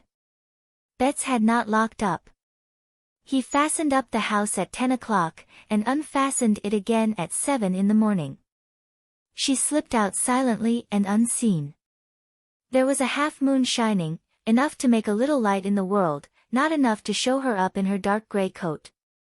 She walked quickly across the park, not really in the thrill of the assignation, but with a certain anger and rebellion burning in her heart. It was not the right sort of heart to take to a love meeting. But à la guerre comme à la guerre. Chapter 14. When she got near the park gate, she heard the click of the latch. He was there, then, in the darkness of the wood, and had seen her. "You are good and early," he said out of the dark. "Was everything all right?" "Perfectly easy." He shut the gate quietly after her, and made a spot of light on the dark ground, showing the pallid flowers still standing there open in the night. They went on apart, in silence. "Are you sure you didn't hurt yourself this morning with that chair?" she asked. "No, no. When you had that pneumonia, what did it do to you?" "Oh, nothing. It left my heart not so strong and the lungs not so elastic. But it always does that. And you ought not to make violent physical efforts." "Not often." She plodded on in an angry silence. "Did you hate Clifford?" she said at last. "Hate him, no. I've met too many like him to upset myself hating him. I know beforehand I don't care for his sort, and I let it go at that." "What is his sort?" "Nay, you know better than I do. The sort of youngish gentleman a bit like a lady, and no balls." "What balls?" Balls. A man's balls. She pondered this. But is it a question of that? She said, a little annoyed. You say a man's got no brain, when he's a fool, and no heart, when he's mean, and no stomach when he's a funker. And when he's got none of that spunky wild bit of a man in him, you say he's got no balls. When he's a sort of tame. She pondered this.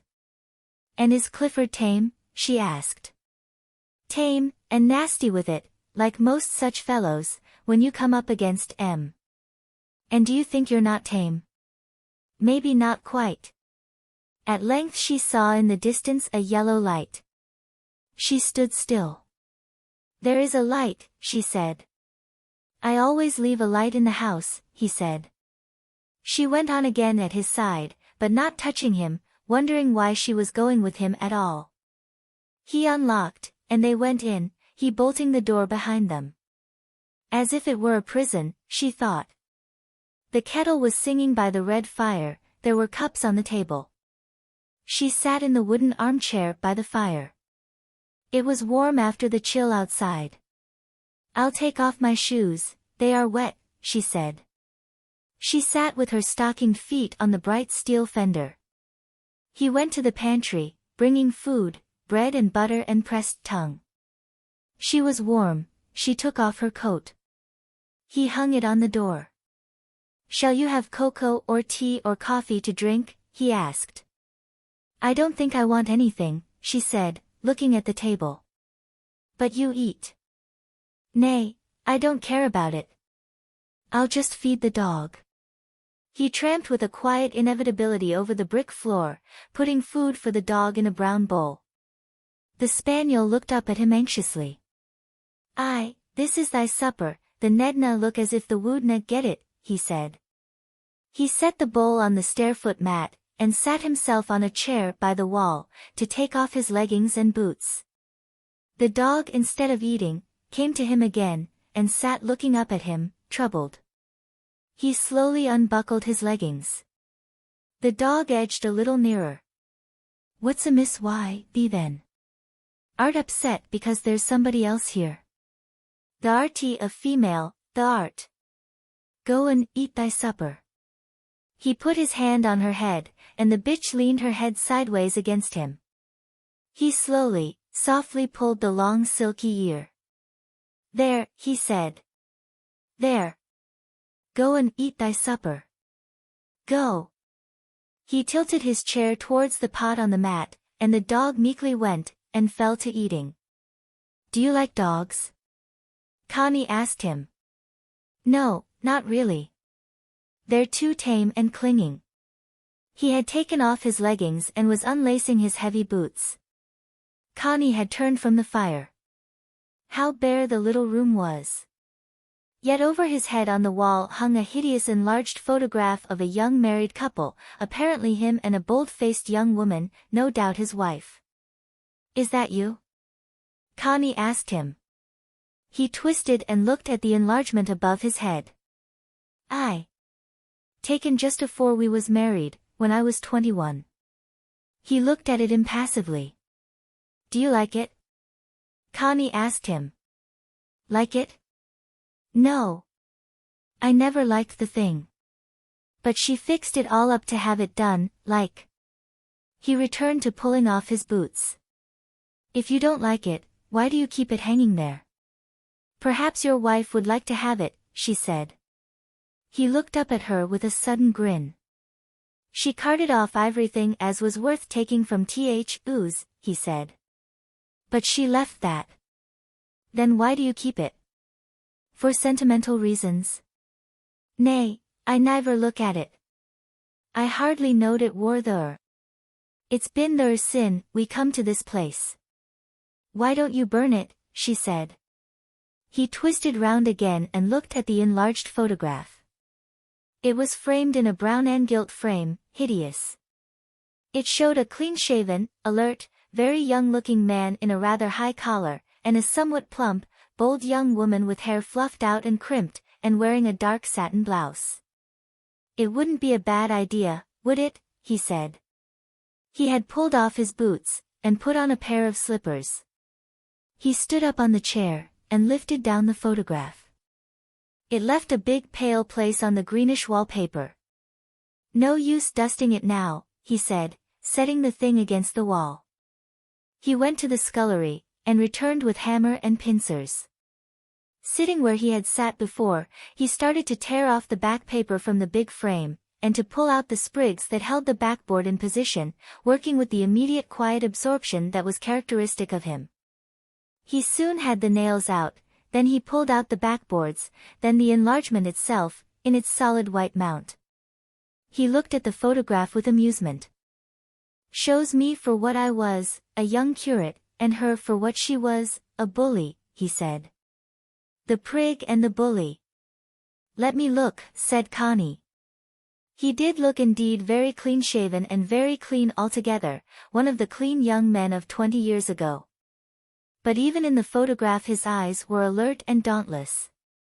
And the woman was not altogether a bully, though her jowl was heavy. There was a touch of appeal in her. "One never should keep these things," said Connie. "That, one shouldn't. One should never have them made." He broke the cardboard photograph and mount over his knee, and when it was small enough, put it on the fire. "It'll spoil the fire though," he said. The glass and the backboard he carefully took upstairs. The frame he knocked asunder with a few blows of the hammer, making the stucco fly. Then he took the pieces into the scullery. "We'll burn that tomorrow," he said. "There's too much plaster molding on it." Having cleared away, he sat down. "Did you love your wife?" she asked him. "Love?" he said. "Did you love Sir Clifford?" But she was not going to be put off. "But you cared for her," she insisted. "Cared?" He grinned. "Perhaps you care for her now," she said.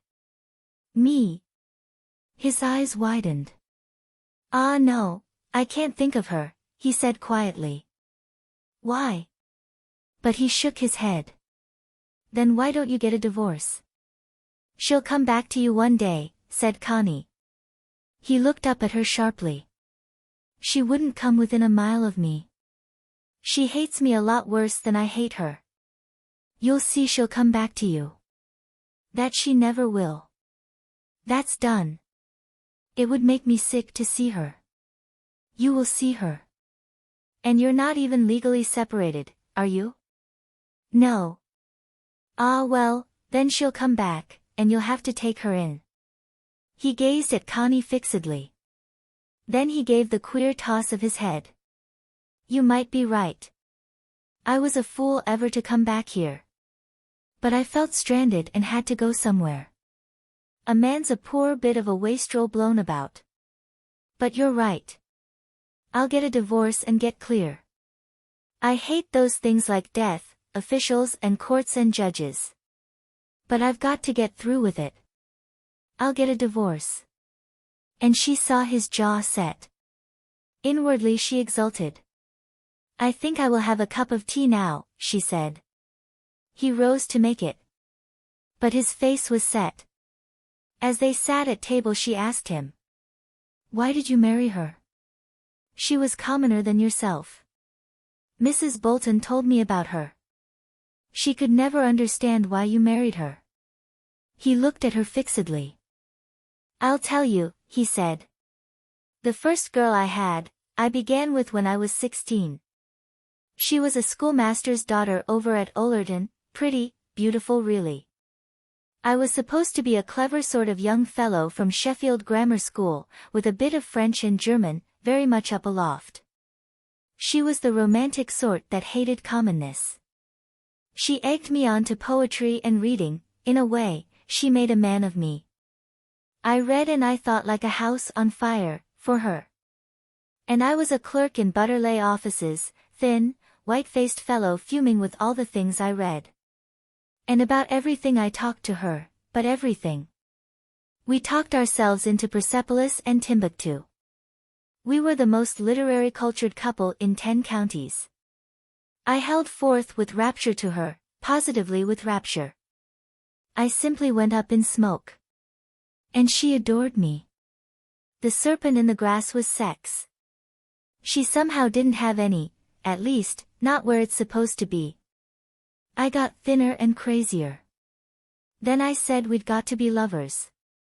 I talked her into it, as usual. So she let me. I was excited, and she never wanted it. She just didn't want it.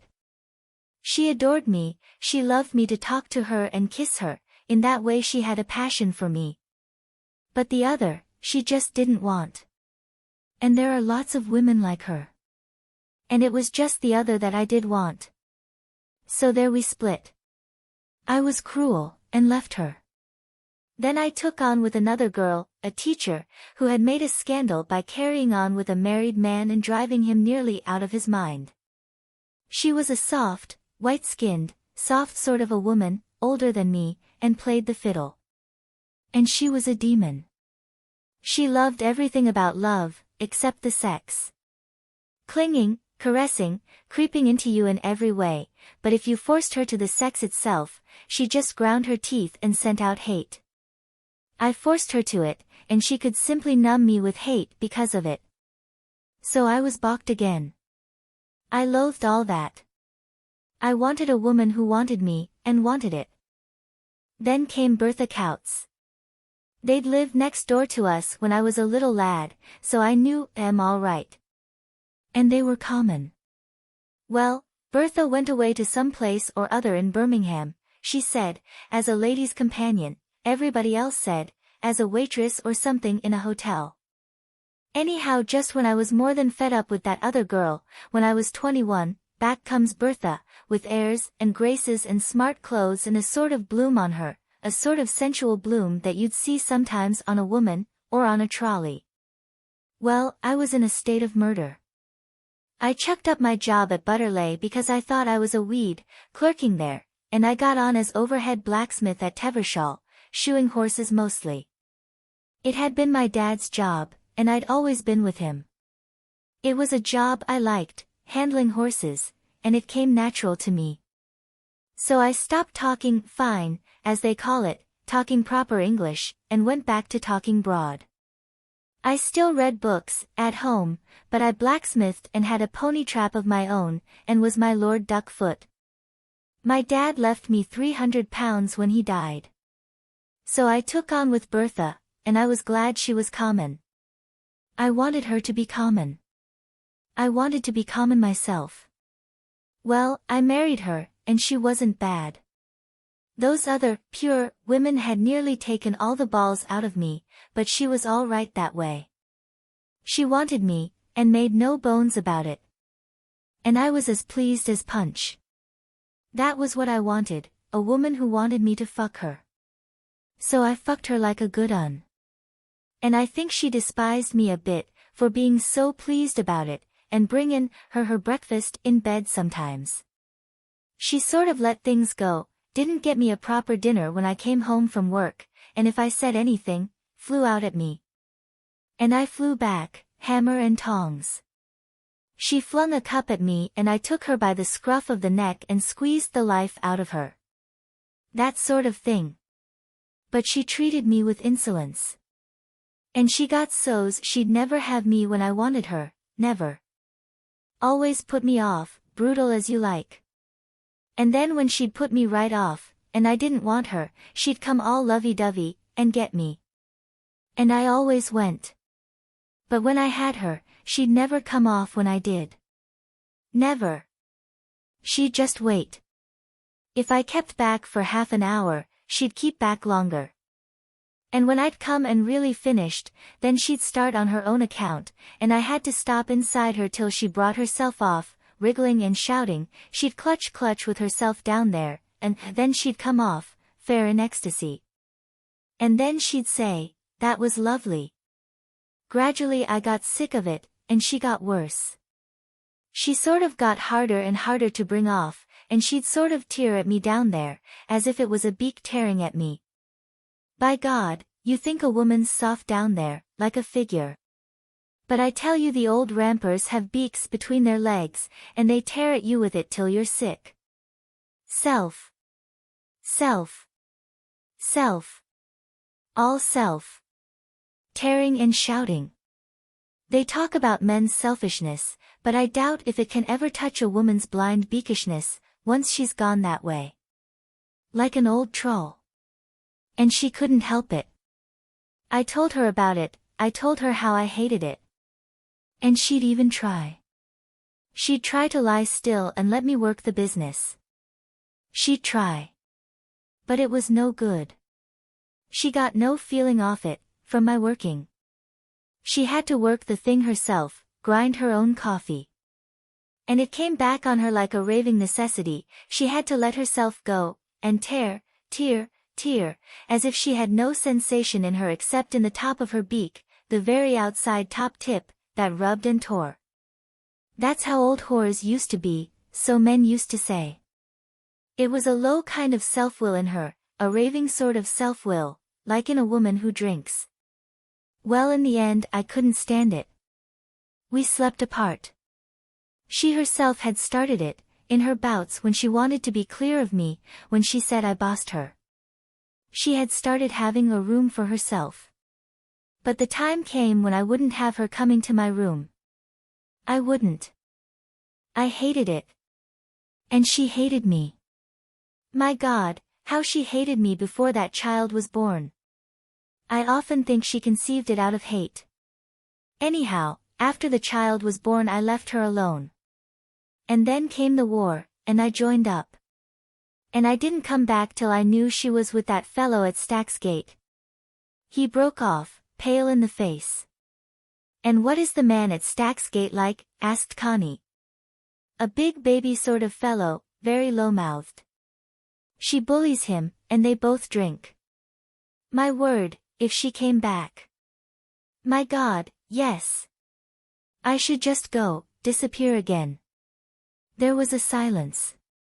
The pasteboard in the fire had turned to grey ash. So when you did get a woman who wanted you, said Connie, you got a bit too much of a good thing. Aye. Seems so. Yet even then I'd rather have her than the never-never ones, the white love of my youth, and that other poison-smelling Lily, and the rest. What about the rest? Said Connie. The rest? There is no rest. Only to my experience the mass of women are like this, most of them want a man, but don't want the sex, but they put up with it, as part of the bargain. The more old-fashioned sort just lie there like nothing and let you go ahead. They don't mind afterwards, then they like you. But the actual thing itself is nothing to them, a bit distasteful. Most men like it that way. I hate it. But the sly sort of women who are like that pretend they're not.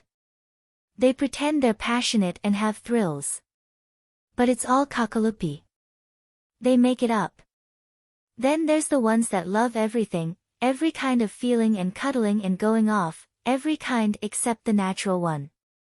They always make you go off when you're not in the only place you should be. When you go off, then there's the hard sort, that are the devil to bring off at all, and bring themselves off, like my wife. They want to be the active party. Then there's the sort that's just dead inside, but dead, and they know it. Then there's the sort that puts you out before you really come, and go on writhing their loins till they bring themselves off against your thighs. But they're mostly the lesbian sort. It's astonishing how lesbian women are, consciously or unconsciously. Seems to me they're nearly all lesbian. And do you mind? Asked Connie. I could kill them. When I'm with a woman who's really lesbian, I fairly howl in my soul, wanting to kill her. And what do? Just go away as fast as I can. But do you think lesbian women any worse than homosexual men? I do. Because I've suffered more from them. In the abstract, I've no idea. When I get with a lesbian woman, whether she knows she's one or not, I see red. No. But I wanted to have nothing to do with any woman anymore. I wanted to keep to myself, keep my privacy and my decency. He looked pale, and his brows were somber. And were you sorry when I came along? She asked. I was sorry and I was glad. And what are you now? I'm sorry, from the outside, all the complications and the ugliness and recrimination that's bound to come, sooner or later. That's when my blood sinks, and I'm low. But when my blood comes up, I'm glad. I'm even triumphant. I was really getting bitter. I thought there was no real sex left, never a woman who'd really come naturally with a man, except black women, and somehow, well, we're white men, and they're a bit like mud. And now, are you glad of me? She asked. Yes. When I can forget the rest. When I can't forget the rest, I want to get under the table and die. Why under the table? Why? He laughed. Hide, I suppose. Baby. You do seem to have had awful experiences of women, she said. You see, I couldn't fool myself. That's where most men manage. They take an attitude, and accept a lie. I could never fool myself. I knew what I wanted with a woman, and I could never say I'd got it when I hadn't. But have you got it now? Looks as if I might have. Then why are you so pale and gloomy? Bellyful of remembering, and perhaps afraid of myself. She sat in silence. It was growing late. And do you think it's important, a man and a woman? She asked him. For me it is. For me it's the core of my life, if I have a right relation with a woman. And if you didn't get it? Then I'd have to do without. Again she pondered, before she asked. And do you think you've always been right with women? God, no. I let my wife get to what she was, my fault a good deal. I spoiled her. And I'm very mistrustful. You'll have to expect it. It takes a lot to make me trust anybody, inwardly. So perhaps I'm a fraud too. I mistrust. And tenderness is not to be mistaken. She looked at him. You don't mistrust with your body, when your blood comes up, she said. You don't mistrust then, do you? No, alas. That's how I've got into all the trouble. And that's why my mind mistrusts so thoroughly. Let your mind mistrust. What does it matter? The dog sighed with discomfort on the mat. The ash-clogged fire sank. We are a couple of battered warriors, said Connie. Are you battered too? He laughed. And here we are returning to the fray. Yes. I feel really frightened. He got up, and put her shoes to dry, and wiped his own and set them near the fire. In the morning he would grease them. He poked the ash of pasteboard as much as possible out of the fire. Even burnt, it's filthy, he said. Then he brought sticks and put them on the hob for the morning. Then he went out a while with the dog. When he came back, Connie said, I want to go out too, for a minute. She went alone into the darkness. There were stars overhead. She could smell flowers on the night air. And she could feel her wet shoes getting wetter again. But she felt like going away, right away from him and everybody. It was chilly. She shuddered, and returned to the house. He was sitting in front of the low fire. Ugh! Cold, she shuddered. He put the sticks on the fire, and fetched more, till they had a good crackling chimneyful of blaze. The rippling running yellow flame made them both happy, warmed their faces and their souls.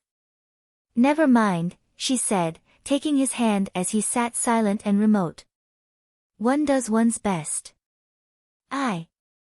He sighed, with a twist of a smile. She slipped over to him, and into his arms, as he sat there before the fire. Forget then, she whispered. Forget. He held her close, in the running warmth of the fire. The flame itself was like a forgetting. And her soft, warm, ripe weight.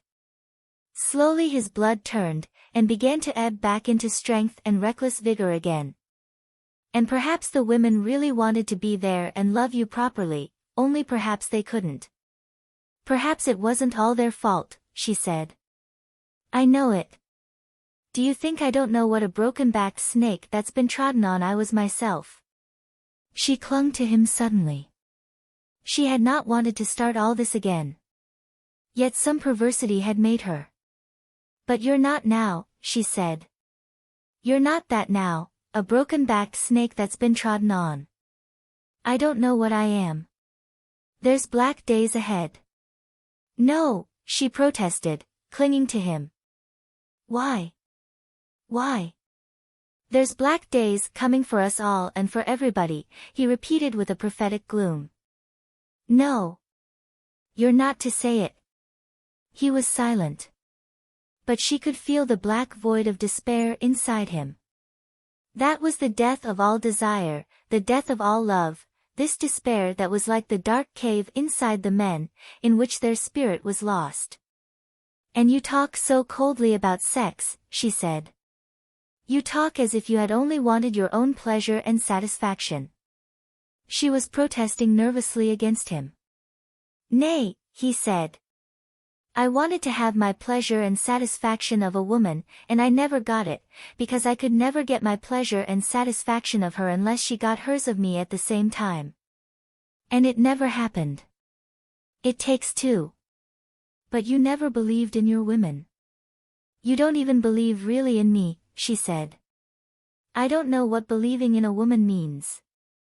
That's it, you see. She still was curled on his lap. But his spirit was gray and absent, he was not there for her. And everything she said drove him further. But what do you believe in? She insisted. I don't know. Nothing, like all the men I've ever known, she said. They were both silent. Then he roused himself and said. Yes, I do believe in something. I believe in being warm-hearted. I believe especially in being warm-hearted in love, in fucking with a warm heart. I believe if men could fuck with warm hearts, and the women take it warm-heartedly, everything would come all right. It's all this cold-hearted fucking that is death and idiocy. But you don't fuck me cold-heartedly, she protested. I don't want to fuck you at all. My heart's as cold potatoes just now. Oh, she said, kissing him mockingly. Let's have them sautés. He laughed, and sat erect. It's a fact, he said. Anything for a bit of warm-heartedness. But the women don't like it. Even you don't really like it. You like good, sharp, piercing cold-hearted fucking, and then pretending it's all sugar. Where's your tenderness for me? You're as suspicious of me as a cat is of a dog. I tell you it takes two even to be tender and warm-hearted. You love fucking all right, but you want it to be called something grand and mysterious, just to flatter your own self-importance. Your own self-importance is more to you, 50 times more, than any man, or being together with a man. But that's what I'd say of you. Your own self-importance is everything to you. Very well then, he said, moving as if he wanted to rise. Let's keep apart then. I'd rather die than do any more cold-hearted fucking. She slid away from him, and he stood up. And do you think I want it? She said. I hope you don't, he replied. But anyhow, you go to bed and I'll sleep down here. She looked at him. He was pale, his brows were sullen, he was as distant in recoil as the cold pole. Men were all alike. I can't go home till morning, she said. No. Go to bed. It's 1:45. I certainly won't, she said. He went across and picked up his boots. Then I'll go out, he said. He began to put on his boots. She stared at him. Wait, she faltered. Wait. What's come between us? He was bent over, lacing his boot, and did not reply. The moments passed. A dimness came over her, like a swoon. All her consciousness died, and she stood there wide-eyed, looking at him from the unknown, knowing nothing any more. He looked up, because of the silence, and saw her wide-eyed and lost. And as if a wind tossed him, he got up and hobbled over to her, one shoe off and one shoe on, and took her in his arms, pressing her against his body, which somehow felt hurt right through. And there he held her, and there she remained.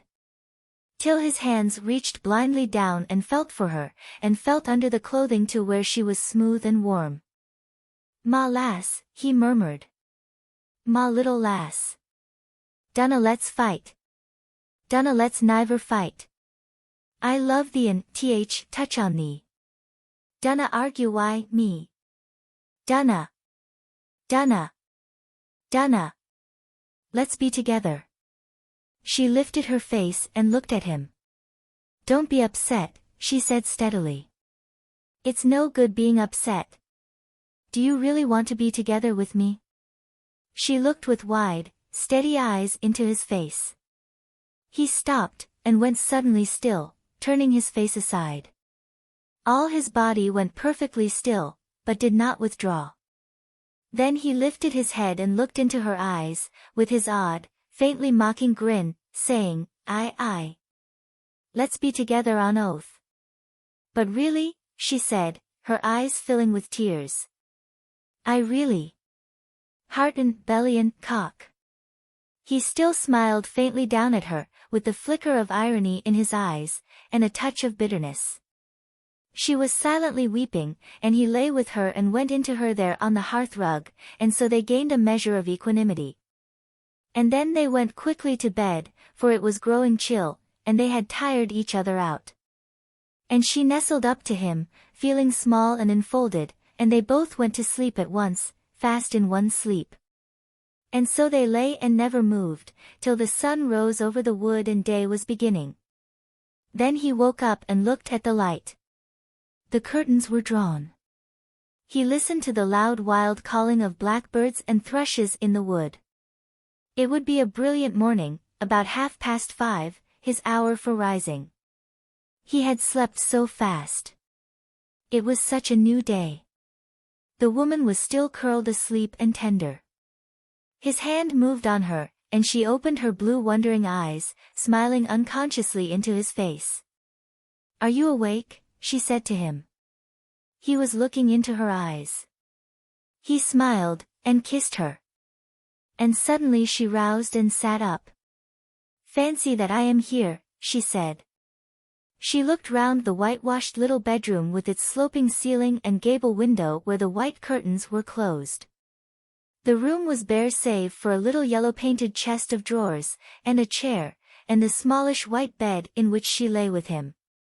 "Fancy that we are here," she said, looking down at him. He was lying watching her, stroking her breasts with his fingers, under the thin nightdress. When he was warm and smoothed out, he looked young and handsome. His eyes could look so warm. And she was fresh and young like a flower.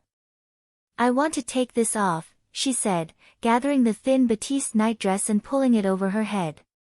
She sat there with bare shoulders and longish breasts faintly golden.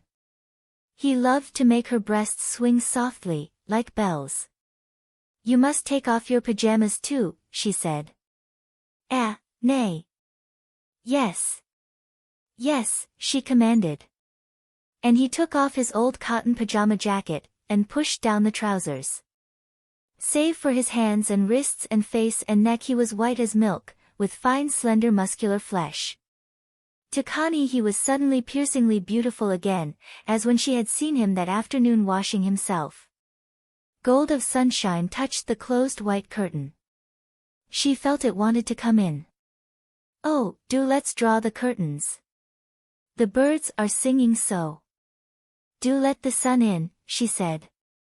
He slipped out of bed with his back to her, naked and white and thin, and went to the window, stooping a little, drawing the curtains and looking out for a moment.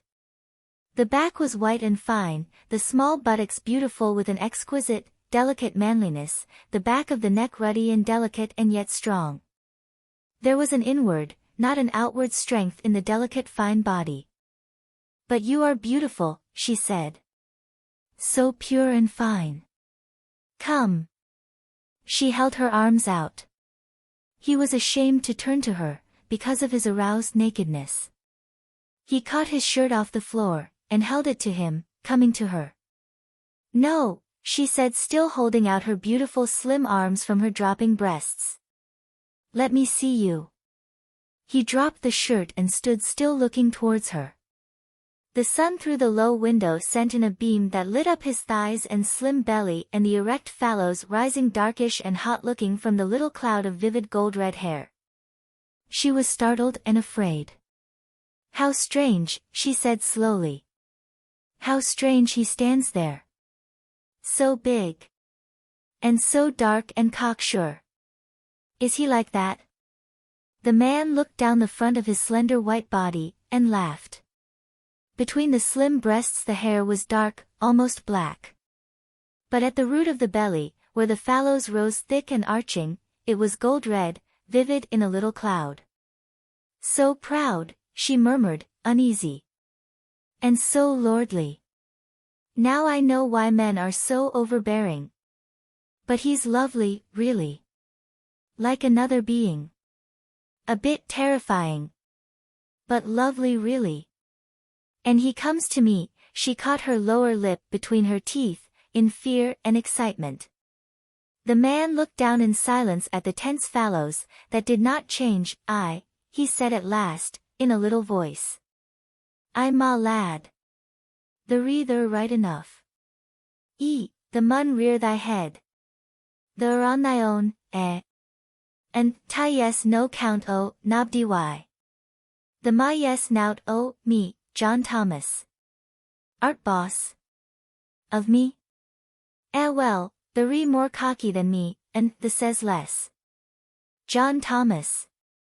Dost want her? Dost want my Lady Jane? Tha's dipped me in again, the hast. And the comes up smilin'. Ax, then. Ax Lady Jane. Say, lift up your heads, O ye gates, that the King of Glory may come in. Cheek on thee. Cunt, that's what the re after. Tell Lady Jane the wants cunt. John Thomas, and cunt o, Lady Jane. Oh, don't tease him, said Connie, crawling on her knees on the bed towards him and putting her arms round his white slender loins, and drawing him to her so that her hanging, swinging breasts touched the tip of the stirring, erect fallows, and caught the drop of moisture. She held the man fast. "Lie down," he said. "Lie down. Let me come." He was in a hurry now. And afterwards, when they had been quite still, the woman had to uncover the man again, to look at the mystery of the fallows. "And now he's tiny, and soft like a little bud of life," she said, taking the soft small penis in her hand. "Isn't he somehow lovely? So on his own, so strange. And so innocent. And he comes so far into me. You must never insult him, you know. He's mine too. He's not only yours. He's mine. And so lovely and innocent." And she held the penis soft in her hand. He laughed. "Blessed be the tie that binds our hearts in kindred love," he said. "Of course," she said. "Even when he's soft and little I feel my heart simply tied to him. And how lovely your hair is here. Quite different." "That's John Thomas's hair, not mine," he said. "John Thomas. John Thomas," and she quickly kissed the soft penis, that was beginning to stir again. Said the man, stretching his body almost painfully. "He's got his root in my soul, has that gentleman. And sometimes I don't know what ter do I him. He's got a will of his own, and it's hard to suit him. Yet I wouldn't have him killed. No wonder men have always been afraid of him," she said. "He's rather terrible." The quiver was going through the man's body, as the stream of consciousness again changed its direction, turning downwards. And he was helpless, as the penis in slow soft undulations filled and surged and rose up, and grew hard, standing there hard and overweening, in its curious towering fashion. The woman too trembled a little as she watched. "There. Take him then. He's thine, said the man. And she quivered, and her own mind melted out.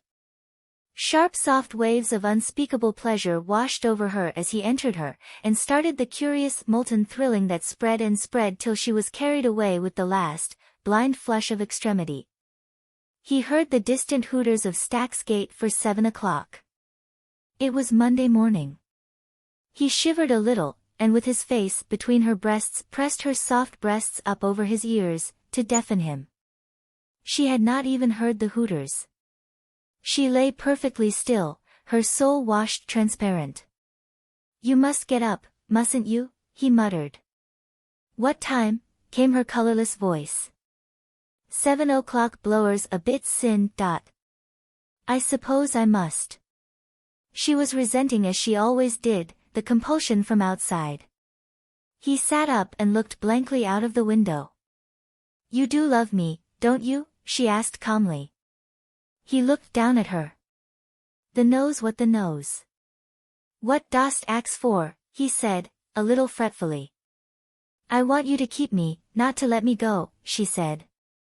His eyes seemed full of a warm, soft darkness that could not think. When? Now. Now in your heart.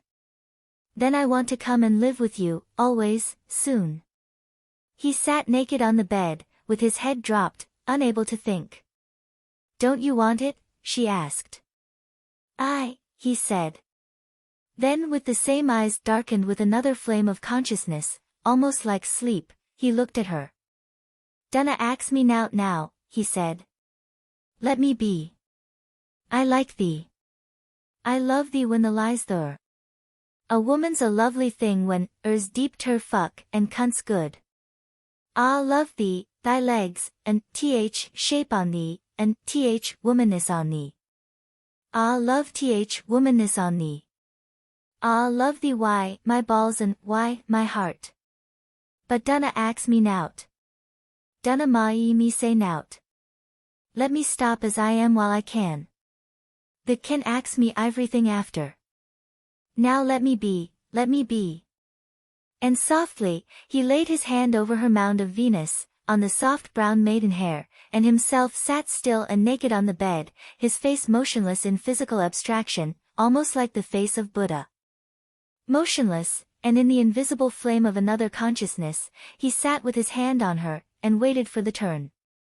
After a while, he reached for his shirt and put it on, dressed himself swiftly in silence, looked at her once as she still lay naked and faintly golden like a Gloire de Dijon rose on the bed, and was gone. She heard him downstairs opening the door. And still she lay musing. It was very hard to go out of his arms. He called from the foot of the stairs, 7:30. She sighed, and got out of bed. The bare little room. Nothing in it at all but the small chest of drawers and the smallish bed. But the board floor was scrubbed clean. And in the corner by the window gable was a shelf with some books, and some from a circulating library. She looked. There were books about Bolshevist Russia, books of travel, a volume about the atom and the electron, another about the composition of the Earth's core, and the causes of earthquakes, then a few novels, then 3 books on India. So, he was a reader after all. The sun fell on her naked limbs through the gable window. Outside she saw the dog Flossie roaming round. The hazel brake was misted with green, and dark green dog's mercury under. It was a clear clean morning with birds flying and triumphantly singing. If only she could stay. If only there weren't the other ghastly world of smoke and iron. If only he would make her a world. She came downstairs, down the steep, narrow wooden stairs. Still she would be content with this little house, if only it were in a world of its own. He was washed and fresh, and the fire was burning. Will you eat anything? He said. No. Only lend me a comb. She followed him into the scullery, and combed her hair before the handbreadth of mirror by the back door. Then she was ready to go. She stood in the little front garden, looking at the dewy flowers, the grey bed of pinks in bud already. "I would like to have all the rest of the world disappear," she said, "and live with you here." "It won't disappear," he said. They went almost in silence through the lovely dewy wood.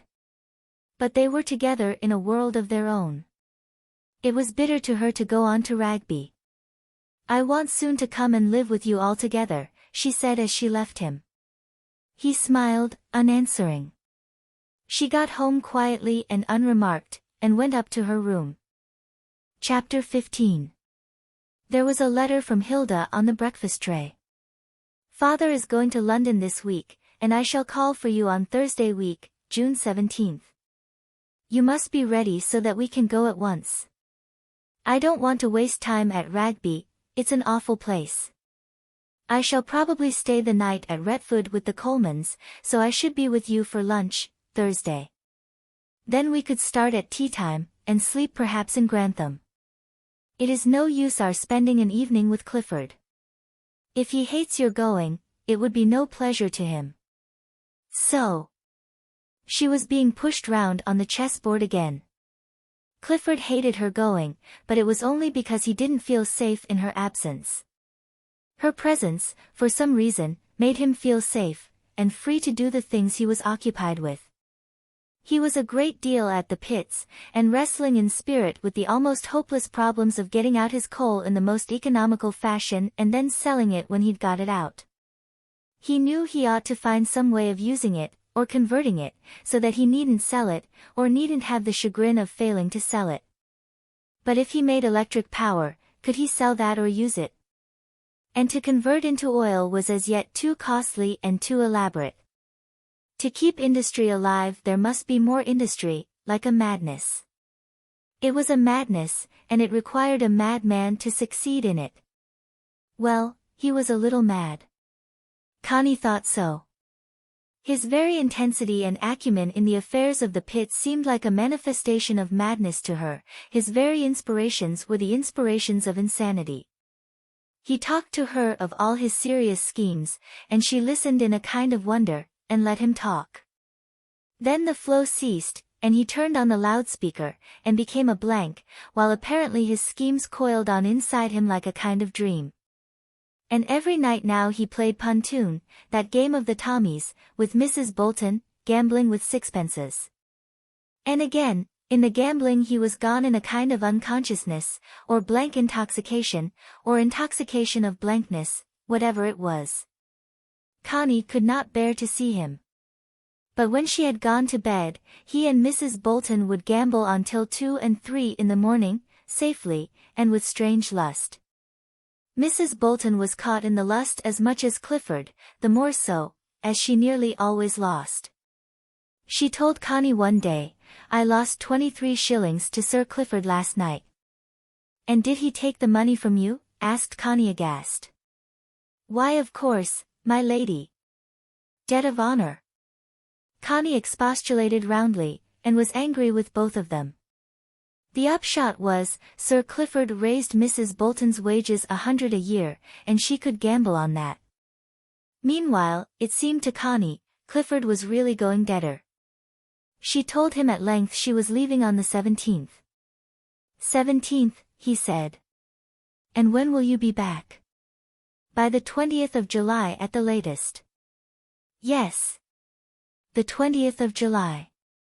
Strangely and blankly he looked at her, with the vagueness of a child, but with the queer blank cunning of an old man.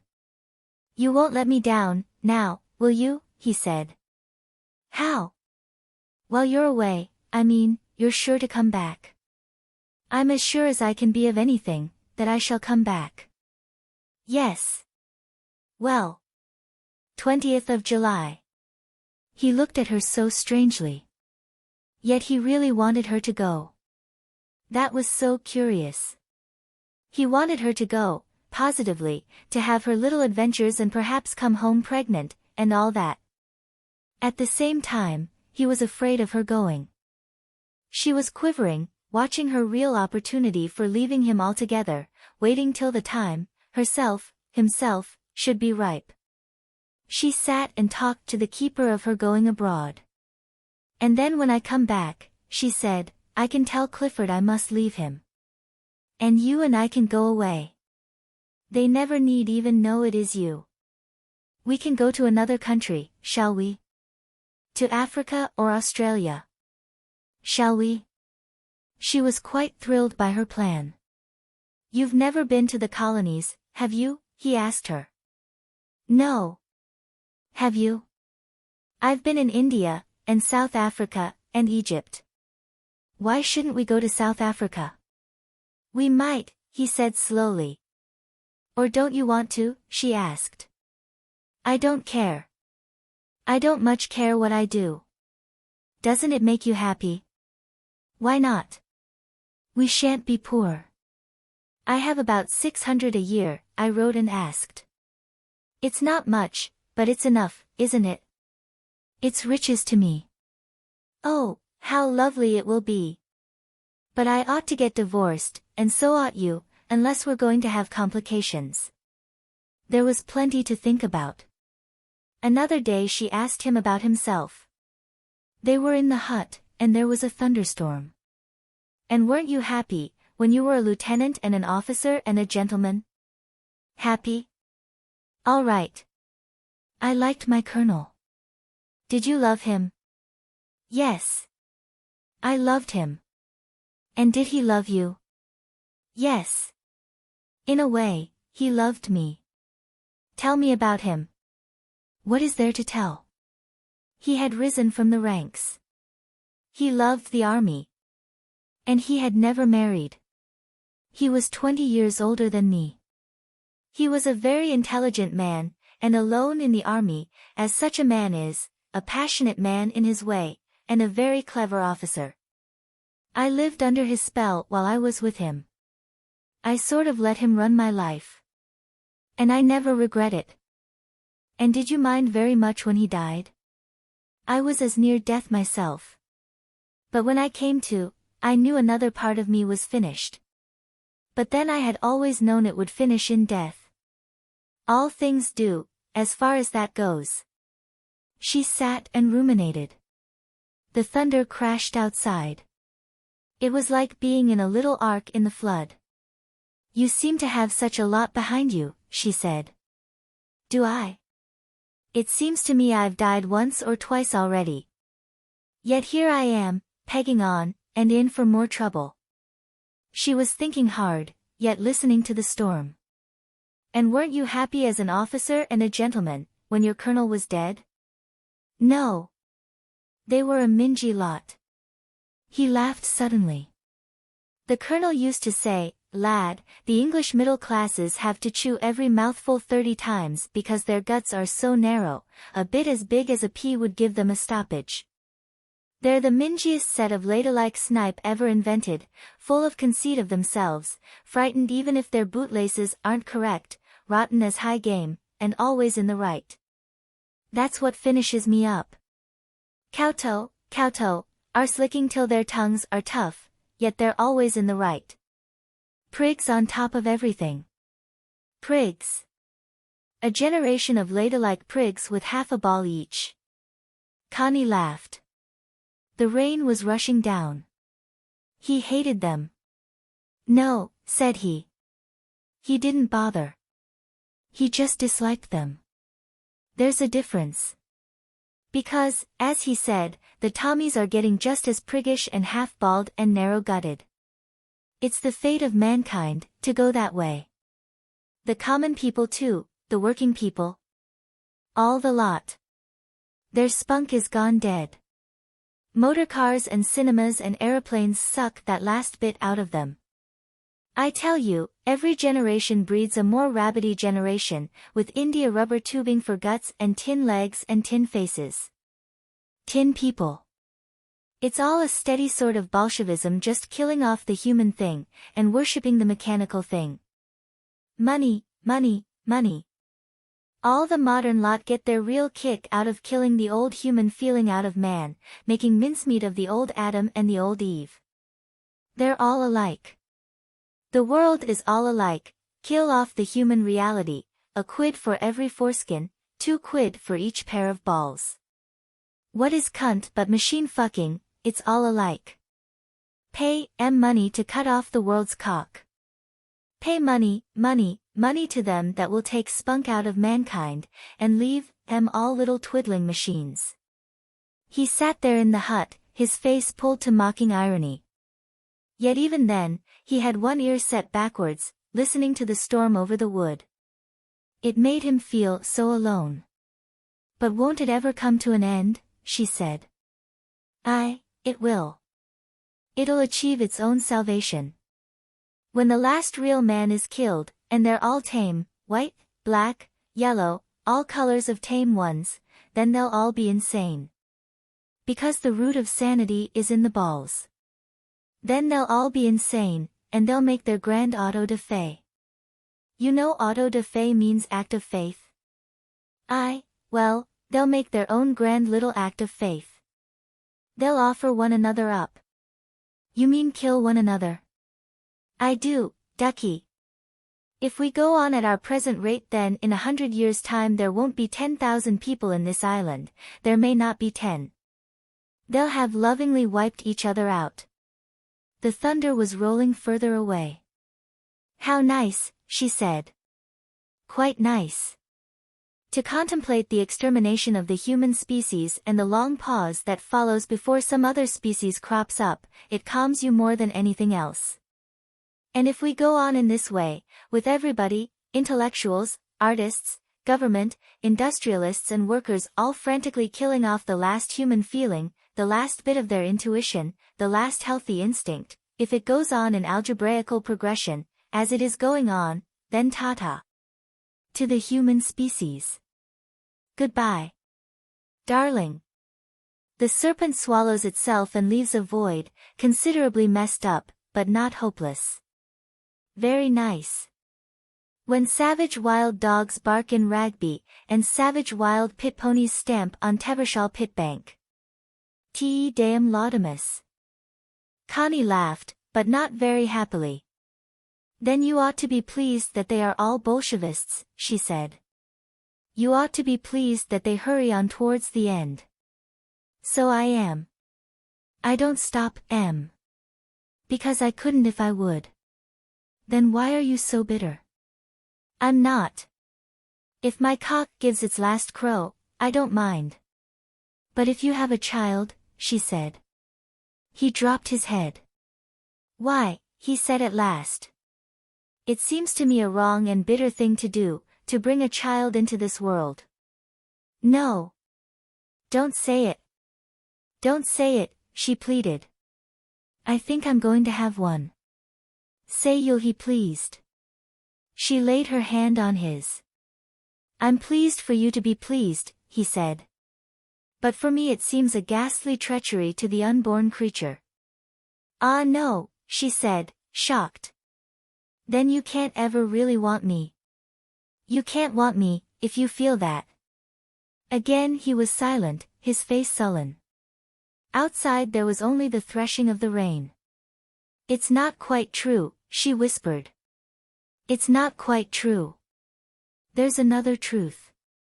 She felt he was bitter now, partly because she was leaving him, deliberately going away to Venice. And this half pleased her. She pulled open his clothing and uncovered his belly, and kissed his navel. Then she laid her cheek on his belly and pressed her arm round his warm, silent loins. They were alone in the flood. Tell me you want a child, in hope, she murmured, pressing her face against his belly. Tell me you do. Why, he said at last, and she felt the curious quiver of changing consciousness and relaxation going through his body. Why, I've thought sometimes if one but tried, here among colliers even. They're workin' bad now, and not earnin' much. If a man could say to dunna think nowt but money. When it comes ter wants, we want but little. Let's not live for money. She softly rubbed her cheek on his belly, and gathered his balls in her hand. The penis stirred softly, with strange life, but did not rise up. The rain beat bruisingly outside. Let's live for summat else. Let's not live to make money, neither for ourselves nor for anybody else. Now we're forced to. We're forced to make a bit for ourselves, and a fair lot for bosses. Let's stop it.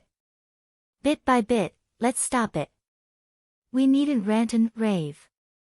Bit by bit, let's drop the whole industrial life and go back. The least little bit, oh, money'll do. For everybody, me and you, bosses and masters, even king. The least little bit, oh, money'll really do. Just make up your mind to it, and you've got out, oh, mess. He paused, then went on. And I'd tell look. Look at Joe. He moves lovely. Look how he moves, alive and aware. He's beautiful. And look at Jonah. He's clumsy, he's ugly, because he's never willin' to rouse himself. I'd tell look. Look at yourselves. One shoulder higher than t'other, legs twisted, feet all lumps. What have you done to yourselves? Why, the blasted work. Spoilt yourselves. No need to work that much. Take your clothes off and look at yourselves. You're ought to be alive and beautiful, and you're ugly and half dead. So I'd tell and I'd get my men to wear different clothes, appin close red trousers, bright red, and little short white jackets. Why, if men had red, fine legs, that alone would change them in a month. They'd begin to be men again, to be men. And the women could dress as they liked. Because if once the men walked with legs close bright scarlet, and buttocks nice and showing scarlet under a little white jacket, then the women begin to be women. It's because men aren't men, that women have to be, and in time pull down Tevershall and build a few beautiful buildings, that would hold us all. And clean the country up again. And not have many children, because the world is overcrowded. But I wouldn't preach to the men, only strip and say, look at yourselves. That's workin' for money, hark at yourselves. That's working for money. You've been working for money. Look at Tevershall. It's horrible. That's because it was built while you was working for money. Look at your girls. They don't care about you, you don't care about them. It's because you've spent your time working and caring for money. You can't talk nor move nor live, you can't properly be with a woman. You're not alive. Look at yourselves. There fell a complete silence.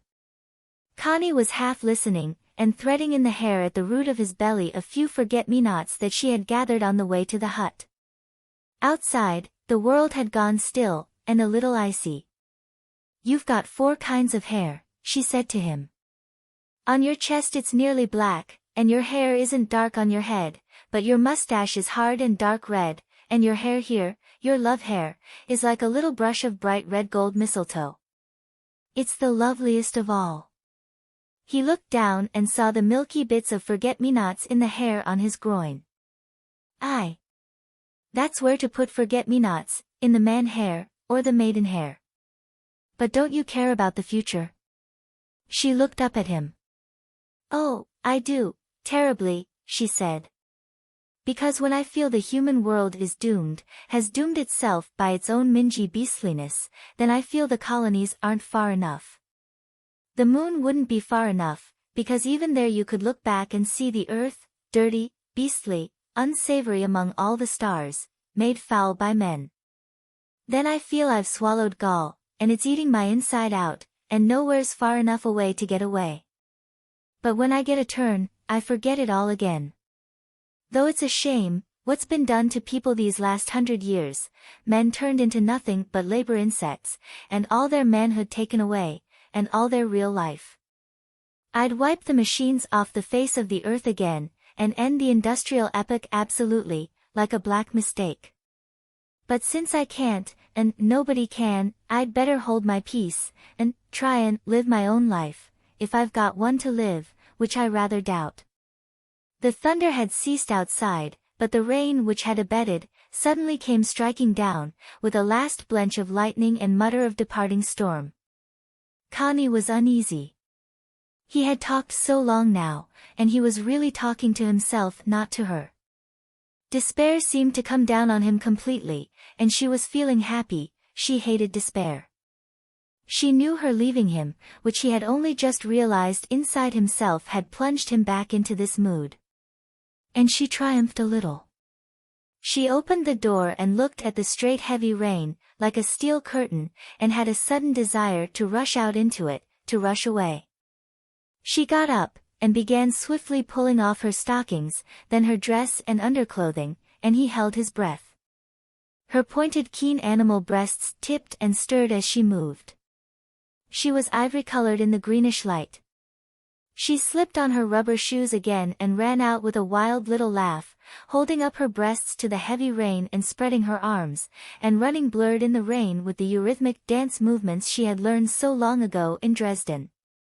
It was a strange pallid figure, lifting and falling, bending so the rain beat and glistened on the full haunches, swaying up again and coming belly forward through the rain, then stooping again so that only the full loins and buttocks were offered in a kind of homage towards him, repeating a wild obeisance. He laughed wryly, and threw off his clothes. It was too much. He jumped out, naked and white, with a little shiver, into the hard slanting rain.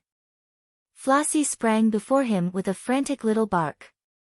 Connie, her hair all wet and sticking to her head, turned her hot face and saw him. Her blue eyes blazed with excitement as she turned and ran fast, with a strange charging movement, out of the clearing and down the path, the wet boughs whipping her. She ran, and he saw nothing but the round wet head, the wet back leaning forward in flight, the rounded buttocks twinkling, a wonderful cowering female nakedness in flight. She was nearly at the wide riding when he came up and flung his naked arm round her soft, naked wet middle. She gave a shriek and straightened herself, and the heap of her soft, chill flesh came up against his body. He pressed it all up against him, madly, the heap of soft, chilled female flesh that became quickly warm as flame, in contact. The rain streamed on them till they smoked. He gathered her lovely, heavy posteriors one in each hand and pressed them in towards him in a frenzy, quivering motionless in the rain. Then suddenly he tipped her up and fell with her on the path, in the roaring silence of the rain, and short and sharp, he took her, short and sharp, and finished, like an animal. He got up in an instant, wiping the rain from his eyes. "Come in," he said, and they started running back to the hut. He ran straight and swift, he didn't like the rain. But she came slower, gathering forget-me-nots and campion and bluebells, running a few steps and watching him fleeing away from her. When she came with her flowers, panting to the hut, he had already started a fire, and the twigs were crackling.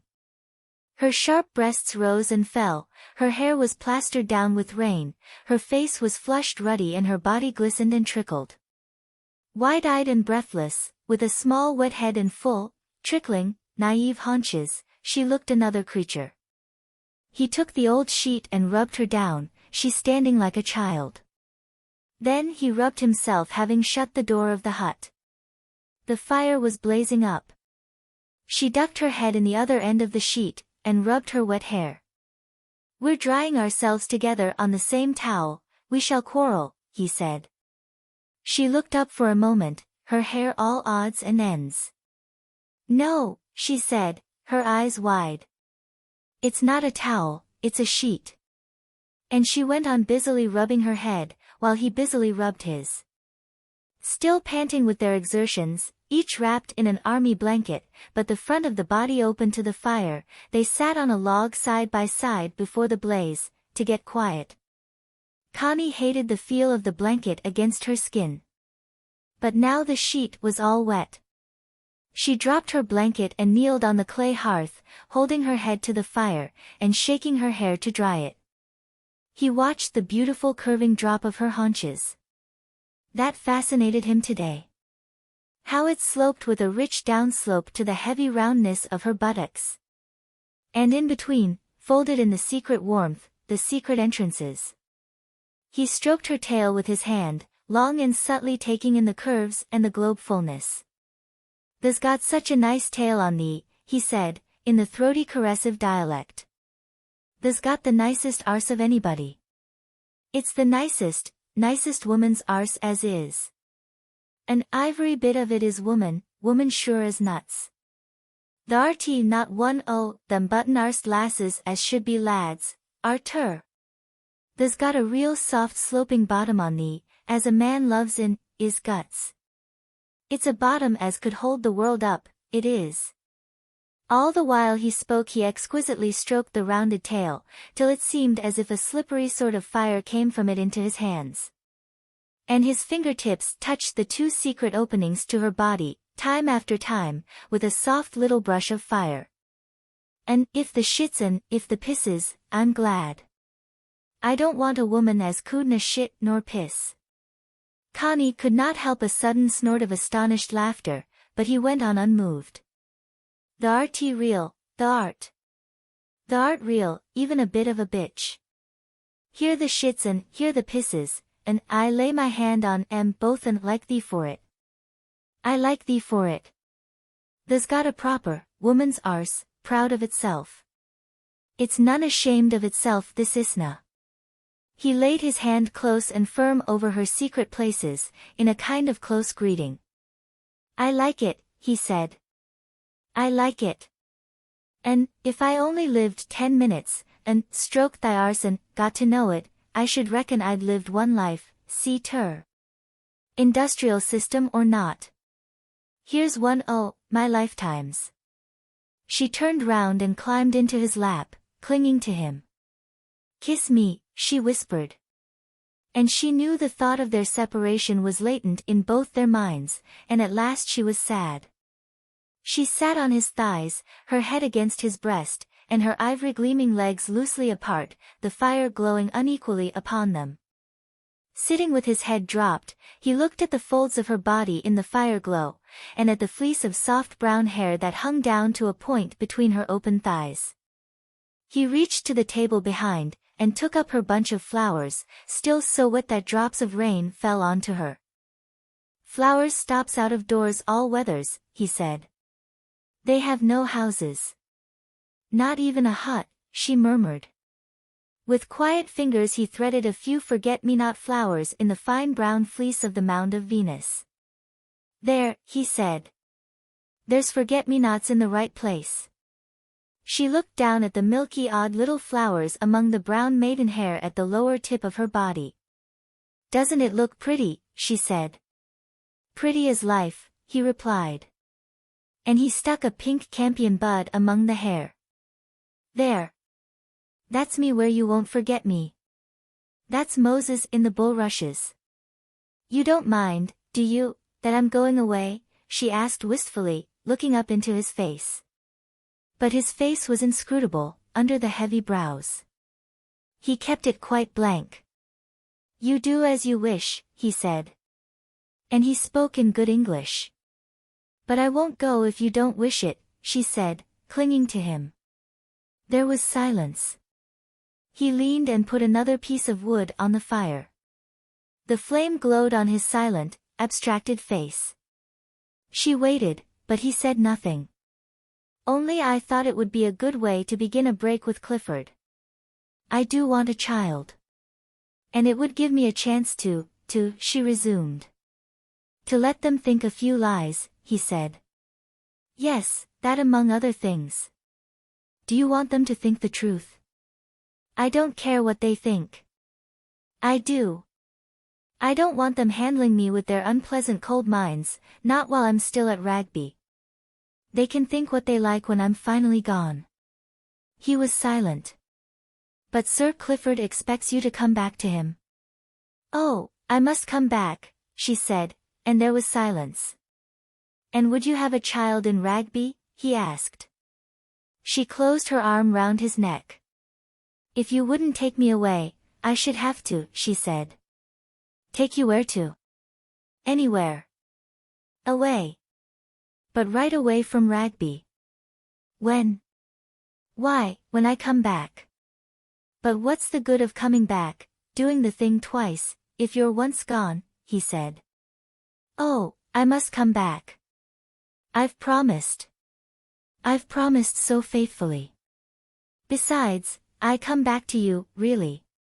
To your husband's gamekeeper. I don't see that that matters, she said. No. He mused a while. And when would you think of going away again, then, finally? When exactly? Oh, I don't know. I'd come back from Venice. And then we'd prepare everything. How prepare? Oh, I'd tell Clifford. I'd have to tell him. Would you? He remained silent. She put her arms round his neck. Don't make it difficult for me, she pleaded. Make what difficult? For me to go to Venice and arrange things. A little smile, half a grin, flickered on his face. I don't make it difficult, he said. I only want to find out just what you are after. But you don't really know yourself. You want to take time, get away and look at it. I don't blame you. I think you're wise. You may prefer to stay mistress of Ragby. I don't blame you. I've no Ragbies to offer. In fact, you know what you'll get out of me. No, I think you're right. I really do. And I'm not keen on coming to live on you, being kept by you. There's that too. She felt somehow as if he were giving her tit for tat. But you want me, don't you? She asked. Do you want me? You know I do. That's evident. Quite. And when do you want me? You know we can arrange it all when I come back. Now I'm out of breath with you. I must get calm and clear. Quite. Get calm and clear. She was a little offended. But you trust me, don't you? She said. Oh, absolutely. She heard the mockery in his tone. Tell me then, she said flatly, do you think it would be better if I don't go to Venice? I'm sure it's better if you do go to Venice, he replied in the cool, slightly mocking voice. You know it's next Thursday, she said. Yes. She now began to muse. At last she said. And we shall know better where we are when I come back, shan't we? Oh surely. The curious gulf of silence between them. I've been to the lawyer about my divorce, he said, a little constrainedly. She gave a slight shudder. Have you? She said. And what did he say? He said I ought to have done it before, that may be a difficulty. But since I was in the army, he thinks it will go through all right. If only it doesn't bring her down on my head. Will she have to know? Yes. She is served with a notice, so is the man she lives with, the correspondent. Isn't it hateful, all the performances? I suppose I'd have to go through it with Clifford. There was a silence. And of course, he said, I have to live an exemplary life for the next 6 or 8 months. So if you go to Venice, there's temptation removed for a week or 2, at least. Am I temptation? She said, stroking his face. I'm so glad I'm temptation to you. Don't let's think about it. You frighten me when you start thinking, you roll me out flat. Don't let's think about it. We can think so much when we are apart. That's the whole point. I've been thinking, I must come to you for another night before I go. I must come once more to the cottage. Shall I come on Thursday night? Isn't that when your sister will be there? Yes. But she said we would start at tea time. So we could start at tea time. But she could sleep somewhere else and I could sleep with you. But then she'd have to know. Oh, I shall tell her. I've more or less told her already. I must talk it all over with Hilda. She's a great help, so sensible. He was thinking of her plan. So you'd start off from Ragby at tea time, as if you were going to London? Which way were you going? By Nottingham and Grantham. And then your sister would drop you somewhere and you'd walk or drive back here. Sounds very risky, to me. Does it? Well, then, Hilda could bring me back. She could sleep at Mansfield, and bring me back here in the evening, and fetch me again in the morning. It's quite easy. And the people who see you? I'll wear goggles and a veil. He pondered for some time. Well, he said. You please yourself as usual. But wouldn't it please you? Oh yes. It'd please me all right, he said a little grimly. I might as well smite while the iron's hot. Do you know what I thought? She said suddenly. It suddenly came to me. You are the Knight of the Burning Pestle. Aye. And you? Are you the Lady of the Red-Hot Mortar? Yes, she said. Yes. You're Sir Pestle and I'm Lady Mortar. All right, then I'm knighted. John Thomas is Sir John, to your Lady Jane. Yes. John Thomas is knighted. I'm my Lady Maidenhair, and you must have flowers too. Yes. She threaded 2 pink campions in the bush of red gold hair above his penis. There, she said. Charming. Charming. Sir John. And she pushed a bit of forget-me-not in the dark hair of his breast. And you won't forget me there, will you? She kissed him on the breast, and made 2 bits of forget-me-not lodge one over each nipple, kissing him again. Make a calendar of me, he said. He laughed, and the flowers shook from his breast. Wait a bit, he said. He rose, and opened the door of the hut. Flossie, lying in the porch, got up and looked at him. It's me, he said. The rain had ceased. There was a wet, heavy, perfumed stillness. Evening was approaching. He went out and down the little path in the opposite direction from the riding. Connie watched his thin, white figure, and it looked to her like a ghost, an apparition moving away from her. When she could see it no more, her heart sank. She stood in the door of the hut, with a blanket round her, looking into the drenched, motionless silence. But he was coming back, trotting strangely, and carrying flowers. She was a little afraid of him, as if he were not quite human. And when he came near, his eyes looked into hers, but she could not understand the meaning. He had brought columbines and campions, and new mown hay, and oak tufts and honeysuckle in small bud. He fastened fluffy young oak sprays round her breasts, sticking in tufts of bluebells and campion, and in her navel he poised a pink campion flower, and in her maidenhair were forget-me-nots and woodruff. That's you in all your glory, he said. Lady Jane, at her wedding with John Thomas. And he stuck flowers in the hair of his own body, and wound a bit of creeping jenny round his penis, and stuck a single bell of a hyacinth in his navel. She watched him with amusement, his odd intentness. And she pushed a campion flower in his mustache, where it stuck, dangling under his nose. This is John Thomas Marine, Lady Jane, he said. And we mun let Constance and Oliver go their ways. Maybe. He spread out his hand with a gesture, and then he sneezed, sneezing away the flowers from his nose and his navel. He sneezed again. Maybe what? She said, waiting for him to go on. He looked at her a little bewildered. He said. Maybe what? Go on with what you were going to say, she insisted. What was I going to say? He had forgotten. And it was one of the disappointments of her life, that he never finished. A yellow ray of sun shone over the trees. Sun, he said. And time you went. Time, my lady, time. What's that as flies without wings, your ladyship? Time. Time. He reached for his shirt. Say good night. To John Thomas, he said, looking down at his penis. He's safe in the arms of creeping Jenny. Not much burning pestle about him just now. And he put his flannel shirt over his head.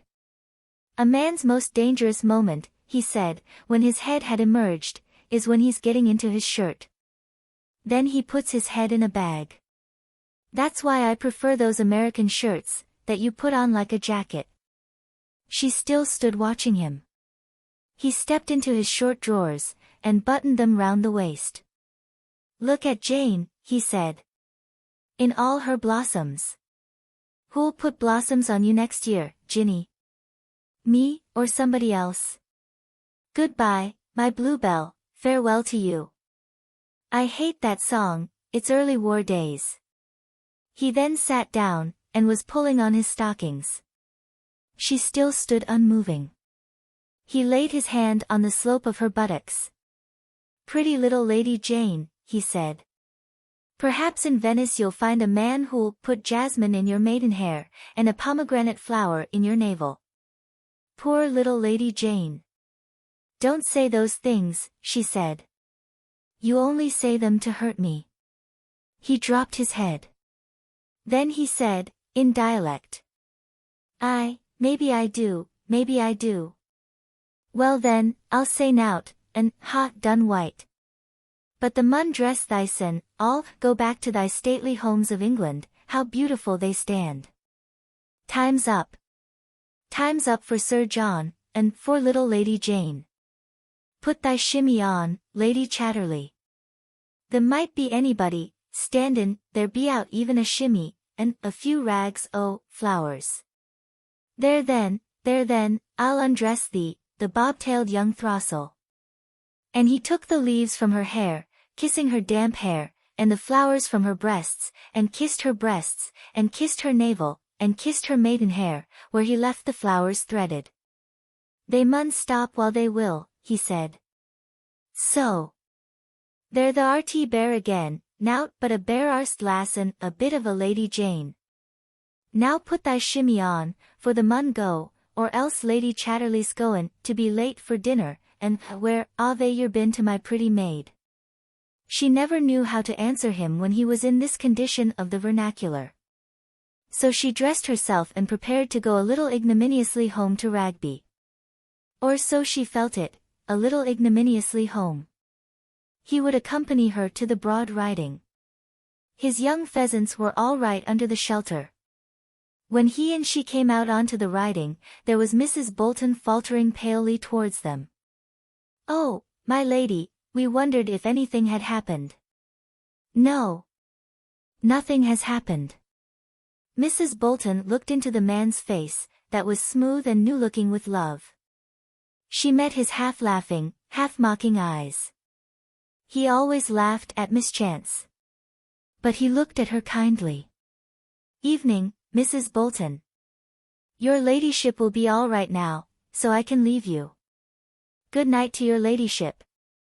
Good night, Mrs. Bolton. He saluted and turned away. Chapter 16. Connie arrived home to an ordeal of cross-questioning. Clifford had been out at tea-time, had come in just before the storm, and where was her ladyship? Nobody knew, only Mrs. Bolton suggested she had gone for a walk into the wood. Into the wood, in such a storm. Clifford for once let himself get into a state of nervous frenzy. He started at every flash of lightning, and blenched at every roll of thunder. He looked at the icy thunder rain as if it dared the end of the world. He got more and more worked up. Mrs. Bolton tried to soothe him. She'll be sheltering in the hut, till it's over. Don't worry, her ladyship is all right. I don't like her being in the wood in a storm like this. I don't like her being in the wood at all. She's been gone now more than 2 hours. When did she go out? A little while before you came in.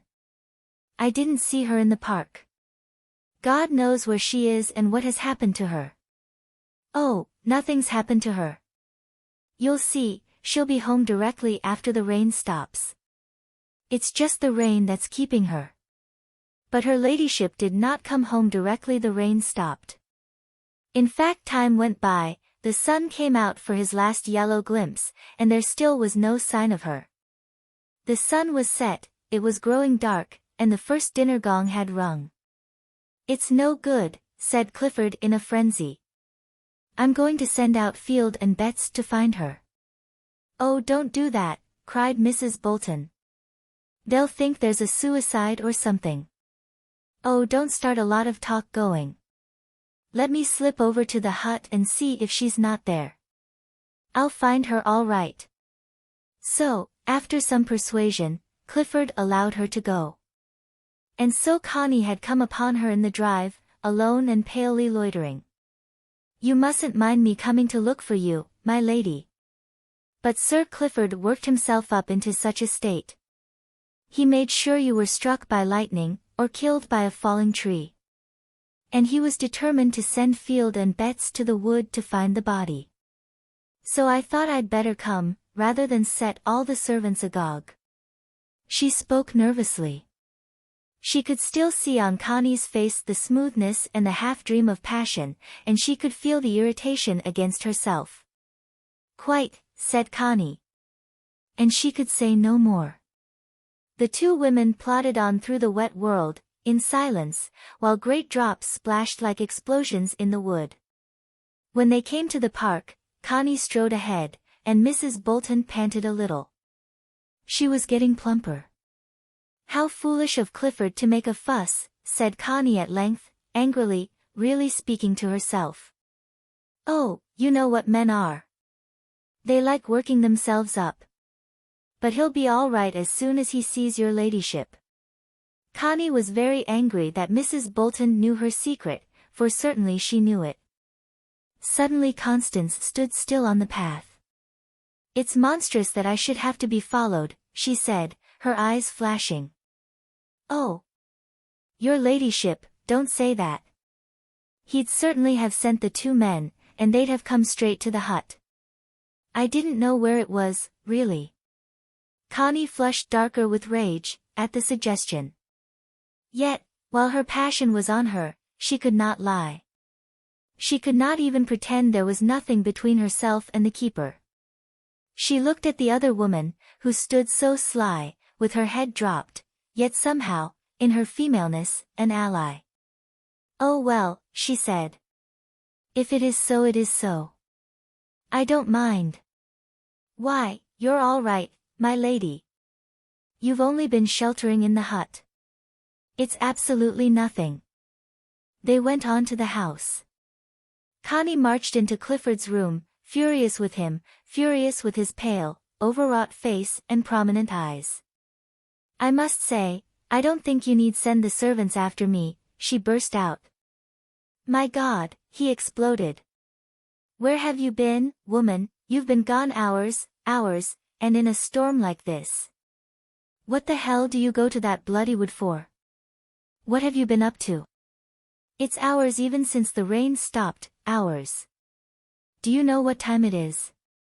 You're enough to drive anybody mad. Where have you been? What in the name of hell have you been doing? And what if I don't choose to tell you?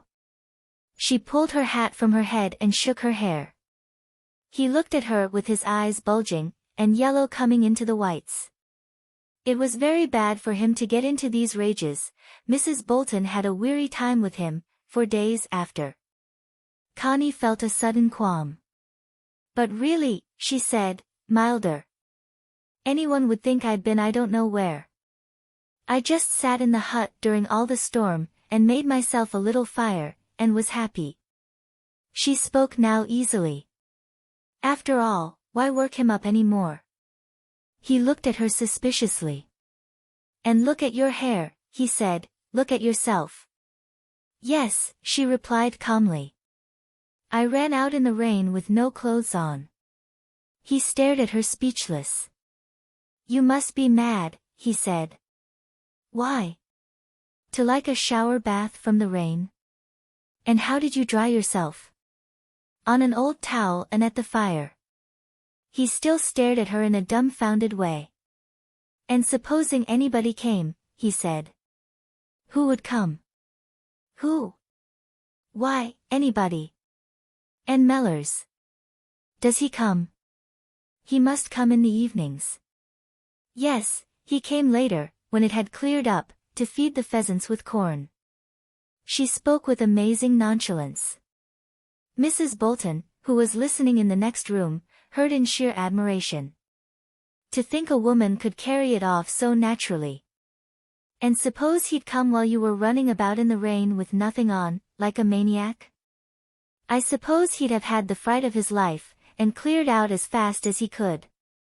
Clifford still stared at her transfixed. What he thought in his underconsciousness he would never know. And he was too much taken aback to form one clear thought in his upper consciousness.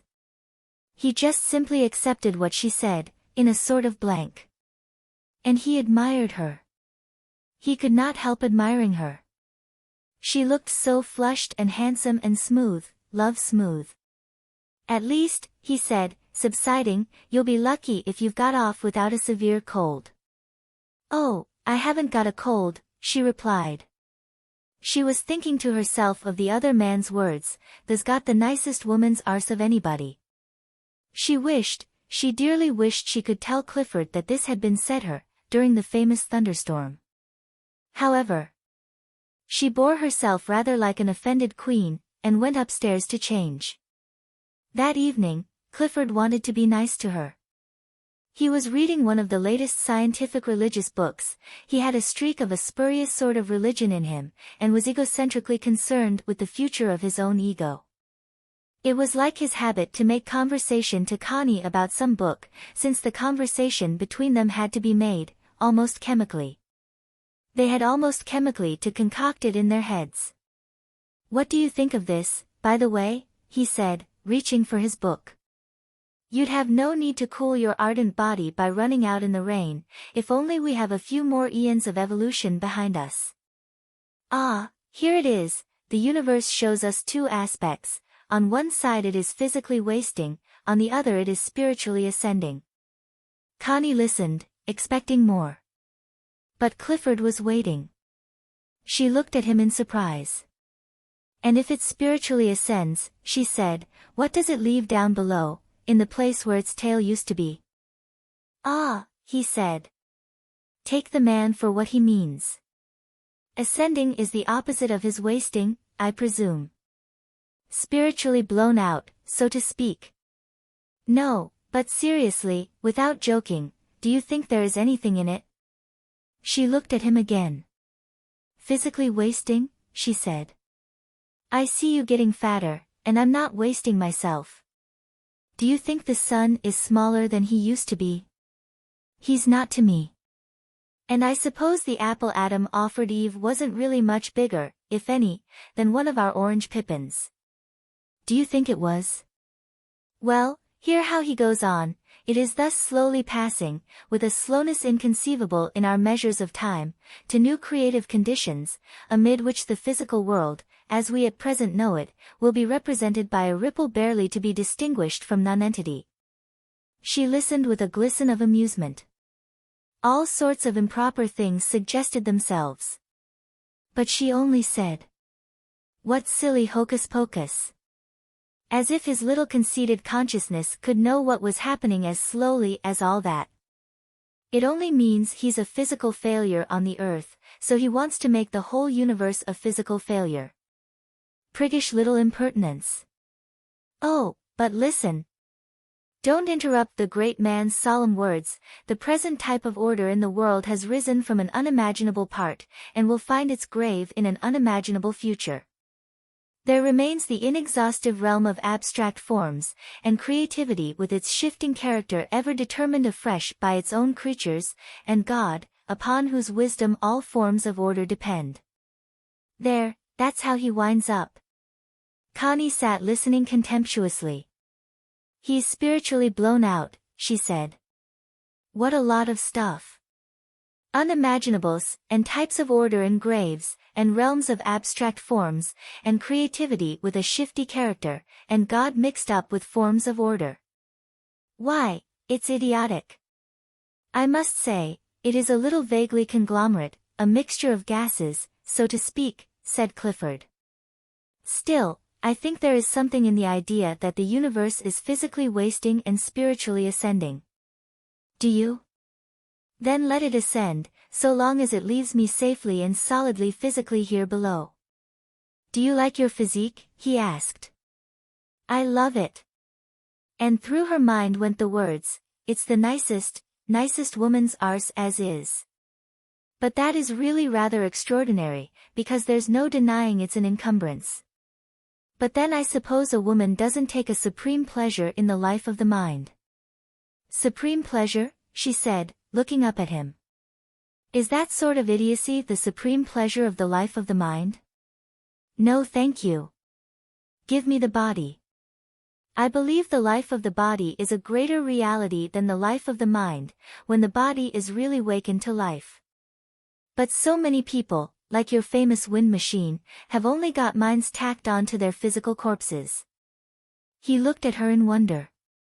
The life of the body, he said, is just the life of the animals. And that's better than the life of professional corpses. But it's not true. The human body is only just coming to real life. With the Greeks it gave a lovely flicker, then Plato and Aristotle killed it, and Jesus finished it off. But now the body is coming really to life, it is really rising from the tomb. And it will be a lovely, lovely life in the lovely universe, the life of the human body. My dear, you speak as if you were ushering it all in. True, you are going away on a holiday, but don't please be quite so indecently elated about it. Believe me, whatever God there is slowly eliminating the guts and alimentary system from the human being, to evolve a higher, more spiritual being. Why should I believe you, Clifford, when I feel that whatever God there is has at last wakened up in my guts, as you call them, and is rippling so happily there, like dawn? Why should I believe you, when I feel so very much the contrary? Oh, exactly. And what has caused this extraordinary change in you?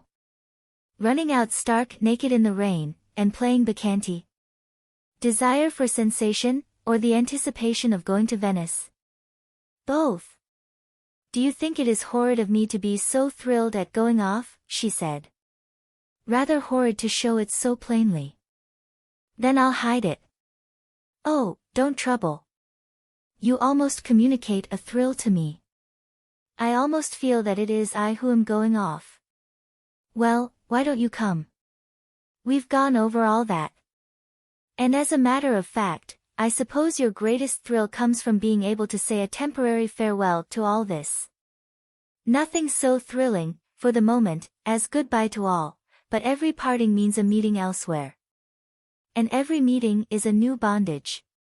I'm not going to enter any new bondages. Don't boast, while the gods are listening, he said. She pulled up short. No. I won't boast, she said. But she was thrilled, nonetheless, to be going off, to feel bonds snap. She couldn't help it. Clifford, who couldn't sleep, gambled all night with Mrs. Bolton, till she was too sleepy almost to live. And the day came round for Hilda to arrive. Connie had arranged with Mellors that if everything promised well for their night together, she would hang a green shawl out of the window. If there were frustration, a red one. Mrs. Bolton helped Connie to pack. It will be so good for your ladyship to have a change. I think it will. You don't mind having Sir Clifford on your hands alone for a time, do you? Oh no. I can manage him quite all right. I mean, I can do all he needs me to do. Don't you think he's better than he used to be? Oh much. You do wonders with him. Do I though? But men are all alike, just babies, and you have to flatter them and wheedle them and let them think they're having their own way. Don't you find it so, my lady? I'm afraid I haven't much experience. Connie paused in her occupation. Even your husband, did you have to manage him, and wheedle him like a baby? She asked, looking at the other woman. Mrs. Bolton paused too. Well, she said. I had to do a good bit of coaxing, with him too. But he always knew what I was after, I must say that. But he generally gave in to me. He was never the lord and master thing. No. At least there'd be a look in his eyes sometimes, and then I knew I'd got to give in. But usually he gave in to me. No, He was never lord and master. But neither was I. I knew when I could go no further with him, and then I gave in, though it cost me a good bit, sometimes. And what if you had held out against him? Oh, I don't know, I never did. Even when he was in the wrong, if he was fixed, I gave in. You see, I never wanted to break what was between us. And if you really set your will against a man, that finishes it. If you care for a man, you have to give in to him once he's really determined, whether you're in the right or not, you have to give in. Else you break something. But I must say, Ted, you'd give in to me sometimes, when I was set on a thing, and in the wrong. So I suppose it cuts both ways. And that's how you are with all your patients? Asked Connie. Oh, that's different. I don't care at all, in the same way. I know what's good for them, or I try to, and then I just contrive to manage them for their own good. It's not like anybody as you're really fond of. It's quite different. Once you've been really fond of a man, you can be affectionate to almost any man, if he needs you at all. But it's not the same thing. You don't really care. I doubt, once you've really cared, if you can ever really care again. These words frightened Connie. Do you think one can only care once? She asked. Or never? Most women never care, never begin to. They don't know what it means. Nor men either. But when I see a woman as cares, my heart stands still for her. And do you think men easily take offense? Yes. If you wound them on their pride. But aren't women the same? Only our two prides are a bit different. Connie pondered this. She began again to have some misgiving about her going away. After all, was she not giving her man the go-by, if only for a short time? And he knew it. That's why he was so queer and sarcastic. Still, the human existence is a good deal controlled by the machine of external circumstance. She was in the power of this machine. She couldn't extricate herself all in 5 minutes. She didn't even want to. Hilda arrived in good time on Thursday morning, in a nimble 2-seater car, with her suitcase strapped firmly behind. She looked as demure and maidenly as ever, but she had the same will of her own. She had the very hell of a will of her own, as her husband had found out. But the husband was now divorcing her. Yes, she even made it easy for him to do that, though she had no lover. For the time being, she was off men. She was very well content to be quite her own mistress, and mistress of her 2 children, whom she was going to bring up properly, whatever that may mean. Connie was only allowed a suitcase, also. But she had sent on a trunk to her father, who was going by train. No use taking a car to Venice. And Italy much too hot to motor in July. He was going comfortably by train. He had just come down from Scotland. So, like a demure Arcadian field marshal, Hilda arranged the material part of the journey. She and Connie sat in the upstairs room, chatting. But Hilda, said Connie, a little frightened. I want to stay near here tonight. Not here, near here. Hilda fixed her sister with gray, inscrutable eyes. She seemed so calm, and she was so often furious. Where, near here? She asked softly. Well, you know I love somebody, don't you? I gathered there was something. Well, he lives near here, and I want to spend this last night with him. I must. I've promised. Connie became insistent. Hilda bent her Minerva-like head in silence. Then she looked up. Do you want to tell me who he is? She said. He's our gamekeeper, faltered Connie, and she flushed vividly, like a shamed child. Connie, said Hilda, lifting her nose slightly with disgust, a motion she had from her mother. I know, but he's lovely really. He really understands tenderness, said Connie, trying to apologize for him. Hilda, like a ruddy, rich-colored Athena, bowed her head and pondered. She was really violently angry. But she dared not show it, because Connie, taking after her father, would straightway become obstreperous and unmanageable. It was true, Hilda did not like Clifford, his cool assurance that he was somebody. She thought he made use of Connie shamefully and impudently. She had hoped her sister would leave him. But, being solid Scotch middle class, she loathed any lowering of oneself or the family. She looked up at last. "You'll regret it," she said. "I shan't," cried Connie, flushed red. "He's quite the exception. I really love him. He's lovely as a lover." Hilda still pondered. "You'll get over him quite soon," she said, "and live to be ashamed of yourself because of him." "I shan't. I hope I'm going to have a child of his." "Connie," said Hilda, hard as a hammer stroke, and pale with anger. "I shall if I possibly can. I should be fearfully proud if I had a child by him." It was no use talking to her. Hilda pondered. "And doesn't Clifford suspect?" she said. "Oh no. Why should he?" "I've no doubt you've given him plenty of occasion for suspicion," said Hilda. "Not at all. And tonight's business seems quite gratuitous folly." "Where does the man live?" "In the cottage at the other end of the wood." "Is he a bachelor?" "No. His wife left him." "How old?" "I don't know." "Older than me." Hilda became more angry at every reply, angry as her mother used to be, in a kind of paroxysm. But still she hid it. "I would give up tonight's escapade if I were you," she advised calmly. "I can't.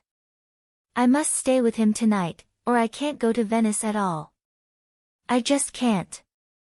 Hilda heard her father over again, and she gave way, out of mere diplomacy.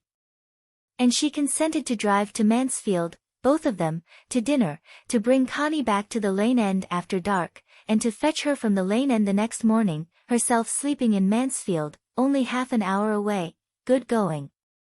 But she was furious. She stored it up against her sister, this balk in her plans. Connie flung an emerald green shawl over her windowsill. On the strength of her anger, Hilda warmed toward Clifford.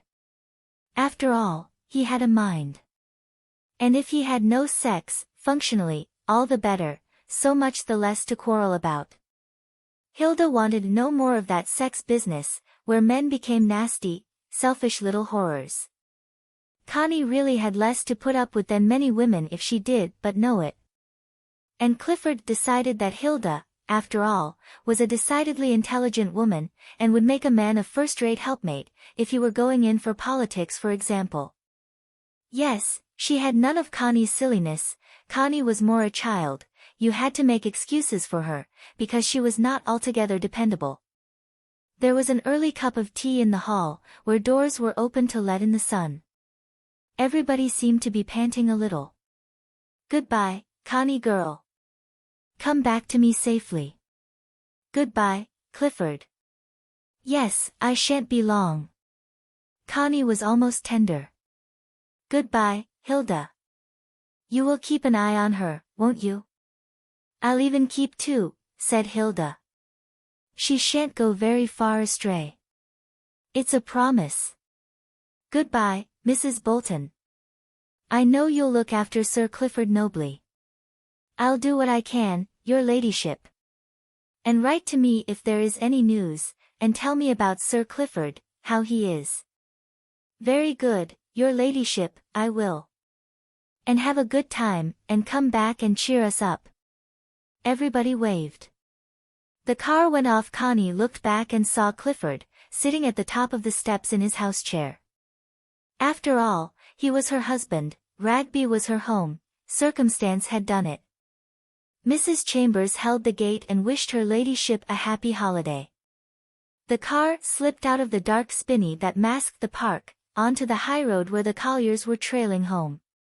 Hilda turned to the Crosshill Road, that was not a main road, but ran to Mansfield.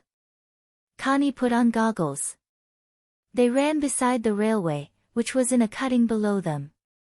Then they crossed the cutting on a bridge. "That's the lane to the cottage," said Connie. Hilda glanced at it impatiently. "It's a frightful pity we can't go straight off," she said. "We could have been in Pall Mall by 9 o'clock. "I'm sorry for your sake," said Connie, from behind her goggles. They were soon at Mansfield, that once romantic, now utterly disheartening colliery town. Hilda stopped at the hotel named in the motorcar book, and took a room. The whole thing was utterly uninteresting, and she was almost too angry to talk. However, Connie had to tell her something of the man's history. He. What name do you call him by?" "You only say he," said Hilda. "I've never called him by any name, nor he me, which is curious, when you come to think of it. Unless we say Lady Jane and John Thomas. But his name is Oliver Mellors. And how would you like to be Mrs. Oliver Mellors, instead of Lady Chatterley?" "I'd love it." There was nothing to be done with Connie. And anyhow, if the man had been a lieutenant in the army in India for 4 or 5 years, he must be more or less presentable. Apparently he had character. Hilda began to relent a little. "But you'll be through with him in a while," she said, "and then you'll be ashamed of having been connected with him. One can't mix up with the working people." "But you are such a socialist. You're always on the side of the working classes." "I may be on their side in a political crisis, but being on their side makes me know how impossible it is to mix one's life with theirs. Not out of snobbery, but just because the whole rhythm is different." Hilda had lived among the real political intellectuals, so she was disastrously unanswerable. The nondescript evening in the hotel dragged out, and at last they had a nondescript dinner. Then Connie slipped a few things into a little silk bag, and combed her hair once more. "After all, Hilda," she said, "love can be wonderful, when you feel you live, and are in the very middle of creation." It was almost like bragging on her part. "I suppose every mosquito feels the same," said Hilda. "Do you think it does?" "How nice for it." The evening was wonderfully clear and long-lingering, even in the small town. It would be half light all night. With a face like a mask, from resentment, Hilda started her car again, and the two sped back on their traces, taking the other road, through Bolsover. Connie wore her goggles and disguising cap, and she sat in silence.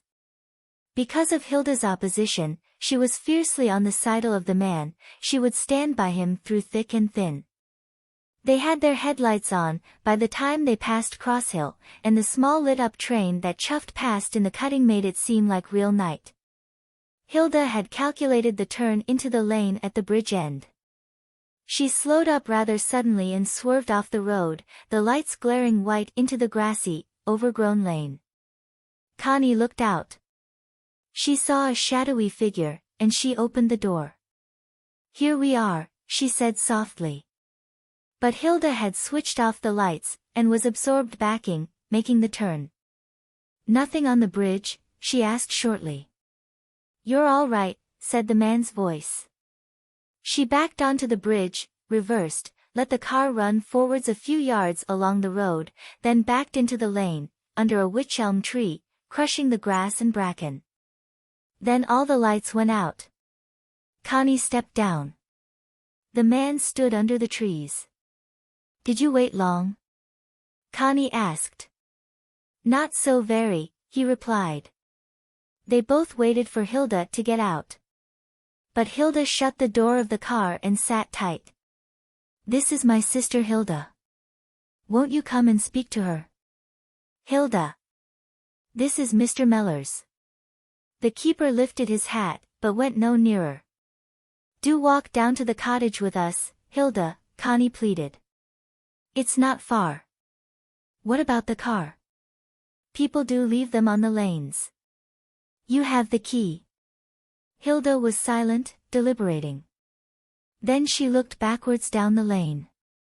"Can I back round the bush?" she said. "Oh yes," said the keeper. She backed slowly round the curve, out of sight of the road, locked the car, and got down. It was night, but luminous dark. The hedges rose high and wild, by the unused lane, and very dark seeming. There was a fresh sweet scent on the air. The keeper went ahead, then came Connie, then Hilda, and in silence. He lit up the difficult places with a flashlight torch, and they went on again, while an owl softly hooted over the oaks, and Flossie padded silently around. Nobody could speak. There was nothing to say. At length Connie saw the yellow light of the house, and her heart beat fast. She was a little frightened. They trailed on, still in Indian file. He unlocked the door and preceded them into the warm but bare little room. The fire burned low and red in the grate. The table was set with 2 plates and 2 glasses on a proper white tablecloth for once. Hilda shook her hair and looked round the bare, cheerless room. Then she summoned her courage and looked at the man. He was moderately tall, and thin, and she thought him good-looking. He kept a quiet distance of his own, and seemed absolutely unwilling to speak. "Do sit down, Hilda," said Connie. "Do," he said. "Can I make you tea or anything, or will you drink a glass of beer? It's moderately cool." "Beer," said Connie. "Beer for me, please," said Hilda, with a mock sort of shyness. He looked at her and blinked. He took a blue jug and tramped to the scullery. When he came back with the beer, his face had changed again.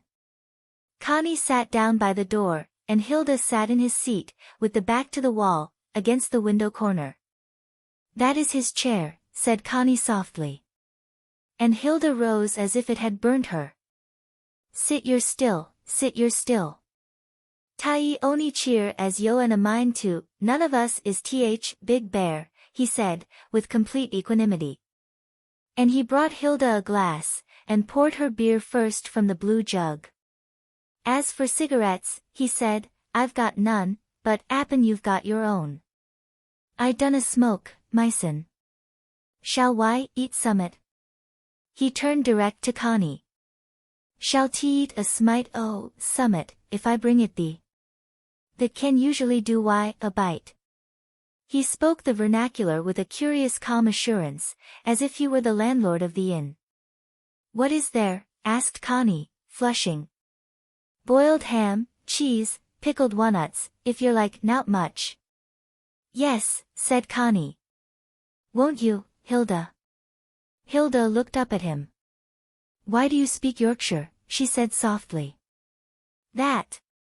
That's non-Yorkshire, that's Derby." He looked back at her with that faint, distant grin. "Derby, then. Why do you speak Derby? You spoke natural English at first." "Did I though? And canna I change if I am a mind to tea?" Nay, let me talk Derby if it suits me. If yo and not against it." "It sounds a little affected," said Hilda. "I, 'appen so. And tevershall yod sound affected." He looked again at her, with a queer calculating distance, along his cheekbone, as if to say, and who are you?" He tramped away to the pantry for the food. The sisters sat in silence. He brought another plate, and knife and fork. Then he said, "And if it's the same to you, I es'll tie my coat off like I allers do." And he took off his coat, and hung it on the peg, then sat down to table in his shirt sleeves, a shirt of thin, cream-colored flannel. "Elp yourselves," he said. "Elp yourselves. Dunna wait fr Ashin." He cut the bread, then sat motionless. Hilda felt, as Connie once used to, his power of silence and distance. She saw his smallish, sensitive, loose hand on the table. He was no simple working man, not he was acting. Acting. "Still," she said, as she took a little cheese. "It would be more natural if you spoke to us in normal English, not in vernacular." He looked at her, feeling her devil of a will. "Would it?" he said in the normal English. "Would it? Would anything that was said between you and me be quite natural, unless you said you wished me to hell before your sister ever saw me again, and unless I said something almost as unpleasant back again? Would anything else be natural? Oh yes, said Hilda. Just good manners would be quite natural. Second nature, so to speak, he said, then he began to laugh. Nay, he said. I'm weary o' manners. Let me be. Hilda was frankly baffled and furiously annoyed. After all, he might show that he realized he was being honored. Instead of which, with his play-acting and lordly airs, he seemed to think it was he who was conferring the honor. Just impudence. Poor misguided Connie, in the man's clutches. The three ate in silence. Hilda looked to see what his table manners were like. She could not help realizing that he was instinctively much more delicate and well-bred than herself. She had a certain Scottish clumsiness. And moreover, he had all the quiet self-contained assurance of the English, no loose edges. It would be very difficult to get the better of him. But neither would he get the better of her. And do you really think, she said, a little more humanly, it's worth the risk? Is what worth what risk? This escapade with my sister. He flickered his irritating grin. Yo, mon ax, Then he looked at Connie. The comes o' thine own accord, lass, doesn't ter. It's not me as forces thee. Connie looked at Hilda. I wish you wouldn't cavil, Hilda. Naturally I don't want to. But someone has to think about things. You've got to have some sort of continuity in your life. You can't just go making a mess. There was a moment's pause. Continuity, he said. And what by that? What continuity ave you got your life? I thought you was gettin' divorced. What continuity's that? Continuity, oh, your own stubbornness. I can see that much. And, what good's it goin' to do your? You'll be sick your continuity afore you're a fat sight older. A stubborn woman and her own self-will, they make a fast continuity, they do. Thank heaven, it isn't me as got Anne Lynn of your. What right have you to speak like that to me, said Hilda. Right. What right ter start harnessin' other folks' your continuity. Leave folks to their own continuities. My dear man, do you think I am concerned with you, said Hilda softly. He said. Yo, are. For it's a force put. Yo, more or less my sister-in-law. Still far from it, I assure you. Not that far, I assure you. I've got my own sort continuity, back your life. Good as yours, any day. And, if your sister there comes ter me for a bit tenderness, she knows what she's after. She's been in my bed afore, which you aven't, thank the Lord, with your continuity. There was a dead pause, before he added, I don't wear me breeches arse forwards. And, if I get a windfall, I thank my stars. A man gets a lot of enjoyment out that last thur, which is more than anybody gets out likes you. Which is a pity, for you might been a good apple, 'stead of a handsome crab. Women like you needs proper graftin'. He was looking at her with an odd, flickering smile, faintly sensual and appreciative. And men like you, she said, ought to be segregated, justifying their own vulgarity and selfish lust. Ma'am. It's a mercy there's a few men left like me. But you deserve what you get, to be left severely alone. Hilda had risen and gone to the door. He rose and took his coat from the peg. I can find my way quite well alone, she said. I doubt you can't, he replied easily. They tramped in ridiculous file down the lane again, in silence. An owl still hooted. He knew he ought to shoot it. The car stood untouched, a little dewy. Hilda got in and started the engine. The other two waited. All I mean, she said from her entrenchment, is that I doubt if you'll find it's been worth it, either of you. One man's meat is another man's poison, he said, out of the darkness. But it's meat and drink to me. The lights flared out. Don't make me wait in the morning. No, I won't. Good night. The car rose slowly onto the highroad, then slid swiftly away, leaving the night silent. Connie timidly took his arm, and they went down the lane. He did not speak. At length she drew him to a standstill. Kiss me, she murmured. Nay, wait a bit. Let me simmer down, he said. That amused her. She still kept hold of his arm, and they went quickly down the lane, in silence. She was so glad to be with him, just now. She shivered, knowing that Hilda might have snatched her away. He was inscrutably silent. When they were in the cottage again, she almost jumped with pleasure, that she should be free of her sister. But you were horrid to Hilda, she said to him. She should ha' been slapped in time. But why? And she's so nice. He didn't answer, went round doing the evening chores, with a quiet, inevitable sort of motion. He was outwardly angry, but not with her. So Connie felt. And his anger gave him a peculiar handsomeness, an inwardness and glisten that thrilled her and made her limbs go molten. Still he took no notice of her. Till he sat down and began to unlace his boots. Then he looked up at her from under his brows, on which the anger still sat firm. Shan't you go up, he said. There's a candle. He jerked his head swiftly to indicate the candle burning on the table. She took it obediently, and he watched the full curve of her hips as she went up the first stairs.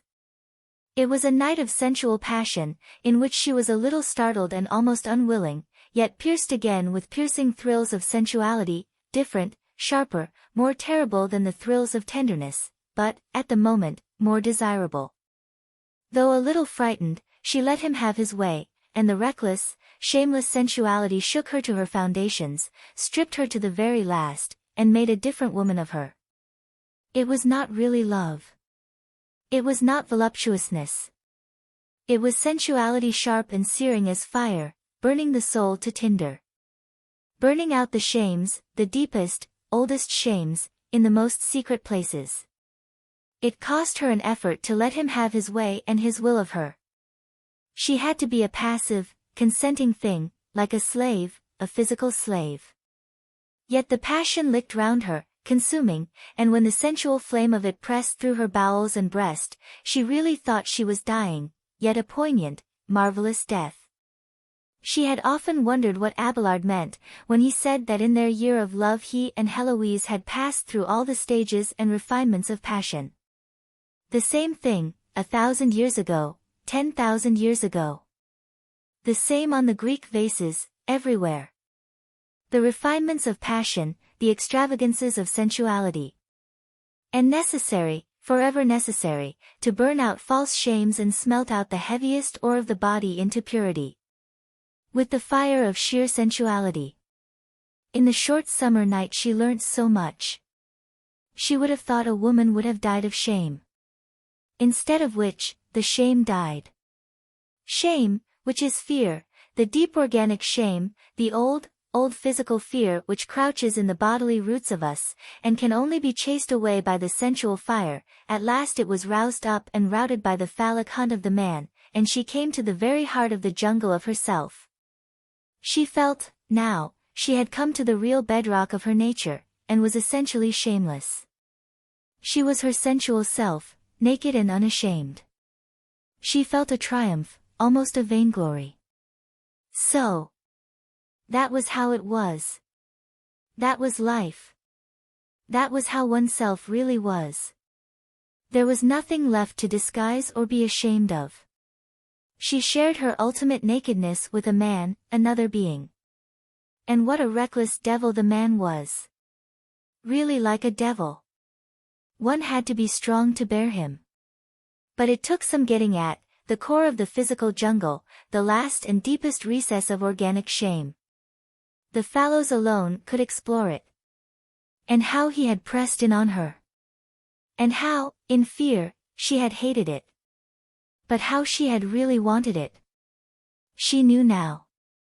At the bottom of her soul, fundamentally, she had needed this phallic hunting out, she had secretly wanted it, and she had believed that she would never get it. Now suddenly there it was, and a man was sharing her last and final nakedness, she was shameless. What liars poets and everybody were. They made one think one wanted sentiment. When what one supremely wanted was this piercing, consuming, rather awful sensuality. To find a man who dared do it, without shame or sin or final misgiving. If he had been ashamed afterwards, and made one feel ashamed, how awful. What a pity most men are so doggy, a bit shameful, like Clifford. Like Michaelis even. Both sensually a bit doggy and humiliating. The supreme pleasure of the mind. And what is that to a woman? What is it, really, to the man either? He becomes merely messy and doggy, even in his mind. It needs sheer sensuality even to purify and quicken the mind. Sheer fiery sensuality, not messiness. Ah, God, how rare a thing a man is. They are all dogs that trot and sniff and copulate. To have found a man who was not afraid and not ashamed. She looked at him now, sleeping so like a wild animal asleep, gone in the remoteness of it. She nestled down, not to be away from him. Till his rousing waked her completely. He was sitting up in bed, looking down at her. She saw her own nakedness in his eyes, immediate knowledge of her. And the fluid, male knowledge of herself seemed to flow to her from his eyes and wrap her voluptuously. Oh, how voluptuous and lovely it was to have limbs and body half asleep, heavy and suffused with passion. "Is it time to wake up?" she said. 6:30. She had to be at the lane end at 8. Always this compulsion on one. "I might make the breakfast and bring it up here, should I?" he said. "Oh yes." Flossie whimpered gently below. He got up and threw off his pajamas, and rubbed himself with a towel. When the human being is full of courage and full of life, how beautiful it is. So she thought, as she watched him in silence. "Draw the curtain, will you?" The sun was shining already on the tender green leaves of morning, and the wood stood bluey fresh, in the nearness. She sat up in bed, looking dreamily out through the dormer window, her naked arms pushing her naked breasts together. He was dressing himself. She was half dreaming of life, a life together with him, just a life. He was going, fleeing from her dangerous, crouching nakedness. "Have I lost my nightie altogether?" she said. He pushed his hand down in the bed, and pulled out the bit of flimsy silk. "I knowed I felt silk at my ankles," he said. But the nightdress was slit almost in two. "Never mind," she said. "It belongs here, really. I'll leave it. Leave it, I can put it between my legs at night, for company. There's no name nor mark on it, is there?" She slipped on the torn thing, and sat dreamily looking out of the window. The window was open, the air of morning drifted in, and the sound of birds. Birds flew continuously past. Then she saw Flossie roaming out. It was morning. Downstairs she heard him making the fire, pumping water, going out at the back door. By and by came the smell of bacon, and at length he came upstairs with a huge black tray that would only just go through the door. He set the tray on the bed, and poured out the tea. Connie squatted in her torn nightdress, and fell on her food hungrily. He sat on the one chair, with his plate on his knees. "How good it is," she said. "How nice to have breakfast together." He ate in silence, his mind on the time that was quickly passing. That made her remember. "Oh, how I wish I could stay here with you, and Ragby were 1,000,000 miles away. It's Ragby I'm going away from really. You know that, don't you? I. And you promise we will live together and have a life together, you and me. You promise me, don't you? I. When we can. Yes. And we will. We will, won't we? She leaned over, making the tea spill, catching his wrist. He said, tidying up the tea. We can't possibly not live together now, can we? She said appealingly. He looked up at her with his flickering grin. No, he said. Only you've got to start in 25 minutes. Have I? She cried. Suddenly he held up a warning finger, and rose to his feet. Flossie had given a short bark, then 3 loud sharp yaps of warning. Silent, he put his plate on the tray and went downstairs. Constance heard him go down the garden path. A bicycle bell tinkled outside there. Morning, Mr. Mellors. Registered letter. Oh, I. Got a pencil? Here, YR. There was a pause. Canada, said the stranger's voice. That's a mate mine out there in British Columbia. Dunno what he's got to register. Appin sent Y fortune, like. More like wants summit. Pause. Well. Lovely day again. Morning. Morning. After a time he came upstairs again, looking a little angry. Postman, he said. Very early, she replied. Rural round, he's mostly here by 7, when he does come. Did your mate send you a fortune? No. Only some photographs and papers about a place out there in British Columbia. Would you go there? I thought perhaps we might. Oh yes. I believe it's lovely. But he was put out by the postman's coming. Them damn bikes, they're on you afore you know where you are. I hope he twigged nothing. After all, what could he twig? You must get up now, and get ready. I'm just goin' ter look round outside. She saw him go reconnoitering into the lane, with dog and gun. She went downstairs and washed, and was ready by the time he came back, with the few things in the little silk bag. He locked up, and they set off, but through the wood, not down the lane. He was being wary. Don't you think one lives for times like last night? She said to him. Aye. But there's the rest o' times to think on, he replied, rather short. They plodded on down the overgrown path, he in front, in silence. And we will live together and make a life together, won't we? She pleaded. Aye, he replied, striding on without looking round. When tea time comes. Just now you're off to Venice or somewhere. She followed him dumbly, with sinking heart. Oh, now she was way to go. At last he stopped. I'll just strike across here, he said, pointing to the right. But she flung her arms round his neck, and clung to him. But you'll keep the tenderness for me, won't you? She whispered. I loved last night. But you'll keep the tenderness for me, won't you? He kissed her and held her close for a moment. Then he sighed, and kissed her again. I must go and look if cars there. He strode over the low brambles and bracken, leaving a trail through the fern. For a minute or two he was gone. Then he came striding back. Car's not there yet, he said. But there's the baker's cart on T Road. He seemed anxious and troubled. Hark! They heard a car softly hoot as it came nearer. It slowed up on the bridge. She plunged with utter mournfulness in his track through the fern, and came to a huge holly hedge. He was just behind her. Here. Go through there, he said, pointing to a gap. I shan't come out. She looked at him in despair.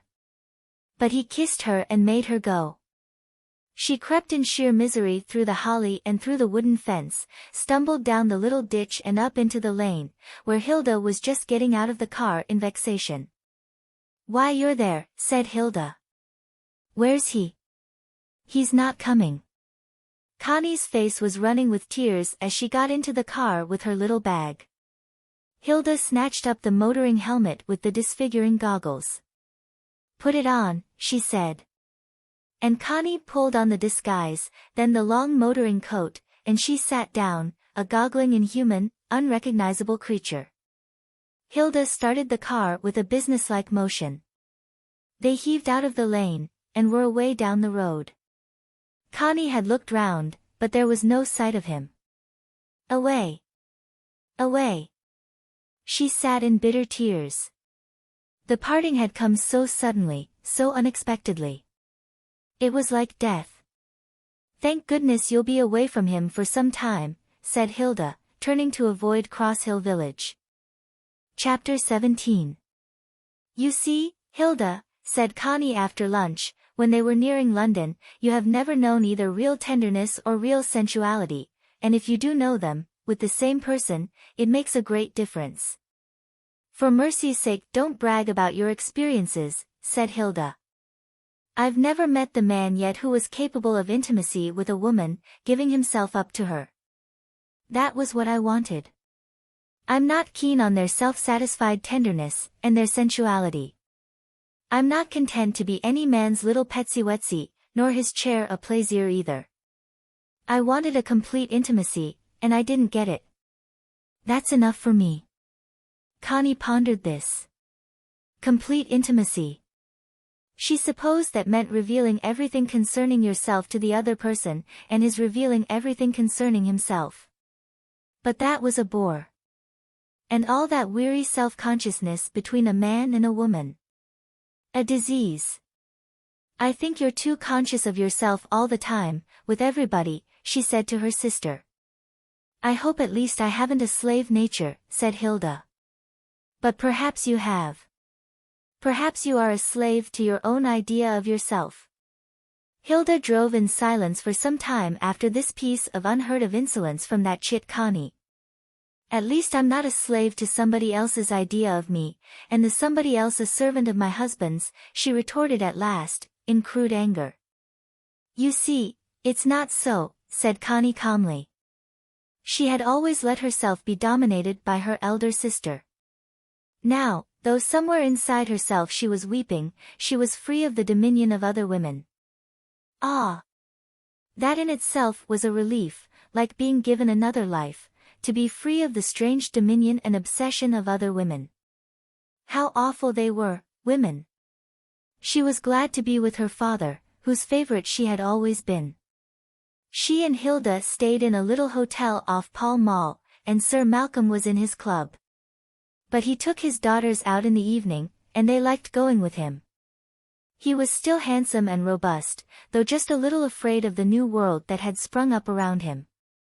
He had got a second wife in Scotland, younger than himself and richer. But he had as many holidays away from her as possible, just as with his first wife. Connie sat next to him at the opera. He was moderately stout, and had stout thighs, but they were still strong and well-knit, the thighs of a healthy man who had taken his pleasure in life. His good-humored selfishness, his dogged sort of independence, his unrepenting sensuality, it seemed to Connie she could see them all in his well-knit straight thighs. Just a man. And now becoming an old man, which is sad. Because in his strong, thick male legs there was none of the alert sensitiveness and power of tenderness which is the very essence of youth, that which never dies, once it is there. Connie woke up to the existence of legs. They became more important to her than faces, which are no longer very real. How few people had live, alert legs. She looked at the men in the stalls. Great puddingy thighs in black pudding cloth, or lean wooden sticks in black funeral stuff, or well-shaped young legs without any meaning whatever, either sensuality or tenderness or sensitiveness, just mere leggy ordinariness that pranced around. Not even any sensuality like her father's. They were all daunted out of existence. But the women were not daunted. The awful mill-posts of most females. Really shocking, really enough to justify murder. Or the poor thin pegs. Or the trim neat things in silk stockings, without the slightest look of life. Awful, the millions of meaningless legs prancing meaninglessly around. But she was not happy in London. The people seemed so spectral and blank. They had no alive happiness, no matter how brisk and good-looking they were. It was all barren. And Connie had a woman's blind craving for happiness, to be assured of happiness. In Paris at any rate she felt a bit of sensuality still. But what a weary, tired, worn-out sensuality. Worn out for lack of tenderness. Oh! Paris was sad. One of the saddest towns, weary of its now mechanical sensuality, weary of the tension of money, money, money, weary even of resentment and conceit, just weary to death, and still not sufficiently Americanized or Londonized to hide the weariness under a mechanical jig. Ah, these manly he-men, these flaneurs, the oglers, these eaters of good dinners. How weary they were. Weary, worn out for lack of a little tenderness, given and taken. The efficient, sometimes charming women knew a thing or two about the sensual realities, they had that pull over their jigging English sisters. But they knew even less of tenderness. Dry, with the endless dry tension of will, they too were wearing out. The human world was just getting worn out. Perhaps it would turn fiercely destructive. A sort of anarchy. Clifford and his conservative anarchy. Perhaps it wouldn't be conservative much longer. Perhaps it would develop into a very radical anarchy. Connie found herself shrinking and afraid of the world. Sometimes she was happy for a little while in the boulevards or in the Bois or the Luxembourg Gardens. But already Paris was full of Americans and English, strange Americans in the oddest uniforms, and the usual dreary English that are so hopeless abroad. She was glad to drive on. It was suddenly hot weather, so Hilda was going through Switzerland and over the Brenner, then through the Dolomites down to Venice. Hilda loved all the managing and the driving and being mistress of the show. Connie was quite content to keep quiet. And the trip was really quite nice. Only Connie kept saying to herself, why don't I really care? Why am I never really thrilled? How awful, that I don't really care about the landscape anymore. But I don't. It's rather awful. I'm like Saint Bernard, who could sail down the lake of Lucerne without ever noticing that there were even mountain and green water. I just don't care for landscape anymore. Why should one stare at it? Why should one? I refuse to. No, she found nothing vital in France or Switzerland or the Tyrol or Italy. She just was carted through it all. And it was all less real than Ragby. Less real than the awful Ragby. She felt she didn't care if she never saw France or Switzerland or Italy again. They'd keep. Ragby was more real. As for people. People were all alike, with very little difference. They all wanted to get money out of you, or, if they were travelers, they wanted to get enjoyment, perforce, like squeezing blood out of a stone. Poor mountains. Poor landscape. It all had to be squeezed and squeezed and squeezed again, to provide a thrill, to provide enjoyment. What did people mean, with their simply determined enjoying of themselves? No. Said Connie to herself, I'd rather be at Ragby, where I can go about and be still, and not stare at anything or do any performing of any sort. This tourist performance of enjoying oneself is too hopelessly humiliating, it's such a failure. She wanted to go back to Ragby, even to Clifford, even to poor crippled Clifford. He wasn't such a fool as this swarming holidaying lot, anyhow. But in her inner consciousness she was keeping touch with the other man. She mustn't let her connection with him go, oh, she mustn't let it go, or she was lost, lost utterly in this world of riff-raffy expensive people and joy-hogs. Oh, the joy-hogs. Oh, enjoying oneself. Another modern form of sickness. They left the car in Mestre, in a garage, and took the regular steamer over to Venice. It was a lovely summer afternoon, the shallow lagoon rippled, the full sunshine made Venice, turning its back to them across the water, look dim. At the station quay they changed to a gondola, giving the man the address. He was a regular gondolier in a white and blue blouse, not very good-looking, not at all impressive. Yes. The Villa Esmeralda. Yes. I know it. I have been the gondolier for a gentleman there. But a fair distance out. He seemed a rather childish, impetuous fellow. He rode with a certain exaggerated impetuosity, through the dark side canals with the horrible, slimy green walls, the canals that go through the poorer quarters, where the washing hangs high up on ropes, and there is a slight, or strong, odor of sewage. But at last he came to one of the open canals with pavement on either side, and looping bridges, that run straight, at right angles to the Grand Canal. The two women sat under the little awning, the man was perched above, behind them. "Are the signorine staying long at the Villa Esmeralda?" he asked, rowing easy, and wiping his perspiring face with a white and blue handkerchief. "Some 20 days, we are both married ladies," said Hilda, in her curious hushed voice, that made her Italian sound so foreign. "Ah! 20 days, said the man. There was a pause. After which he asked, "Do the signore want a gondolier for the 20 days or so that they will stay at the Villa Esmeralda? Or by the day, or by the week?" Connie and Hilda considered. In Venice, it is always preferable to have one's own gondola, as it is preferable to have one's own car on land. "What is there at the villa?" "What boats?" "There is a motor launch, also a gondola." But, the but meant, they won't be your property. "How much do you charge?" It was about 30 shillings a day, or £10 a week. "Is that the regular price?" asked Hilda. "Less, signora, less. The regular price." The sisters considered. "Well," said Hilda, "come tomorrow morning, and we will arrange it." "What is your name?" His name was Giovanni, and he wanted to know at what time he should come, and then for whom should he say he was waiting. Hilda had no card. Connie gave him one of hers. He glanced at it swiftly, with his hot, southern blue eyes, then glanced again. "Ah," he said, lighting up. "Milady." "Milady, isn't it?" "Milady Costanza," said Connie. He nodded, repeating, "Milady Costanza," and putting the card carefully away in his blouse.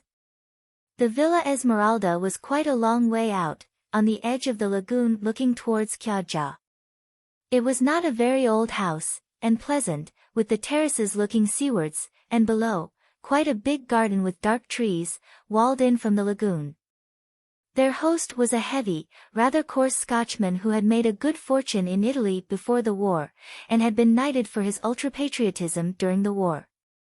His wife was a thin, pale, sharp kind of person with no fortune of her own, and the misfortune of having to regulate her husband's rather sordid amorous exploits. He was terribly tiresome with the servants. But having had a slight stroke during the winter, he was now more manageable. The house was pretty full. Besides Sir Malcolm and his 2 daughters, there were 7 more people, a Scotch couple, again with 2 daughters, a young Italian contessa, a widow, a young Georgian prince, and a youngish English clergyman who had had pneumonia and was being chaplain to Sir Alexander for his health's sake. The prince was penniless, good-looking, would make an excellent chauffeur, with the necessary impudence, and basta. The Contessa was a quiet little puss with a game on somewhere. The clergyman was a raw simple fellow from a Bucks vicarage, luckily he had left his wife and 2 children at home. And the Guthries, the family of 4, were good solid Edinburgh middle class, enjoying everything in a solid fashion, and daring everything while risking nothing. Connie and Hilda ruled out the prince at once.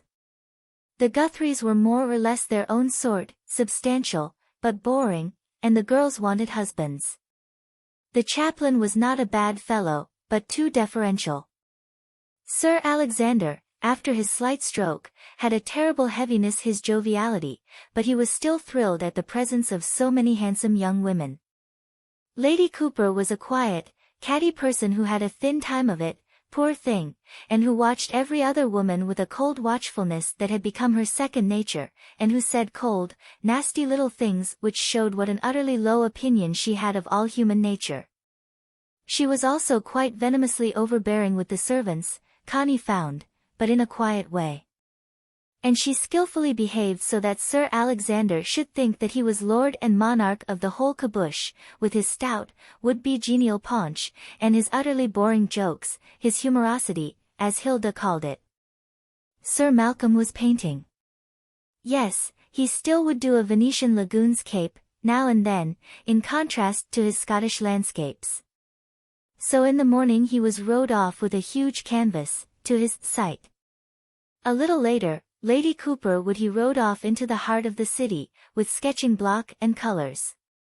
She was an inveterate watercolor painter, and the house was full of rose-colored palaces, dark canals, swaying bridges, medieval facades, and so on. A little later the Guthries, the Prince, the Countess, Sir Alexander, and sometimes Mr. Lind, the chaplain, would go off to the Lido, where they would bathe, coming home to a late lunch at 1:30. The house party, as a house party, was distinctly boring. But this did not trouble the sisters. They were out all the time. Their father took them to the exhibition, miles and miles of weary paintings. He took them to all the cronies of his in the Villa Lucchese, he sat with them on warm evenings in the piazza, having got a table at Florian's, he took them to the theatre, to the Goldoni plays. There were illuminated water fetes, there were dances. This was a holiday place of all holiday places. The Lido, with its acres of sun-pinked or pajamaed bodies, was like a strand with an endless heap of seals come up for mating. Too many people in the piazza, too many limbs and trunks of humanity on the Lido, too many gondolas, too many motor launches, too many steamers, too many pigeons, too many ices, too many cocktails, too many menservants wanting tips, too many languages rattling, too much sun, too much smell of Venice, too many cargoes of strawberries, too many silk shawls, too many huge, raw beef slices of watermelon on stalls, too much enjoyment, altogether far too much enjoyment. Connie and Hilda went around in their sunny frocks. There were dozens of people they knew, dozens of people knew them. Michaelis turned up like a bad penny. "Hello. Where you staying? Come and have an ice cream or something. Come with me somewhere in my gondola." Even Michaelis almost sunburned, though sun-cooked is more appropriate to the look of the mass of human flesh. It was pleasant in a way. It was almost enjoyment. But anyhow, with all the cocktails, all the lying in warmish water and sunbathing on hot sand in hot sun, jazzing with your stomach up against some fellow in the warm nights, cooling off with ices, it was a complete narcotic. And that was what they all wanted, a drug, the slow water, a drug, the sun, a drug, jazz, a drug, cigarettes, cocktails, ices, vermouth. To be drugged. Enjoyment. Enjoyment. Hilda half liked being drugged. She liked looking at all the women, speculating about them. The women were absorbingly interested in the women. How does she look? What man has she captured? What fun is she getting out of it? The men were like great dogs in white flannel trousers, waiting to be patted, waiting to wallow, waiting to plaster some woman's stomach against their own, in jazz. Hilda liked jazz, because she could plaster her stomach against the stomach of some so-called man, and let him control her movement from the visceral center, here and there across the floor, and then she could break loose and ignore the creature he had been merely made use of. Poor Connie was rather unhappy.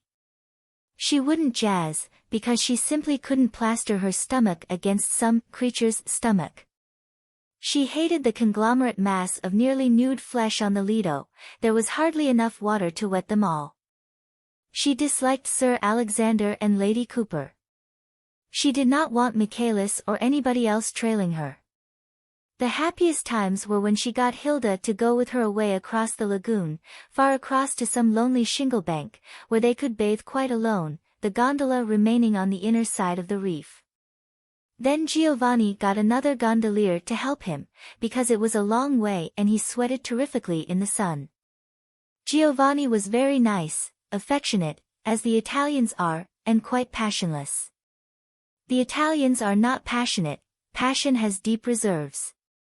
They are easily moved, and often affectionate, but they rarely have any abiding passion of any sort.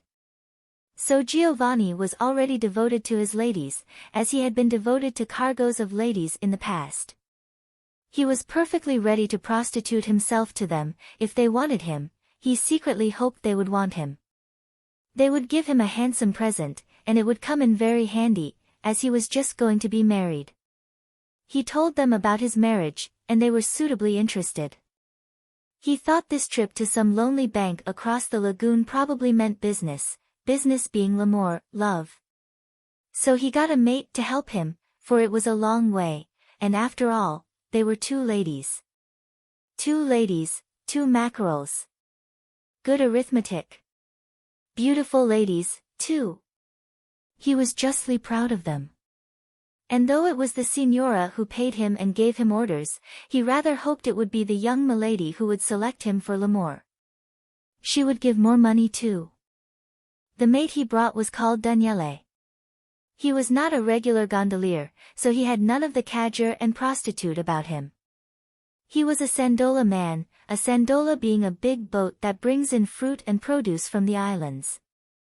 Daniele was beautiful, tall and well-shapen, with a light round head of little, close, pale blonde curls, and a good-looking man's face, a little like a lion, and long-distance blue eyes. He was not effusive, loquacious, and bibulous like Giovanni. He was silent and he rowed with a strength and ease as if he were alone on the water. The ladies were ladies, remote from him. He did not even look at them. He looked ahead. He was a real man, a little angry when Giovanni drank too much wine and rowed awkwardly, with effusive shoves of the great oar. He was a man as Mellors was a man, unprostituted. Connie pitied the wife of the easily overflowing Giovanni. But Danielle's wife would be one of those sweet Venetian women of the people whom one still sees, modest and flower-like in the back of that labyrinth of a town. Ah, how sad that man first prostitutes woman, then woman prostitutes man. Giovanni was pining to prostitute himself, dribbling like a dog, wanting to give himself to a woman. And for money. Connie looked at Venice far off, low and rose-colored upon the water. Built of money, blossomed of money, and dead with money. The money deadness. Money, money, money, prostitution and deadness. Yet Daniele was still a man capable of a man's free allegiance. He did not wear the gondolier's blouse, only the knitted blue jersey. He was a little wild, uncouth and proud. So he was hireling to the rather doggy Giovanni, who was hireling again to 2 women. So it is. When Jesus refused the devil's money, he left the devil like a Jewish banker, master of the whole situation. Connie would come home from the blazing light of the lagoon in a kind of stupor, to find letters from home. Clifford wrote regularly. He wrote very good letters, they might all have been printed in a book. And for this reason Connie found them not very interesting. She lived in the stupor of the light of the lagoon, the lapping saltiness of the water, the space, the emptiness, the nothingness, but health, complete stupor of health. It was gratifying, and she was lulled away in it, not caring for anything. Besides, she was pregnant. She knew now. So the stupor of sunlight and lagoon salt and sea bathing and lying on shingle and finding shells and drifting away in a gondola, was completed by the pregnancy inside her, another fullness of health, satisfying and stupefying. She had been at Venice a fortnight, and she was to stay another 10 days or a fortnight. The sunshine blazed over any count of time, and the fullness of physical health made forgetfulness complete. She was in a sort of stupor of well-being, from which a letter of Clifford roused her. We too have had our mild local excitement. It appears the truant wife of Mellors, the keeper, turned up at the cottage and found herself unwelcome. He packed her off, and locked the door. Report has it, however, that when he returned from the wood he found the no longer fair lady firmly established in his bed, in puris naturalibus, or one should say, in impuris naturalibus. She had broken a window and got in that way. Unable to evict the somewhat man-handled Venus from his couch, he beat a retreat and retired, it is said, to his mother's house in Tevershall. Meanwhile the Venus of Stack's Gate is established in the cottage, which she claims is her home, and Apollo, apparently, is domiciled in Tevershall. I repeat this from hearsay, as Mellors has not come to me personally. I had this particular bit of local garbage from our garbage bird, our ibis, our scavenging turkey buzzard, Mrs. Bolton. I would not have repeated it had she not exclaimed, "Her ladyship will go no more to the wood if that woman's going to be about." I like your picture of Sir Malcolm striding into the sea with white hair blowing and pink flesh glowing. I envy you that sun. Here it rains. But I don't envy Sir Malcolm his inveterate mortal carnality. However, it suits his age. Apparently one grows more carnal and more mortal as one grows older. Only youth has a taste of immortality. This news affected Connie in her state of semi-stupefied well-being with vexation amounting to exasperation. Now she had got to be bothered by that beast of a woman. Now she must start and fret. She had no letter from Mellors. They had agreed not to write at all, but now she wanted to hear from him personally. After all, he was the father of the child that was coming. Let him write. But how hateful. Now everything was messed up. How foul those low people were. How nice it was here, in the sunshine and the indolence, compared to that dismal mess of that English Midlands. After all, a clear sky was almost the most important thing in life. She did not mention the fact of her pregnancy, even to Hilda. She wrote to Mrs. Bolton for exact information. Duncan Forbes, an artist friend of theirs, had arrived at the Villa Esmeralda, coming north from Rome. Now he made a third in the gondola, and he bathed with them across the lagoon, and was their escort, a quiet, almost taciturn young man, very advanced in his art. She had a letter from Mrs. Bolton. You will be pleased, I am sure, my lady, when you see Sir Clifford. He's looking quite blooming and working very hard, and very hopeful. Of course he is looking forward to seeing you among us again. It is a dull house without my lady, and we shall all welcome her presence among us once more. About Mr. Mellors, I don't know how much Sir Clifford told you. It seems his wife came back all of a sudden one afternoon, and he found her sitting on the doorstep when he came in from the wood. She said she was come back to him and wanted to live with him again, as she was his legal wife, and he wasn't going to divorce her. But he wouldn't have anything to do with her, and wouldn't let her in the house, and did not go in himself. He went back into the wood without ever opening the door. But when he came back after dark, he found the house broken into, so he went upstairs to see what she'd done, and he found her in bed without a rag on her. He offered her money, but she said she was his wife and he must take her back. I don't know what sort of a scene they had. His mother told me about it, she's terribly upset. Well, he told her he'd die rather than ever live with her again, so he took his things and went straight to his mother's on Tevershall Hill. He stopped the night and went to the wood next day through the park, never going near the cottage. It seems he never saw his wife that day. But the day after she was at her brother Dan's at Beggarly, swearing and carrying on, saying she was his legal wife, and that he'd been having women at the cottage, because she'd found a scent bottle in his drawer, and gold-tipped cigarette ends on the ash heap, and I don't know what all. Then it seems the postman Fred Kirk says he heard somebody talking in Mr. Mellors' bedroom early one morning, and a motor car had been in the lane. Mr. Mellors stayed on with his mother, and went to the wood through the park, and it seems she stayed on at the cottage. Well, there was no end of talk. So at last Mr. Mellors and Tom Phillips went to the cottage and fetched away most of the furniture and bedding, and unscrewed the handle of the pump, so she was forced to go. But instead of going back to Stack's Gate, she went and lodged with that Mrs. Swain at Beggar Lea, because her brother Dan's wife wouldn't have her. And she kept going to old Mrs. Mellors' house, to catch him, and she began swearing he'd got in bed with her in the cottage, and she went to a lawyer to make him pay her an allowance.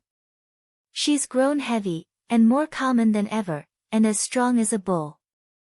And she goes about saying the most awful things about him, how he has women at the cottage, and how he behaved to her when they were married, the low, beastly things he did to her, and I don't know what all. I'm sure it's awful, the mischief a woman can do, once she starts talking. And no matter how low she may be, there'll be some as will believe her, and some of the dirt will stick. I'm sure the way she makes out that Mr. Mellors was one of those low, beastly men with women, is simply shocking. And people are only too ready to believe things against anybody, especially things like that. She declared she'll never leave him alone while he lives. Though what I say is, if he was so beastly to her, why is she so anxious to go back to him? But of course she's coming near her change of life, for she's years older than he is. And these common, violent women always go partly insane when the change of life comes upon them. This was a nasty blow to Connie. Here she was, sure as life, coming in for her share of the lowness and dirt. She felt angry with him for not having got clear of a Bertha Coutts, nay, for ever having married her. Perhaps he had a certain hankering after lowness. Connie remembered the last night she had spent with him, and shivered. He had known all that sensuality, even with a Bertha Coutts. It was really rather disgusting. It would be well to be rid of him, clear of him altogether. He was perhaps really common, really low. She had a revulsion against the whole affair, and almost envied the Guthrie girls their gawky inexperience and crude maidenliness. And she now dreaded the thought that anybody would know about herself and the keeper. How unspeakably humiliating. She was weary, afraid, and felt a craving for utter respectability, even for the vulgar and deadening respectability of the Guthrie girls. If Clifford knew about her affair, how unspeakably humiliating. She was afraid, terrified of society and its unclean bite. She almost wished she could get rid of the child again, and be quite clear. In short, she fell into a state of funk. As for the scent bottle, that was her own folly. She had not been able to refrain from perfuming his one or two handkerchiefs and his shirts in the drawer, just out of childishness, and she had left a little bottle of Cody's wood violet perfume, half empty, among his things. She wanted him to remember her in the perfume. As for the cigarette ends, they were Hilda's. She could not help confiding a little in Duncan Forbes. She didn't say she had been the keeper's lover, she only said she liked him, and told Forbes the history of the man. "Oh," said Forbes, "you'll see, they'll never rest till they've pulled the man down and done him in. If he has refused to creep up into the middle classes, when he had a chance, and if he's a man who stands up for his own sex, then they'll do him in. It's the one thing they won't let you be, straight and open in your sex. You can be as dirty as you like. In fact, the more dirt you do on sex the better they like it. But if you believe in your own sex, and won't have it done dirt to, they'll down you. It's the one insane taboo left, sex as a natural and vital thing. They won't have it, and they'll kill you before they'll let you have it.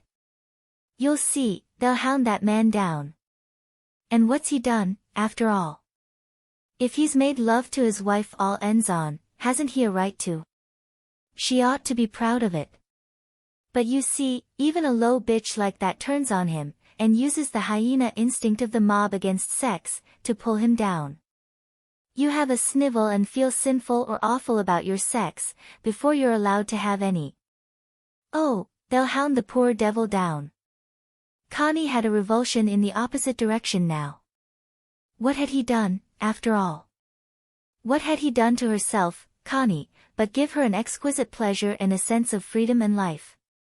He had released her warm, natural sexual flow. And for that they would hound him down. No, no, it should not be.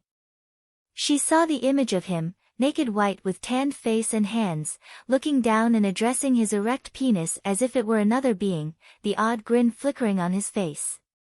And she heard his voice again, "Tha's got the nicest woman's arse of anybody."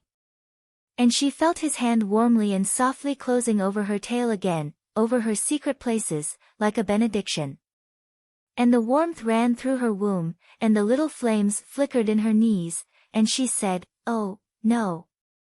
I mustn't go back on it. I must not go back on him. I must stick to him and to what I had of him, through everything. I had no warm, flamey life till he gave it me. And I won't go back on it." She did a rash thing. She sent a letter to Ivy Bolton, enclosing a note to the keeper, and asking Mrs. Bolton to give it him. And she wrote to him.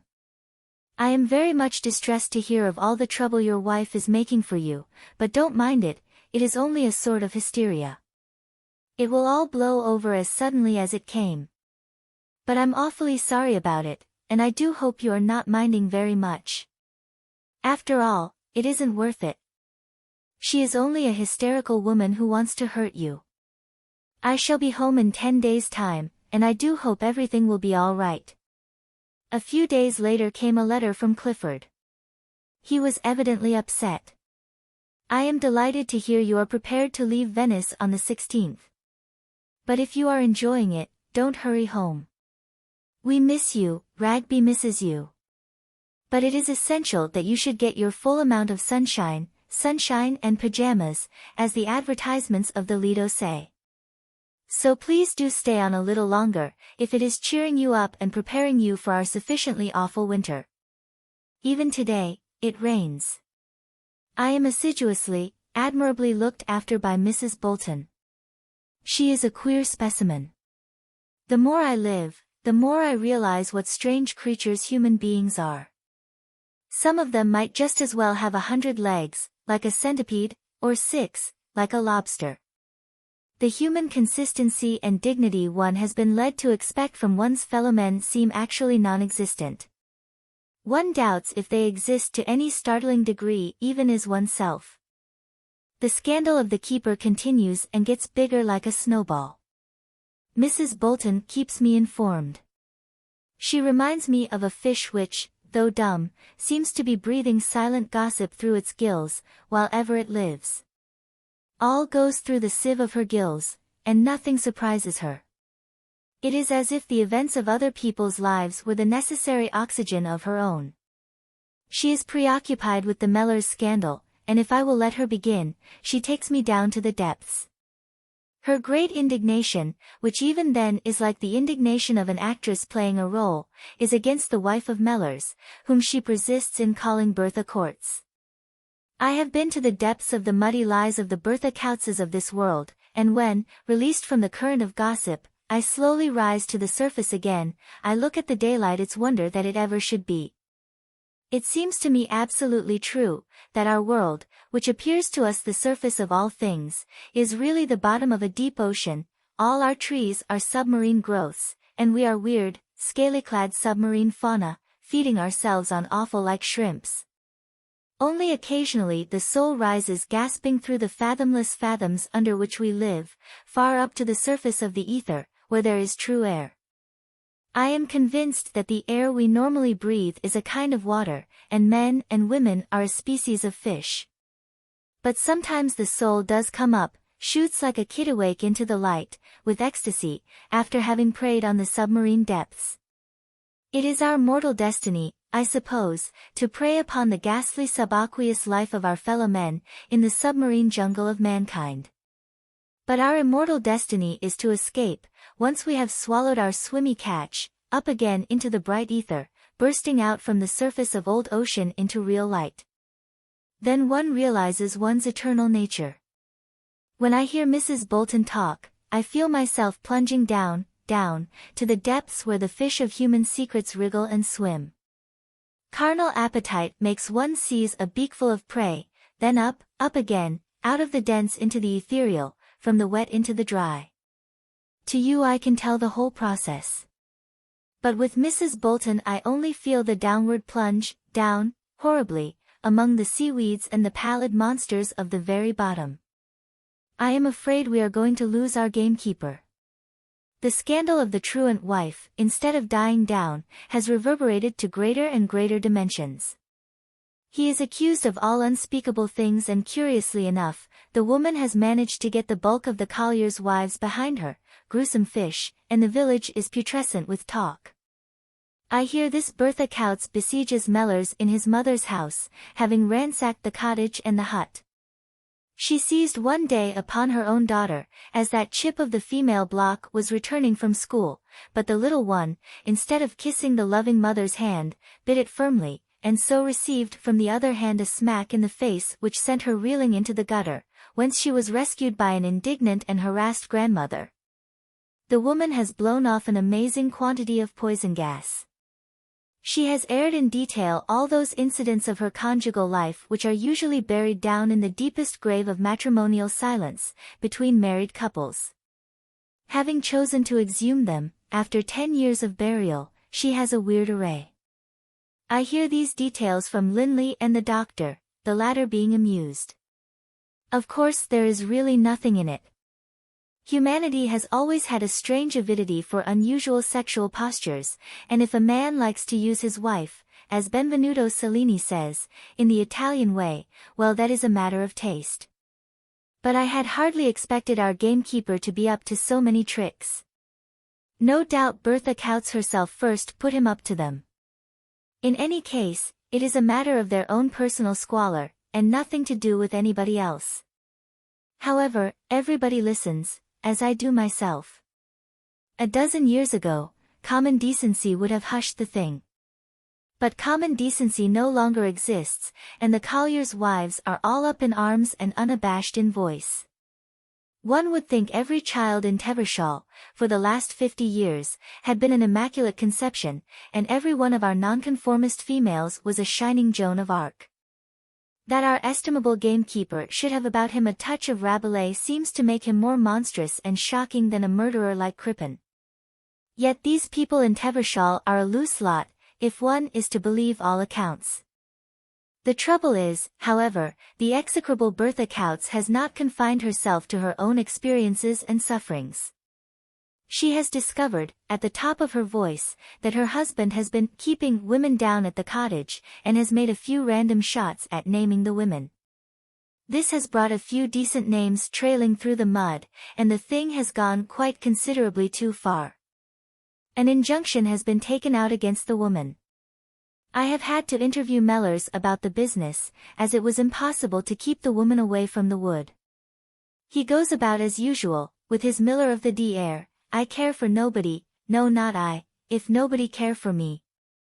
Nevertheless, I shrewdly suspect he feels like a dog with a tin can tied to its tail, though he makes a very good show of pretending the tin can isn't there. But I heard that in the village the women call away their children if he is passing, as if he were the Marquis de Sade in person. He goes on with a certain impudence, but I am afraid the tin can is firmly tied to his tail, and that inwardly he repeats, like Don Rodrigo in the Spanish ballad, "Ah, now it bites me where I most have sinned." I asked him if he thought he would be able to attend to his duty in the wood, and he said he did not think he had neglected it. I told him it was a nuisance to have the woman trespassing, to which he replied that he had no power to arrest her. Then I hinted at the scandal and its unpleasant course.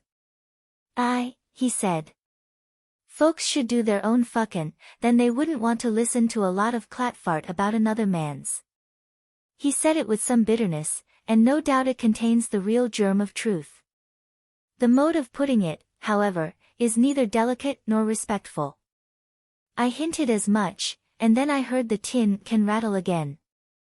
It's not for a man the shape you're in, Sir Clifford, to twit me for havin' a cod atween my legs. These things, said indiscriminately to all and sundry, of course do not help him at all, and the rector, and Finlay, and Burrows all think it would be as well if the man left the place.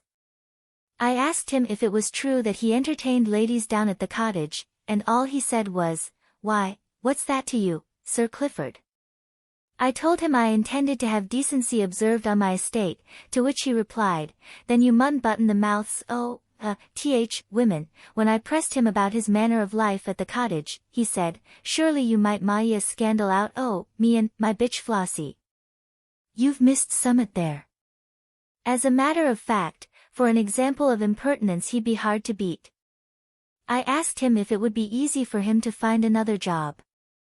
He said, "If you're hintin' that you'd like to shunt me out of this job, it'd be easy as wink."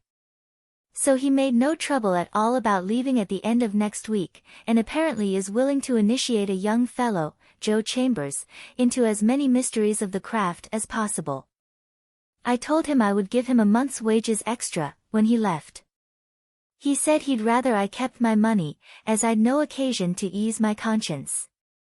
I asked him what he meant, and he said, "You don't owe me nothing extra, Sir Clifford, so don't pay me nothing extra.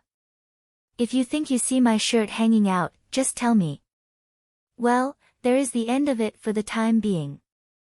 The woman has gone away, we don't know where to, but she is liable to arrest if she shows her face in Tevershall. And I heard she is mortally afraid of jail, because she merits it so well. Mellors will depart on Saturday week, and the place will soon become normal again. Meanwhile, my dear Connie, if you would enjoy to stay in Venice or in Switzerland till the beginning of August, I should be glad to think you were out of all this buzz of nastiness, which will have died quite away by the end of the month. So you see, we are deep-sea monsters, and when the lobster walks on mud, he stirs it up for everybody. We must perforce take it philosophically. The irritation, and the lack of any sympathy in any direction, of Clifford's letter, had a bad effect on Connie. But she understood it better when she received the following from Mellors. "The cat is out of the bag, along with various other pussies. You have heard that my wife Bertha came back to my unloving arms, and took up her abode in the cottage, where, to speak disrespectfully, she smelled a rat, in the shape of a little bottle of Cody. Other evidence she did not find, at least for some days, when she began to howl about the burnt photograph. She noticed the glass and the backboard in the square bedroom. Unfortunately, on the backboard somebody had scribbled little sketches, and the initials, several times repeated, C.S.R. This, however, afforded no clue until she broke into the hut, and found one of your books, an autobiography of the actress Judith, with your name, Constance Stewart Reed, on the front page. After this, for some days she went round loudly saying that my paramour was no less a person than Lady Chatterley herself. The news came at last to the rector, Mr. Burrows, and to Sir Clifford. They then proceeded to take legal steps against my liege lady, who for her part disappeared, having always had a mortal fear of the police. Sir Clifford asked to see me, so I went to him. He talked around things and seemed annoyed with me. Then he asked if I knew that even her ladyship's name had been mentioned. I said I never listened to scandal, and was surprised to hear this bit from Sir Clifford himself. He said, of course it was a great insult, and I told him there was Queen Mary on a calendar in the scullery, no doubt because Her Majesty formed part of my harem. But he didn't appreciate the sarcasm. He as good as told me I was a disreputable character who walked about with my breeches buttons undone, and I as good as told him he'd nothing to unbutton anyhow, so he gave me the sack, and I leave on Saturday week, and the place thereof shall know me no more. I shall go to London, and my old landlady, Mrs. Inger, 17 Coburg Square, will either give me a room or will find one for me. Be sure your sins will find you out, especially if you're married and her name's Bertha. There was not a word about herself, or to her. Connie resented this. He might have said some few words of consolation or reassurance. But she knew he was leaving her free to go back to Ragby and to Clifford. She resented that too. He need not be so falsely chivalrous. She wished he had said to Clifford, yes, she is my lover and my mistress and I am proud of it. But his courage wouldn't carry him so far. So her name was coupled with his intricacy. It was a mess. But that would soon die down. She was angry, with the complicated and confused anger that made her inert. She did not know what to do nor what to say, so she said and did nothing. She went on at Venice just the same, rowing out in the gondola with Duncan Forbes, bathing, letting the days slip by. Duncan, who had been rather depressingly in love with her 10 years ago, was in love with her again. But she said to him, "I only want one thing of men, and that is, that they should leave me alone." So Duncan left her alone, really quite pleased to be able to.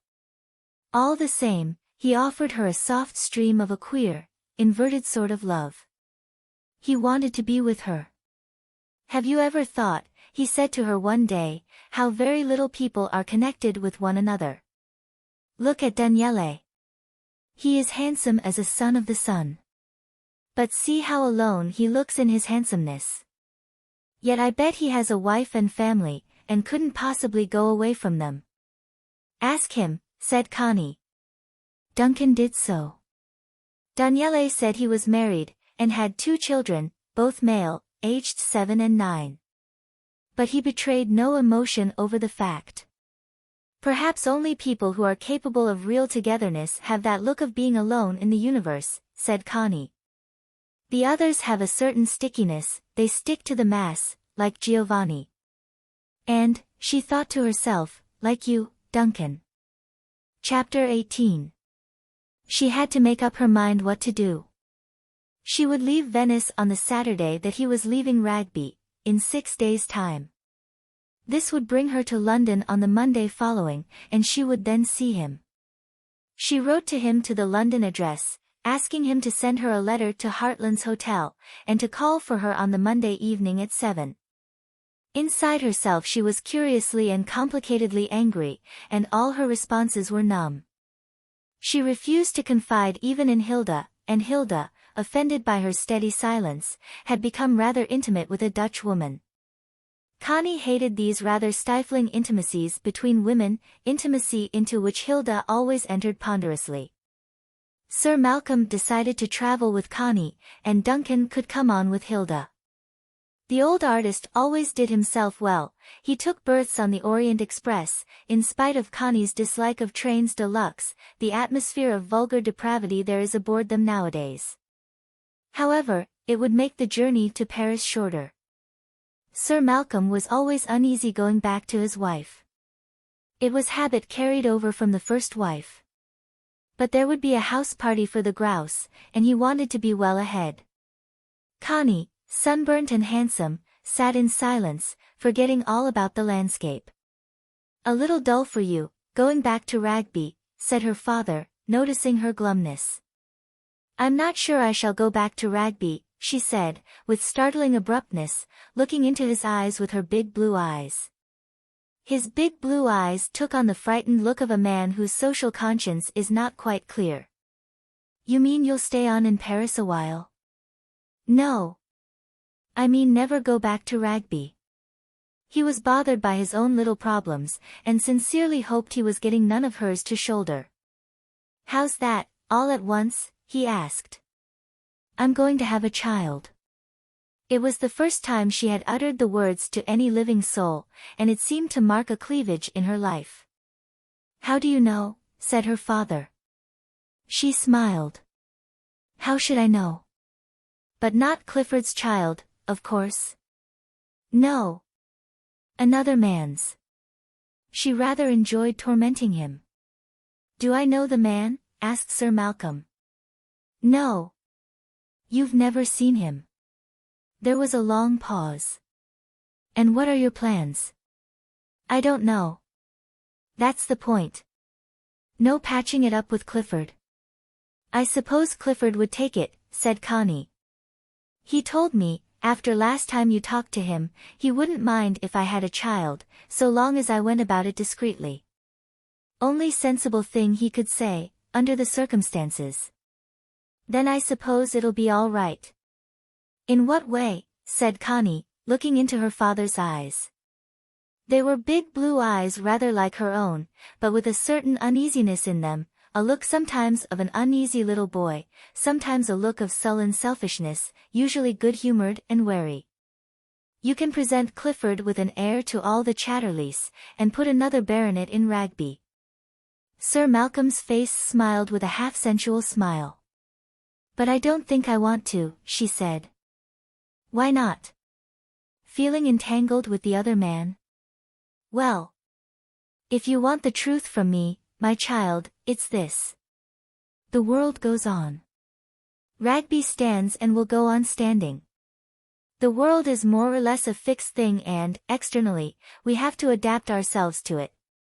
Privately, in my private opinion, we can please ourselves. Emotions change.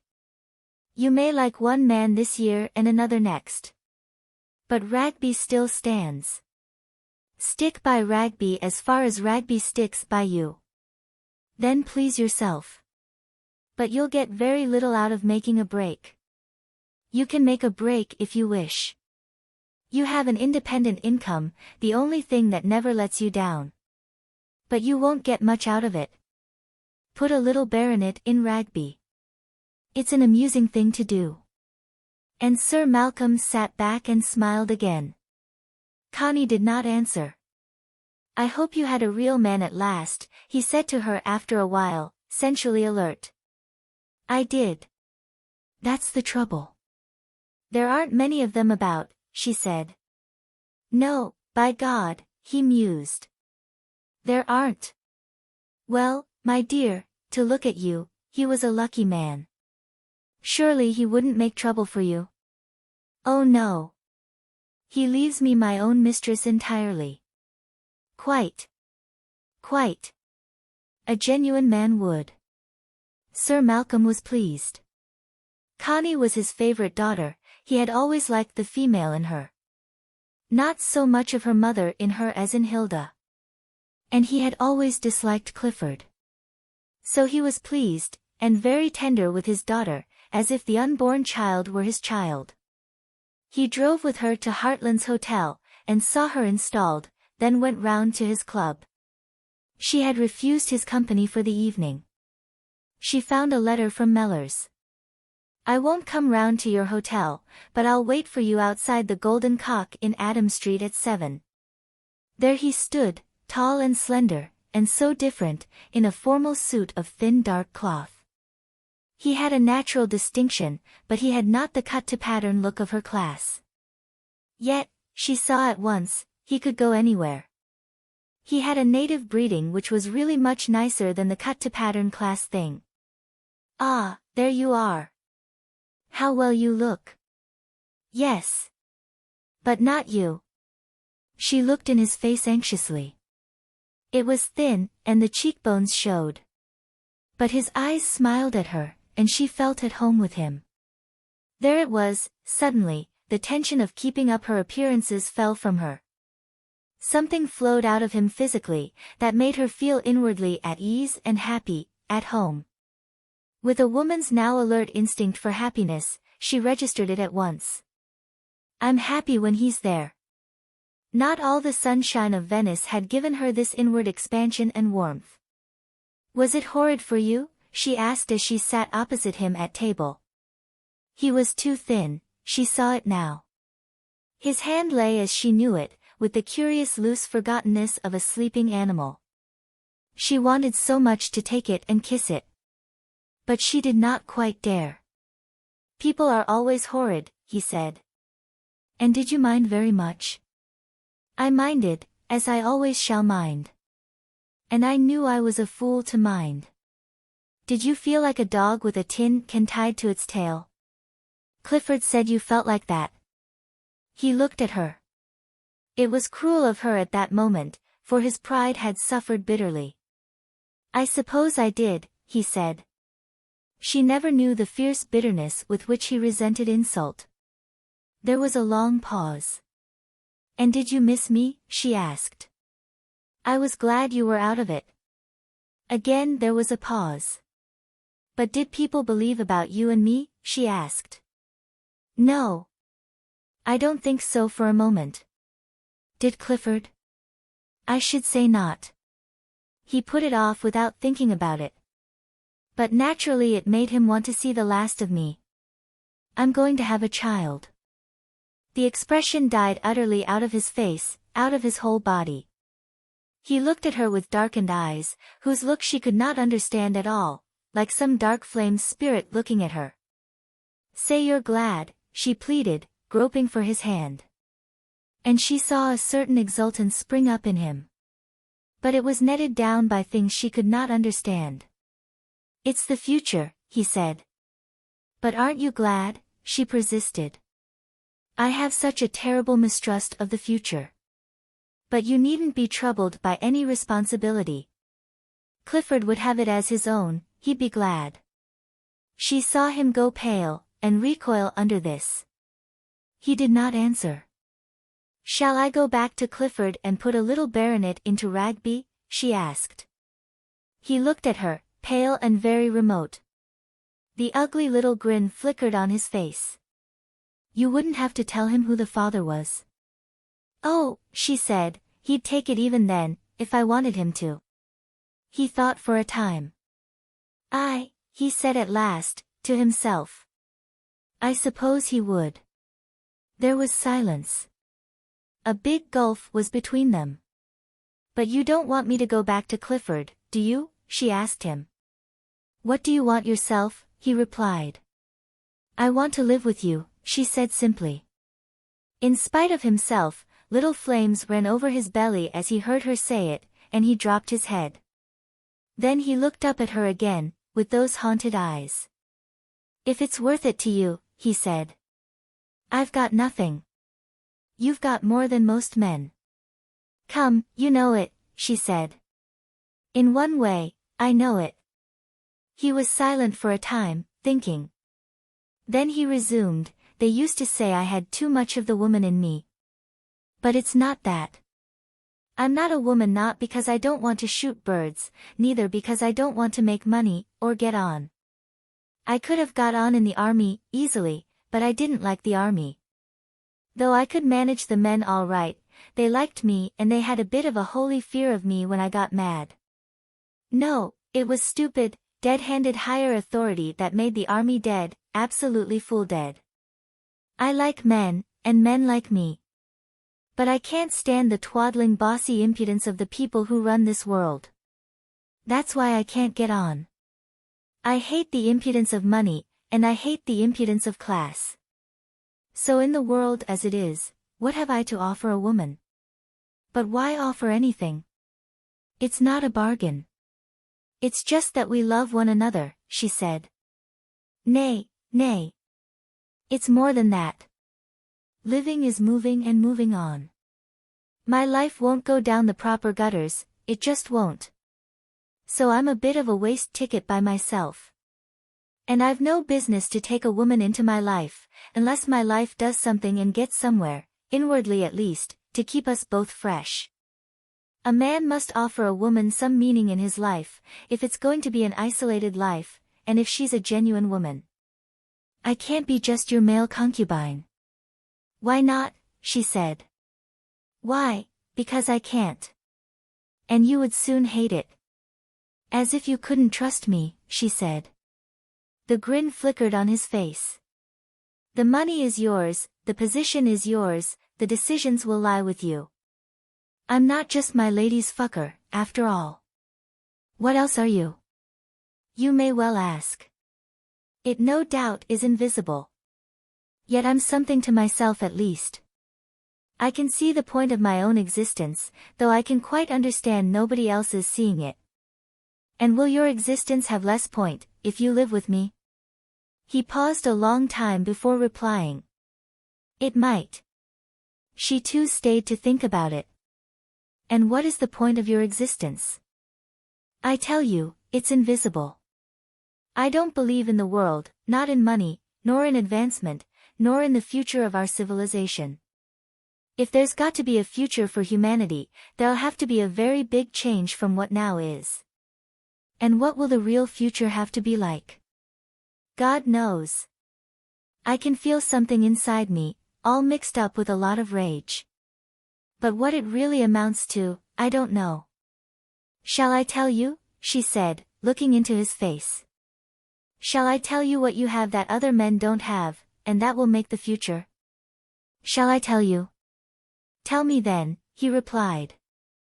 It's the courage of your own tenderness, that's what it is, like when you put your hand on my tail and say I've got a pretty tail. The grin came flickering on his face. That, he said. Then he sat thinking. He said. You're right. It's that really. It's that all the way through. I knew it with the men. I had to be in touch with them, physically, and not go back on it. I had to be bodily aware of them and a bit tender to them, even if I put them through hell. It's a question of awareness, as Buddha said. But even he fought shy of the bodily awareness, and that natural physical tenderness, which is the best, even between men, in a proper manly way. Makes them really manly, not so monkeyish. It's tenderness, really, it's cunt-awareness. Sex is really only touch, the closest of all touch. And it's touch we're afraid of. We're only half conscious, and half alive. We've got to come alive and aware. Especially the English have got to get into touch with one another, a bit delicate and a bit tender. It's our crying need. She looked at him. Then why are you afraid of me, she said. He looked at her a long time before he answered. It's the money, really, and the position. It's the world in you. But isn't there tenderness in me, she said wistfully. He looked down at her, with darkened, abstract eyes. It comes and goes, like in me. But can't you trust it between you and me, she asked, gazing anxiously at him. She saw his face all softening down, losing its armor. Maybe, he said. They were both silent. I want you to hold me in your arms, she said. I want you to tell me you are glad we are having a child. She looked so lovely and warm and wistful, his bowels stirred towards her. I suppose we can go to my room, he said. Though it's scandalous again. But she saw the forgetfulness of the world coming over him again, his face taking the soft, pure look of tender passion. They walked by the remoter streets to Coburg Square, where he had a room at the top of the house, an attic room where he cooked for himself on a gas ring. It was small, but decent and tidy. She took off her things, and made him do the same. She was lovely in the soft first flush of her pregnancy. I ought to leave you alone, he said. No, she said. Love me. Love me, and say you'll keep me. Say you'll keep me. Say you'll never let me go, to the world nor to anybody. She crept close against him, clinging fast to his thin, strong naked body, the only home she had ever known. Then I'll keep thee, he said. If thou wants it, then I'll keep thee. He held her round and fast. And say you're glad about the child, she repeated. Kiss it. Kiss my womb and say you're glad it's there. But that was more difficult for him. I've a dread of puttin' children world, he said. I've such a dread future for But you've put it into me. Be tender to it, and that will be its future already. Kiss it. He quivered, because it was true. Be tender to it, and that will be its future. At that moment he felt a sheer love for the woman. He kissed her belly and her mound of Venus, to kiss close to the womb and the fetus within the womb. Oh, you love me. You love me, she said, in a little cry like one of her blind, inarticulate love cries. And he went into her softly, feeling the stream of tenderness flowing in release from his bowels to hers, the bowels of compassion kindled between them. And he realized as he went into her that this was the thing he had to do, to come into tender touch, without losing his pride or his dignity or his integrity as a man. After all, if she had money and means, and he had none, he should be too proud and honorable to hold back his tenderness from her on that account.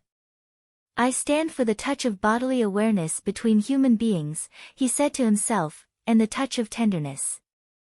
And she is my mate. And it is a battle against the money, and the machine, and the insentient ideal monkeyishness of the world. And she will stand behind me there. Thank God I've got a woman. Thank God I've got a woman who is with me, and tender and aware of me. Thank God she's not a bully, nor a fool. Thank God she's a tender, aware woman. And as his seed sprang in her, his soul sprang towards her too, in the creative act that is far more than procreative. She was quite determined now that there should be no parting between him and her. But the ways and means were still to settle. Did you hate Bertha Coutts? She asked him. Don't talk to me about her. Yes. You must let me. Because once you liked her. And once you were as intimate with her as you are with me. So you have to tell me. Isn't it rather terrible, when you've been intimate with her, to hate her so? Why is it? I don't know.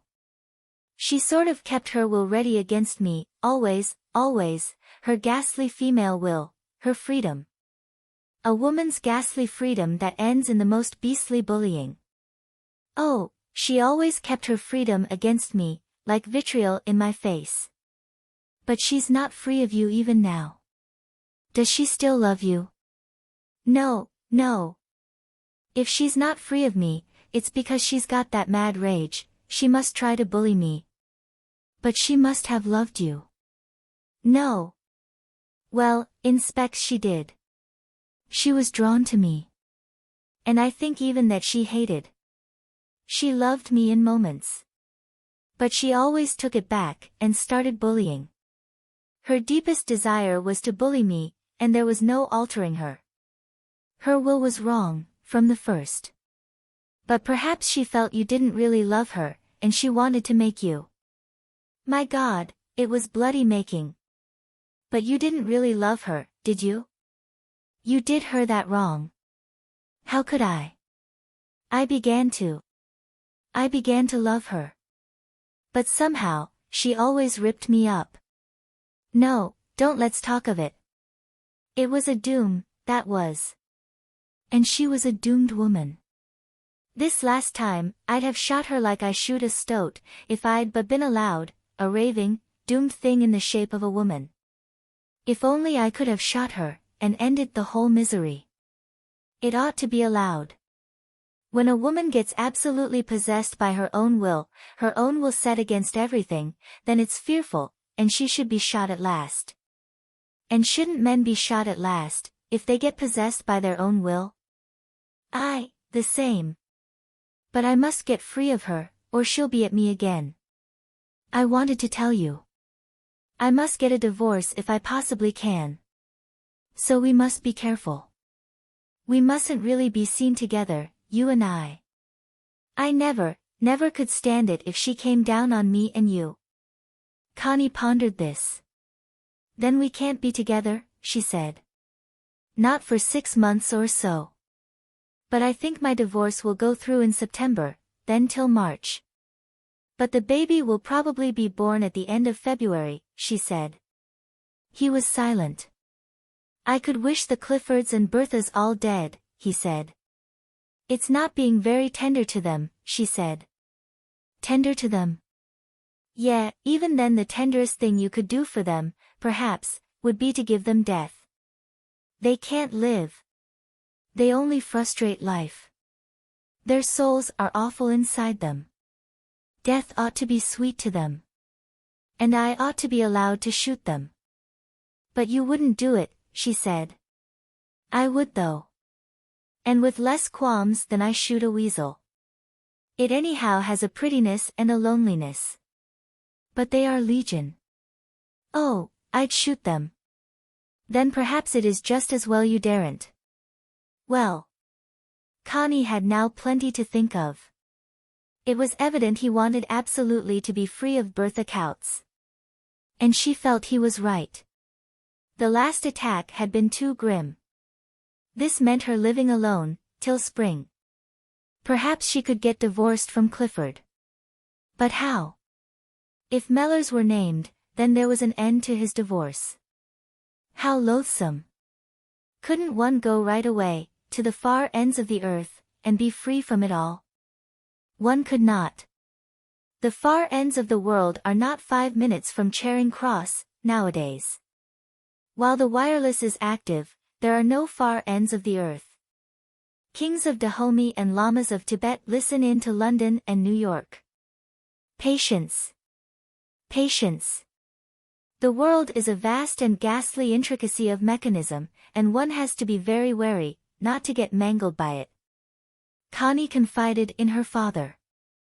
You see, father, he was Clifford's gamekeeper, but he was an officer in the army in India. Only he is like Colonel C.E. Florence, who preferred to become a private soldier again.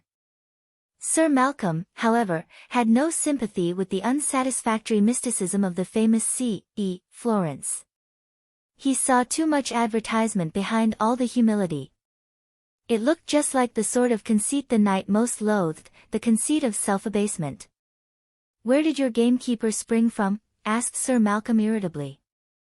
He was a collier's son in Tevershall. But he's absolutely presentable. The knighted artist became more angry. Looks to me like a gold digger, he said. And you're a pretty easy gold mine, apparently. No, father, it's not like that. You'd know if you saw him. He's a man. Clifford always detested him for not being humble. Apparently he had a good instinct, for once. What Sir Malcolm could not bear was the scandal of his daughter's having an intrigue with a gamekeeper. He did not mind the intrigue, he minded the scandal. I care nothing about the fellow. He's evidently been able to get round you all right. But, by God, think of all the talk. Think of your stepmother, how she'll take it. I know, said Connie. Talk is beastly, especially if you live in society. And he wants so much to get his own divorce. I thought we might perhaps say it was another man's child, and not mention Mellor's name at all. Another man's. What other man's? Perhaps Duncan Forbes. He has been our friend all his life. And he's a fairly well-known artist. And he's fond of me. Well, I'm damned. Poor Duncan. And what's he going to get out of it? I don't know. But he might rather like it, even. He might he? Well, he's a funny man if he does. Why, you've never even had an affair with him, have you? No. But he doesn't really want it. He only loves me to be near him, but not to touch him. My God, what a generation. He would like me most of all to be a model for him to paint from. Only I never wanted to. God help him. But he looks downtrodden enough for anything. Still, you wouldn't mind so much the talk about him? My God, Connie, all the bloody contriving. I know. It's sickening. But what can I do? Contriving, conniving, contriving. Makes a man think he's lived too long. Come, father, if you haven't done a good deal of contriving and conniving in your time, you may talk. But it was different, I assure you. It's always different. Hilda arrived, also furious when she heard of the new developments. And she also simply could not stand the thought of a public scandal about her sister and a gamekeeper. Too humiliating. Why should we not just disappear, separately, to British Columbia, and have no scandal, said Connie. But that was no good. The scandal would come out just the same. And if Connie was going with the man, she'd better be able to marry him. This was Hilda's opinion. Sir Malcolm wasn't sure. The affair might still blow over. But will you see him, father? Poor Sir Malcolm. He was by no means keen on it. And poor Mellors, he was still less keen. Yet the meeting took place, a lunch in a private room at the club, the two men alone, looking one another up and down. Sir Malcolm drank a fair amount of whiskey, Mellors also drank. And they talked all the while about India, on which the young man was well informed. This lasted during the meal. Only when coffee was served, and the waiter had gone, Sir Malcolm lit a cigar and said, heartily, "Well, young man, and what about my daughter?" The grin flickered on Mellor's face. "Well, sir, and what about her? You've got a baby in her all right." "I have that honor," grinned Mellors. "Honor, by God." Sir Malcolm gave a little squirting laugh, and became Scotch and lewd. "Honor. How was the going, eh?" "Good, my boy, what?" "Good. I'll bet it was." "Haha.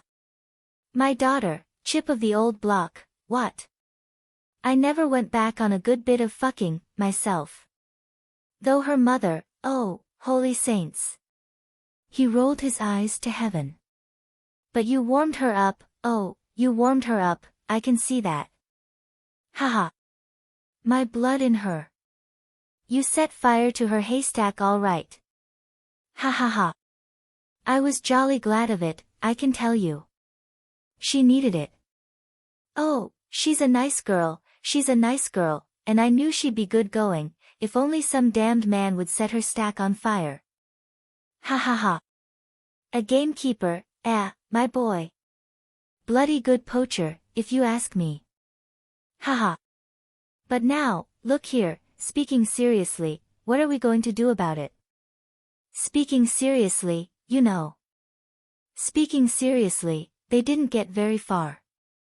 Mellors, though a little tipsy, was much the soberer of the two. He kept the conversation as intelligent as possible, which isn't saying much. "So you're a gamekeeper?" "Oh, you're quite right. That sort of game is worth a man's while, what? The test of a woman is when you pinch her bottom.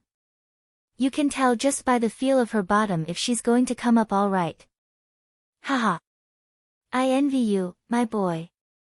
How old are you?" 39. The knight lifted his eyebrows. "As much as that?"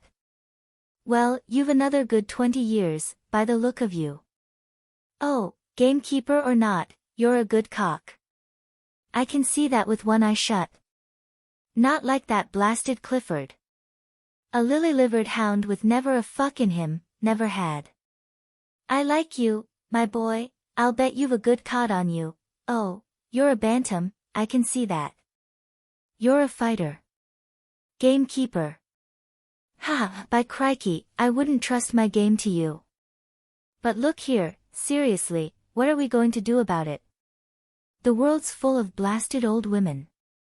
Seriously, they didn't do anything about it, except establish the old Freemasonry of male sensuality between them. "And look here, my boy, if ever I can do anything for you, you can rely on me." Gamekeeper. Christ, but it's rich. I like it. Oh, I like it. Shows the girl's got spunk. What?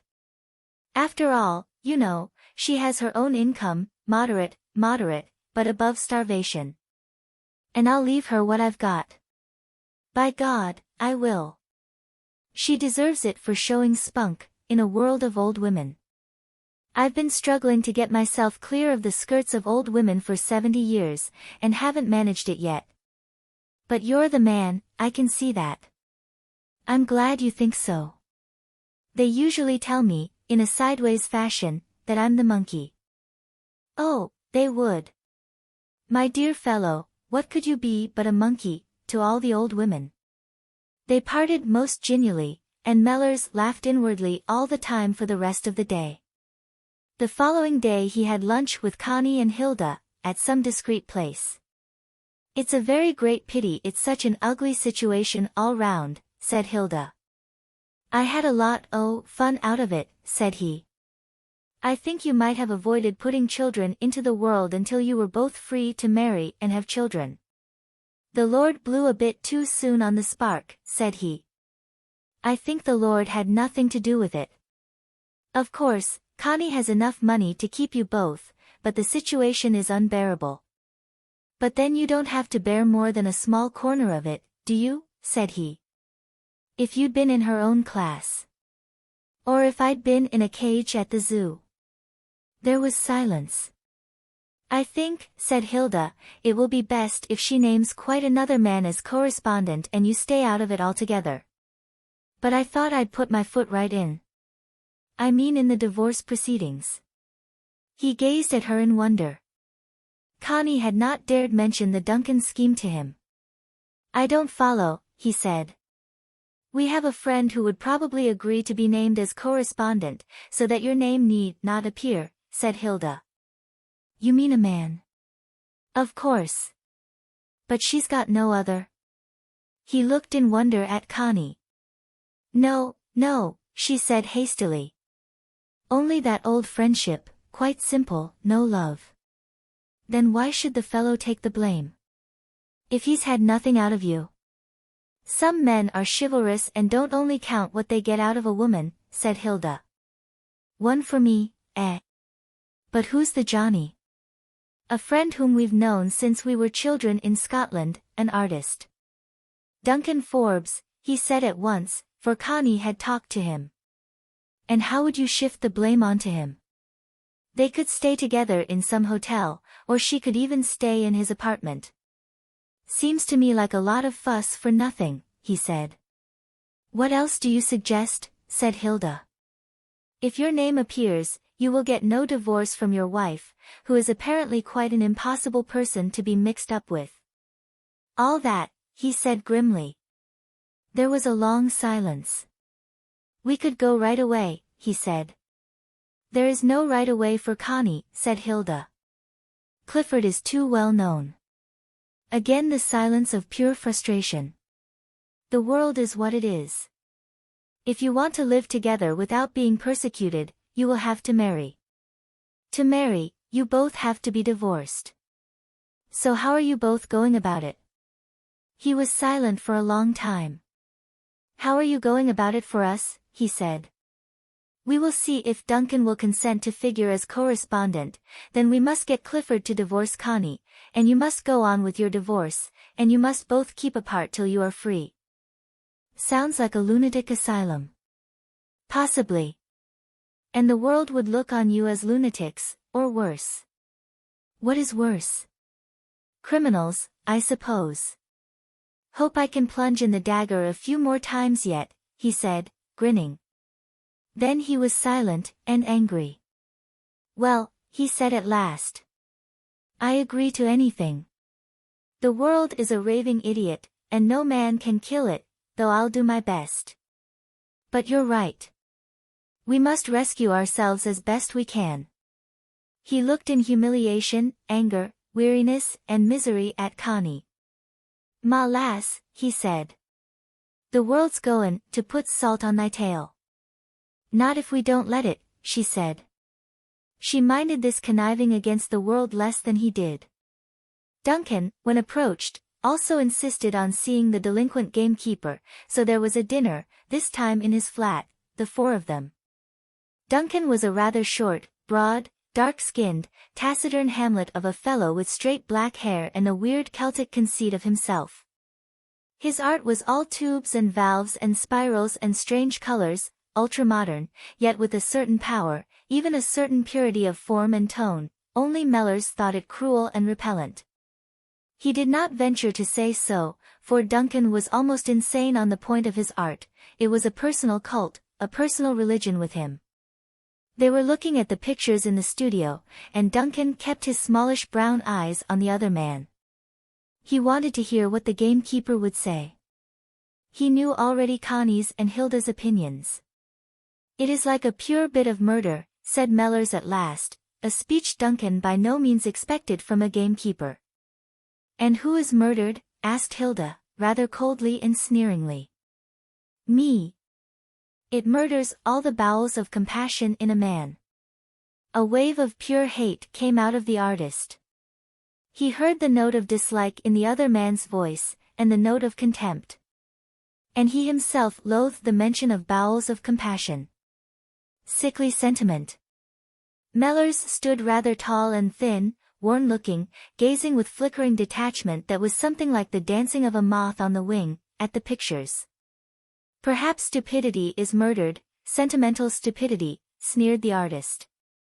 Do you think so?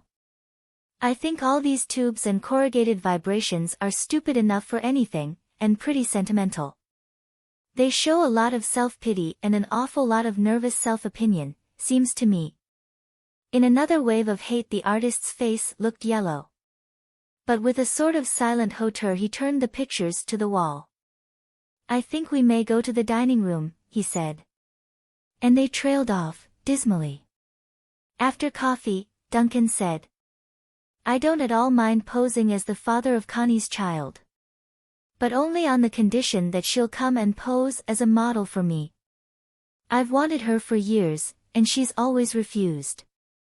He uttered it with the dark finality of an inquisitor announcing an auto da fe. Ah, said Mellors. You only do it on condition, then? Quite. I only do it on that condition. The artist tried to put the utmost contempt of the other person into his speech. He put a little too much. Better have me as a model at the same time, said Mellors. Better do us in a group, Vulcan and Venus under the net of art. I used to be a blacksmith, before I was a gamekeeper. Thank you, said the artist. I don't think Vulcan has a figure that interests me. Not even if it was tubified and titivated up. There was no answer. The artist was too haughty for further words. It was a dismal party, in which the artist henceforth steadily ignored the presence of the other man, and talked only briefly, as if the words were wrung out of the depths of his gloomy portentousness, to the women. You didn't like him, but he's better than that, really. He's really kind, Connie explained as they left. He's a little black pup with a corrugated distemper, said Mellors. No, he wasn't nice today. And will you go and be a model to him? Oh, I don't really mind any more. He won't touch me. And I don't mind anything, if it paves the way to a life together for you and me. But he'll only shit on you on canvas. I don't care. He'll only be painting his own feelings for me, and I don't mind if he does that. I wouldn't have him touch me, not for anything. But if he thinks he can do anything with his owlish arty staring, let him stare. He can make as many empty tubes and corrugations out of me as he likes. It's his funeral.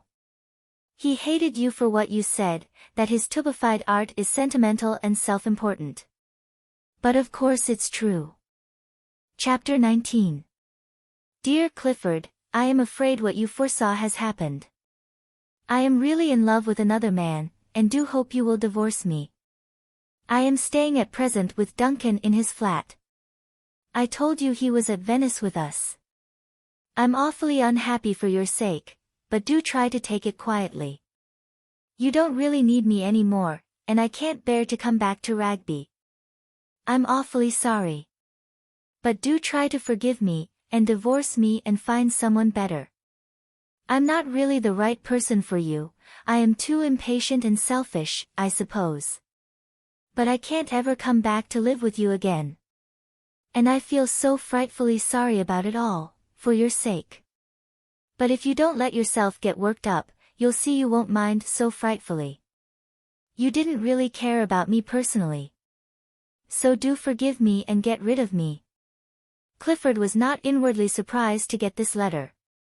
Inwardly, he had known for a long time she was leaving him.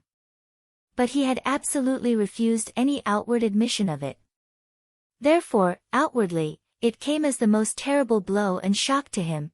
He had kept the surface of his confidence in her quite serene. And that is how we are. By strength of will we cut off our inner intuitive knowledge from admitted consciousness. This causes a state of dread, or apprehension, which makes the blow 10 times worse when it does fall. Clifford was like a hysterical child. He gave Mrs. Bolton a terrible shock, sitting up in bed ghastly and blank. Why, Sir Clifford, whatever's the matter? No answer.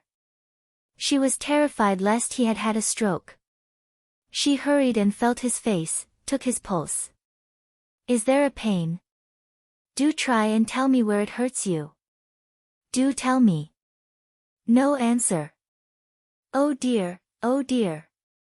Then I'll telephone to Sheffield for Dr. Carrington, and Dr. Lecky may as well run round straight away. She was moving to the door, when he said in a hollow tone. No. She stopped and gazed at him. His face was yellow, blank, and like the face of an idiot. Do you mean you'd rather I didn't fetch the doctor? Yes. I don't want him, came the sepulchral voice. Oh, but Sir Clifford, you're ill, and I daren't take the responsibility. I must send for the doctor, or I shall be blamed. A pause, then the hollow voice said. I'm not ill. My wife isn't coming back. It was as if an image spoke. Not coming back. You mean her ladyship? Mrs. Bolton moved a little nearer to the bed. Oh, don't you believe it? You can trust her ladyship to come back. The image in the bed did not change, but it pushed a letter over the counterpane. Read it, said the sepulchral voice. Why, if it's a letter from her ladyship, I'm sure her ladyship wouldn't want me to read her letter to you, Sir Clifford. You can tell me what she says, if you wish. Read it, repeated the voice. Why, if I must, I do it to obey you, Sir Clifford, she said. And she read the letter. Well, I am surprised at her ladyship, she said. She promised so faithfully she'd come back. The face in the bed seemed to deepen its expression of wild, but motionless distraction. Mrs. Bolton looked at it and was worried. She knew what she was up against, male hysteria. She had not nursed soldiers without learning something about that very unpleasant disease. She was a little impatient of Sir Clifford. Any man in his senses must have known his wife was in love with somebody else, and was going to leave him. Even, she was sure, Sir Clifford was inwardly absolutely aware of it, only he wouldn't admit it to himself. If he would have admitted it, and prepared himself for it, or if he would have admitted it, and actively struggled with his wife against it, that would have been acting like a man. But no. He knew it, and all the time tried to kid himself it wasn't so. He felt the devil twisting his tail, and pretended it was the angels smiling on him. This state of falsity had now brought on that crisis of falsity and dislocation, hysteria, which is a form of insanity.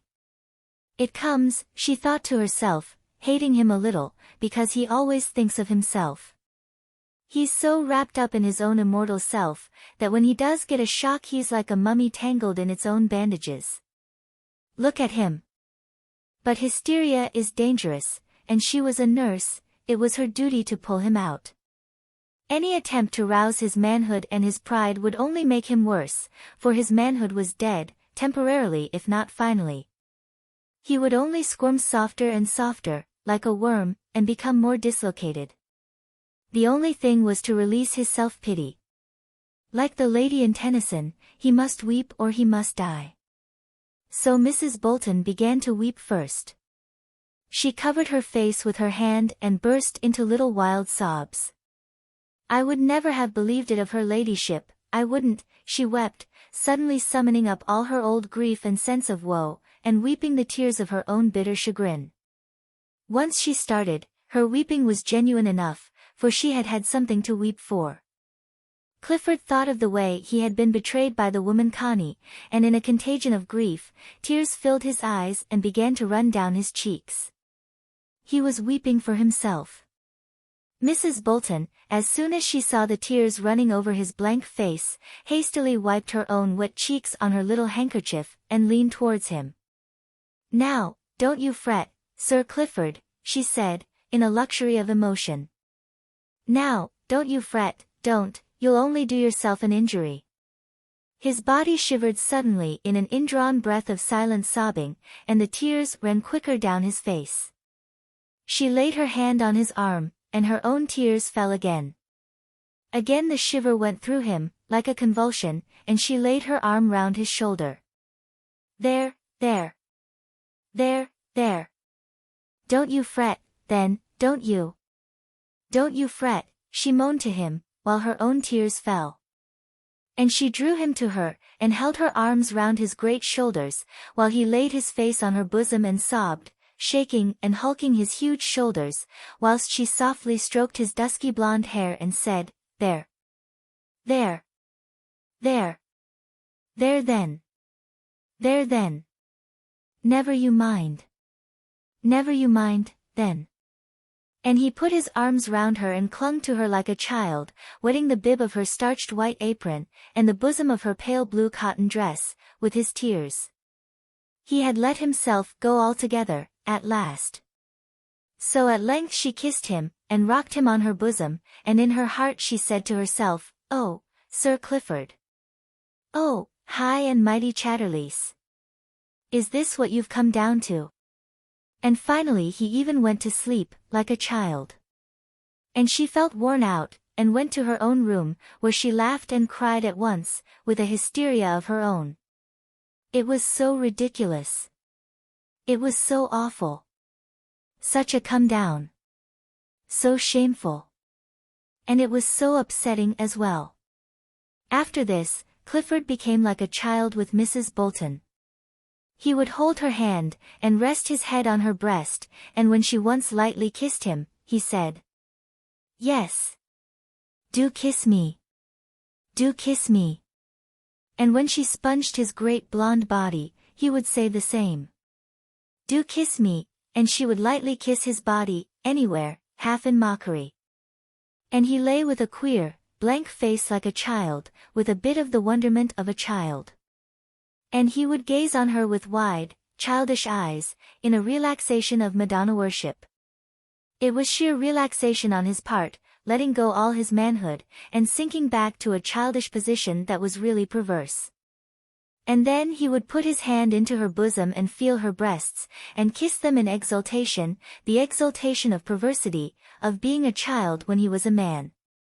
Mrs. Bolton was both thrilled and ashamed, she both loved and hated it. Yet she never rebuffed nor rebuked him.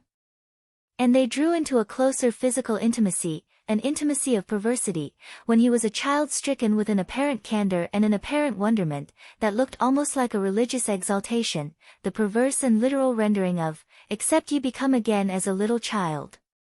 While she was the magna mater, full of power and potency, having the great blonde child man under her will and her stroke entirely. The curious thing was that when this child man, which Clifford was now and which he had been becoming for years, emerged into the world, it was much sharper and keener than the real man he used to be. This perverted child man was now a real businessman. When it was a question of affairs, he was an absolute he-man, sharp as a needle, and impervious as a bit of steel. When he was out among men, seeking his own ends, and making good his colliery workings, he had an almost uncanny shrewdness, hardness, and a straight sharp punch. It was as if his very passivity and prostitution to the magna mater gave him insight into material business affairs, and lent him a certain remarkable inhuman force. The wallowing in private emotion, the utter abasement of his manly self, seemed to lend him a second nature, cold, almost visionary, business clever. In business he was quite inhuman. And in this Mrs. Bolton triumphed. "How he's getting on," she would say to herself in pride. "And that's my doing. My word, he'd never have got on like this with Lady Chatterley. She was not the one to put a man forward. She wanted too much for herself." At the same time, in some corner of her weird female soul, how she despised him and hated him. He was to her the fallen beast, the squirming monster. And while she aided and abetted him all she could, away in the remotest corner of her ancient healthy womanhood she despised him with a savage contempt that knew no bounds. The merest tramp was better than he. His behavior with regard to Connie was curious. He insisted on seeing her again. He insisted, moreover, on her coming to Ragby. On this point he was finally and absolutely fixed. Connie had promised to come back to Ragby, faithfully. "But is it any use?" said Mrs. Bolton. "Can't you let her go, and be rid of her?" "No. She said she was coming back, and she's got to come." Mrs. Bolton opposed him no more. She knew what she was dealing with. I needn't tell you what effect your letter has had on me, he wrote to Connie to London. Perhaps you can imagine it if you try, though no doubt you won't trouble to use your imagination on my behalf. I can only say one thing in answer: I must see you personally, here at Rugby, before I can do anything. You promised faithfully to come back to Rugby, and I hold you to the promise. I don't believe anything nor understand anything until I see you personally, here under normal circumstances. I needn't tell you that nobody here suspects anything, so your return would be quite normal. Then if you feel, after we have talked things over, that you still remain in the same mind, no doubt we can come to terms. Connie showed this letter to Mellors. He wants to begin his revenge on you, he said, handing the letter back. Connie was silent. She was somewhat surprised to find that she was afraid of Clifford. She was afraid to go near him. She was afraid of him as if he were evil and dangerous. What shall I do? She said. Nothing, if you don't want to do anything. She replied, trying to put Clifford off. He answered. If you don't come back to Rugby now, I shall consider that you are coming back one day, and act accordingly. I shall just go on the same, and wait for you here, if I wait for 50 years. She was frightened. This was bullying of an insidious sort. She had no doubt he meant what he said. He would not divorce her, and the child would be his, unless she could find some means of establishing its illegitimacy. After a time of worry and harassment, she decided to go to Rugby. Hilda would go with her. She wrote this to Clifford. He replied. I shall not welcome your sister, but I shall not deny her the door. I have no doubt she has connived at your desertion of your duties and responsibilities, so do not expect me to show pleasure in seeing her. They went to Rugby. Clifford was away when they arrived. Mrs. Bolton received them. Oh, your ladyship, it isn't the happy homecoming we hoped for, is it? She said. Isn't it? Said Connie.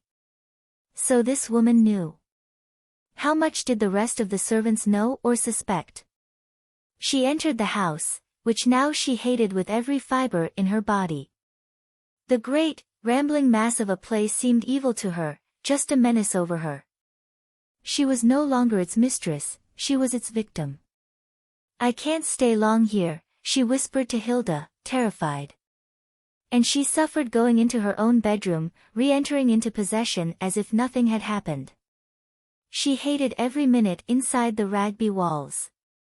They did not meet Clifford till they went down to dinner. He was dressed, and with a black tie, rather reserved, and very much the superior gentleman. He behaved perfectly politely during the meal and kept a polite sort of conversation going, but it seemed all touched with insanity. How much do the servants know? Asked Connie, when the woman was out of the room. Of your intentions? Nothing whatsoever. Mrs. Bolton knows. He changed color. Mrs. Bolton is not exactly one of the servants, he said. Oh, I don't mind. There was tension till after coffee, when Hilda said she would go up to her room. Clifford and Connie sat in silence when she had gone. Neither would begin to speak. Connie was so glad that he wasn't taking the pathetic line, she kept him up to as much haughtiness as possible. She just sat silent and looked down at her hands. I suppose you don't at all mind having gone back on your word, he said at last. I can't help it, she murmured. But if you can't, who can? I suppose nobody. He looked at her with curious cold rage. He was used to her. She was as it were embedded in his will. How dared she now go back on him, and destroy the fabric of his daily existence?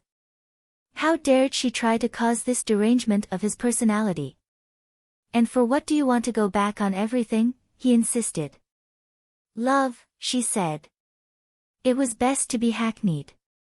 Love of Duncan Forbes. But you didn't think that worth having, when you met me. Do you mean to say you now love him better than anything else in life? One changes, she said. Possibly. Possibly you may have whims. But you still have to convince me of the importance of the change. I merely don't believe in your love of Duncan Forbes. But why should you believe in it? You have only to divorce me, not to believe in my feelings. And why should I divorce you? Because I don't want to live here anymore. And you really don't want me. Pardon me. I don't change. For my part, since you are my wife, I should prefer that you should stay under my roof in dignity and quiet. Leaving aside personal feelings, and I assure you, on my part it is leaving aside a great deal, it is bitter as death to me to have this order of life broken up, here in Rugby, and the decent round of daily life smashed, just for some whim of yours.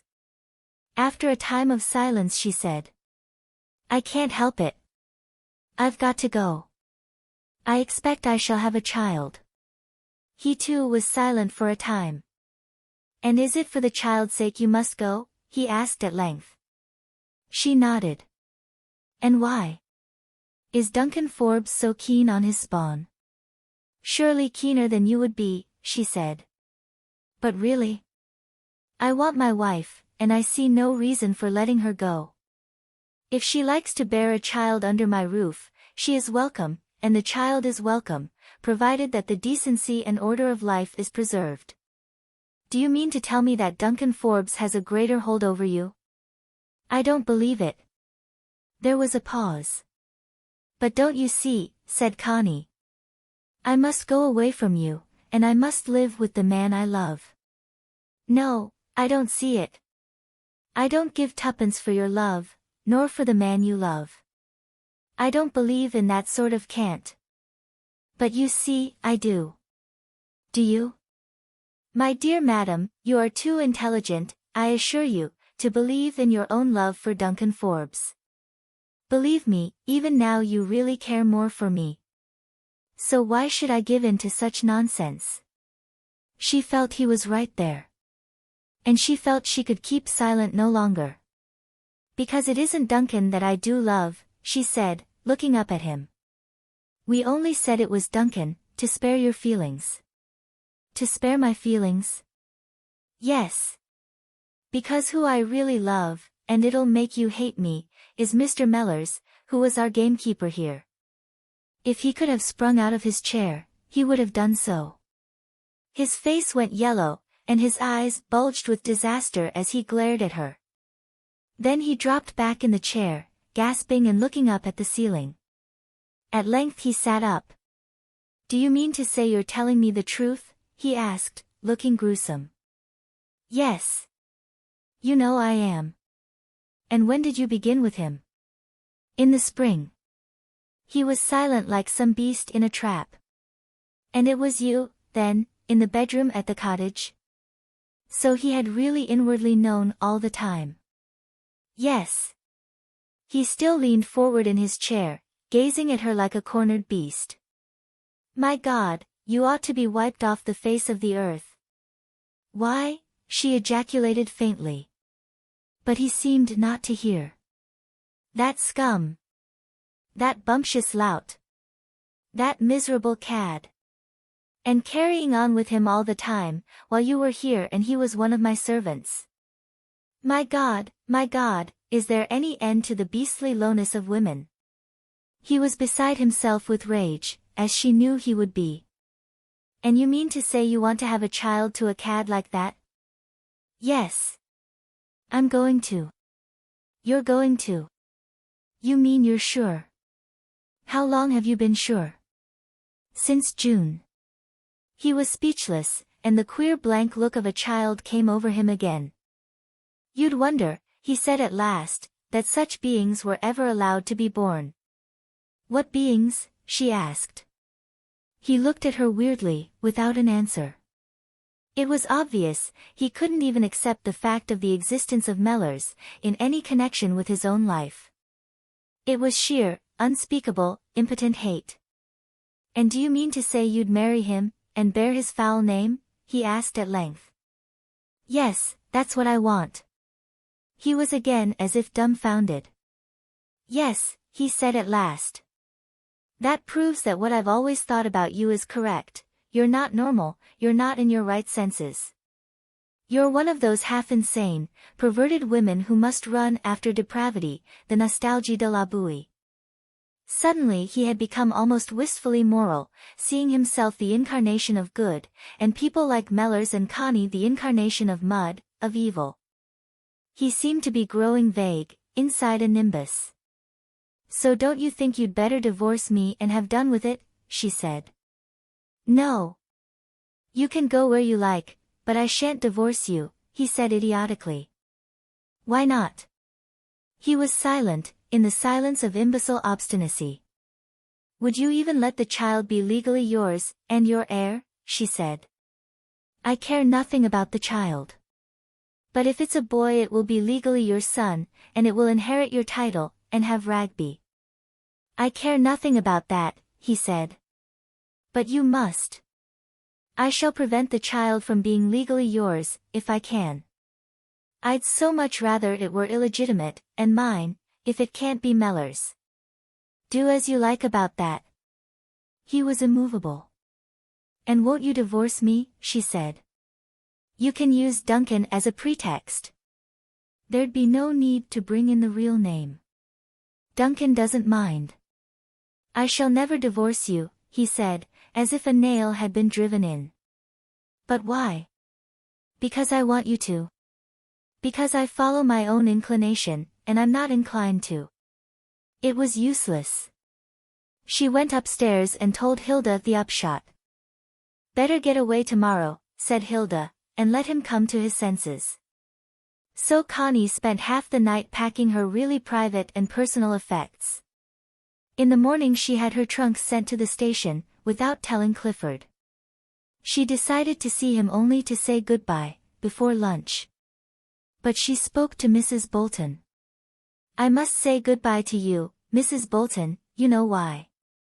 But I can trust you not to talk." "Oh, you can trust me, your ladyship, though it's a sad blow for us here, indeed. But I hope you'll be happy with the other gentleman."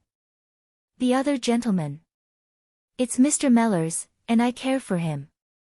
Sir Clifford knows. But don't say anything to anybody. And if one day you think Sir Clifford may be willing to divorce me, let me know, will you? I should like to be properly married to the man I care for." "I'm sure you would, my lady." "Oh, you can trust me. I'll be faithful to Sir Clifford, and I'll be faithful to you, for I can see you're both right in your own ways." "Thank you. And look. I want to give you this, may I?" So Connie left Ragby once more, and went on with Hilda to Scotland. Mellors went into the country and got work on a farm. The idea was, he should get his divorce, if possible, whether Connie got hers or not. And for 6 months he should work at farming, so that eventually he and Connie could have some small farm of their own, into which he could put his energy. For he would have to have some work, even hard work, to do, and he would have to make his own living, even if her capital started him. So they would have to wait till spring was in, till the baby was born, till the early summer came round again. The Grange Farm. Old Heanor. September 29th. I got on here with a bit of contriving, because I knew Richards, the company engineer, in the army. It is a farm belonging to Butler and Smitham Colliery Company. They use it for raising hay and oats for the pit ponies, not a private concern. But they've got cows and pigs and all the rest of it, and I get 30 shillings a week as labourer. Rowley, the farmer, puts me on to as many jobs as he can, so that I can learn as much as possible between now and next Easter. I've not heard a thing about Bertha. I've no idea why she didn't show up at the divorce, nor where she is nor what she's up to. But if I keep quiet till March I suppose I shall be free. And don't you bother about Sir Clifford. He'll want to get rid of you one of these days. If he leaves you alone, it's a lot. I've got lodging in a bit of an old cottage in Engine Row, very decent. The man is engine driver at High Park, tall, with a beard, and very chapel. The woman is a birdie bit of a thing who loves anything superior. King's English and allow me. All the time. But they lost their only son in the war, and it sort of knocked a hole in them.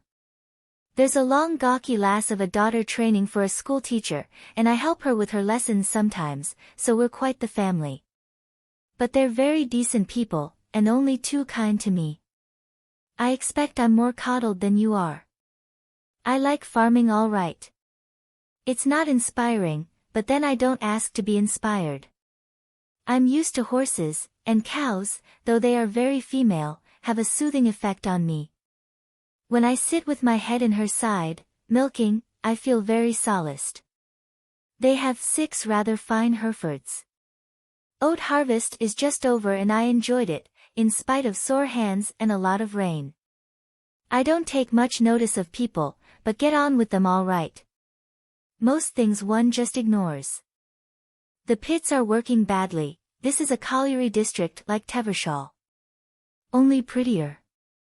I sometimes sit in the Wellington and talk to the men. They grumble a lot, but they're not going to alter anything. As everybody says, the Notts Derby miners have got their hearts in the right place. But the rest of their anatomy must be in the wrong place, in a world that has no use for them. I like them, but they don't cheer me much, not enough of the old fighting cock in them. They talk a lot about nationalization of royalties, nationalization of the whole industry. But you can't nationalize coal and leave all the other industries as they are. They talk about putting coal to new uses, like Sir Clifford is trying to do. It may work here and there, but not as a general thing, I doubt. Whatever you make you've got to sell it. The men are very apathetic. They feel the whole damn thing is doomed, and I believe it is. And they are doomed along with it. Some of the young ones spout about a Soviet, but there's not much conviction in them. There's no sort of conviction about anything, except that it's all a muddle and a hole. Even under a Soviet you've still got to sell coal, and that's the difficulty. We've got this great industrial population, and they've got to be fed, so the damn show has to be kept going somehow.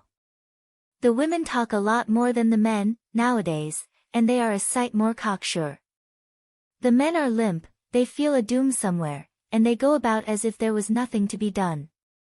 Anyhow, nobody knows what should be done in spite of all the talk. The young ones get mad because they've no money to spend. Their whole life depends on spending money, and now they've got none to spend.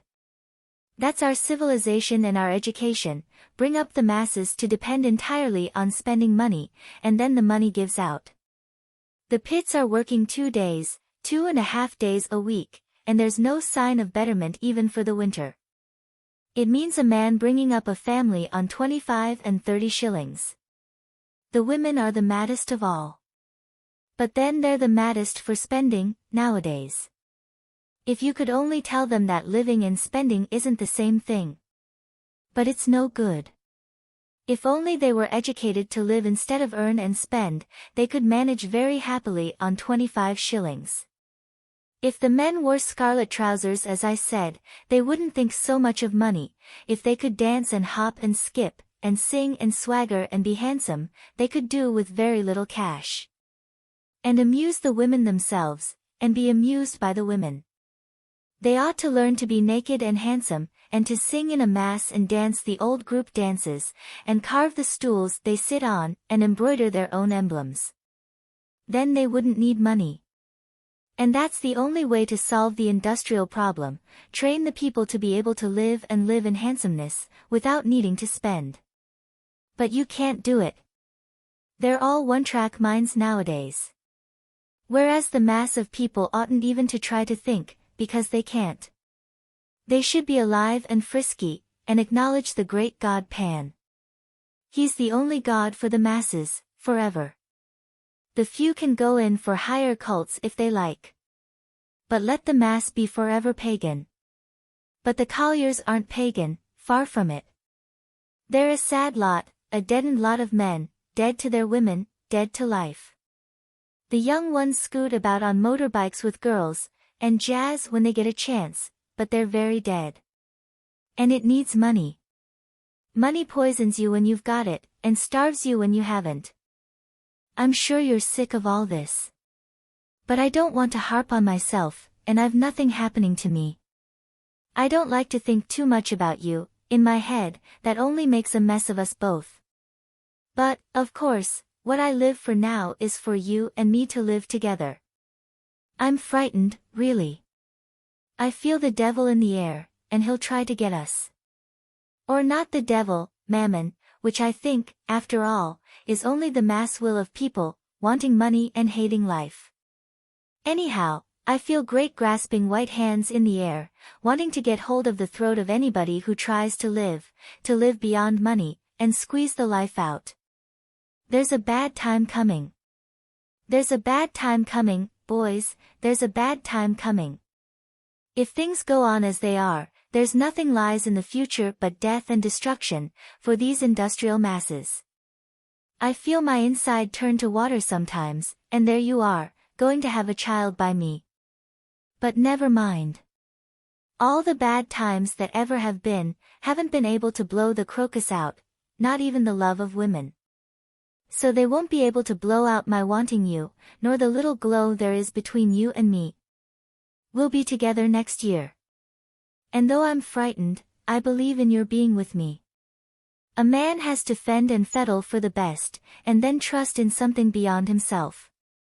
You can't insure against the future, except by really believing in the best bit of you, and in the power beyond it. So I believe in the little flame between us. For me now, it's the only thing in the world. I've got no friends, not inward friends. Only you. And now the little flame is all I care about in my life.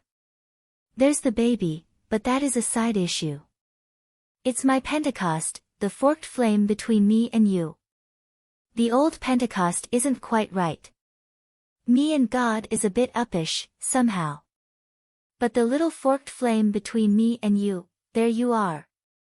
That's what I abide by, and will abide by, Cliffords and Berthas, colliery companies and governments and the money mass of people all notwithstanding. That's why I don't like to start thinking about you actually. It only tortures me, and does you no good. I don't want you to be away from me. But if I start fretting it wastes something. Patience, always patience. This is my 40th winter. And I can't help all the winters that have been. But this winter I'll stick to my little Pentecost flame, and have some peace. And I won't let the breath of people blow it out. I believe in a higher mystery, that doesn't let even the crocus be blown out. And if you're in Scotland and I'm in the Midlands, and I can't put my arms round you, and wrap my legs round you, yet I've got something of you.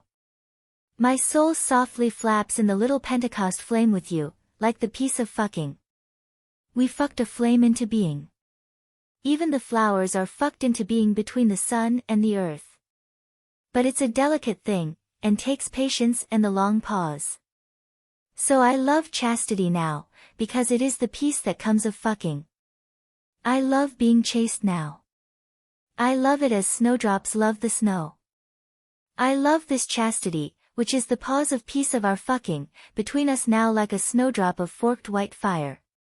And when the real spring comes, when the drawing together comes, then we can fuck the little flame brilliant and yellow, brilliant. But not now, not yet. Now is the time to be chaste, it is so good to be chaste, like a river of cool water in my soul. I love the chastity now that it flows between us. It is like fresh water and rain. How can men want wearisomely to philander? What a misery to be like Don Juan, and impotent ever to fuck oneself into peace, and the little flame alight, impotent and unable to be chaste in the cool between whiles, as by a river. Well, so many words, because I can't touch you. If I could sleep with my arms round you, the ink could stay in the bottle. We could be chaste together just as we can fuck together. But we have to be separate for a while, and I suppose it is really the wiser way. If only one were sure. Never mind, we won't get worked up. We really trust in the little flame, and in the unnamed God that shields it from being blown out. There's so much of you here with me, really, that it's a pity you aren't all here. Never mind about Sir Clifford. If you don't hear anything from him, never mind. He can't really do anything to you. Wait, he will want to get rid of you at last, to cast you out. And if he doesn't, we'll manage to keep clear of him. But he will. In the end he will want to spew you out as the abominable thing. Now I can't even leave off writing to you. But a great deal of us is together, and we can but abide by it, and steer our courses to meet soon. John Thomas says good night to Lady Jane, a little droopingly, but with a hopeful heart. The end.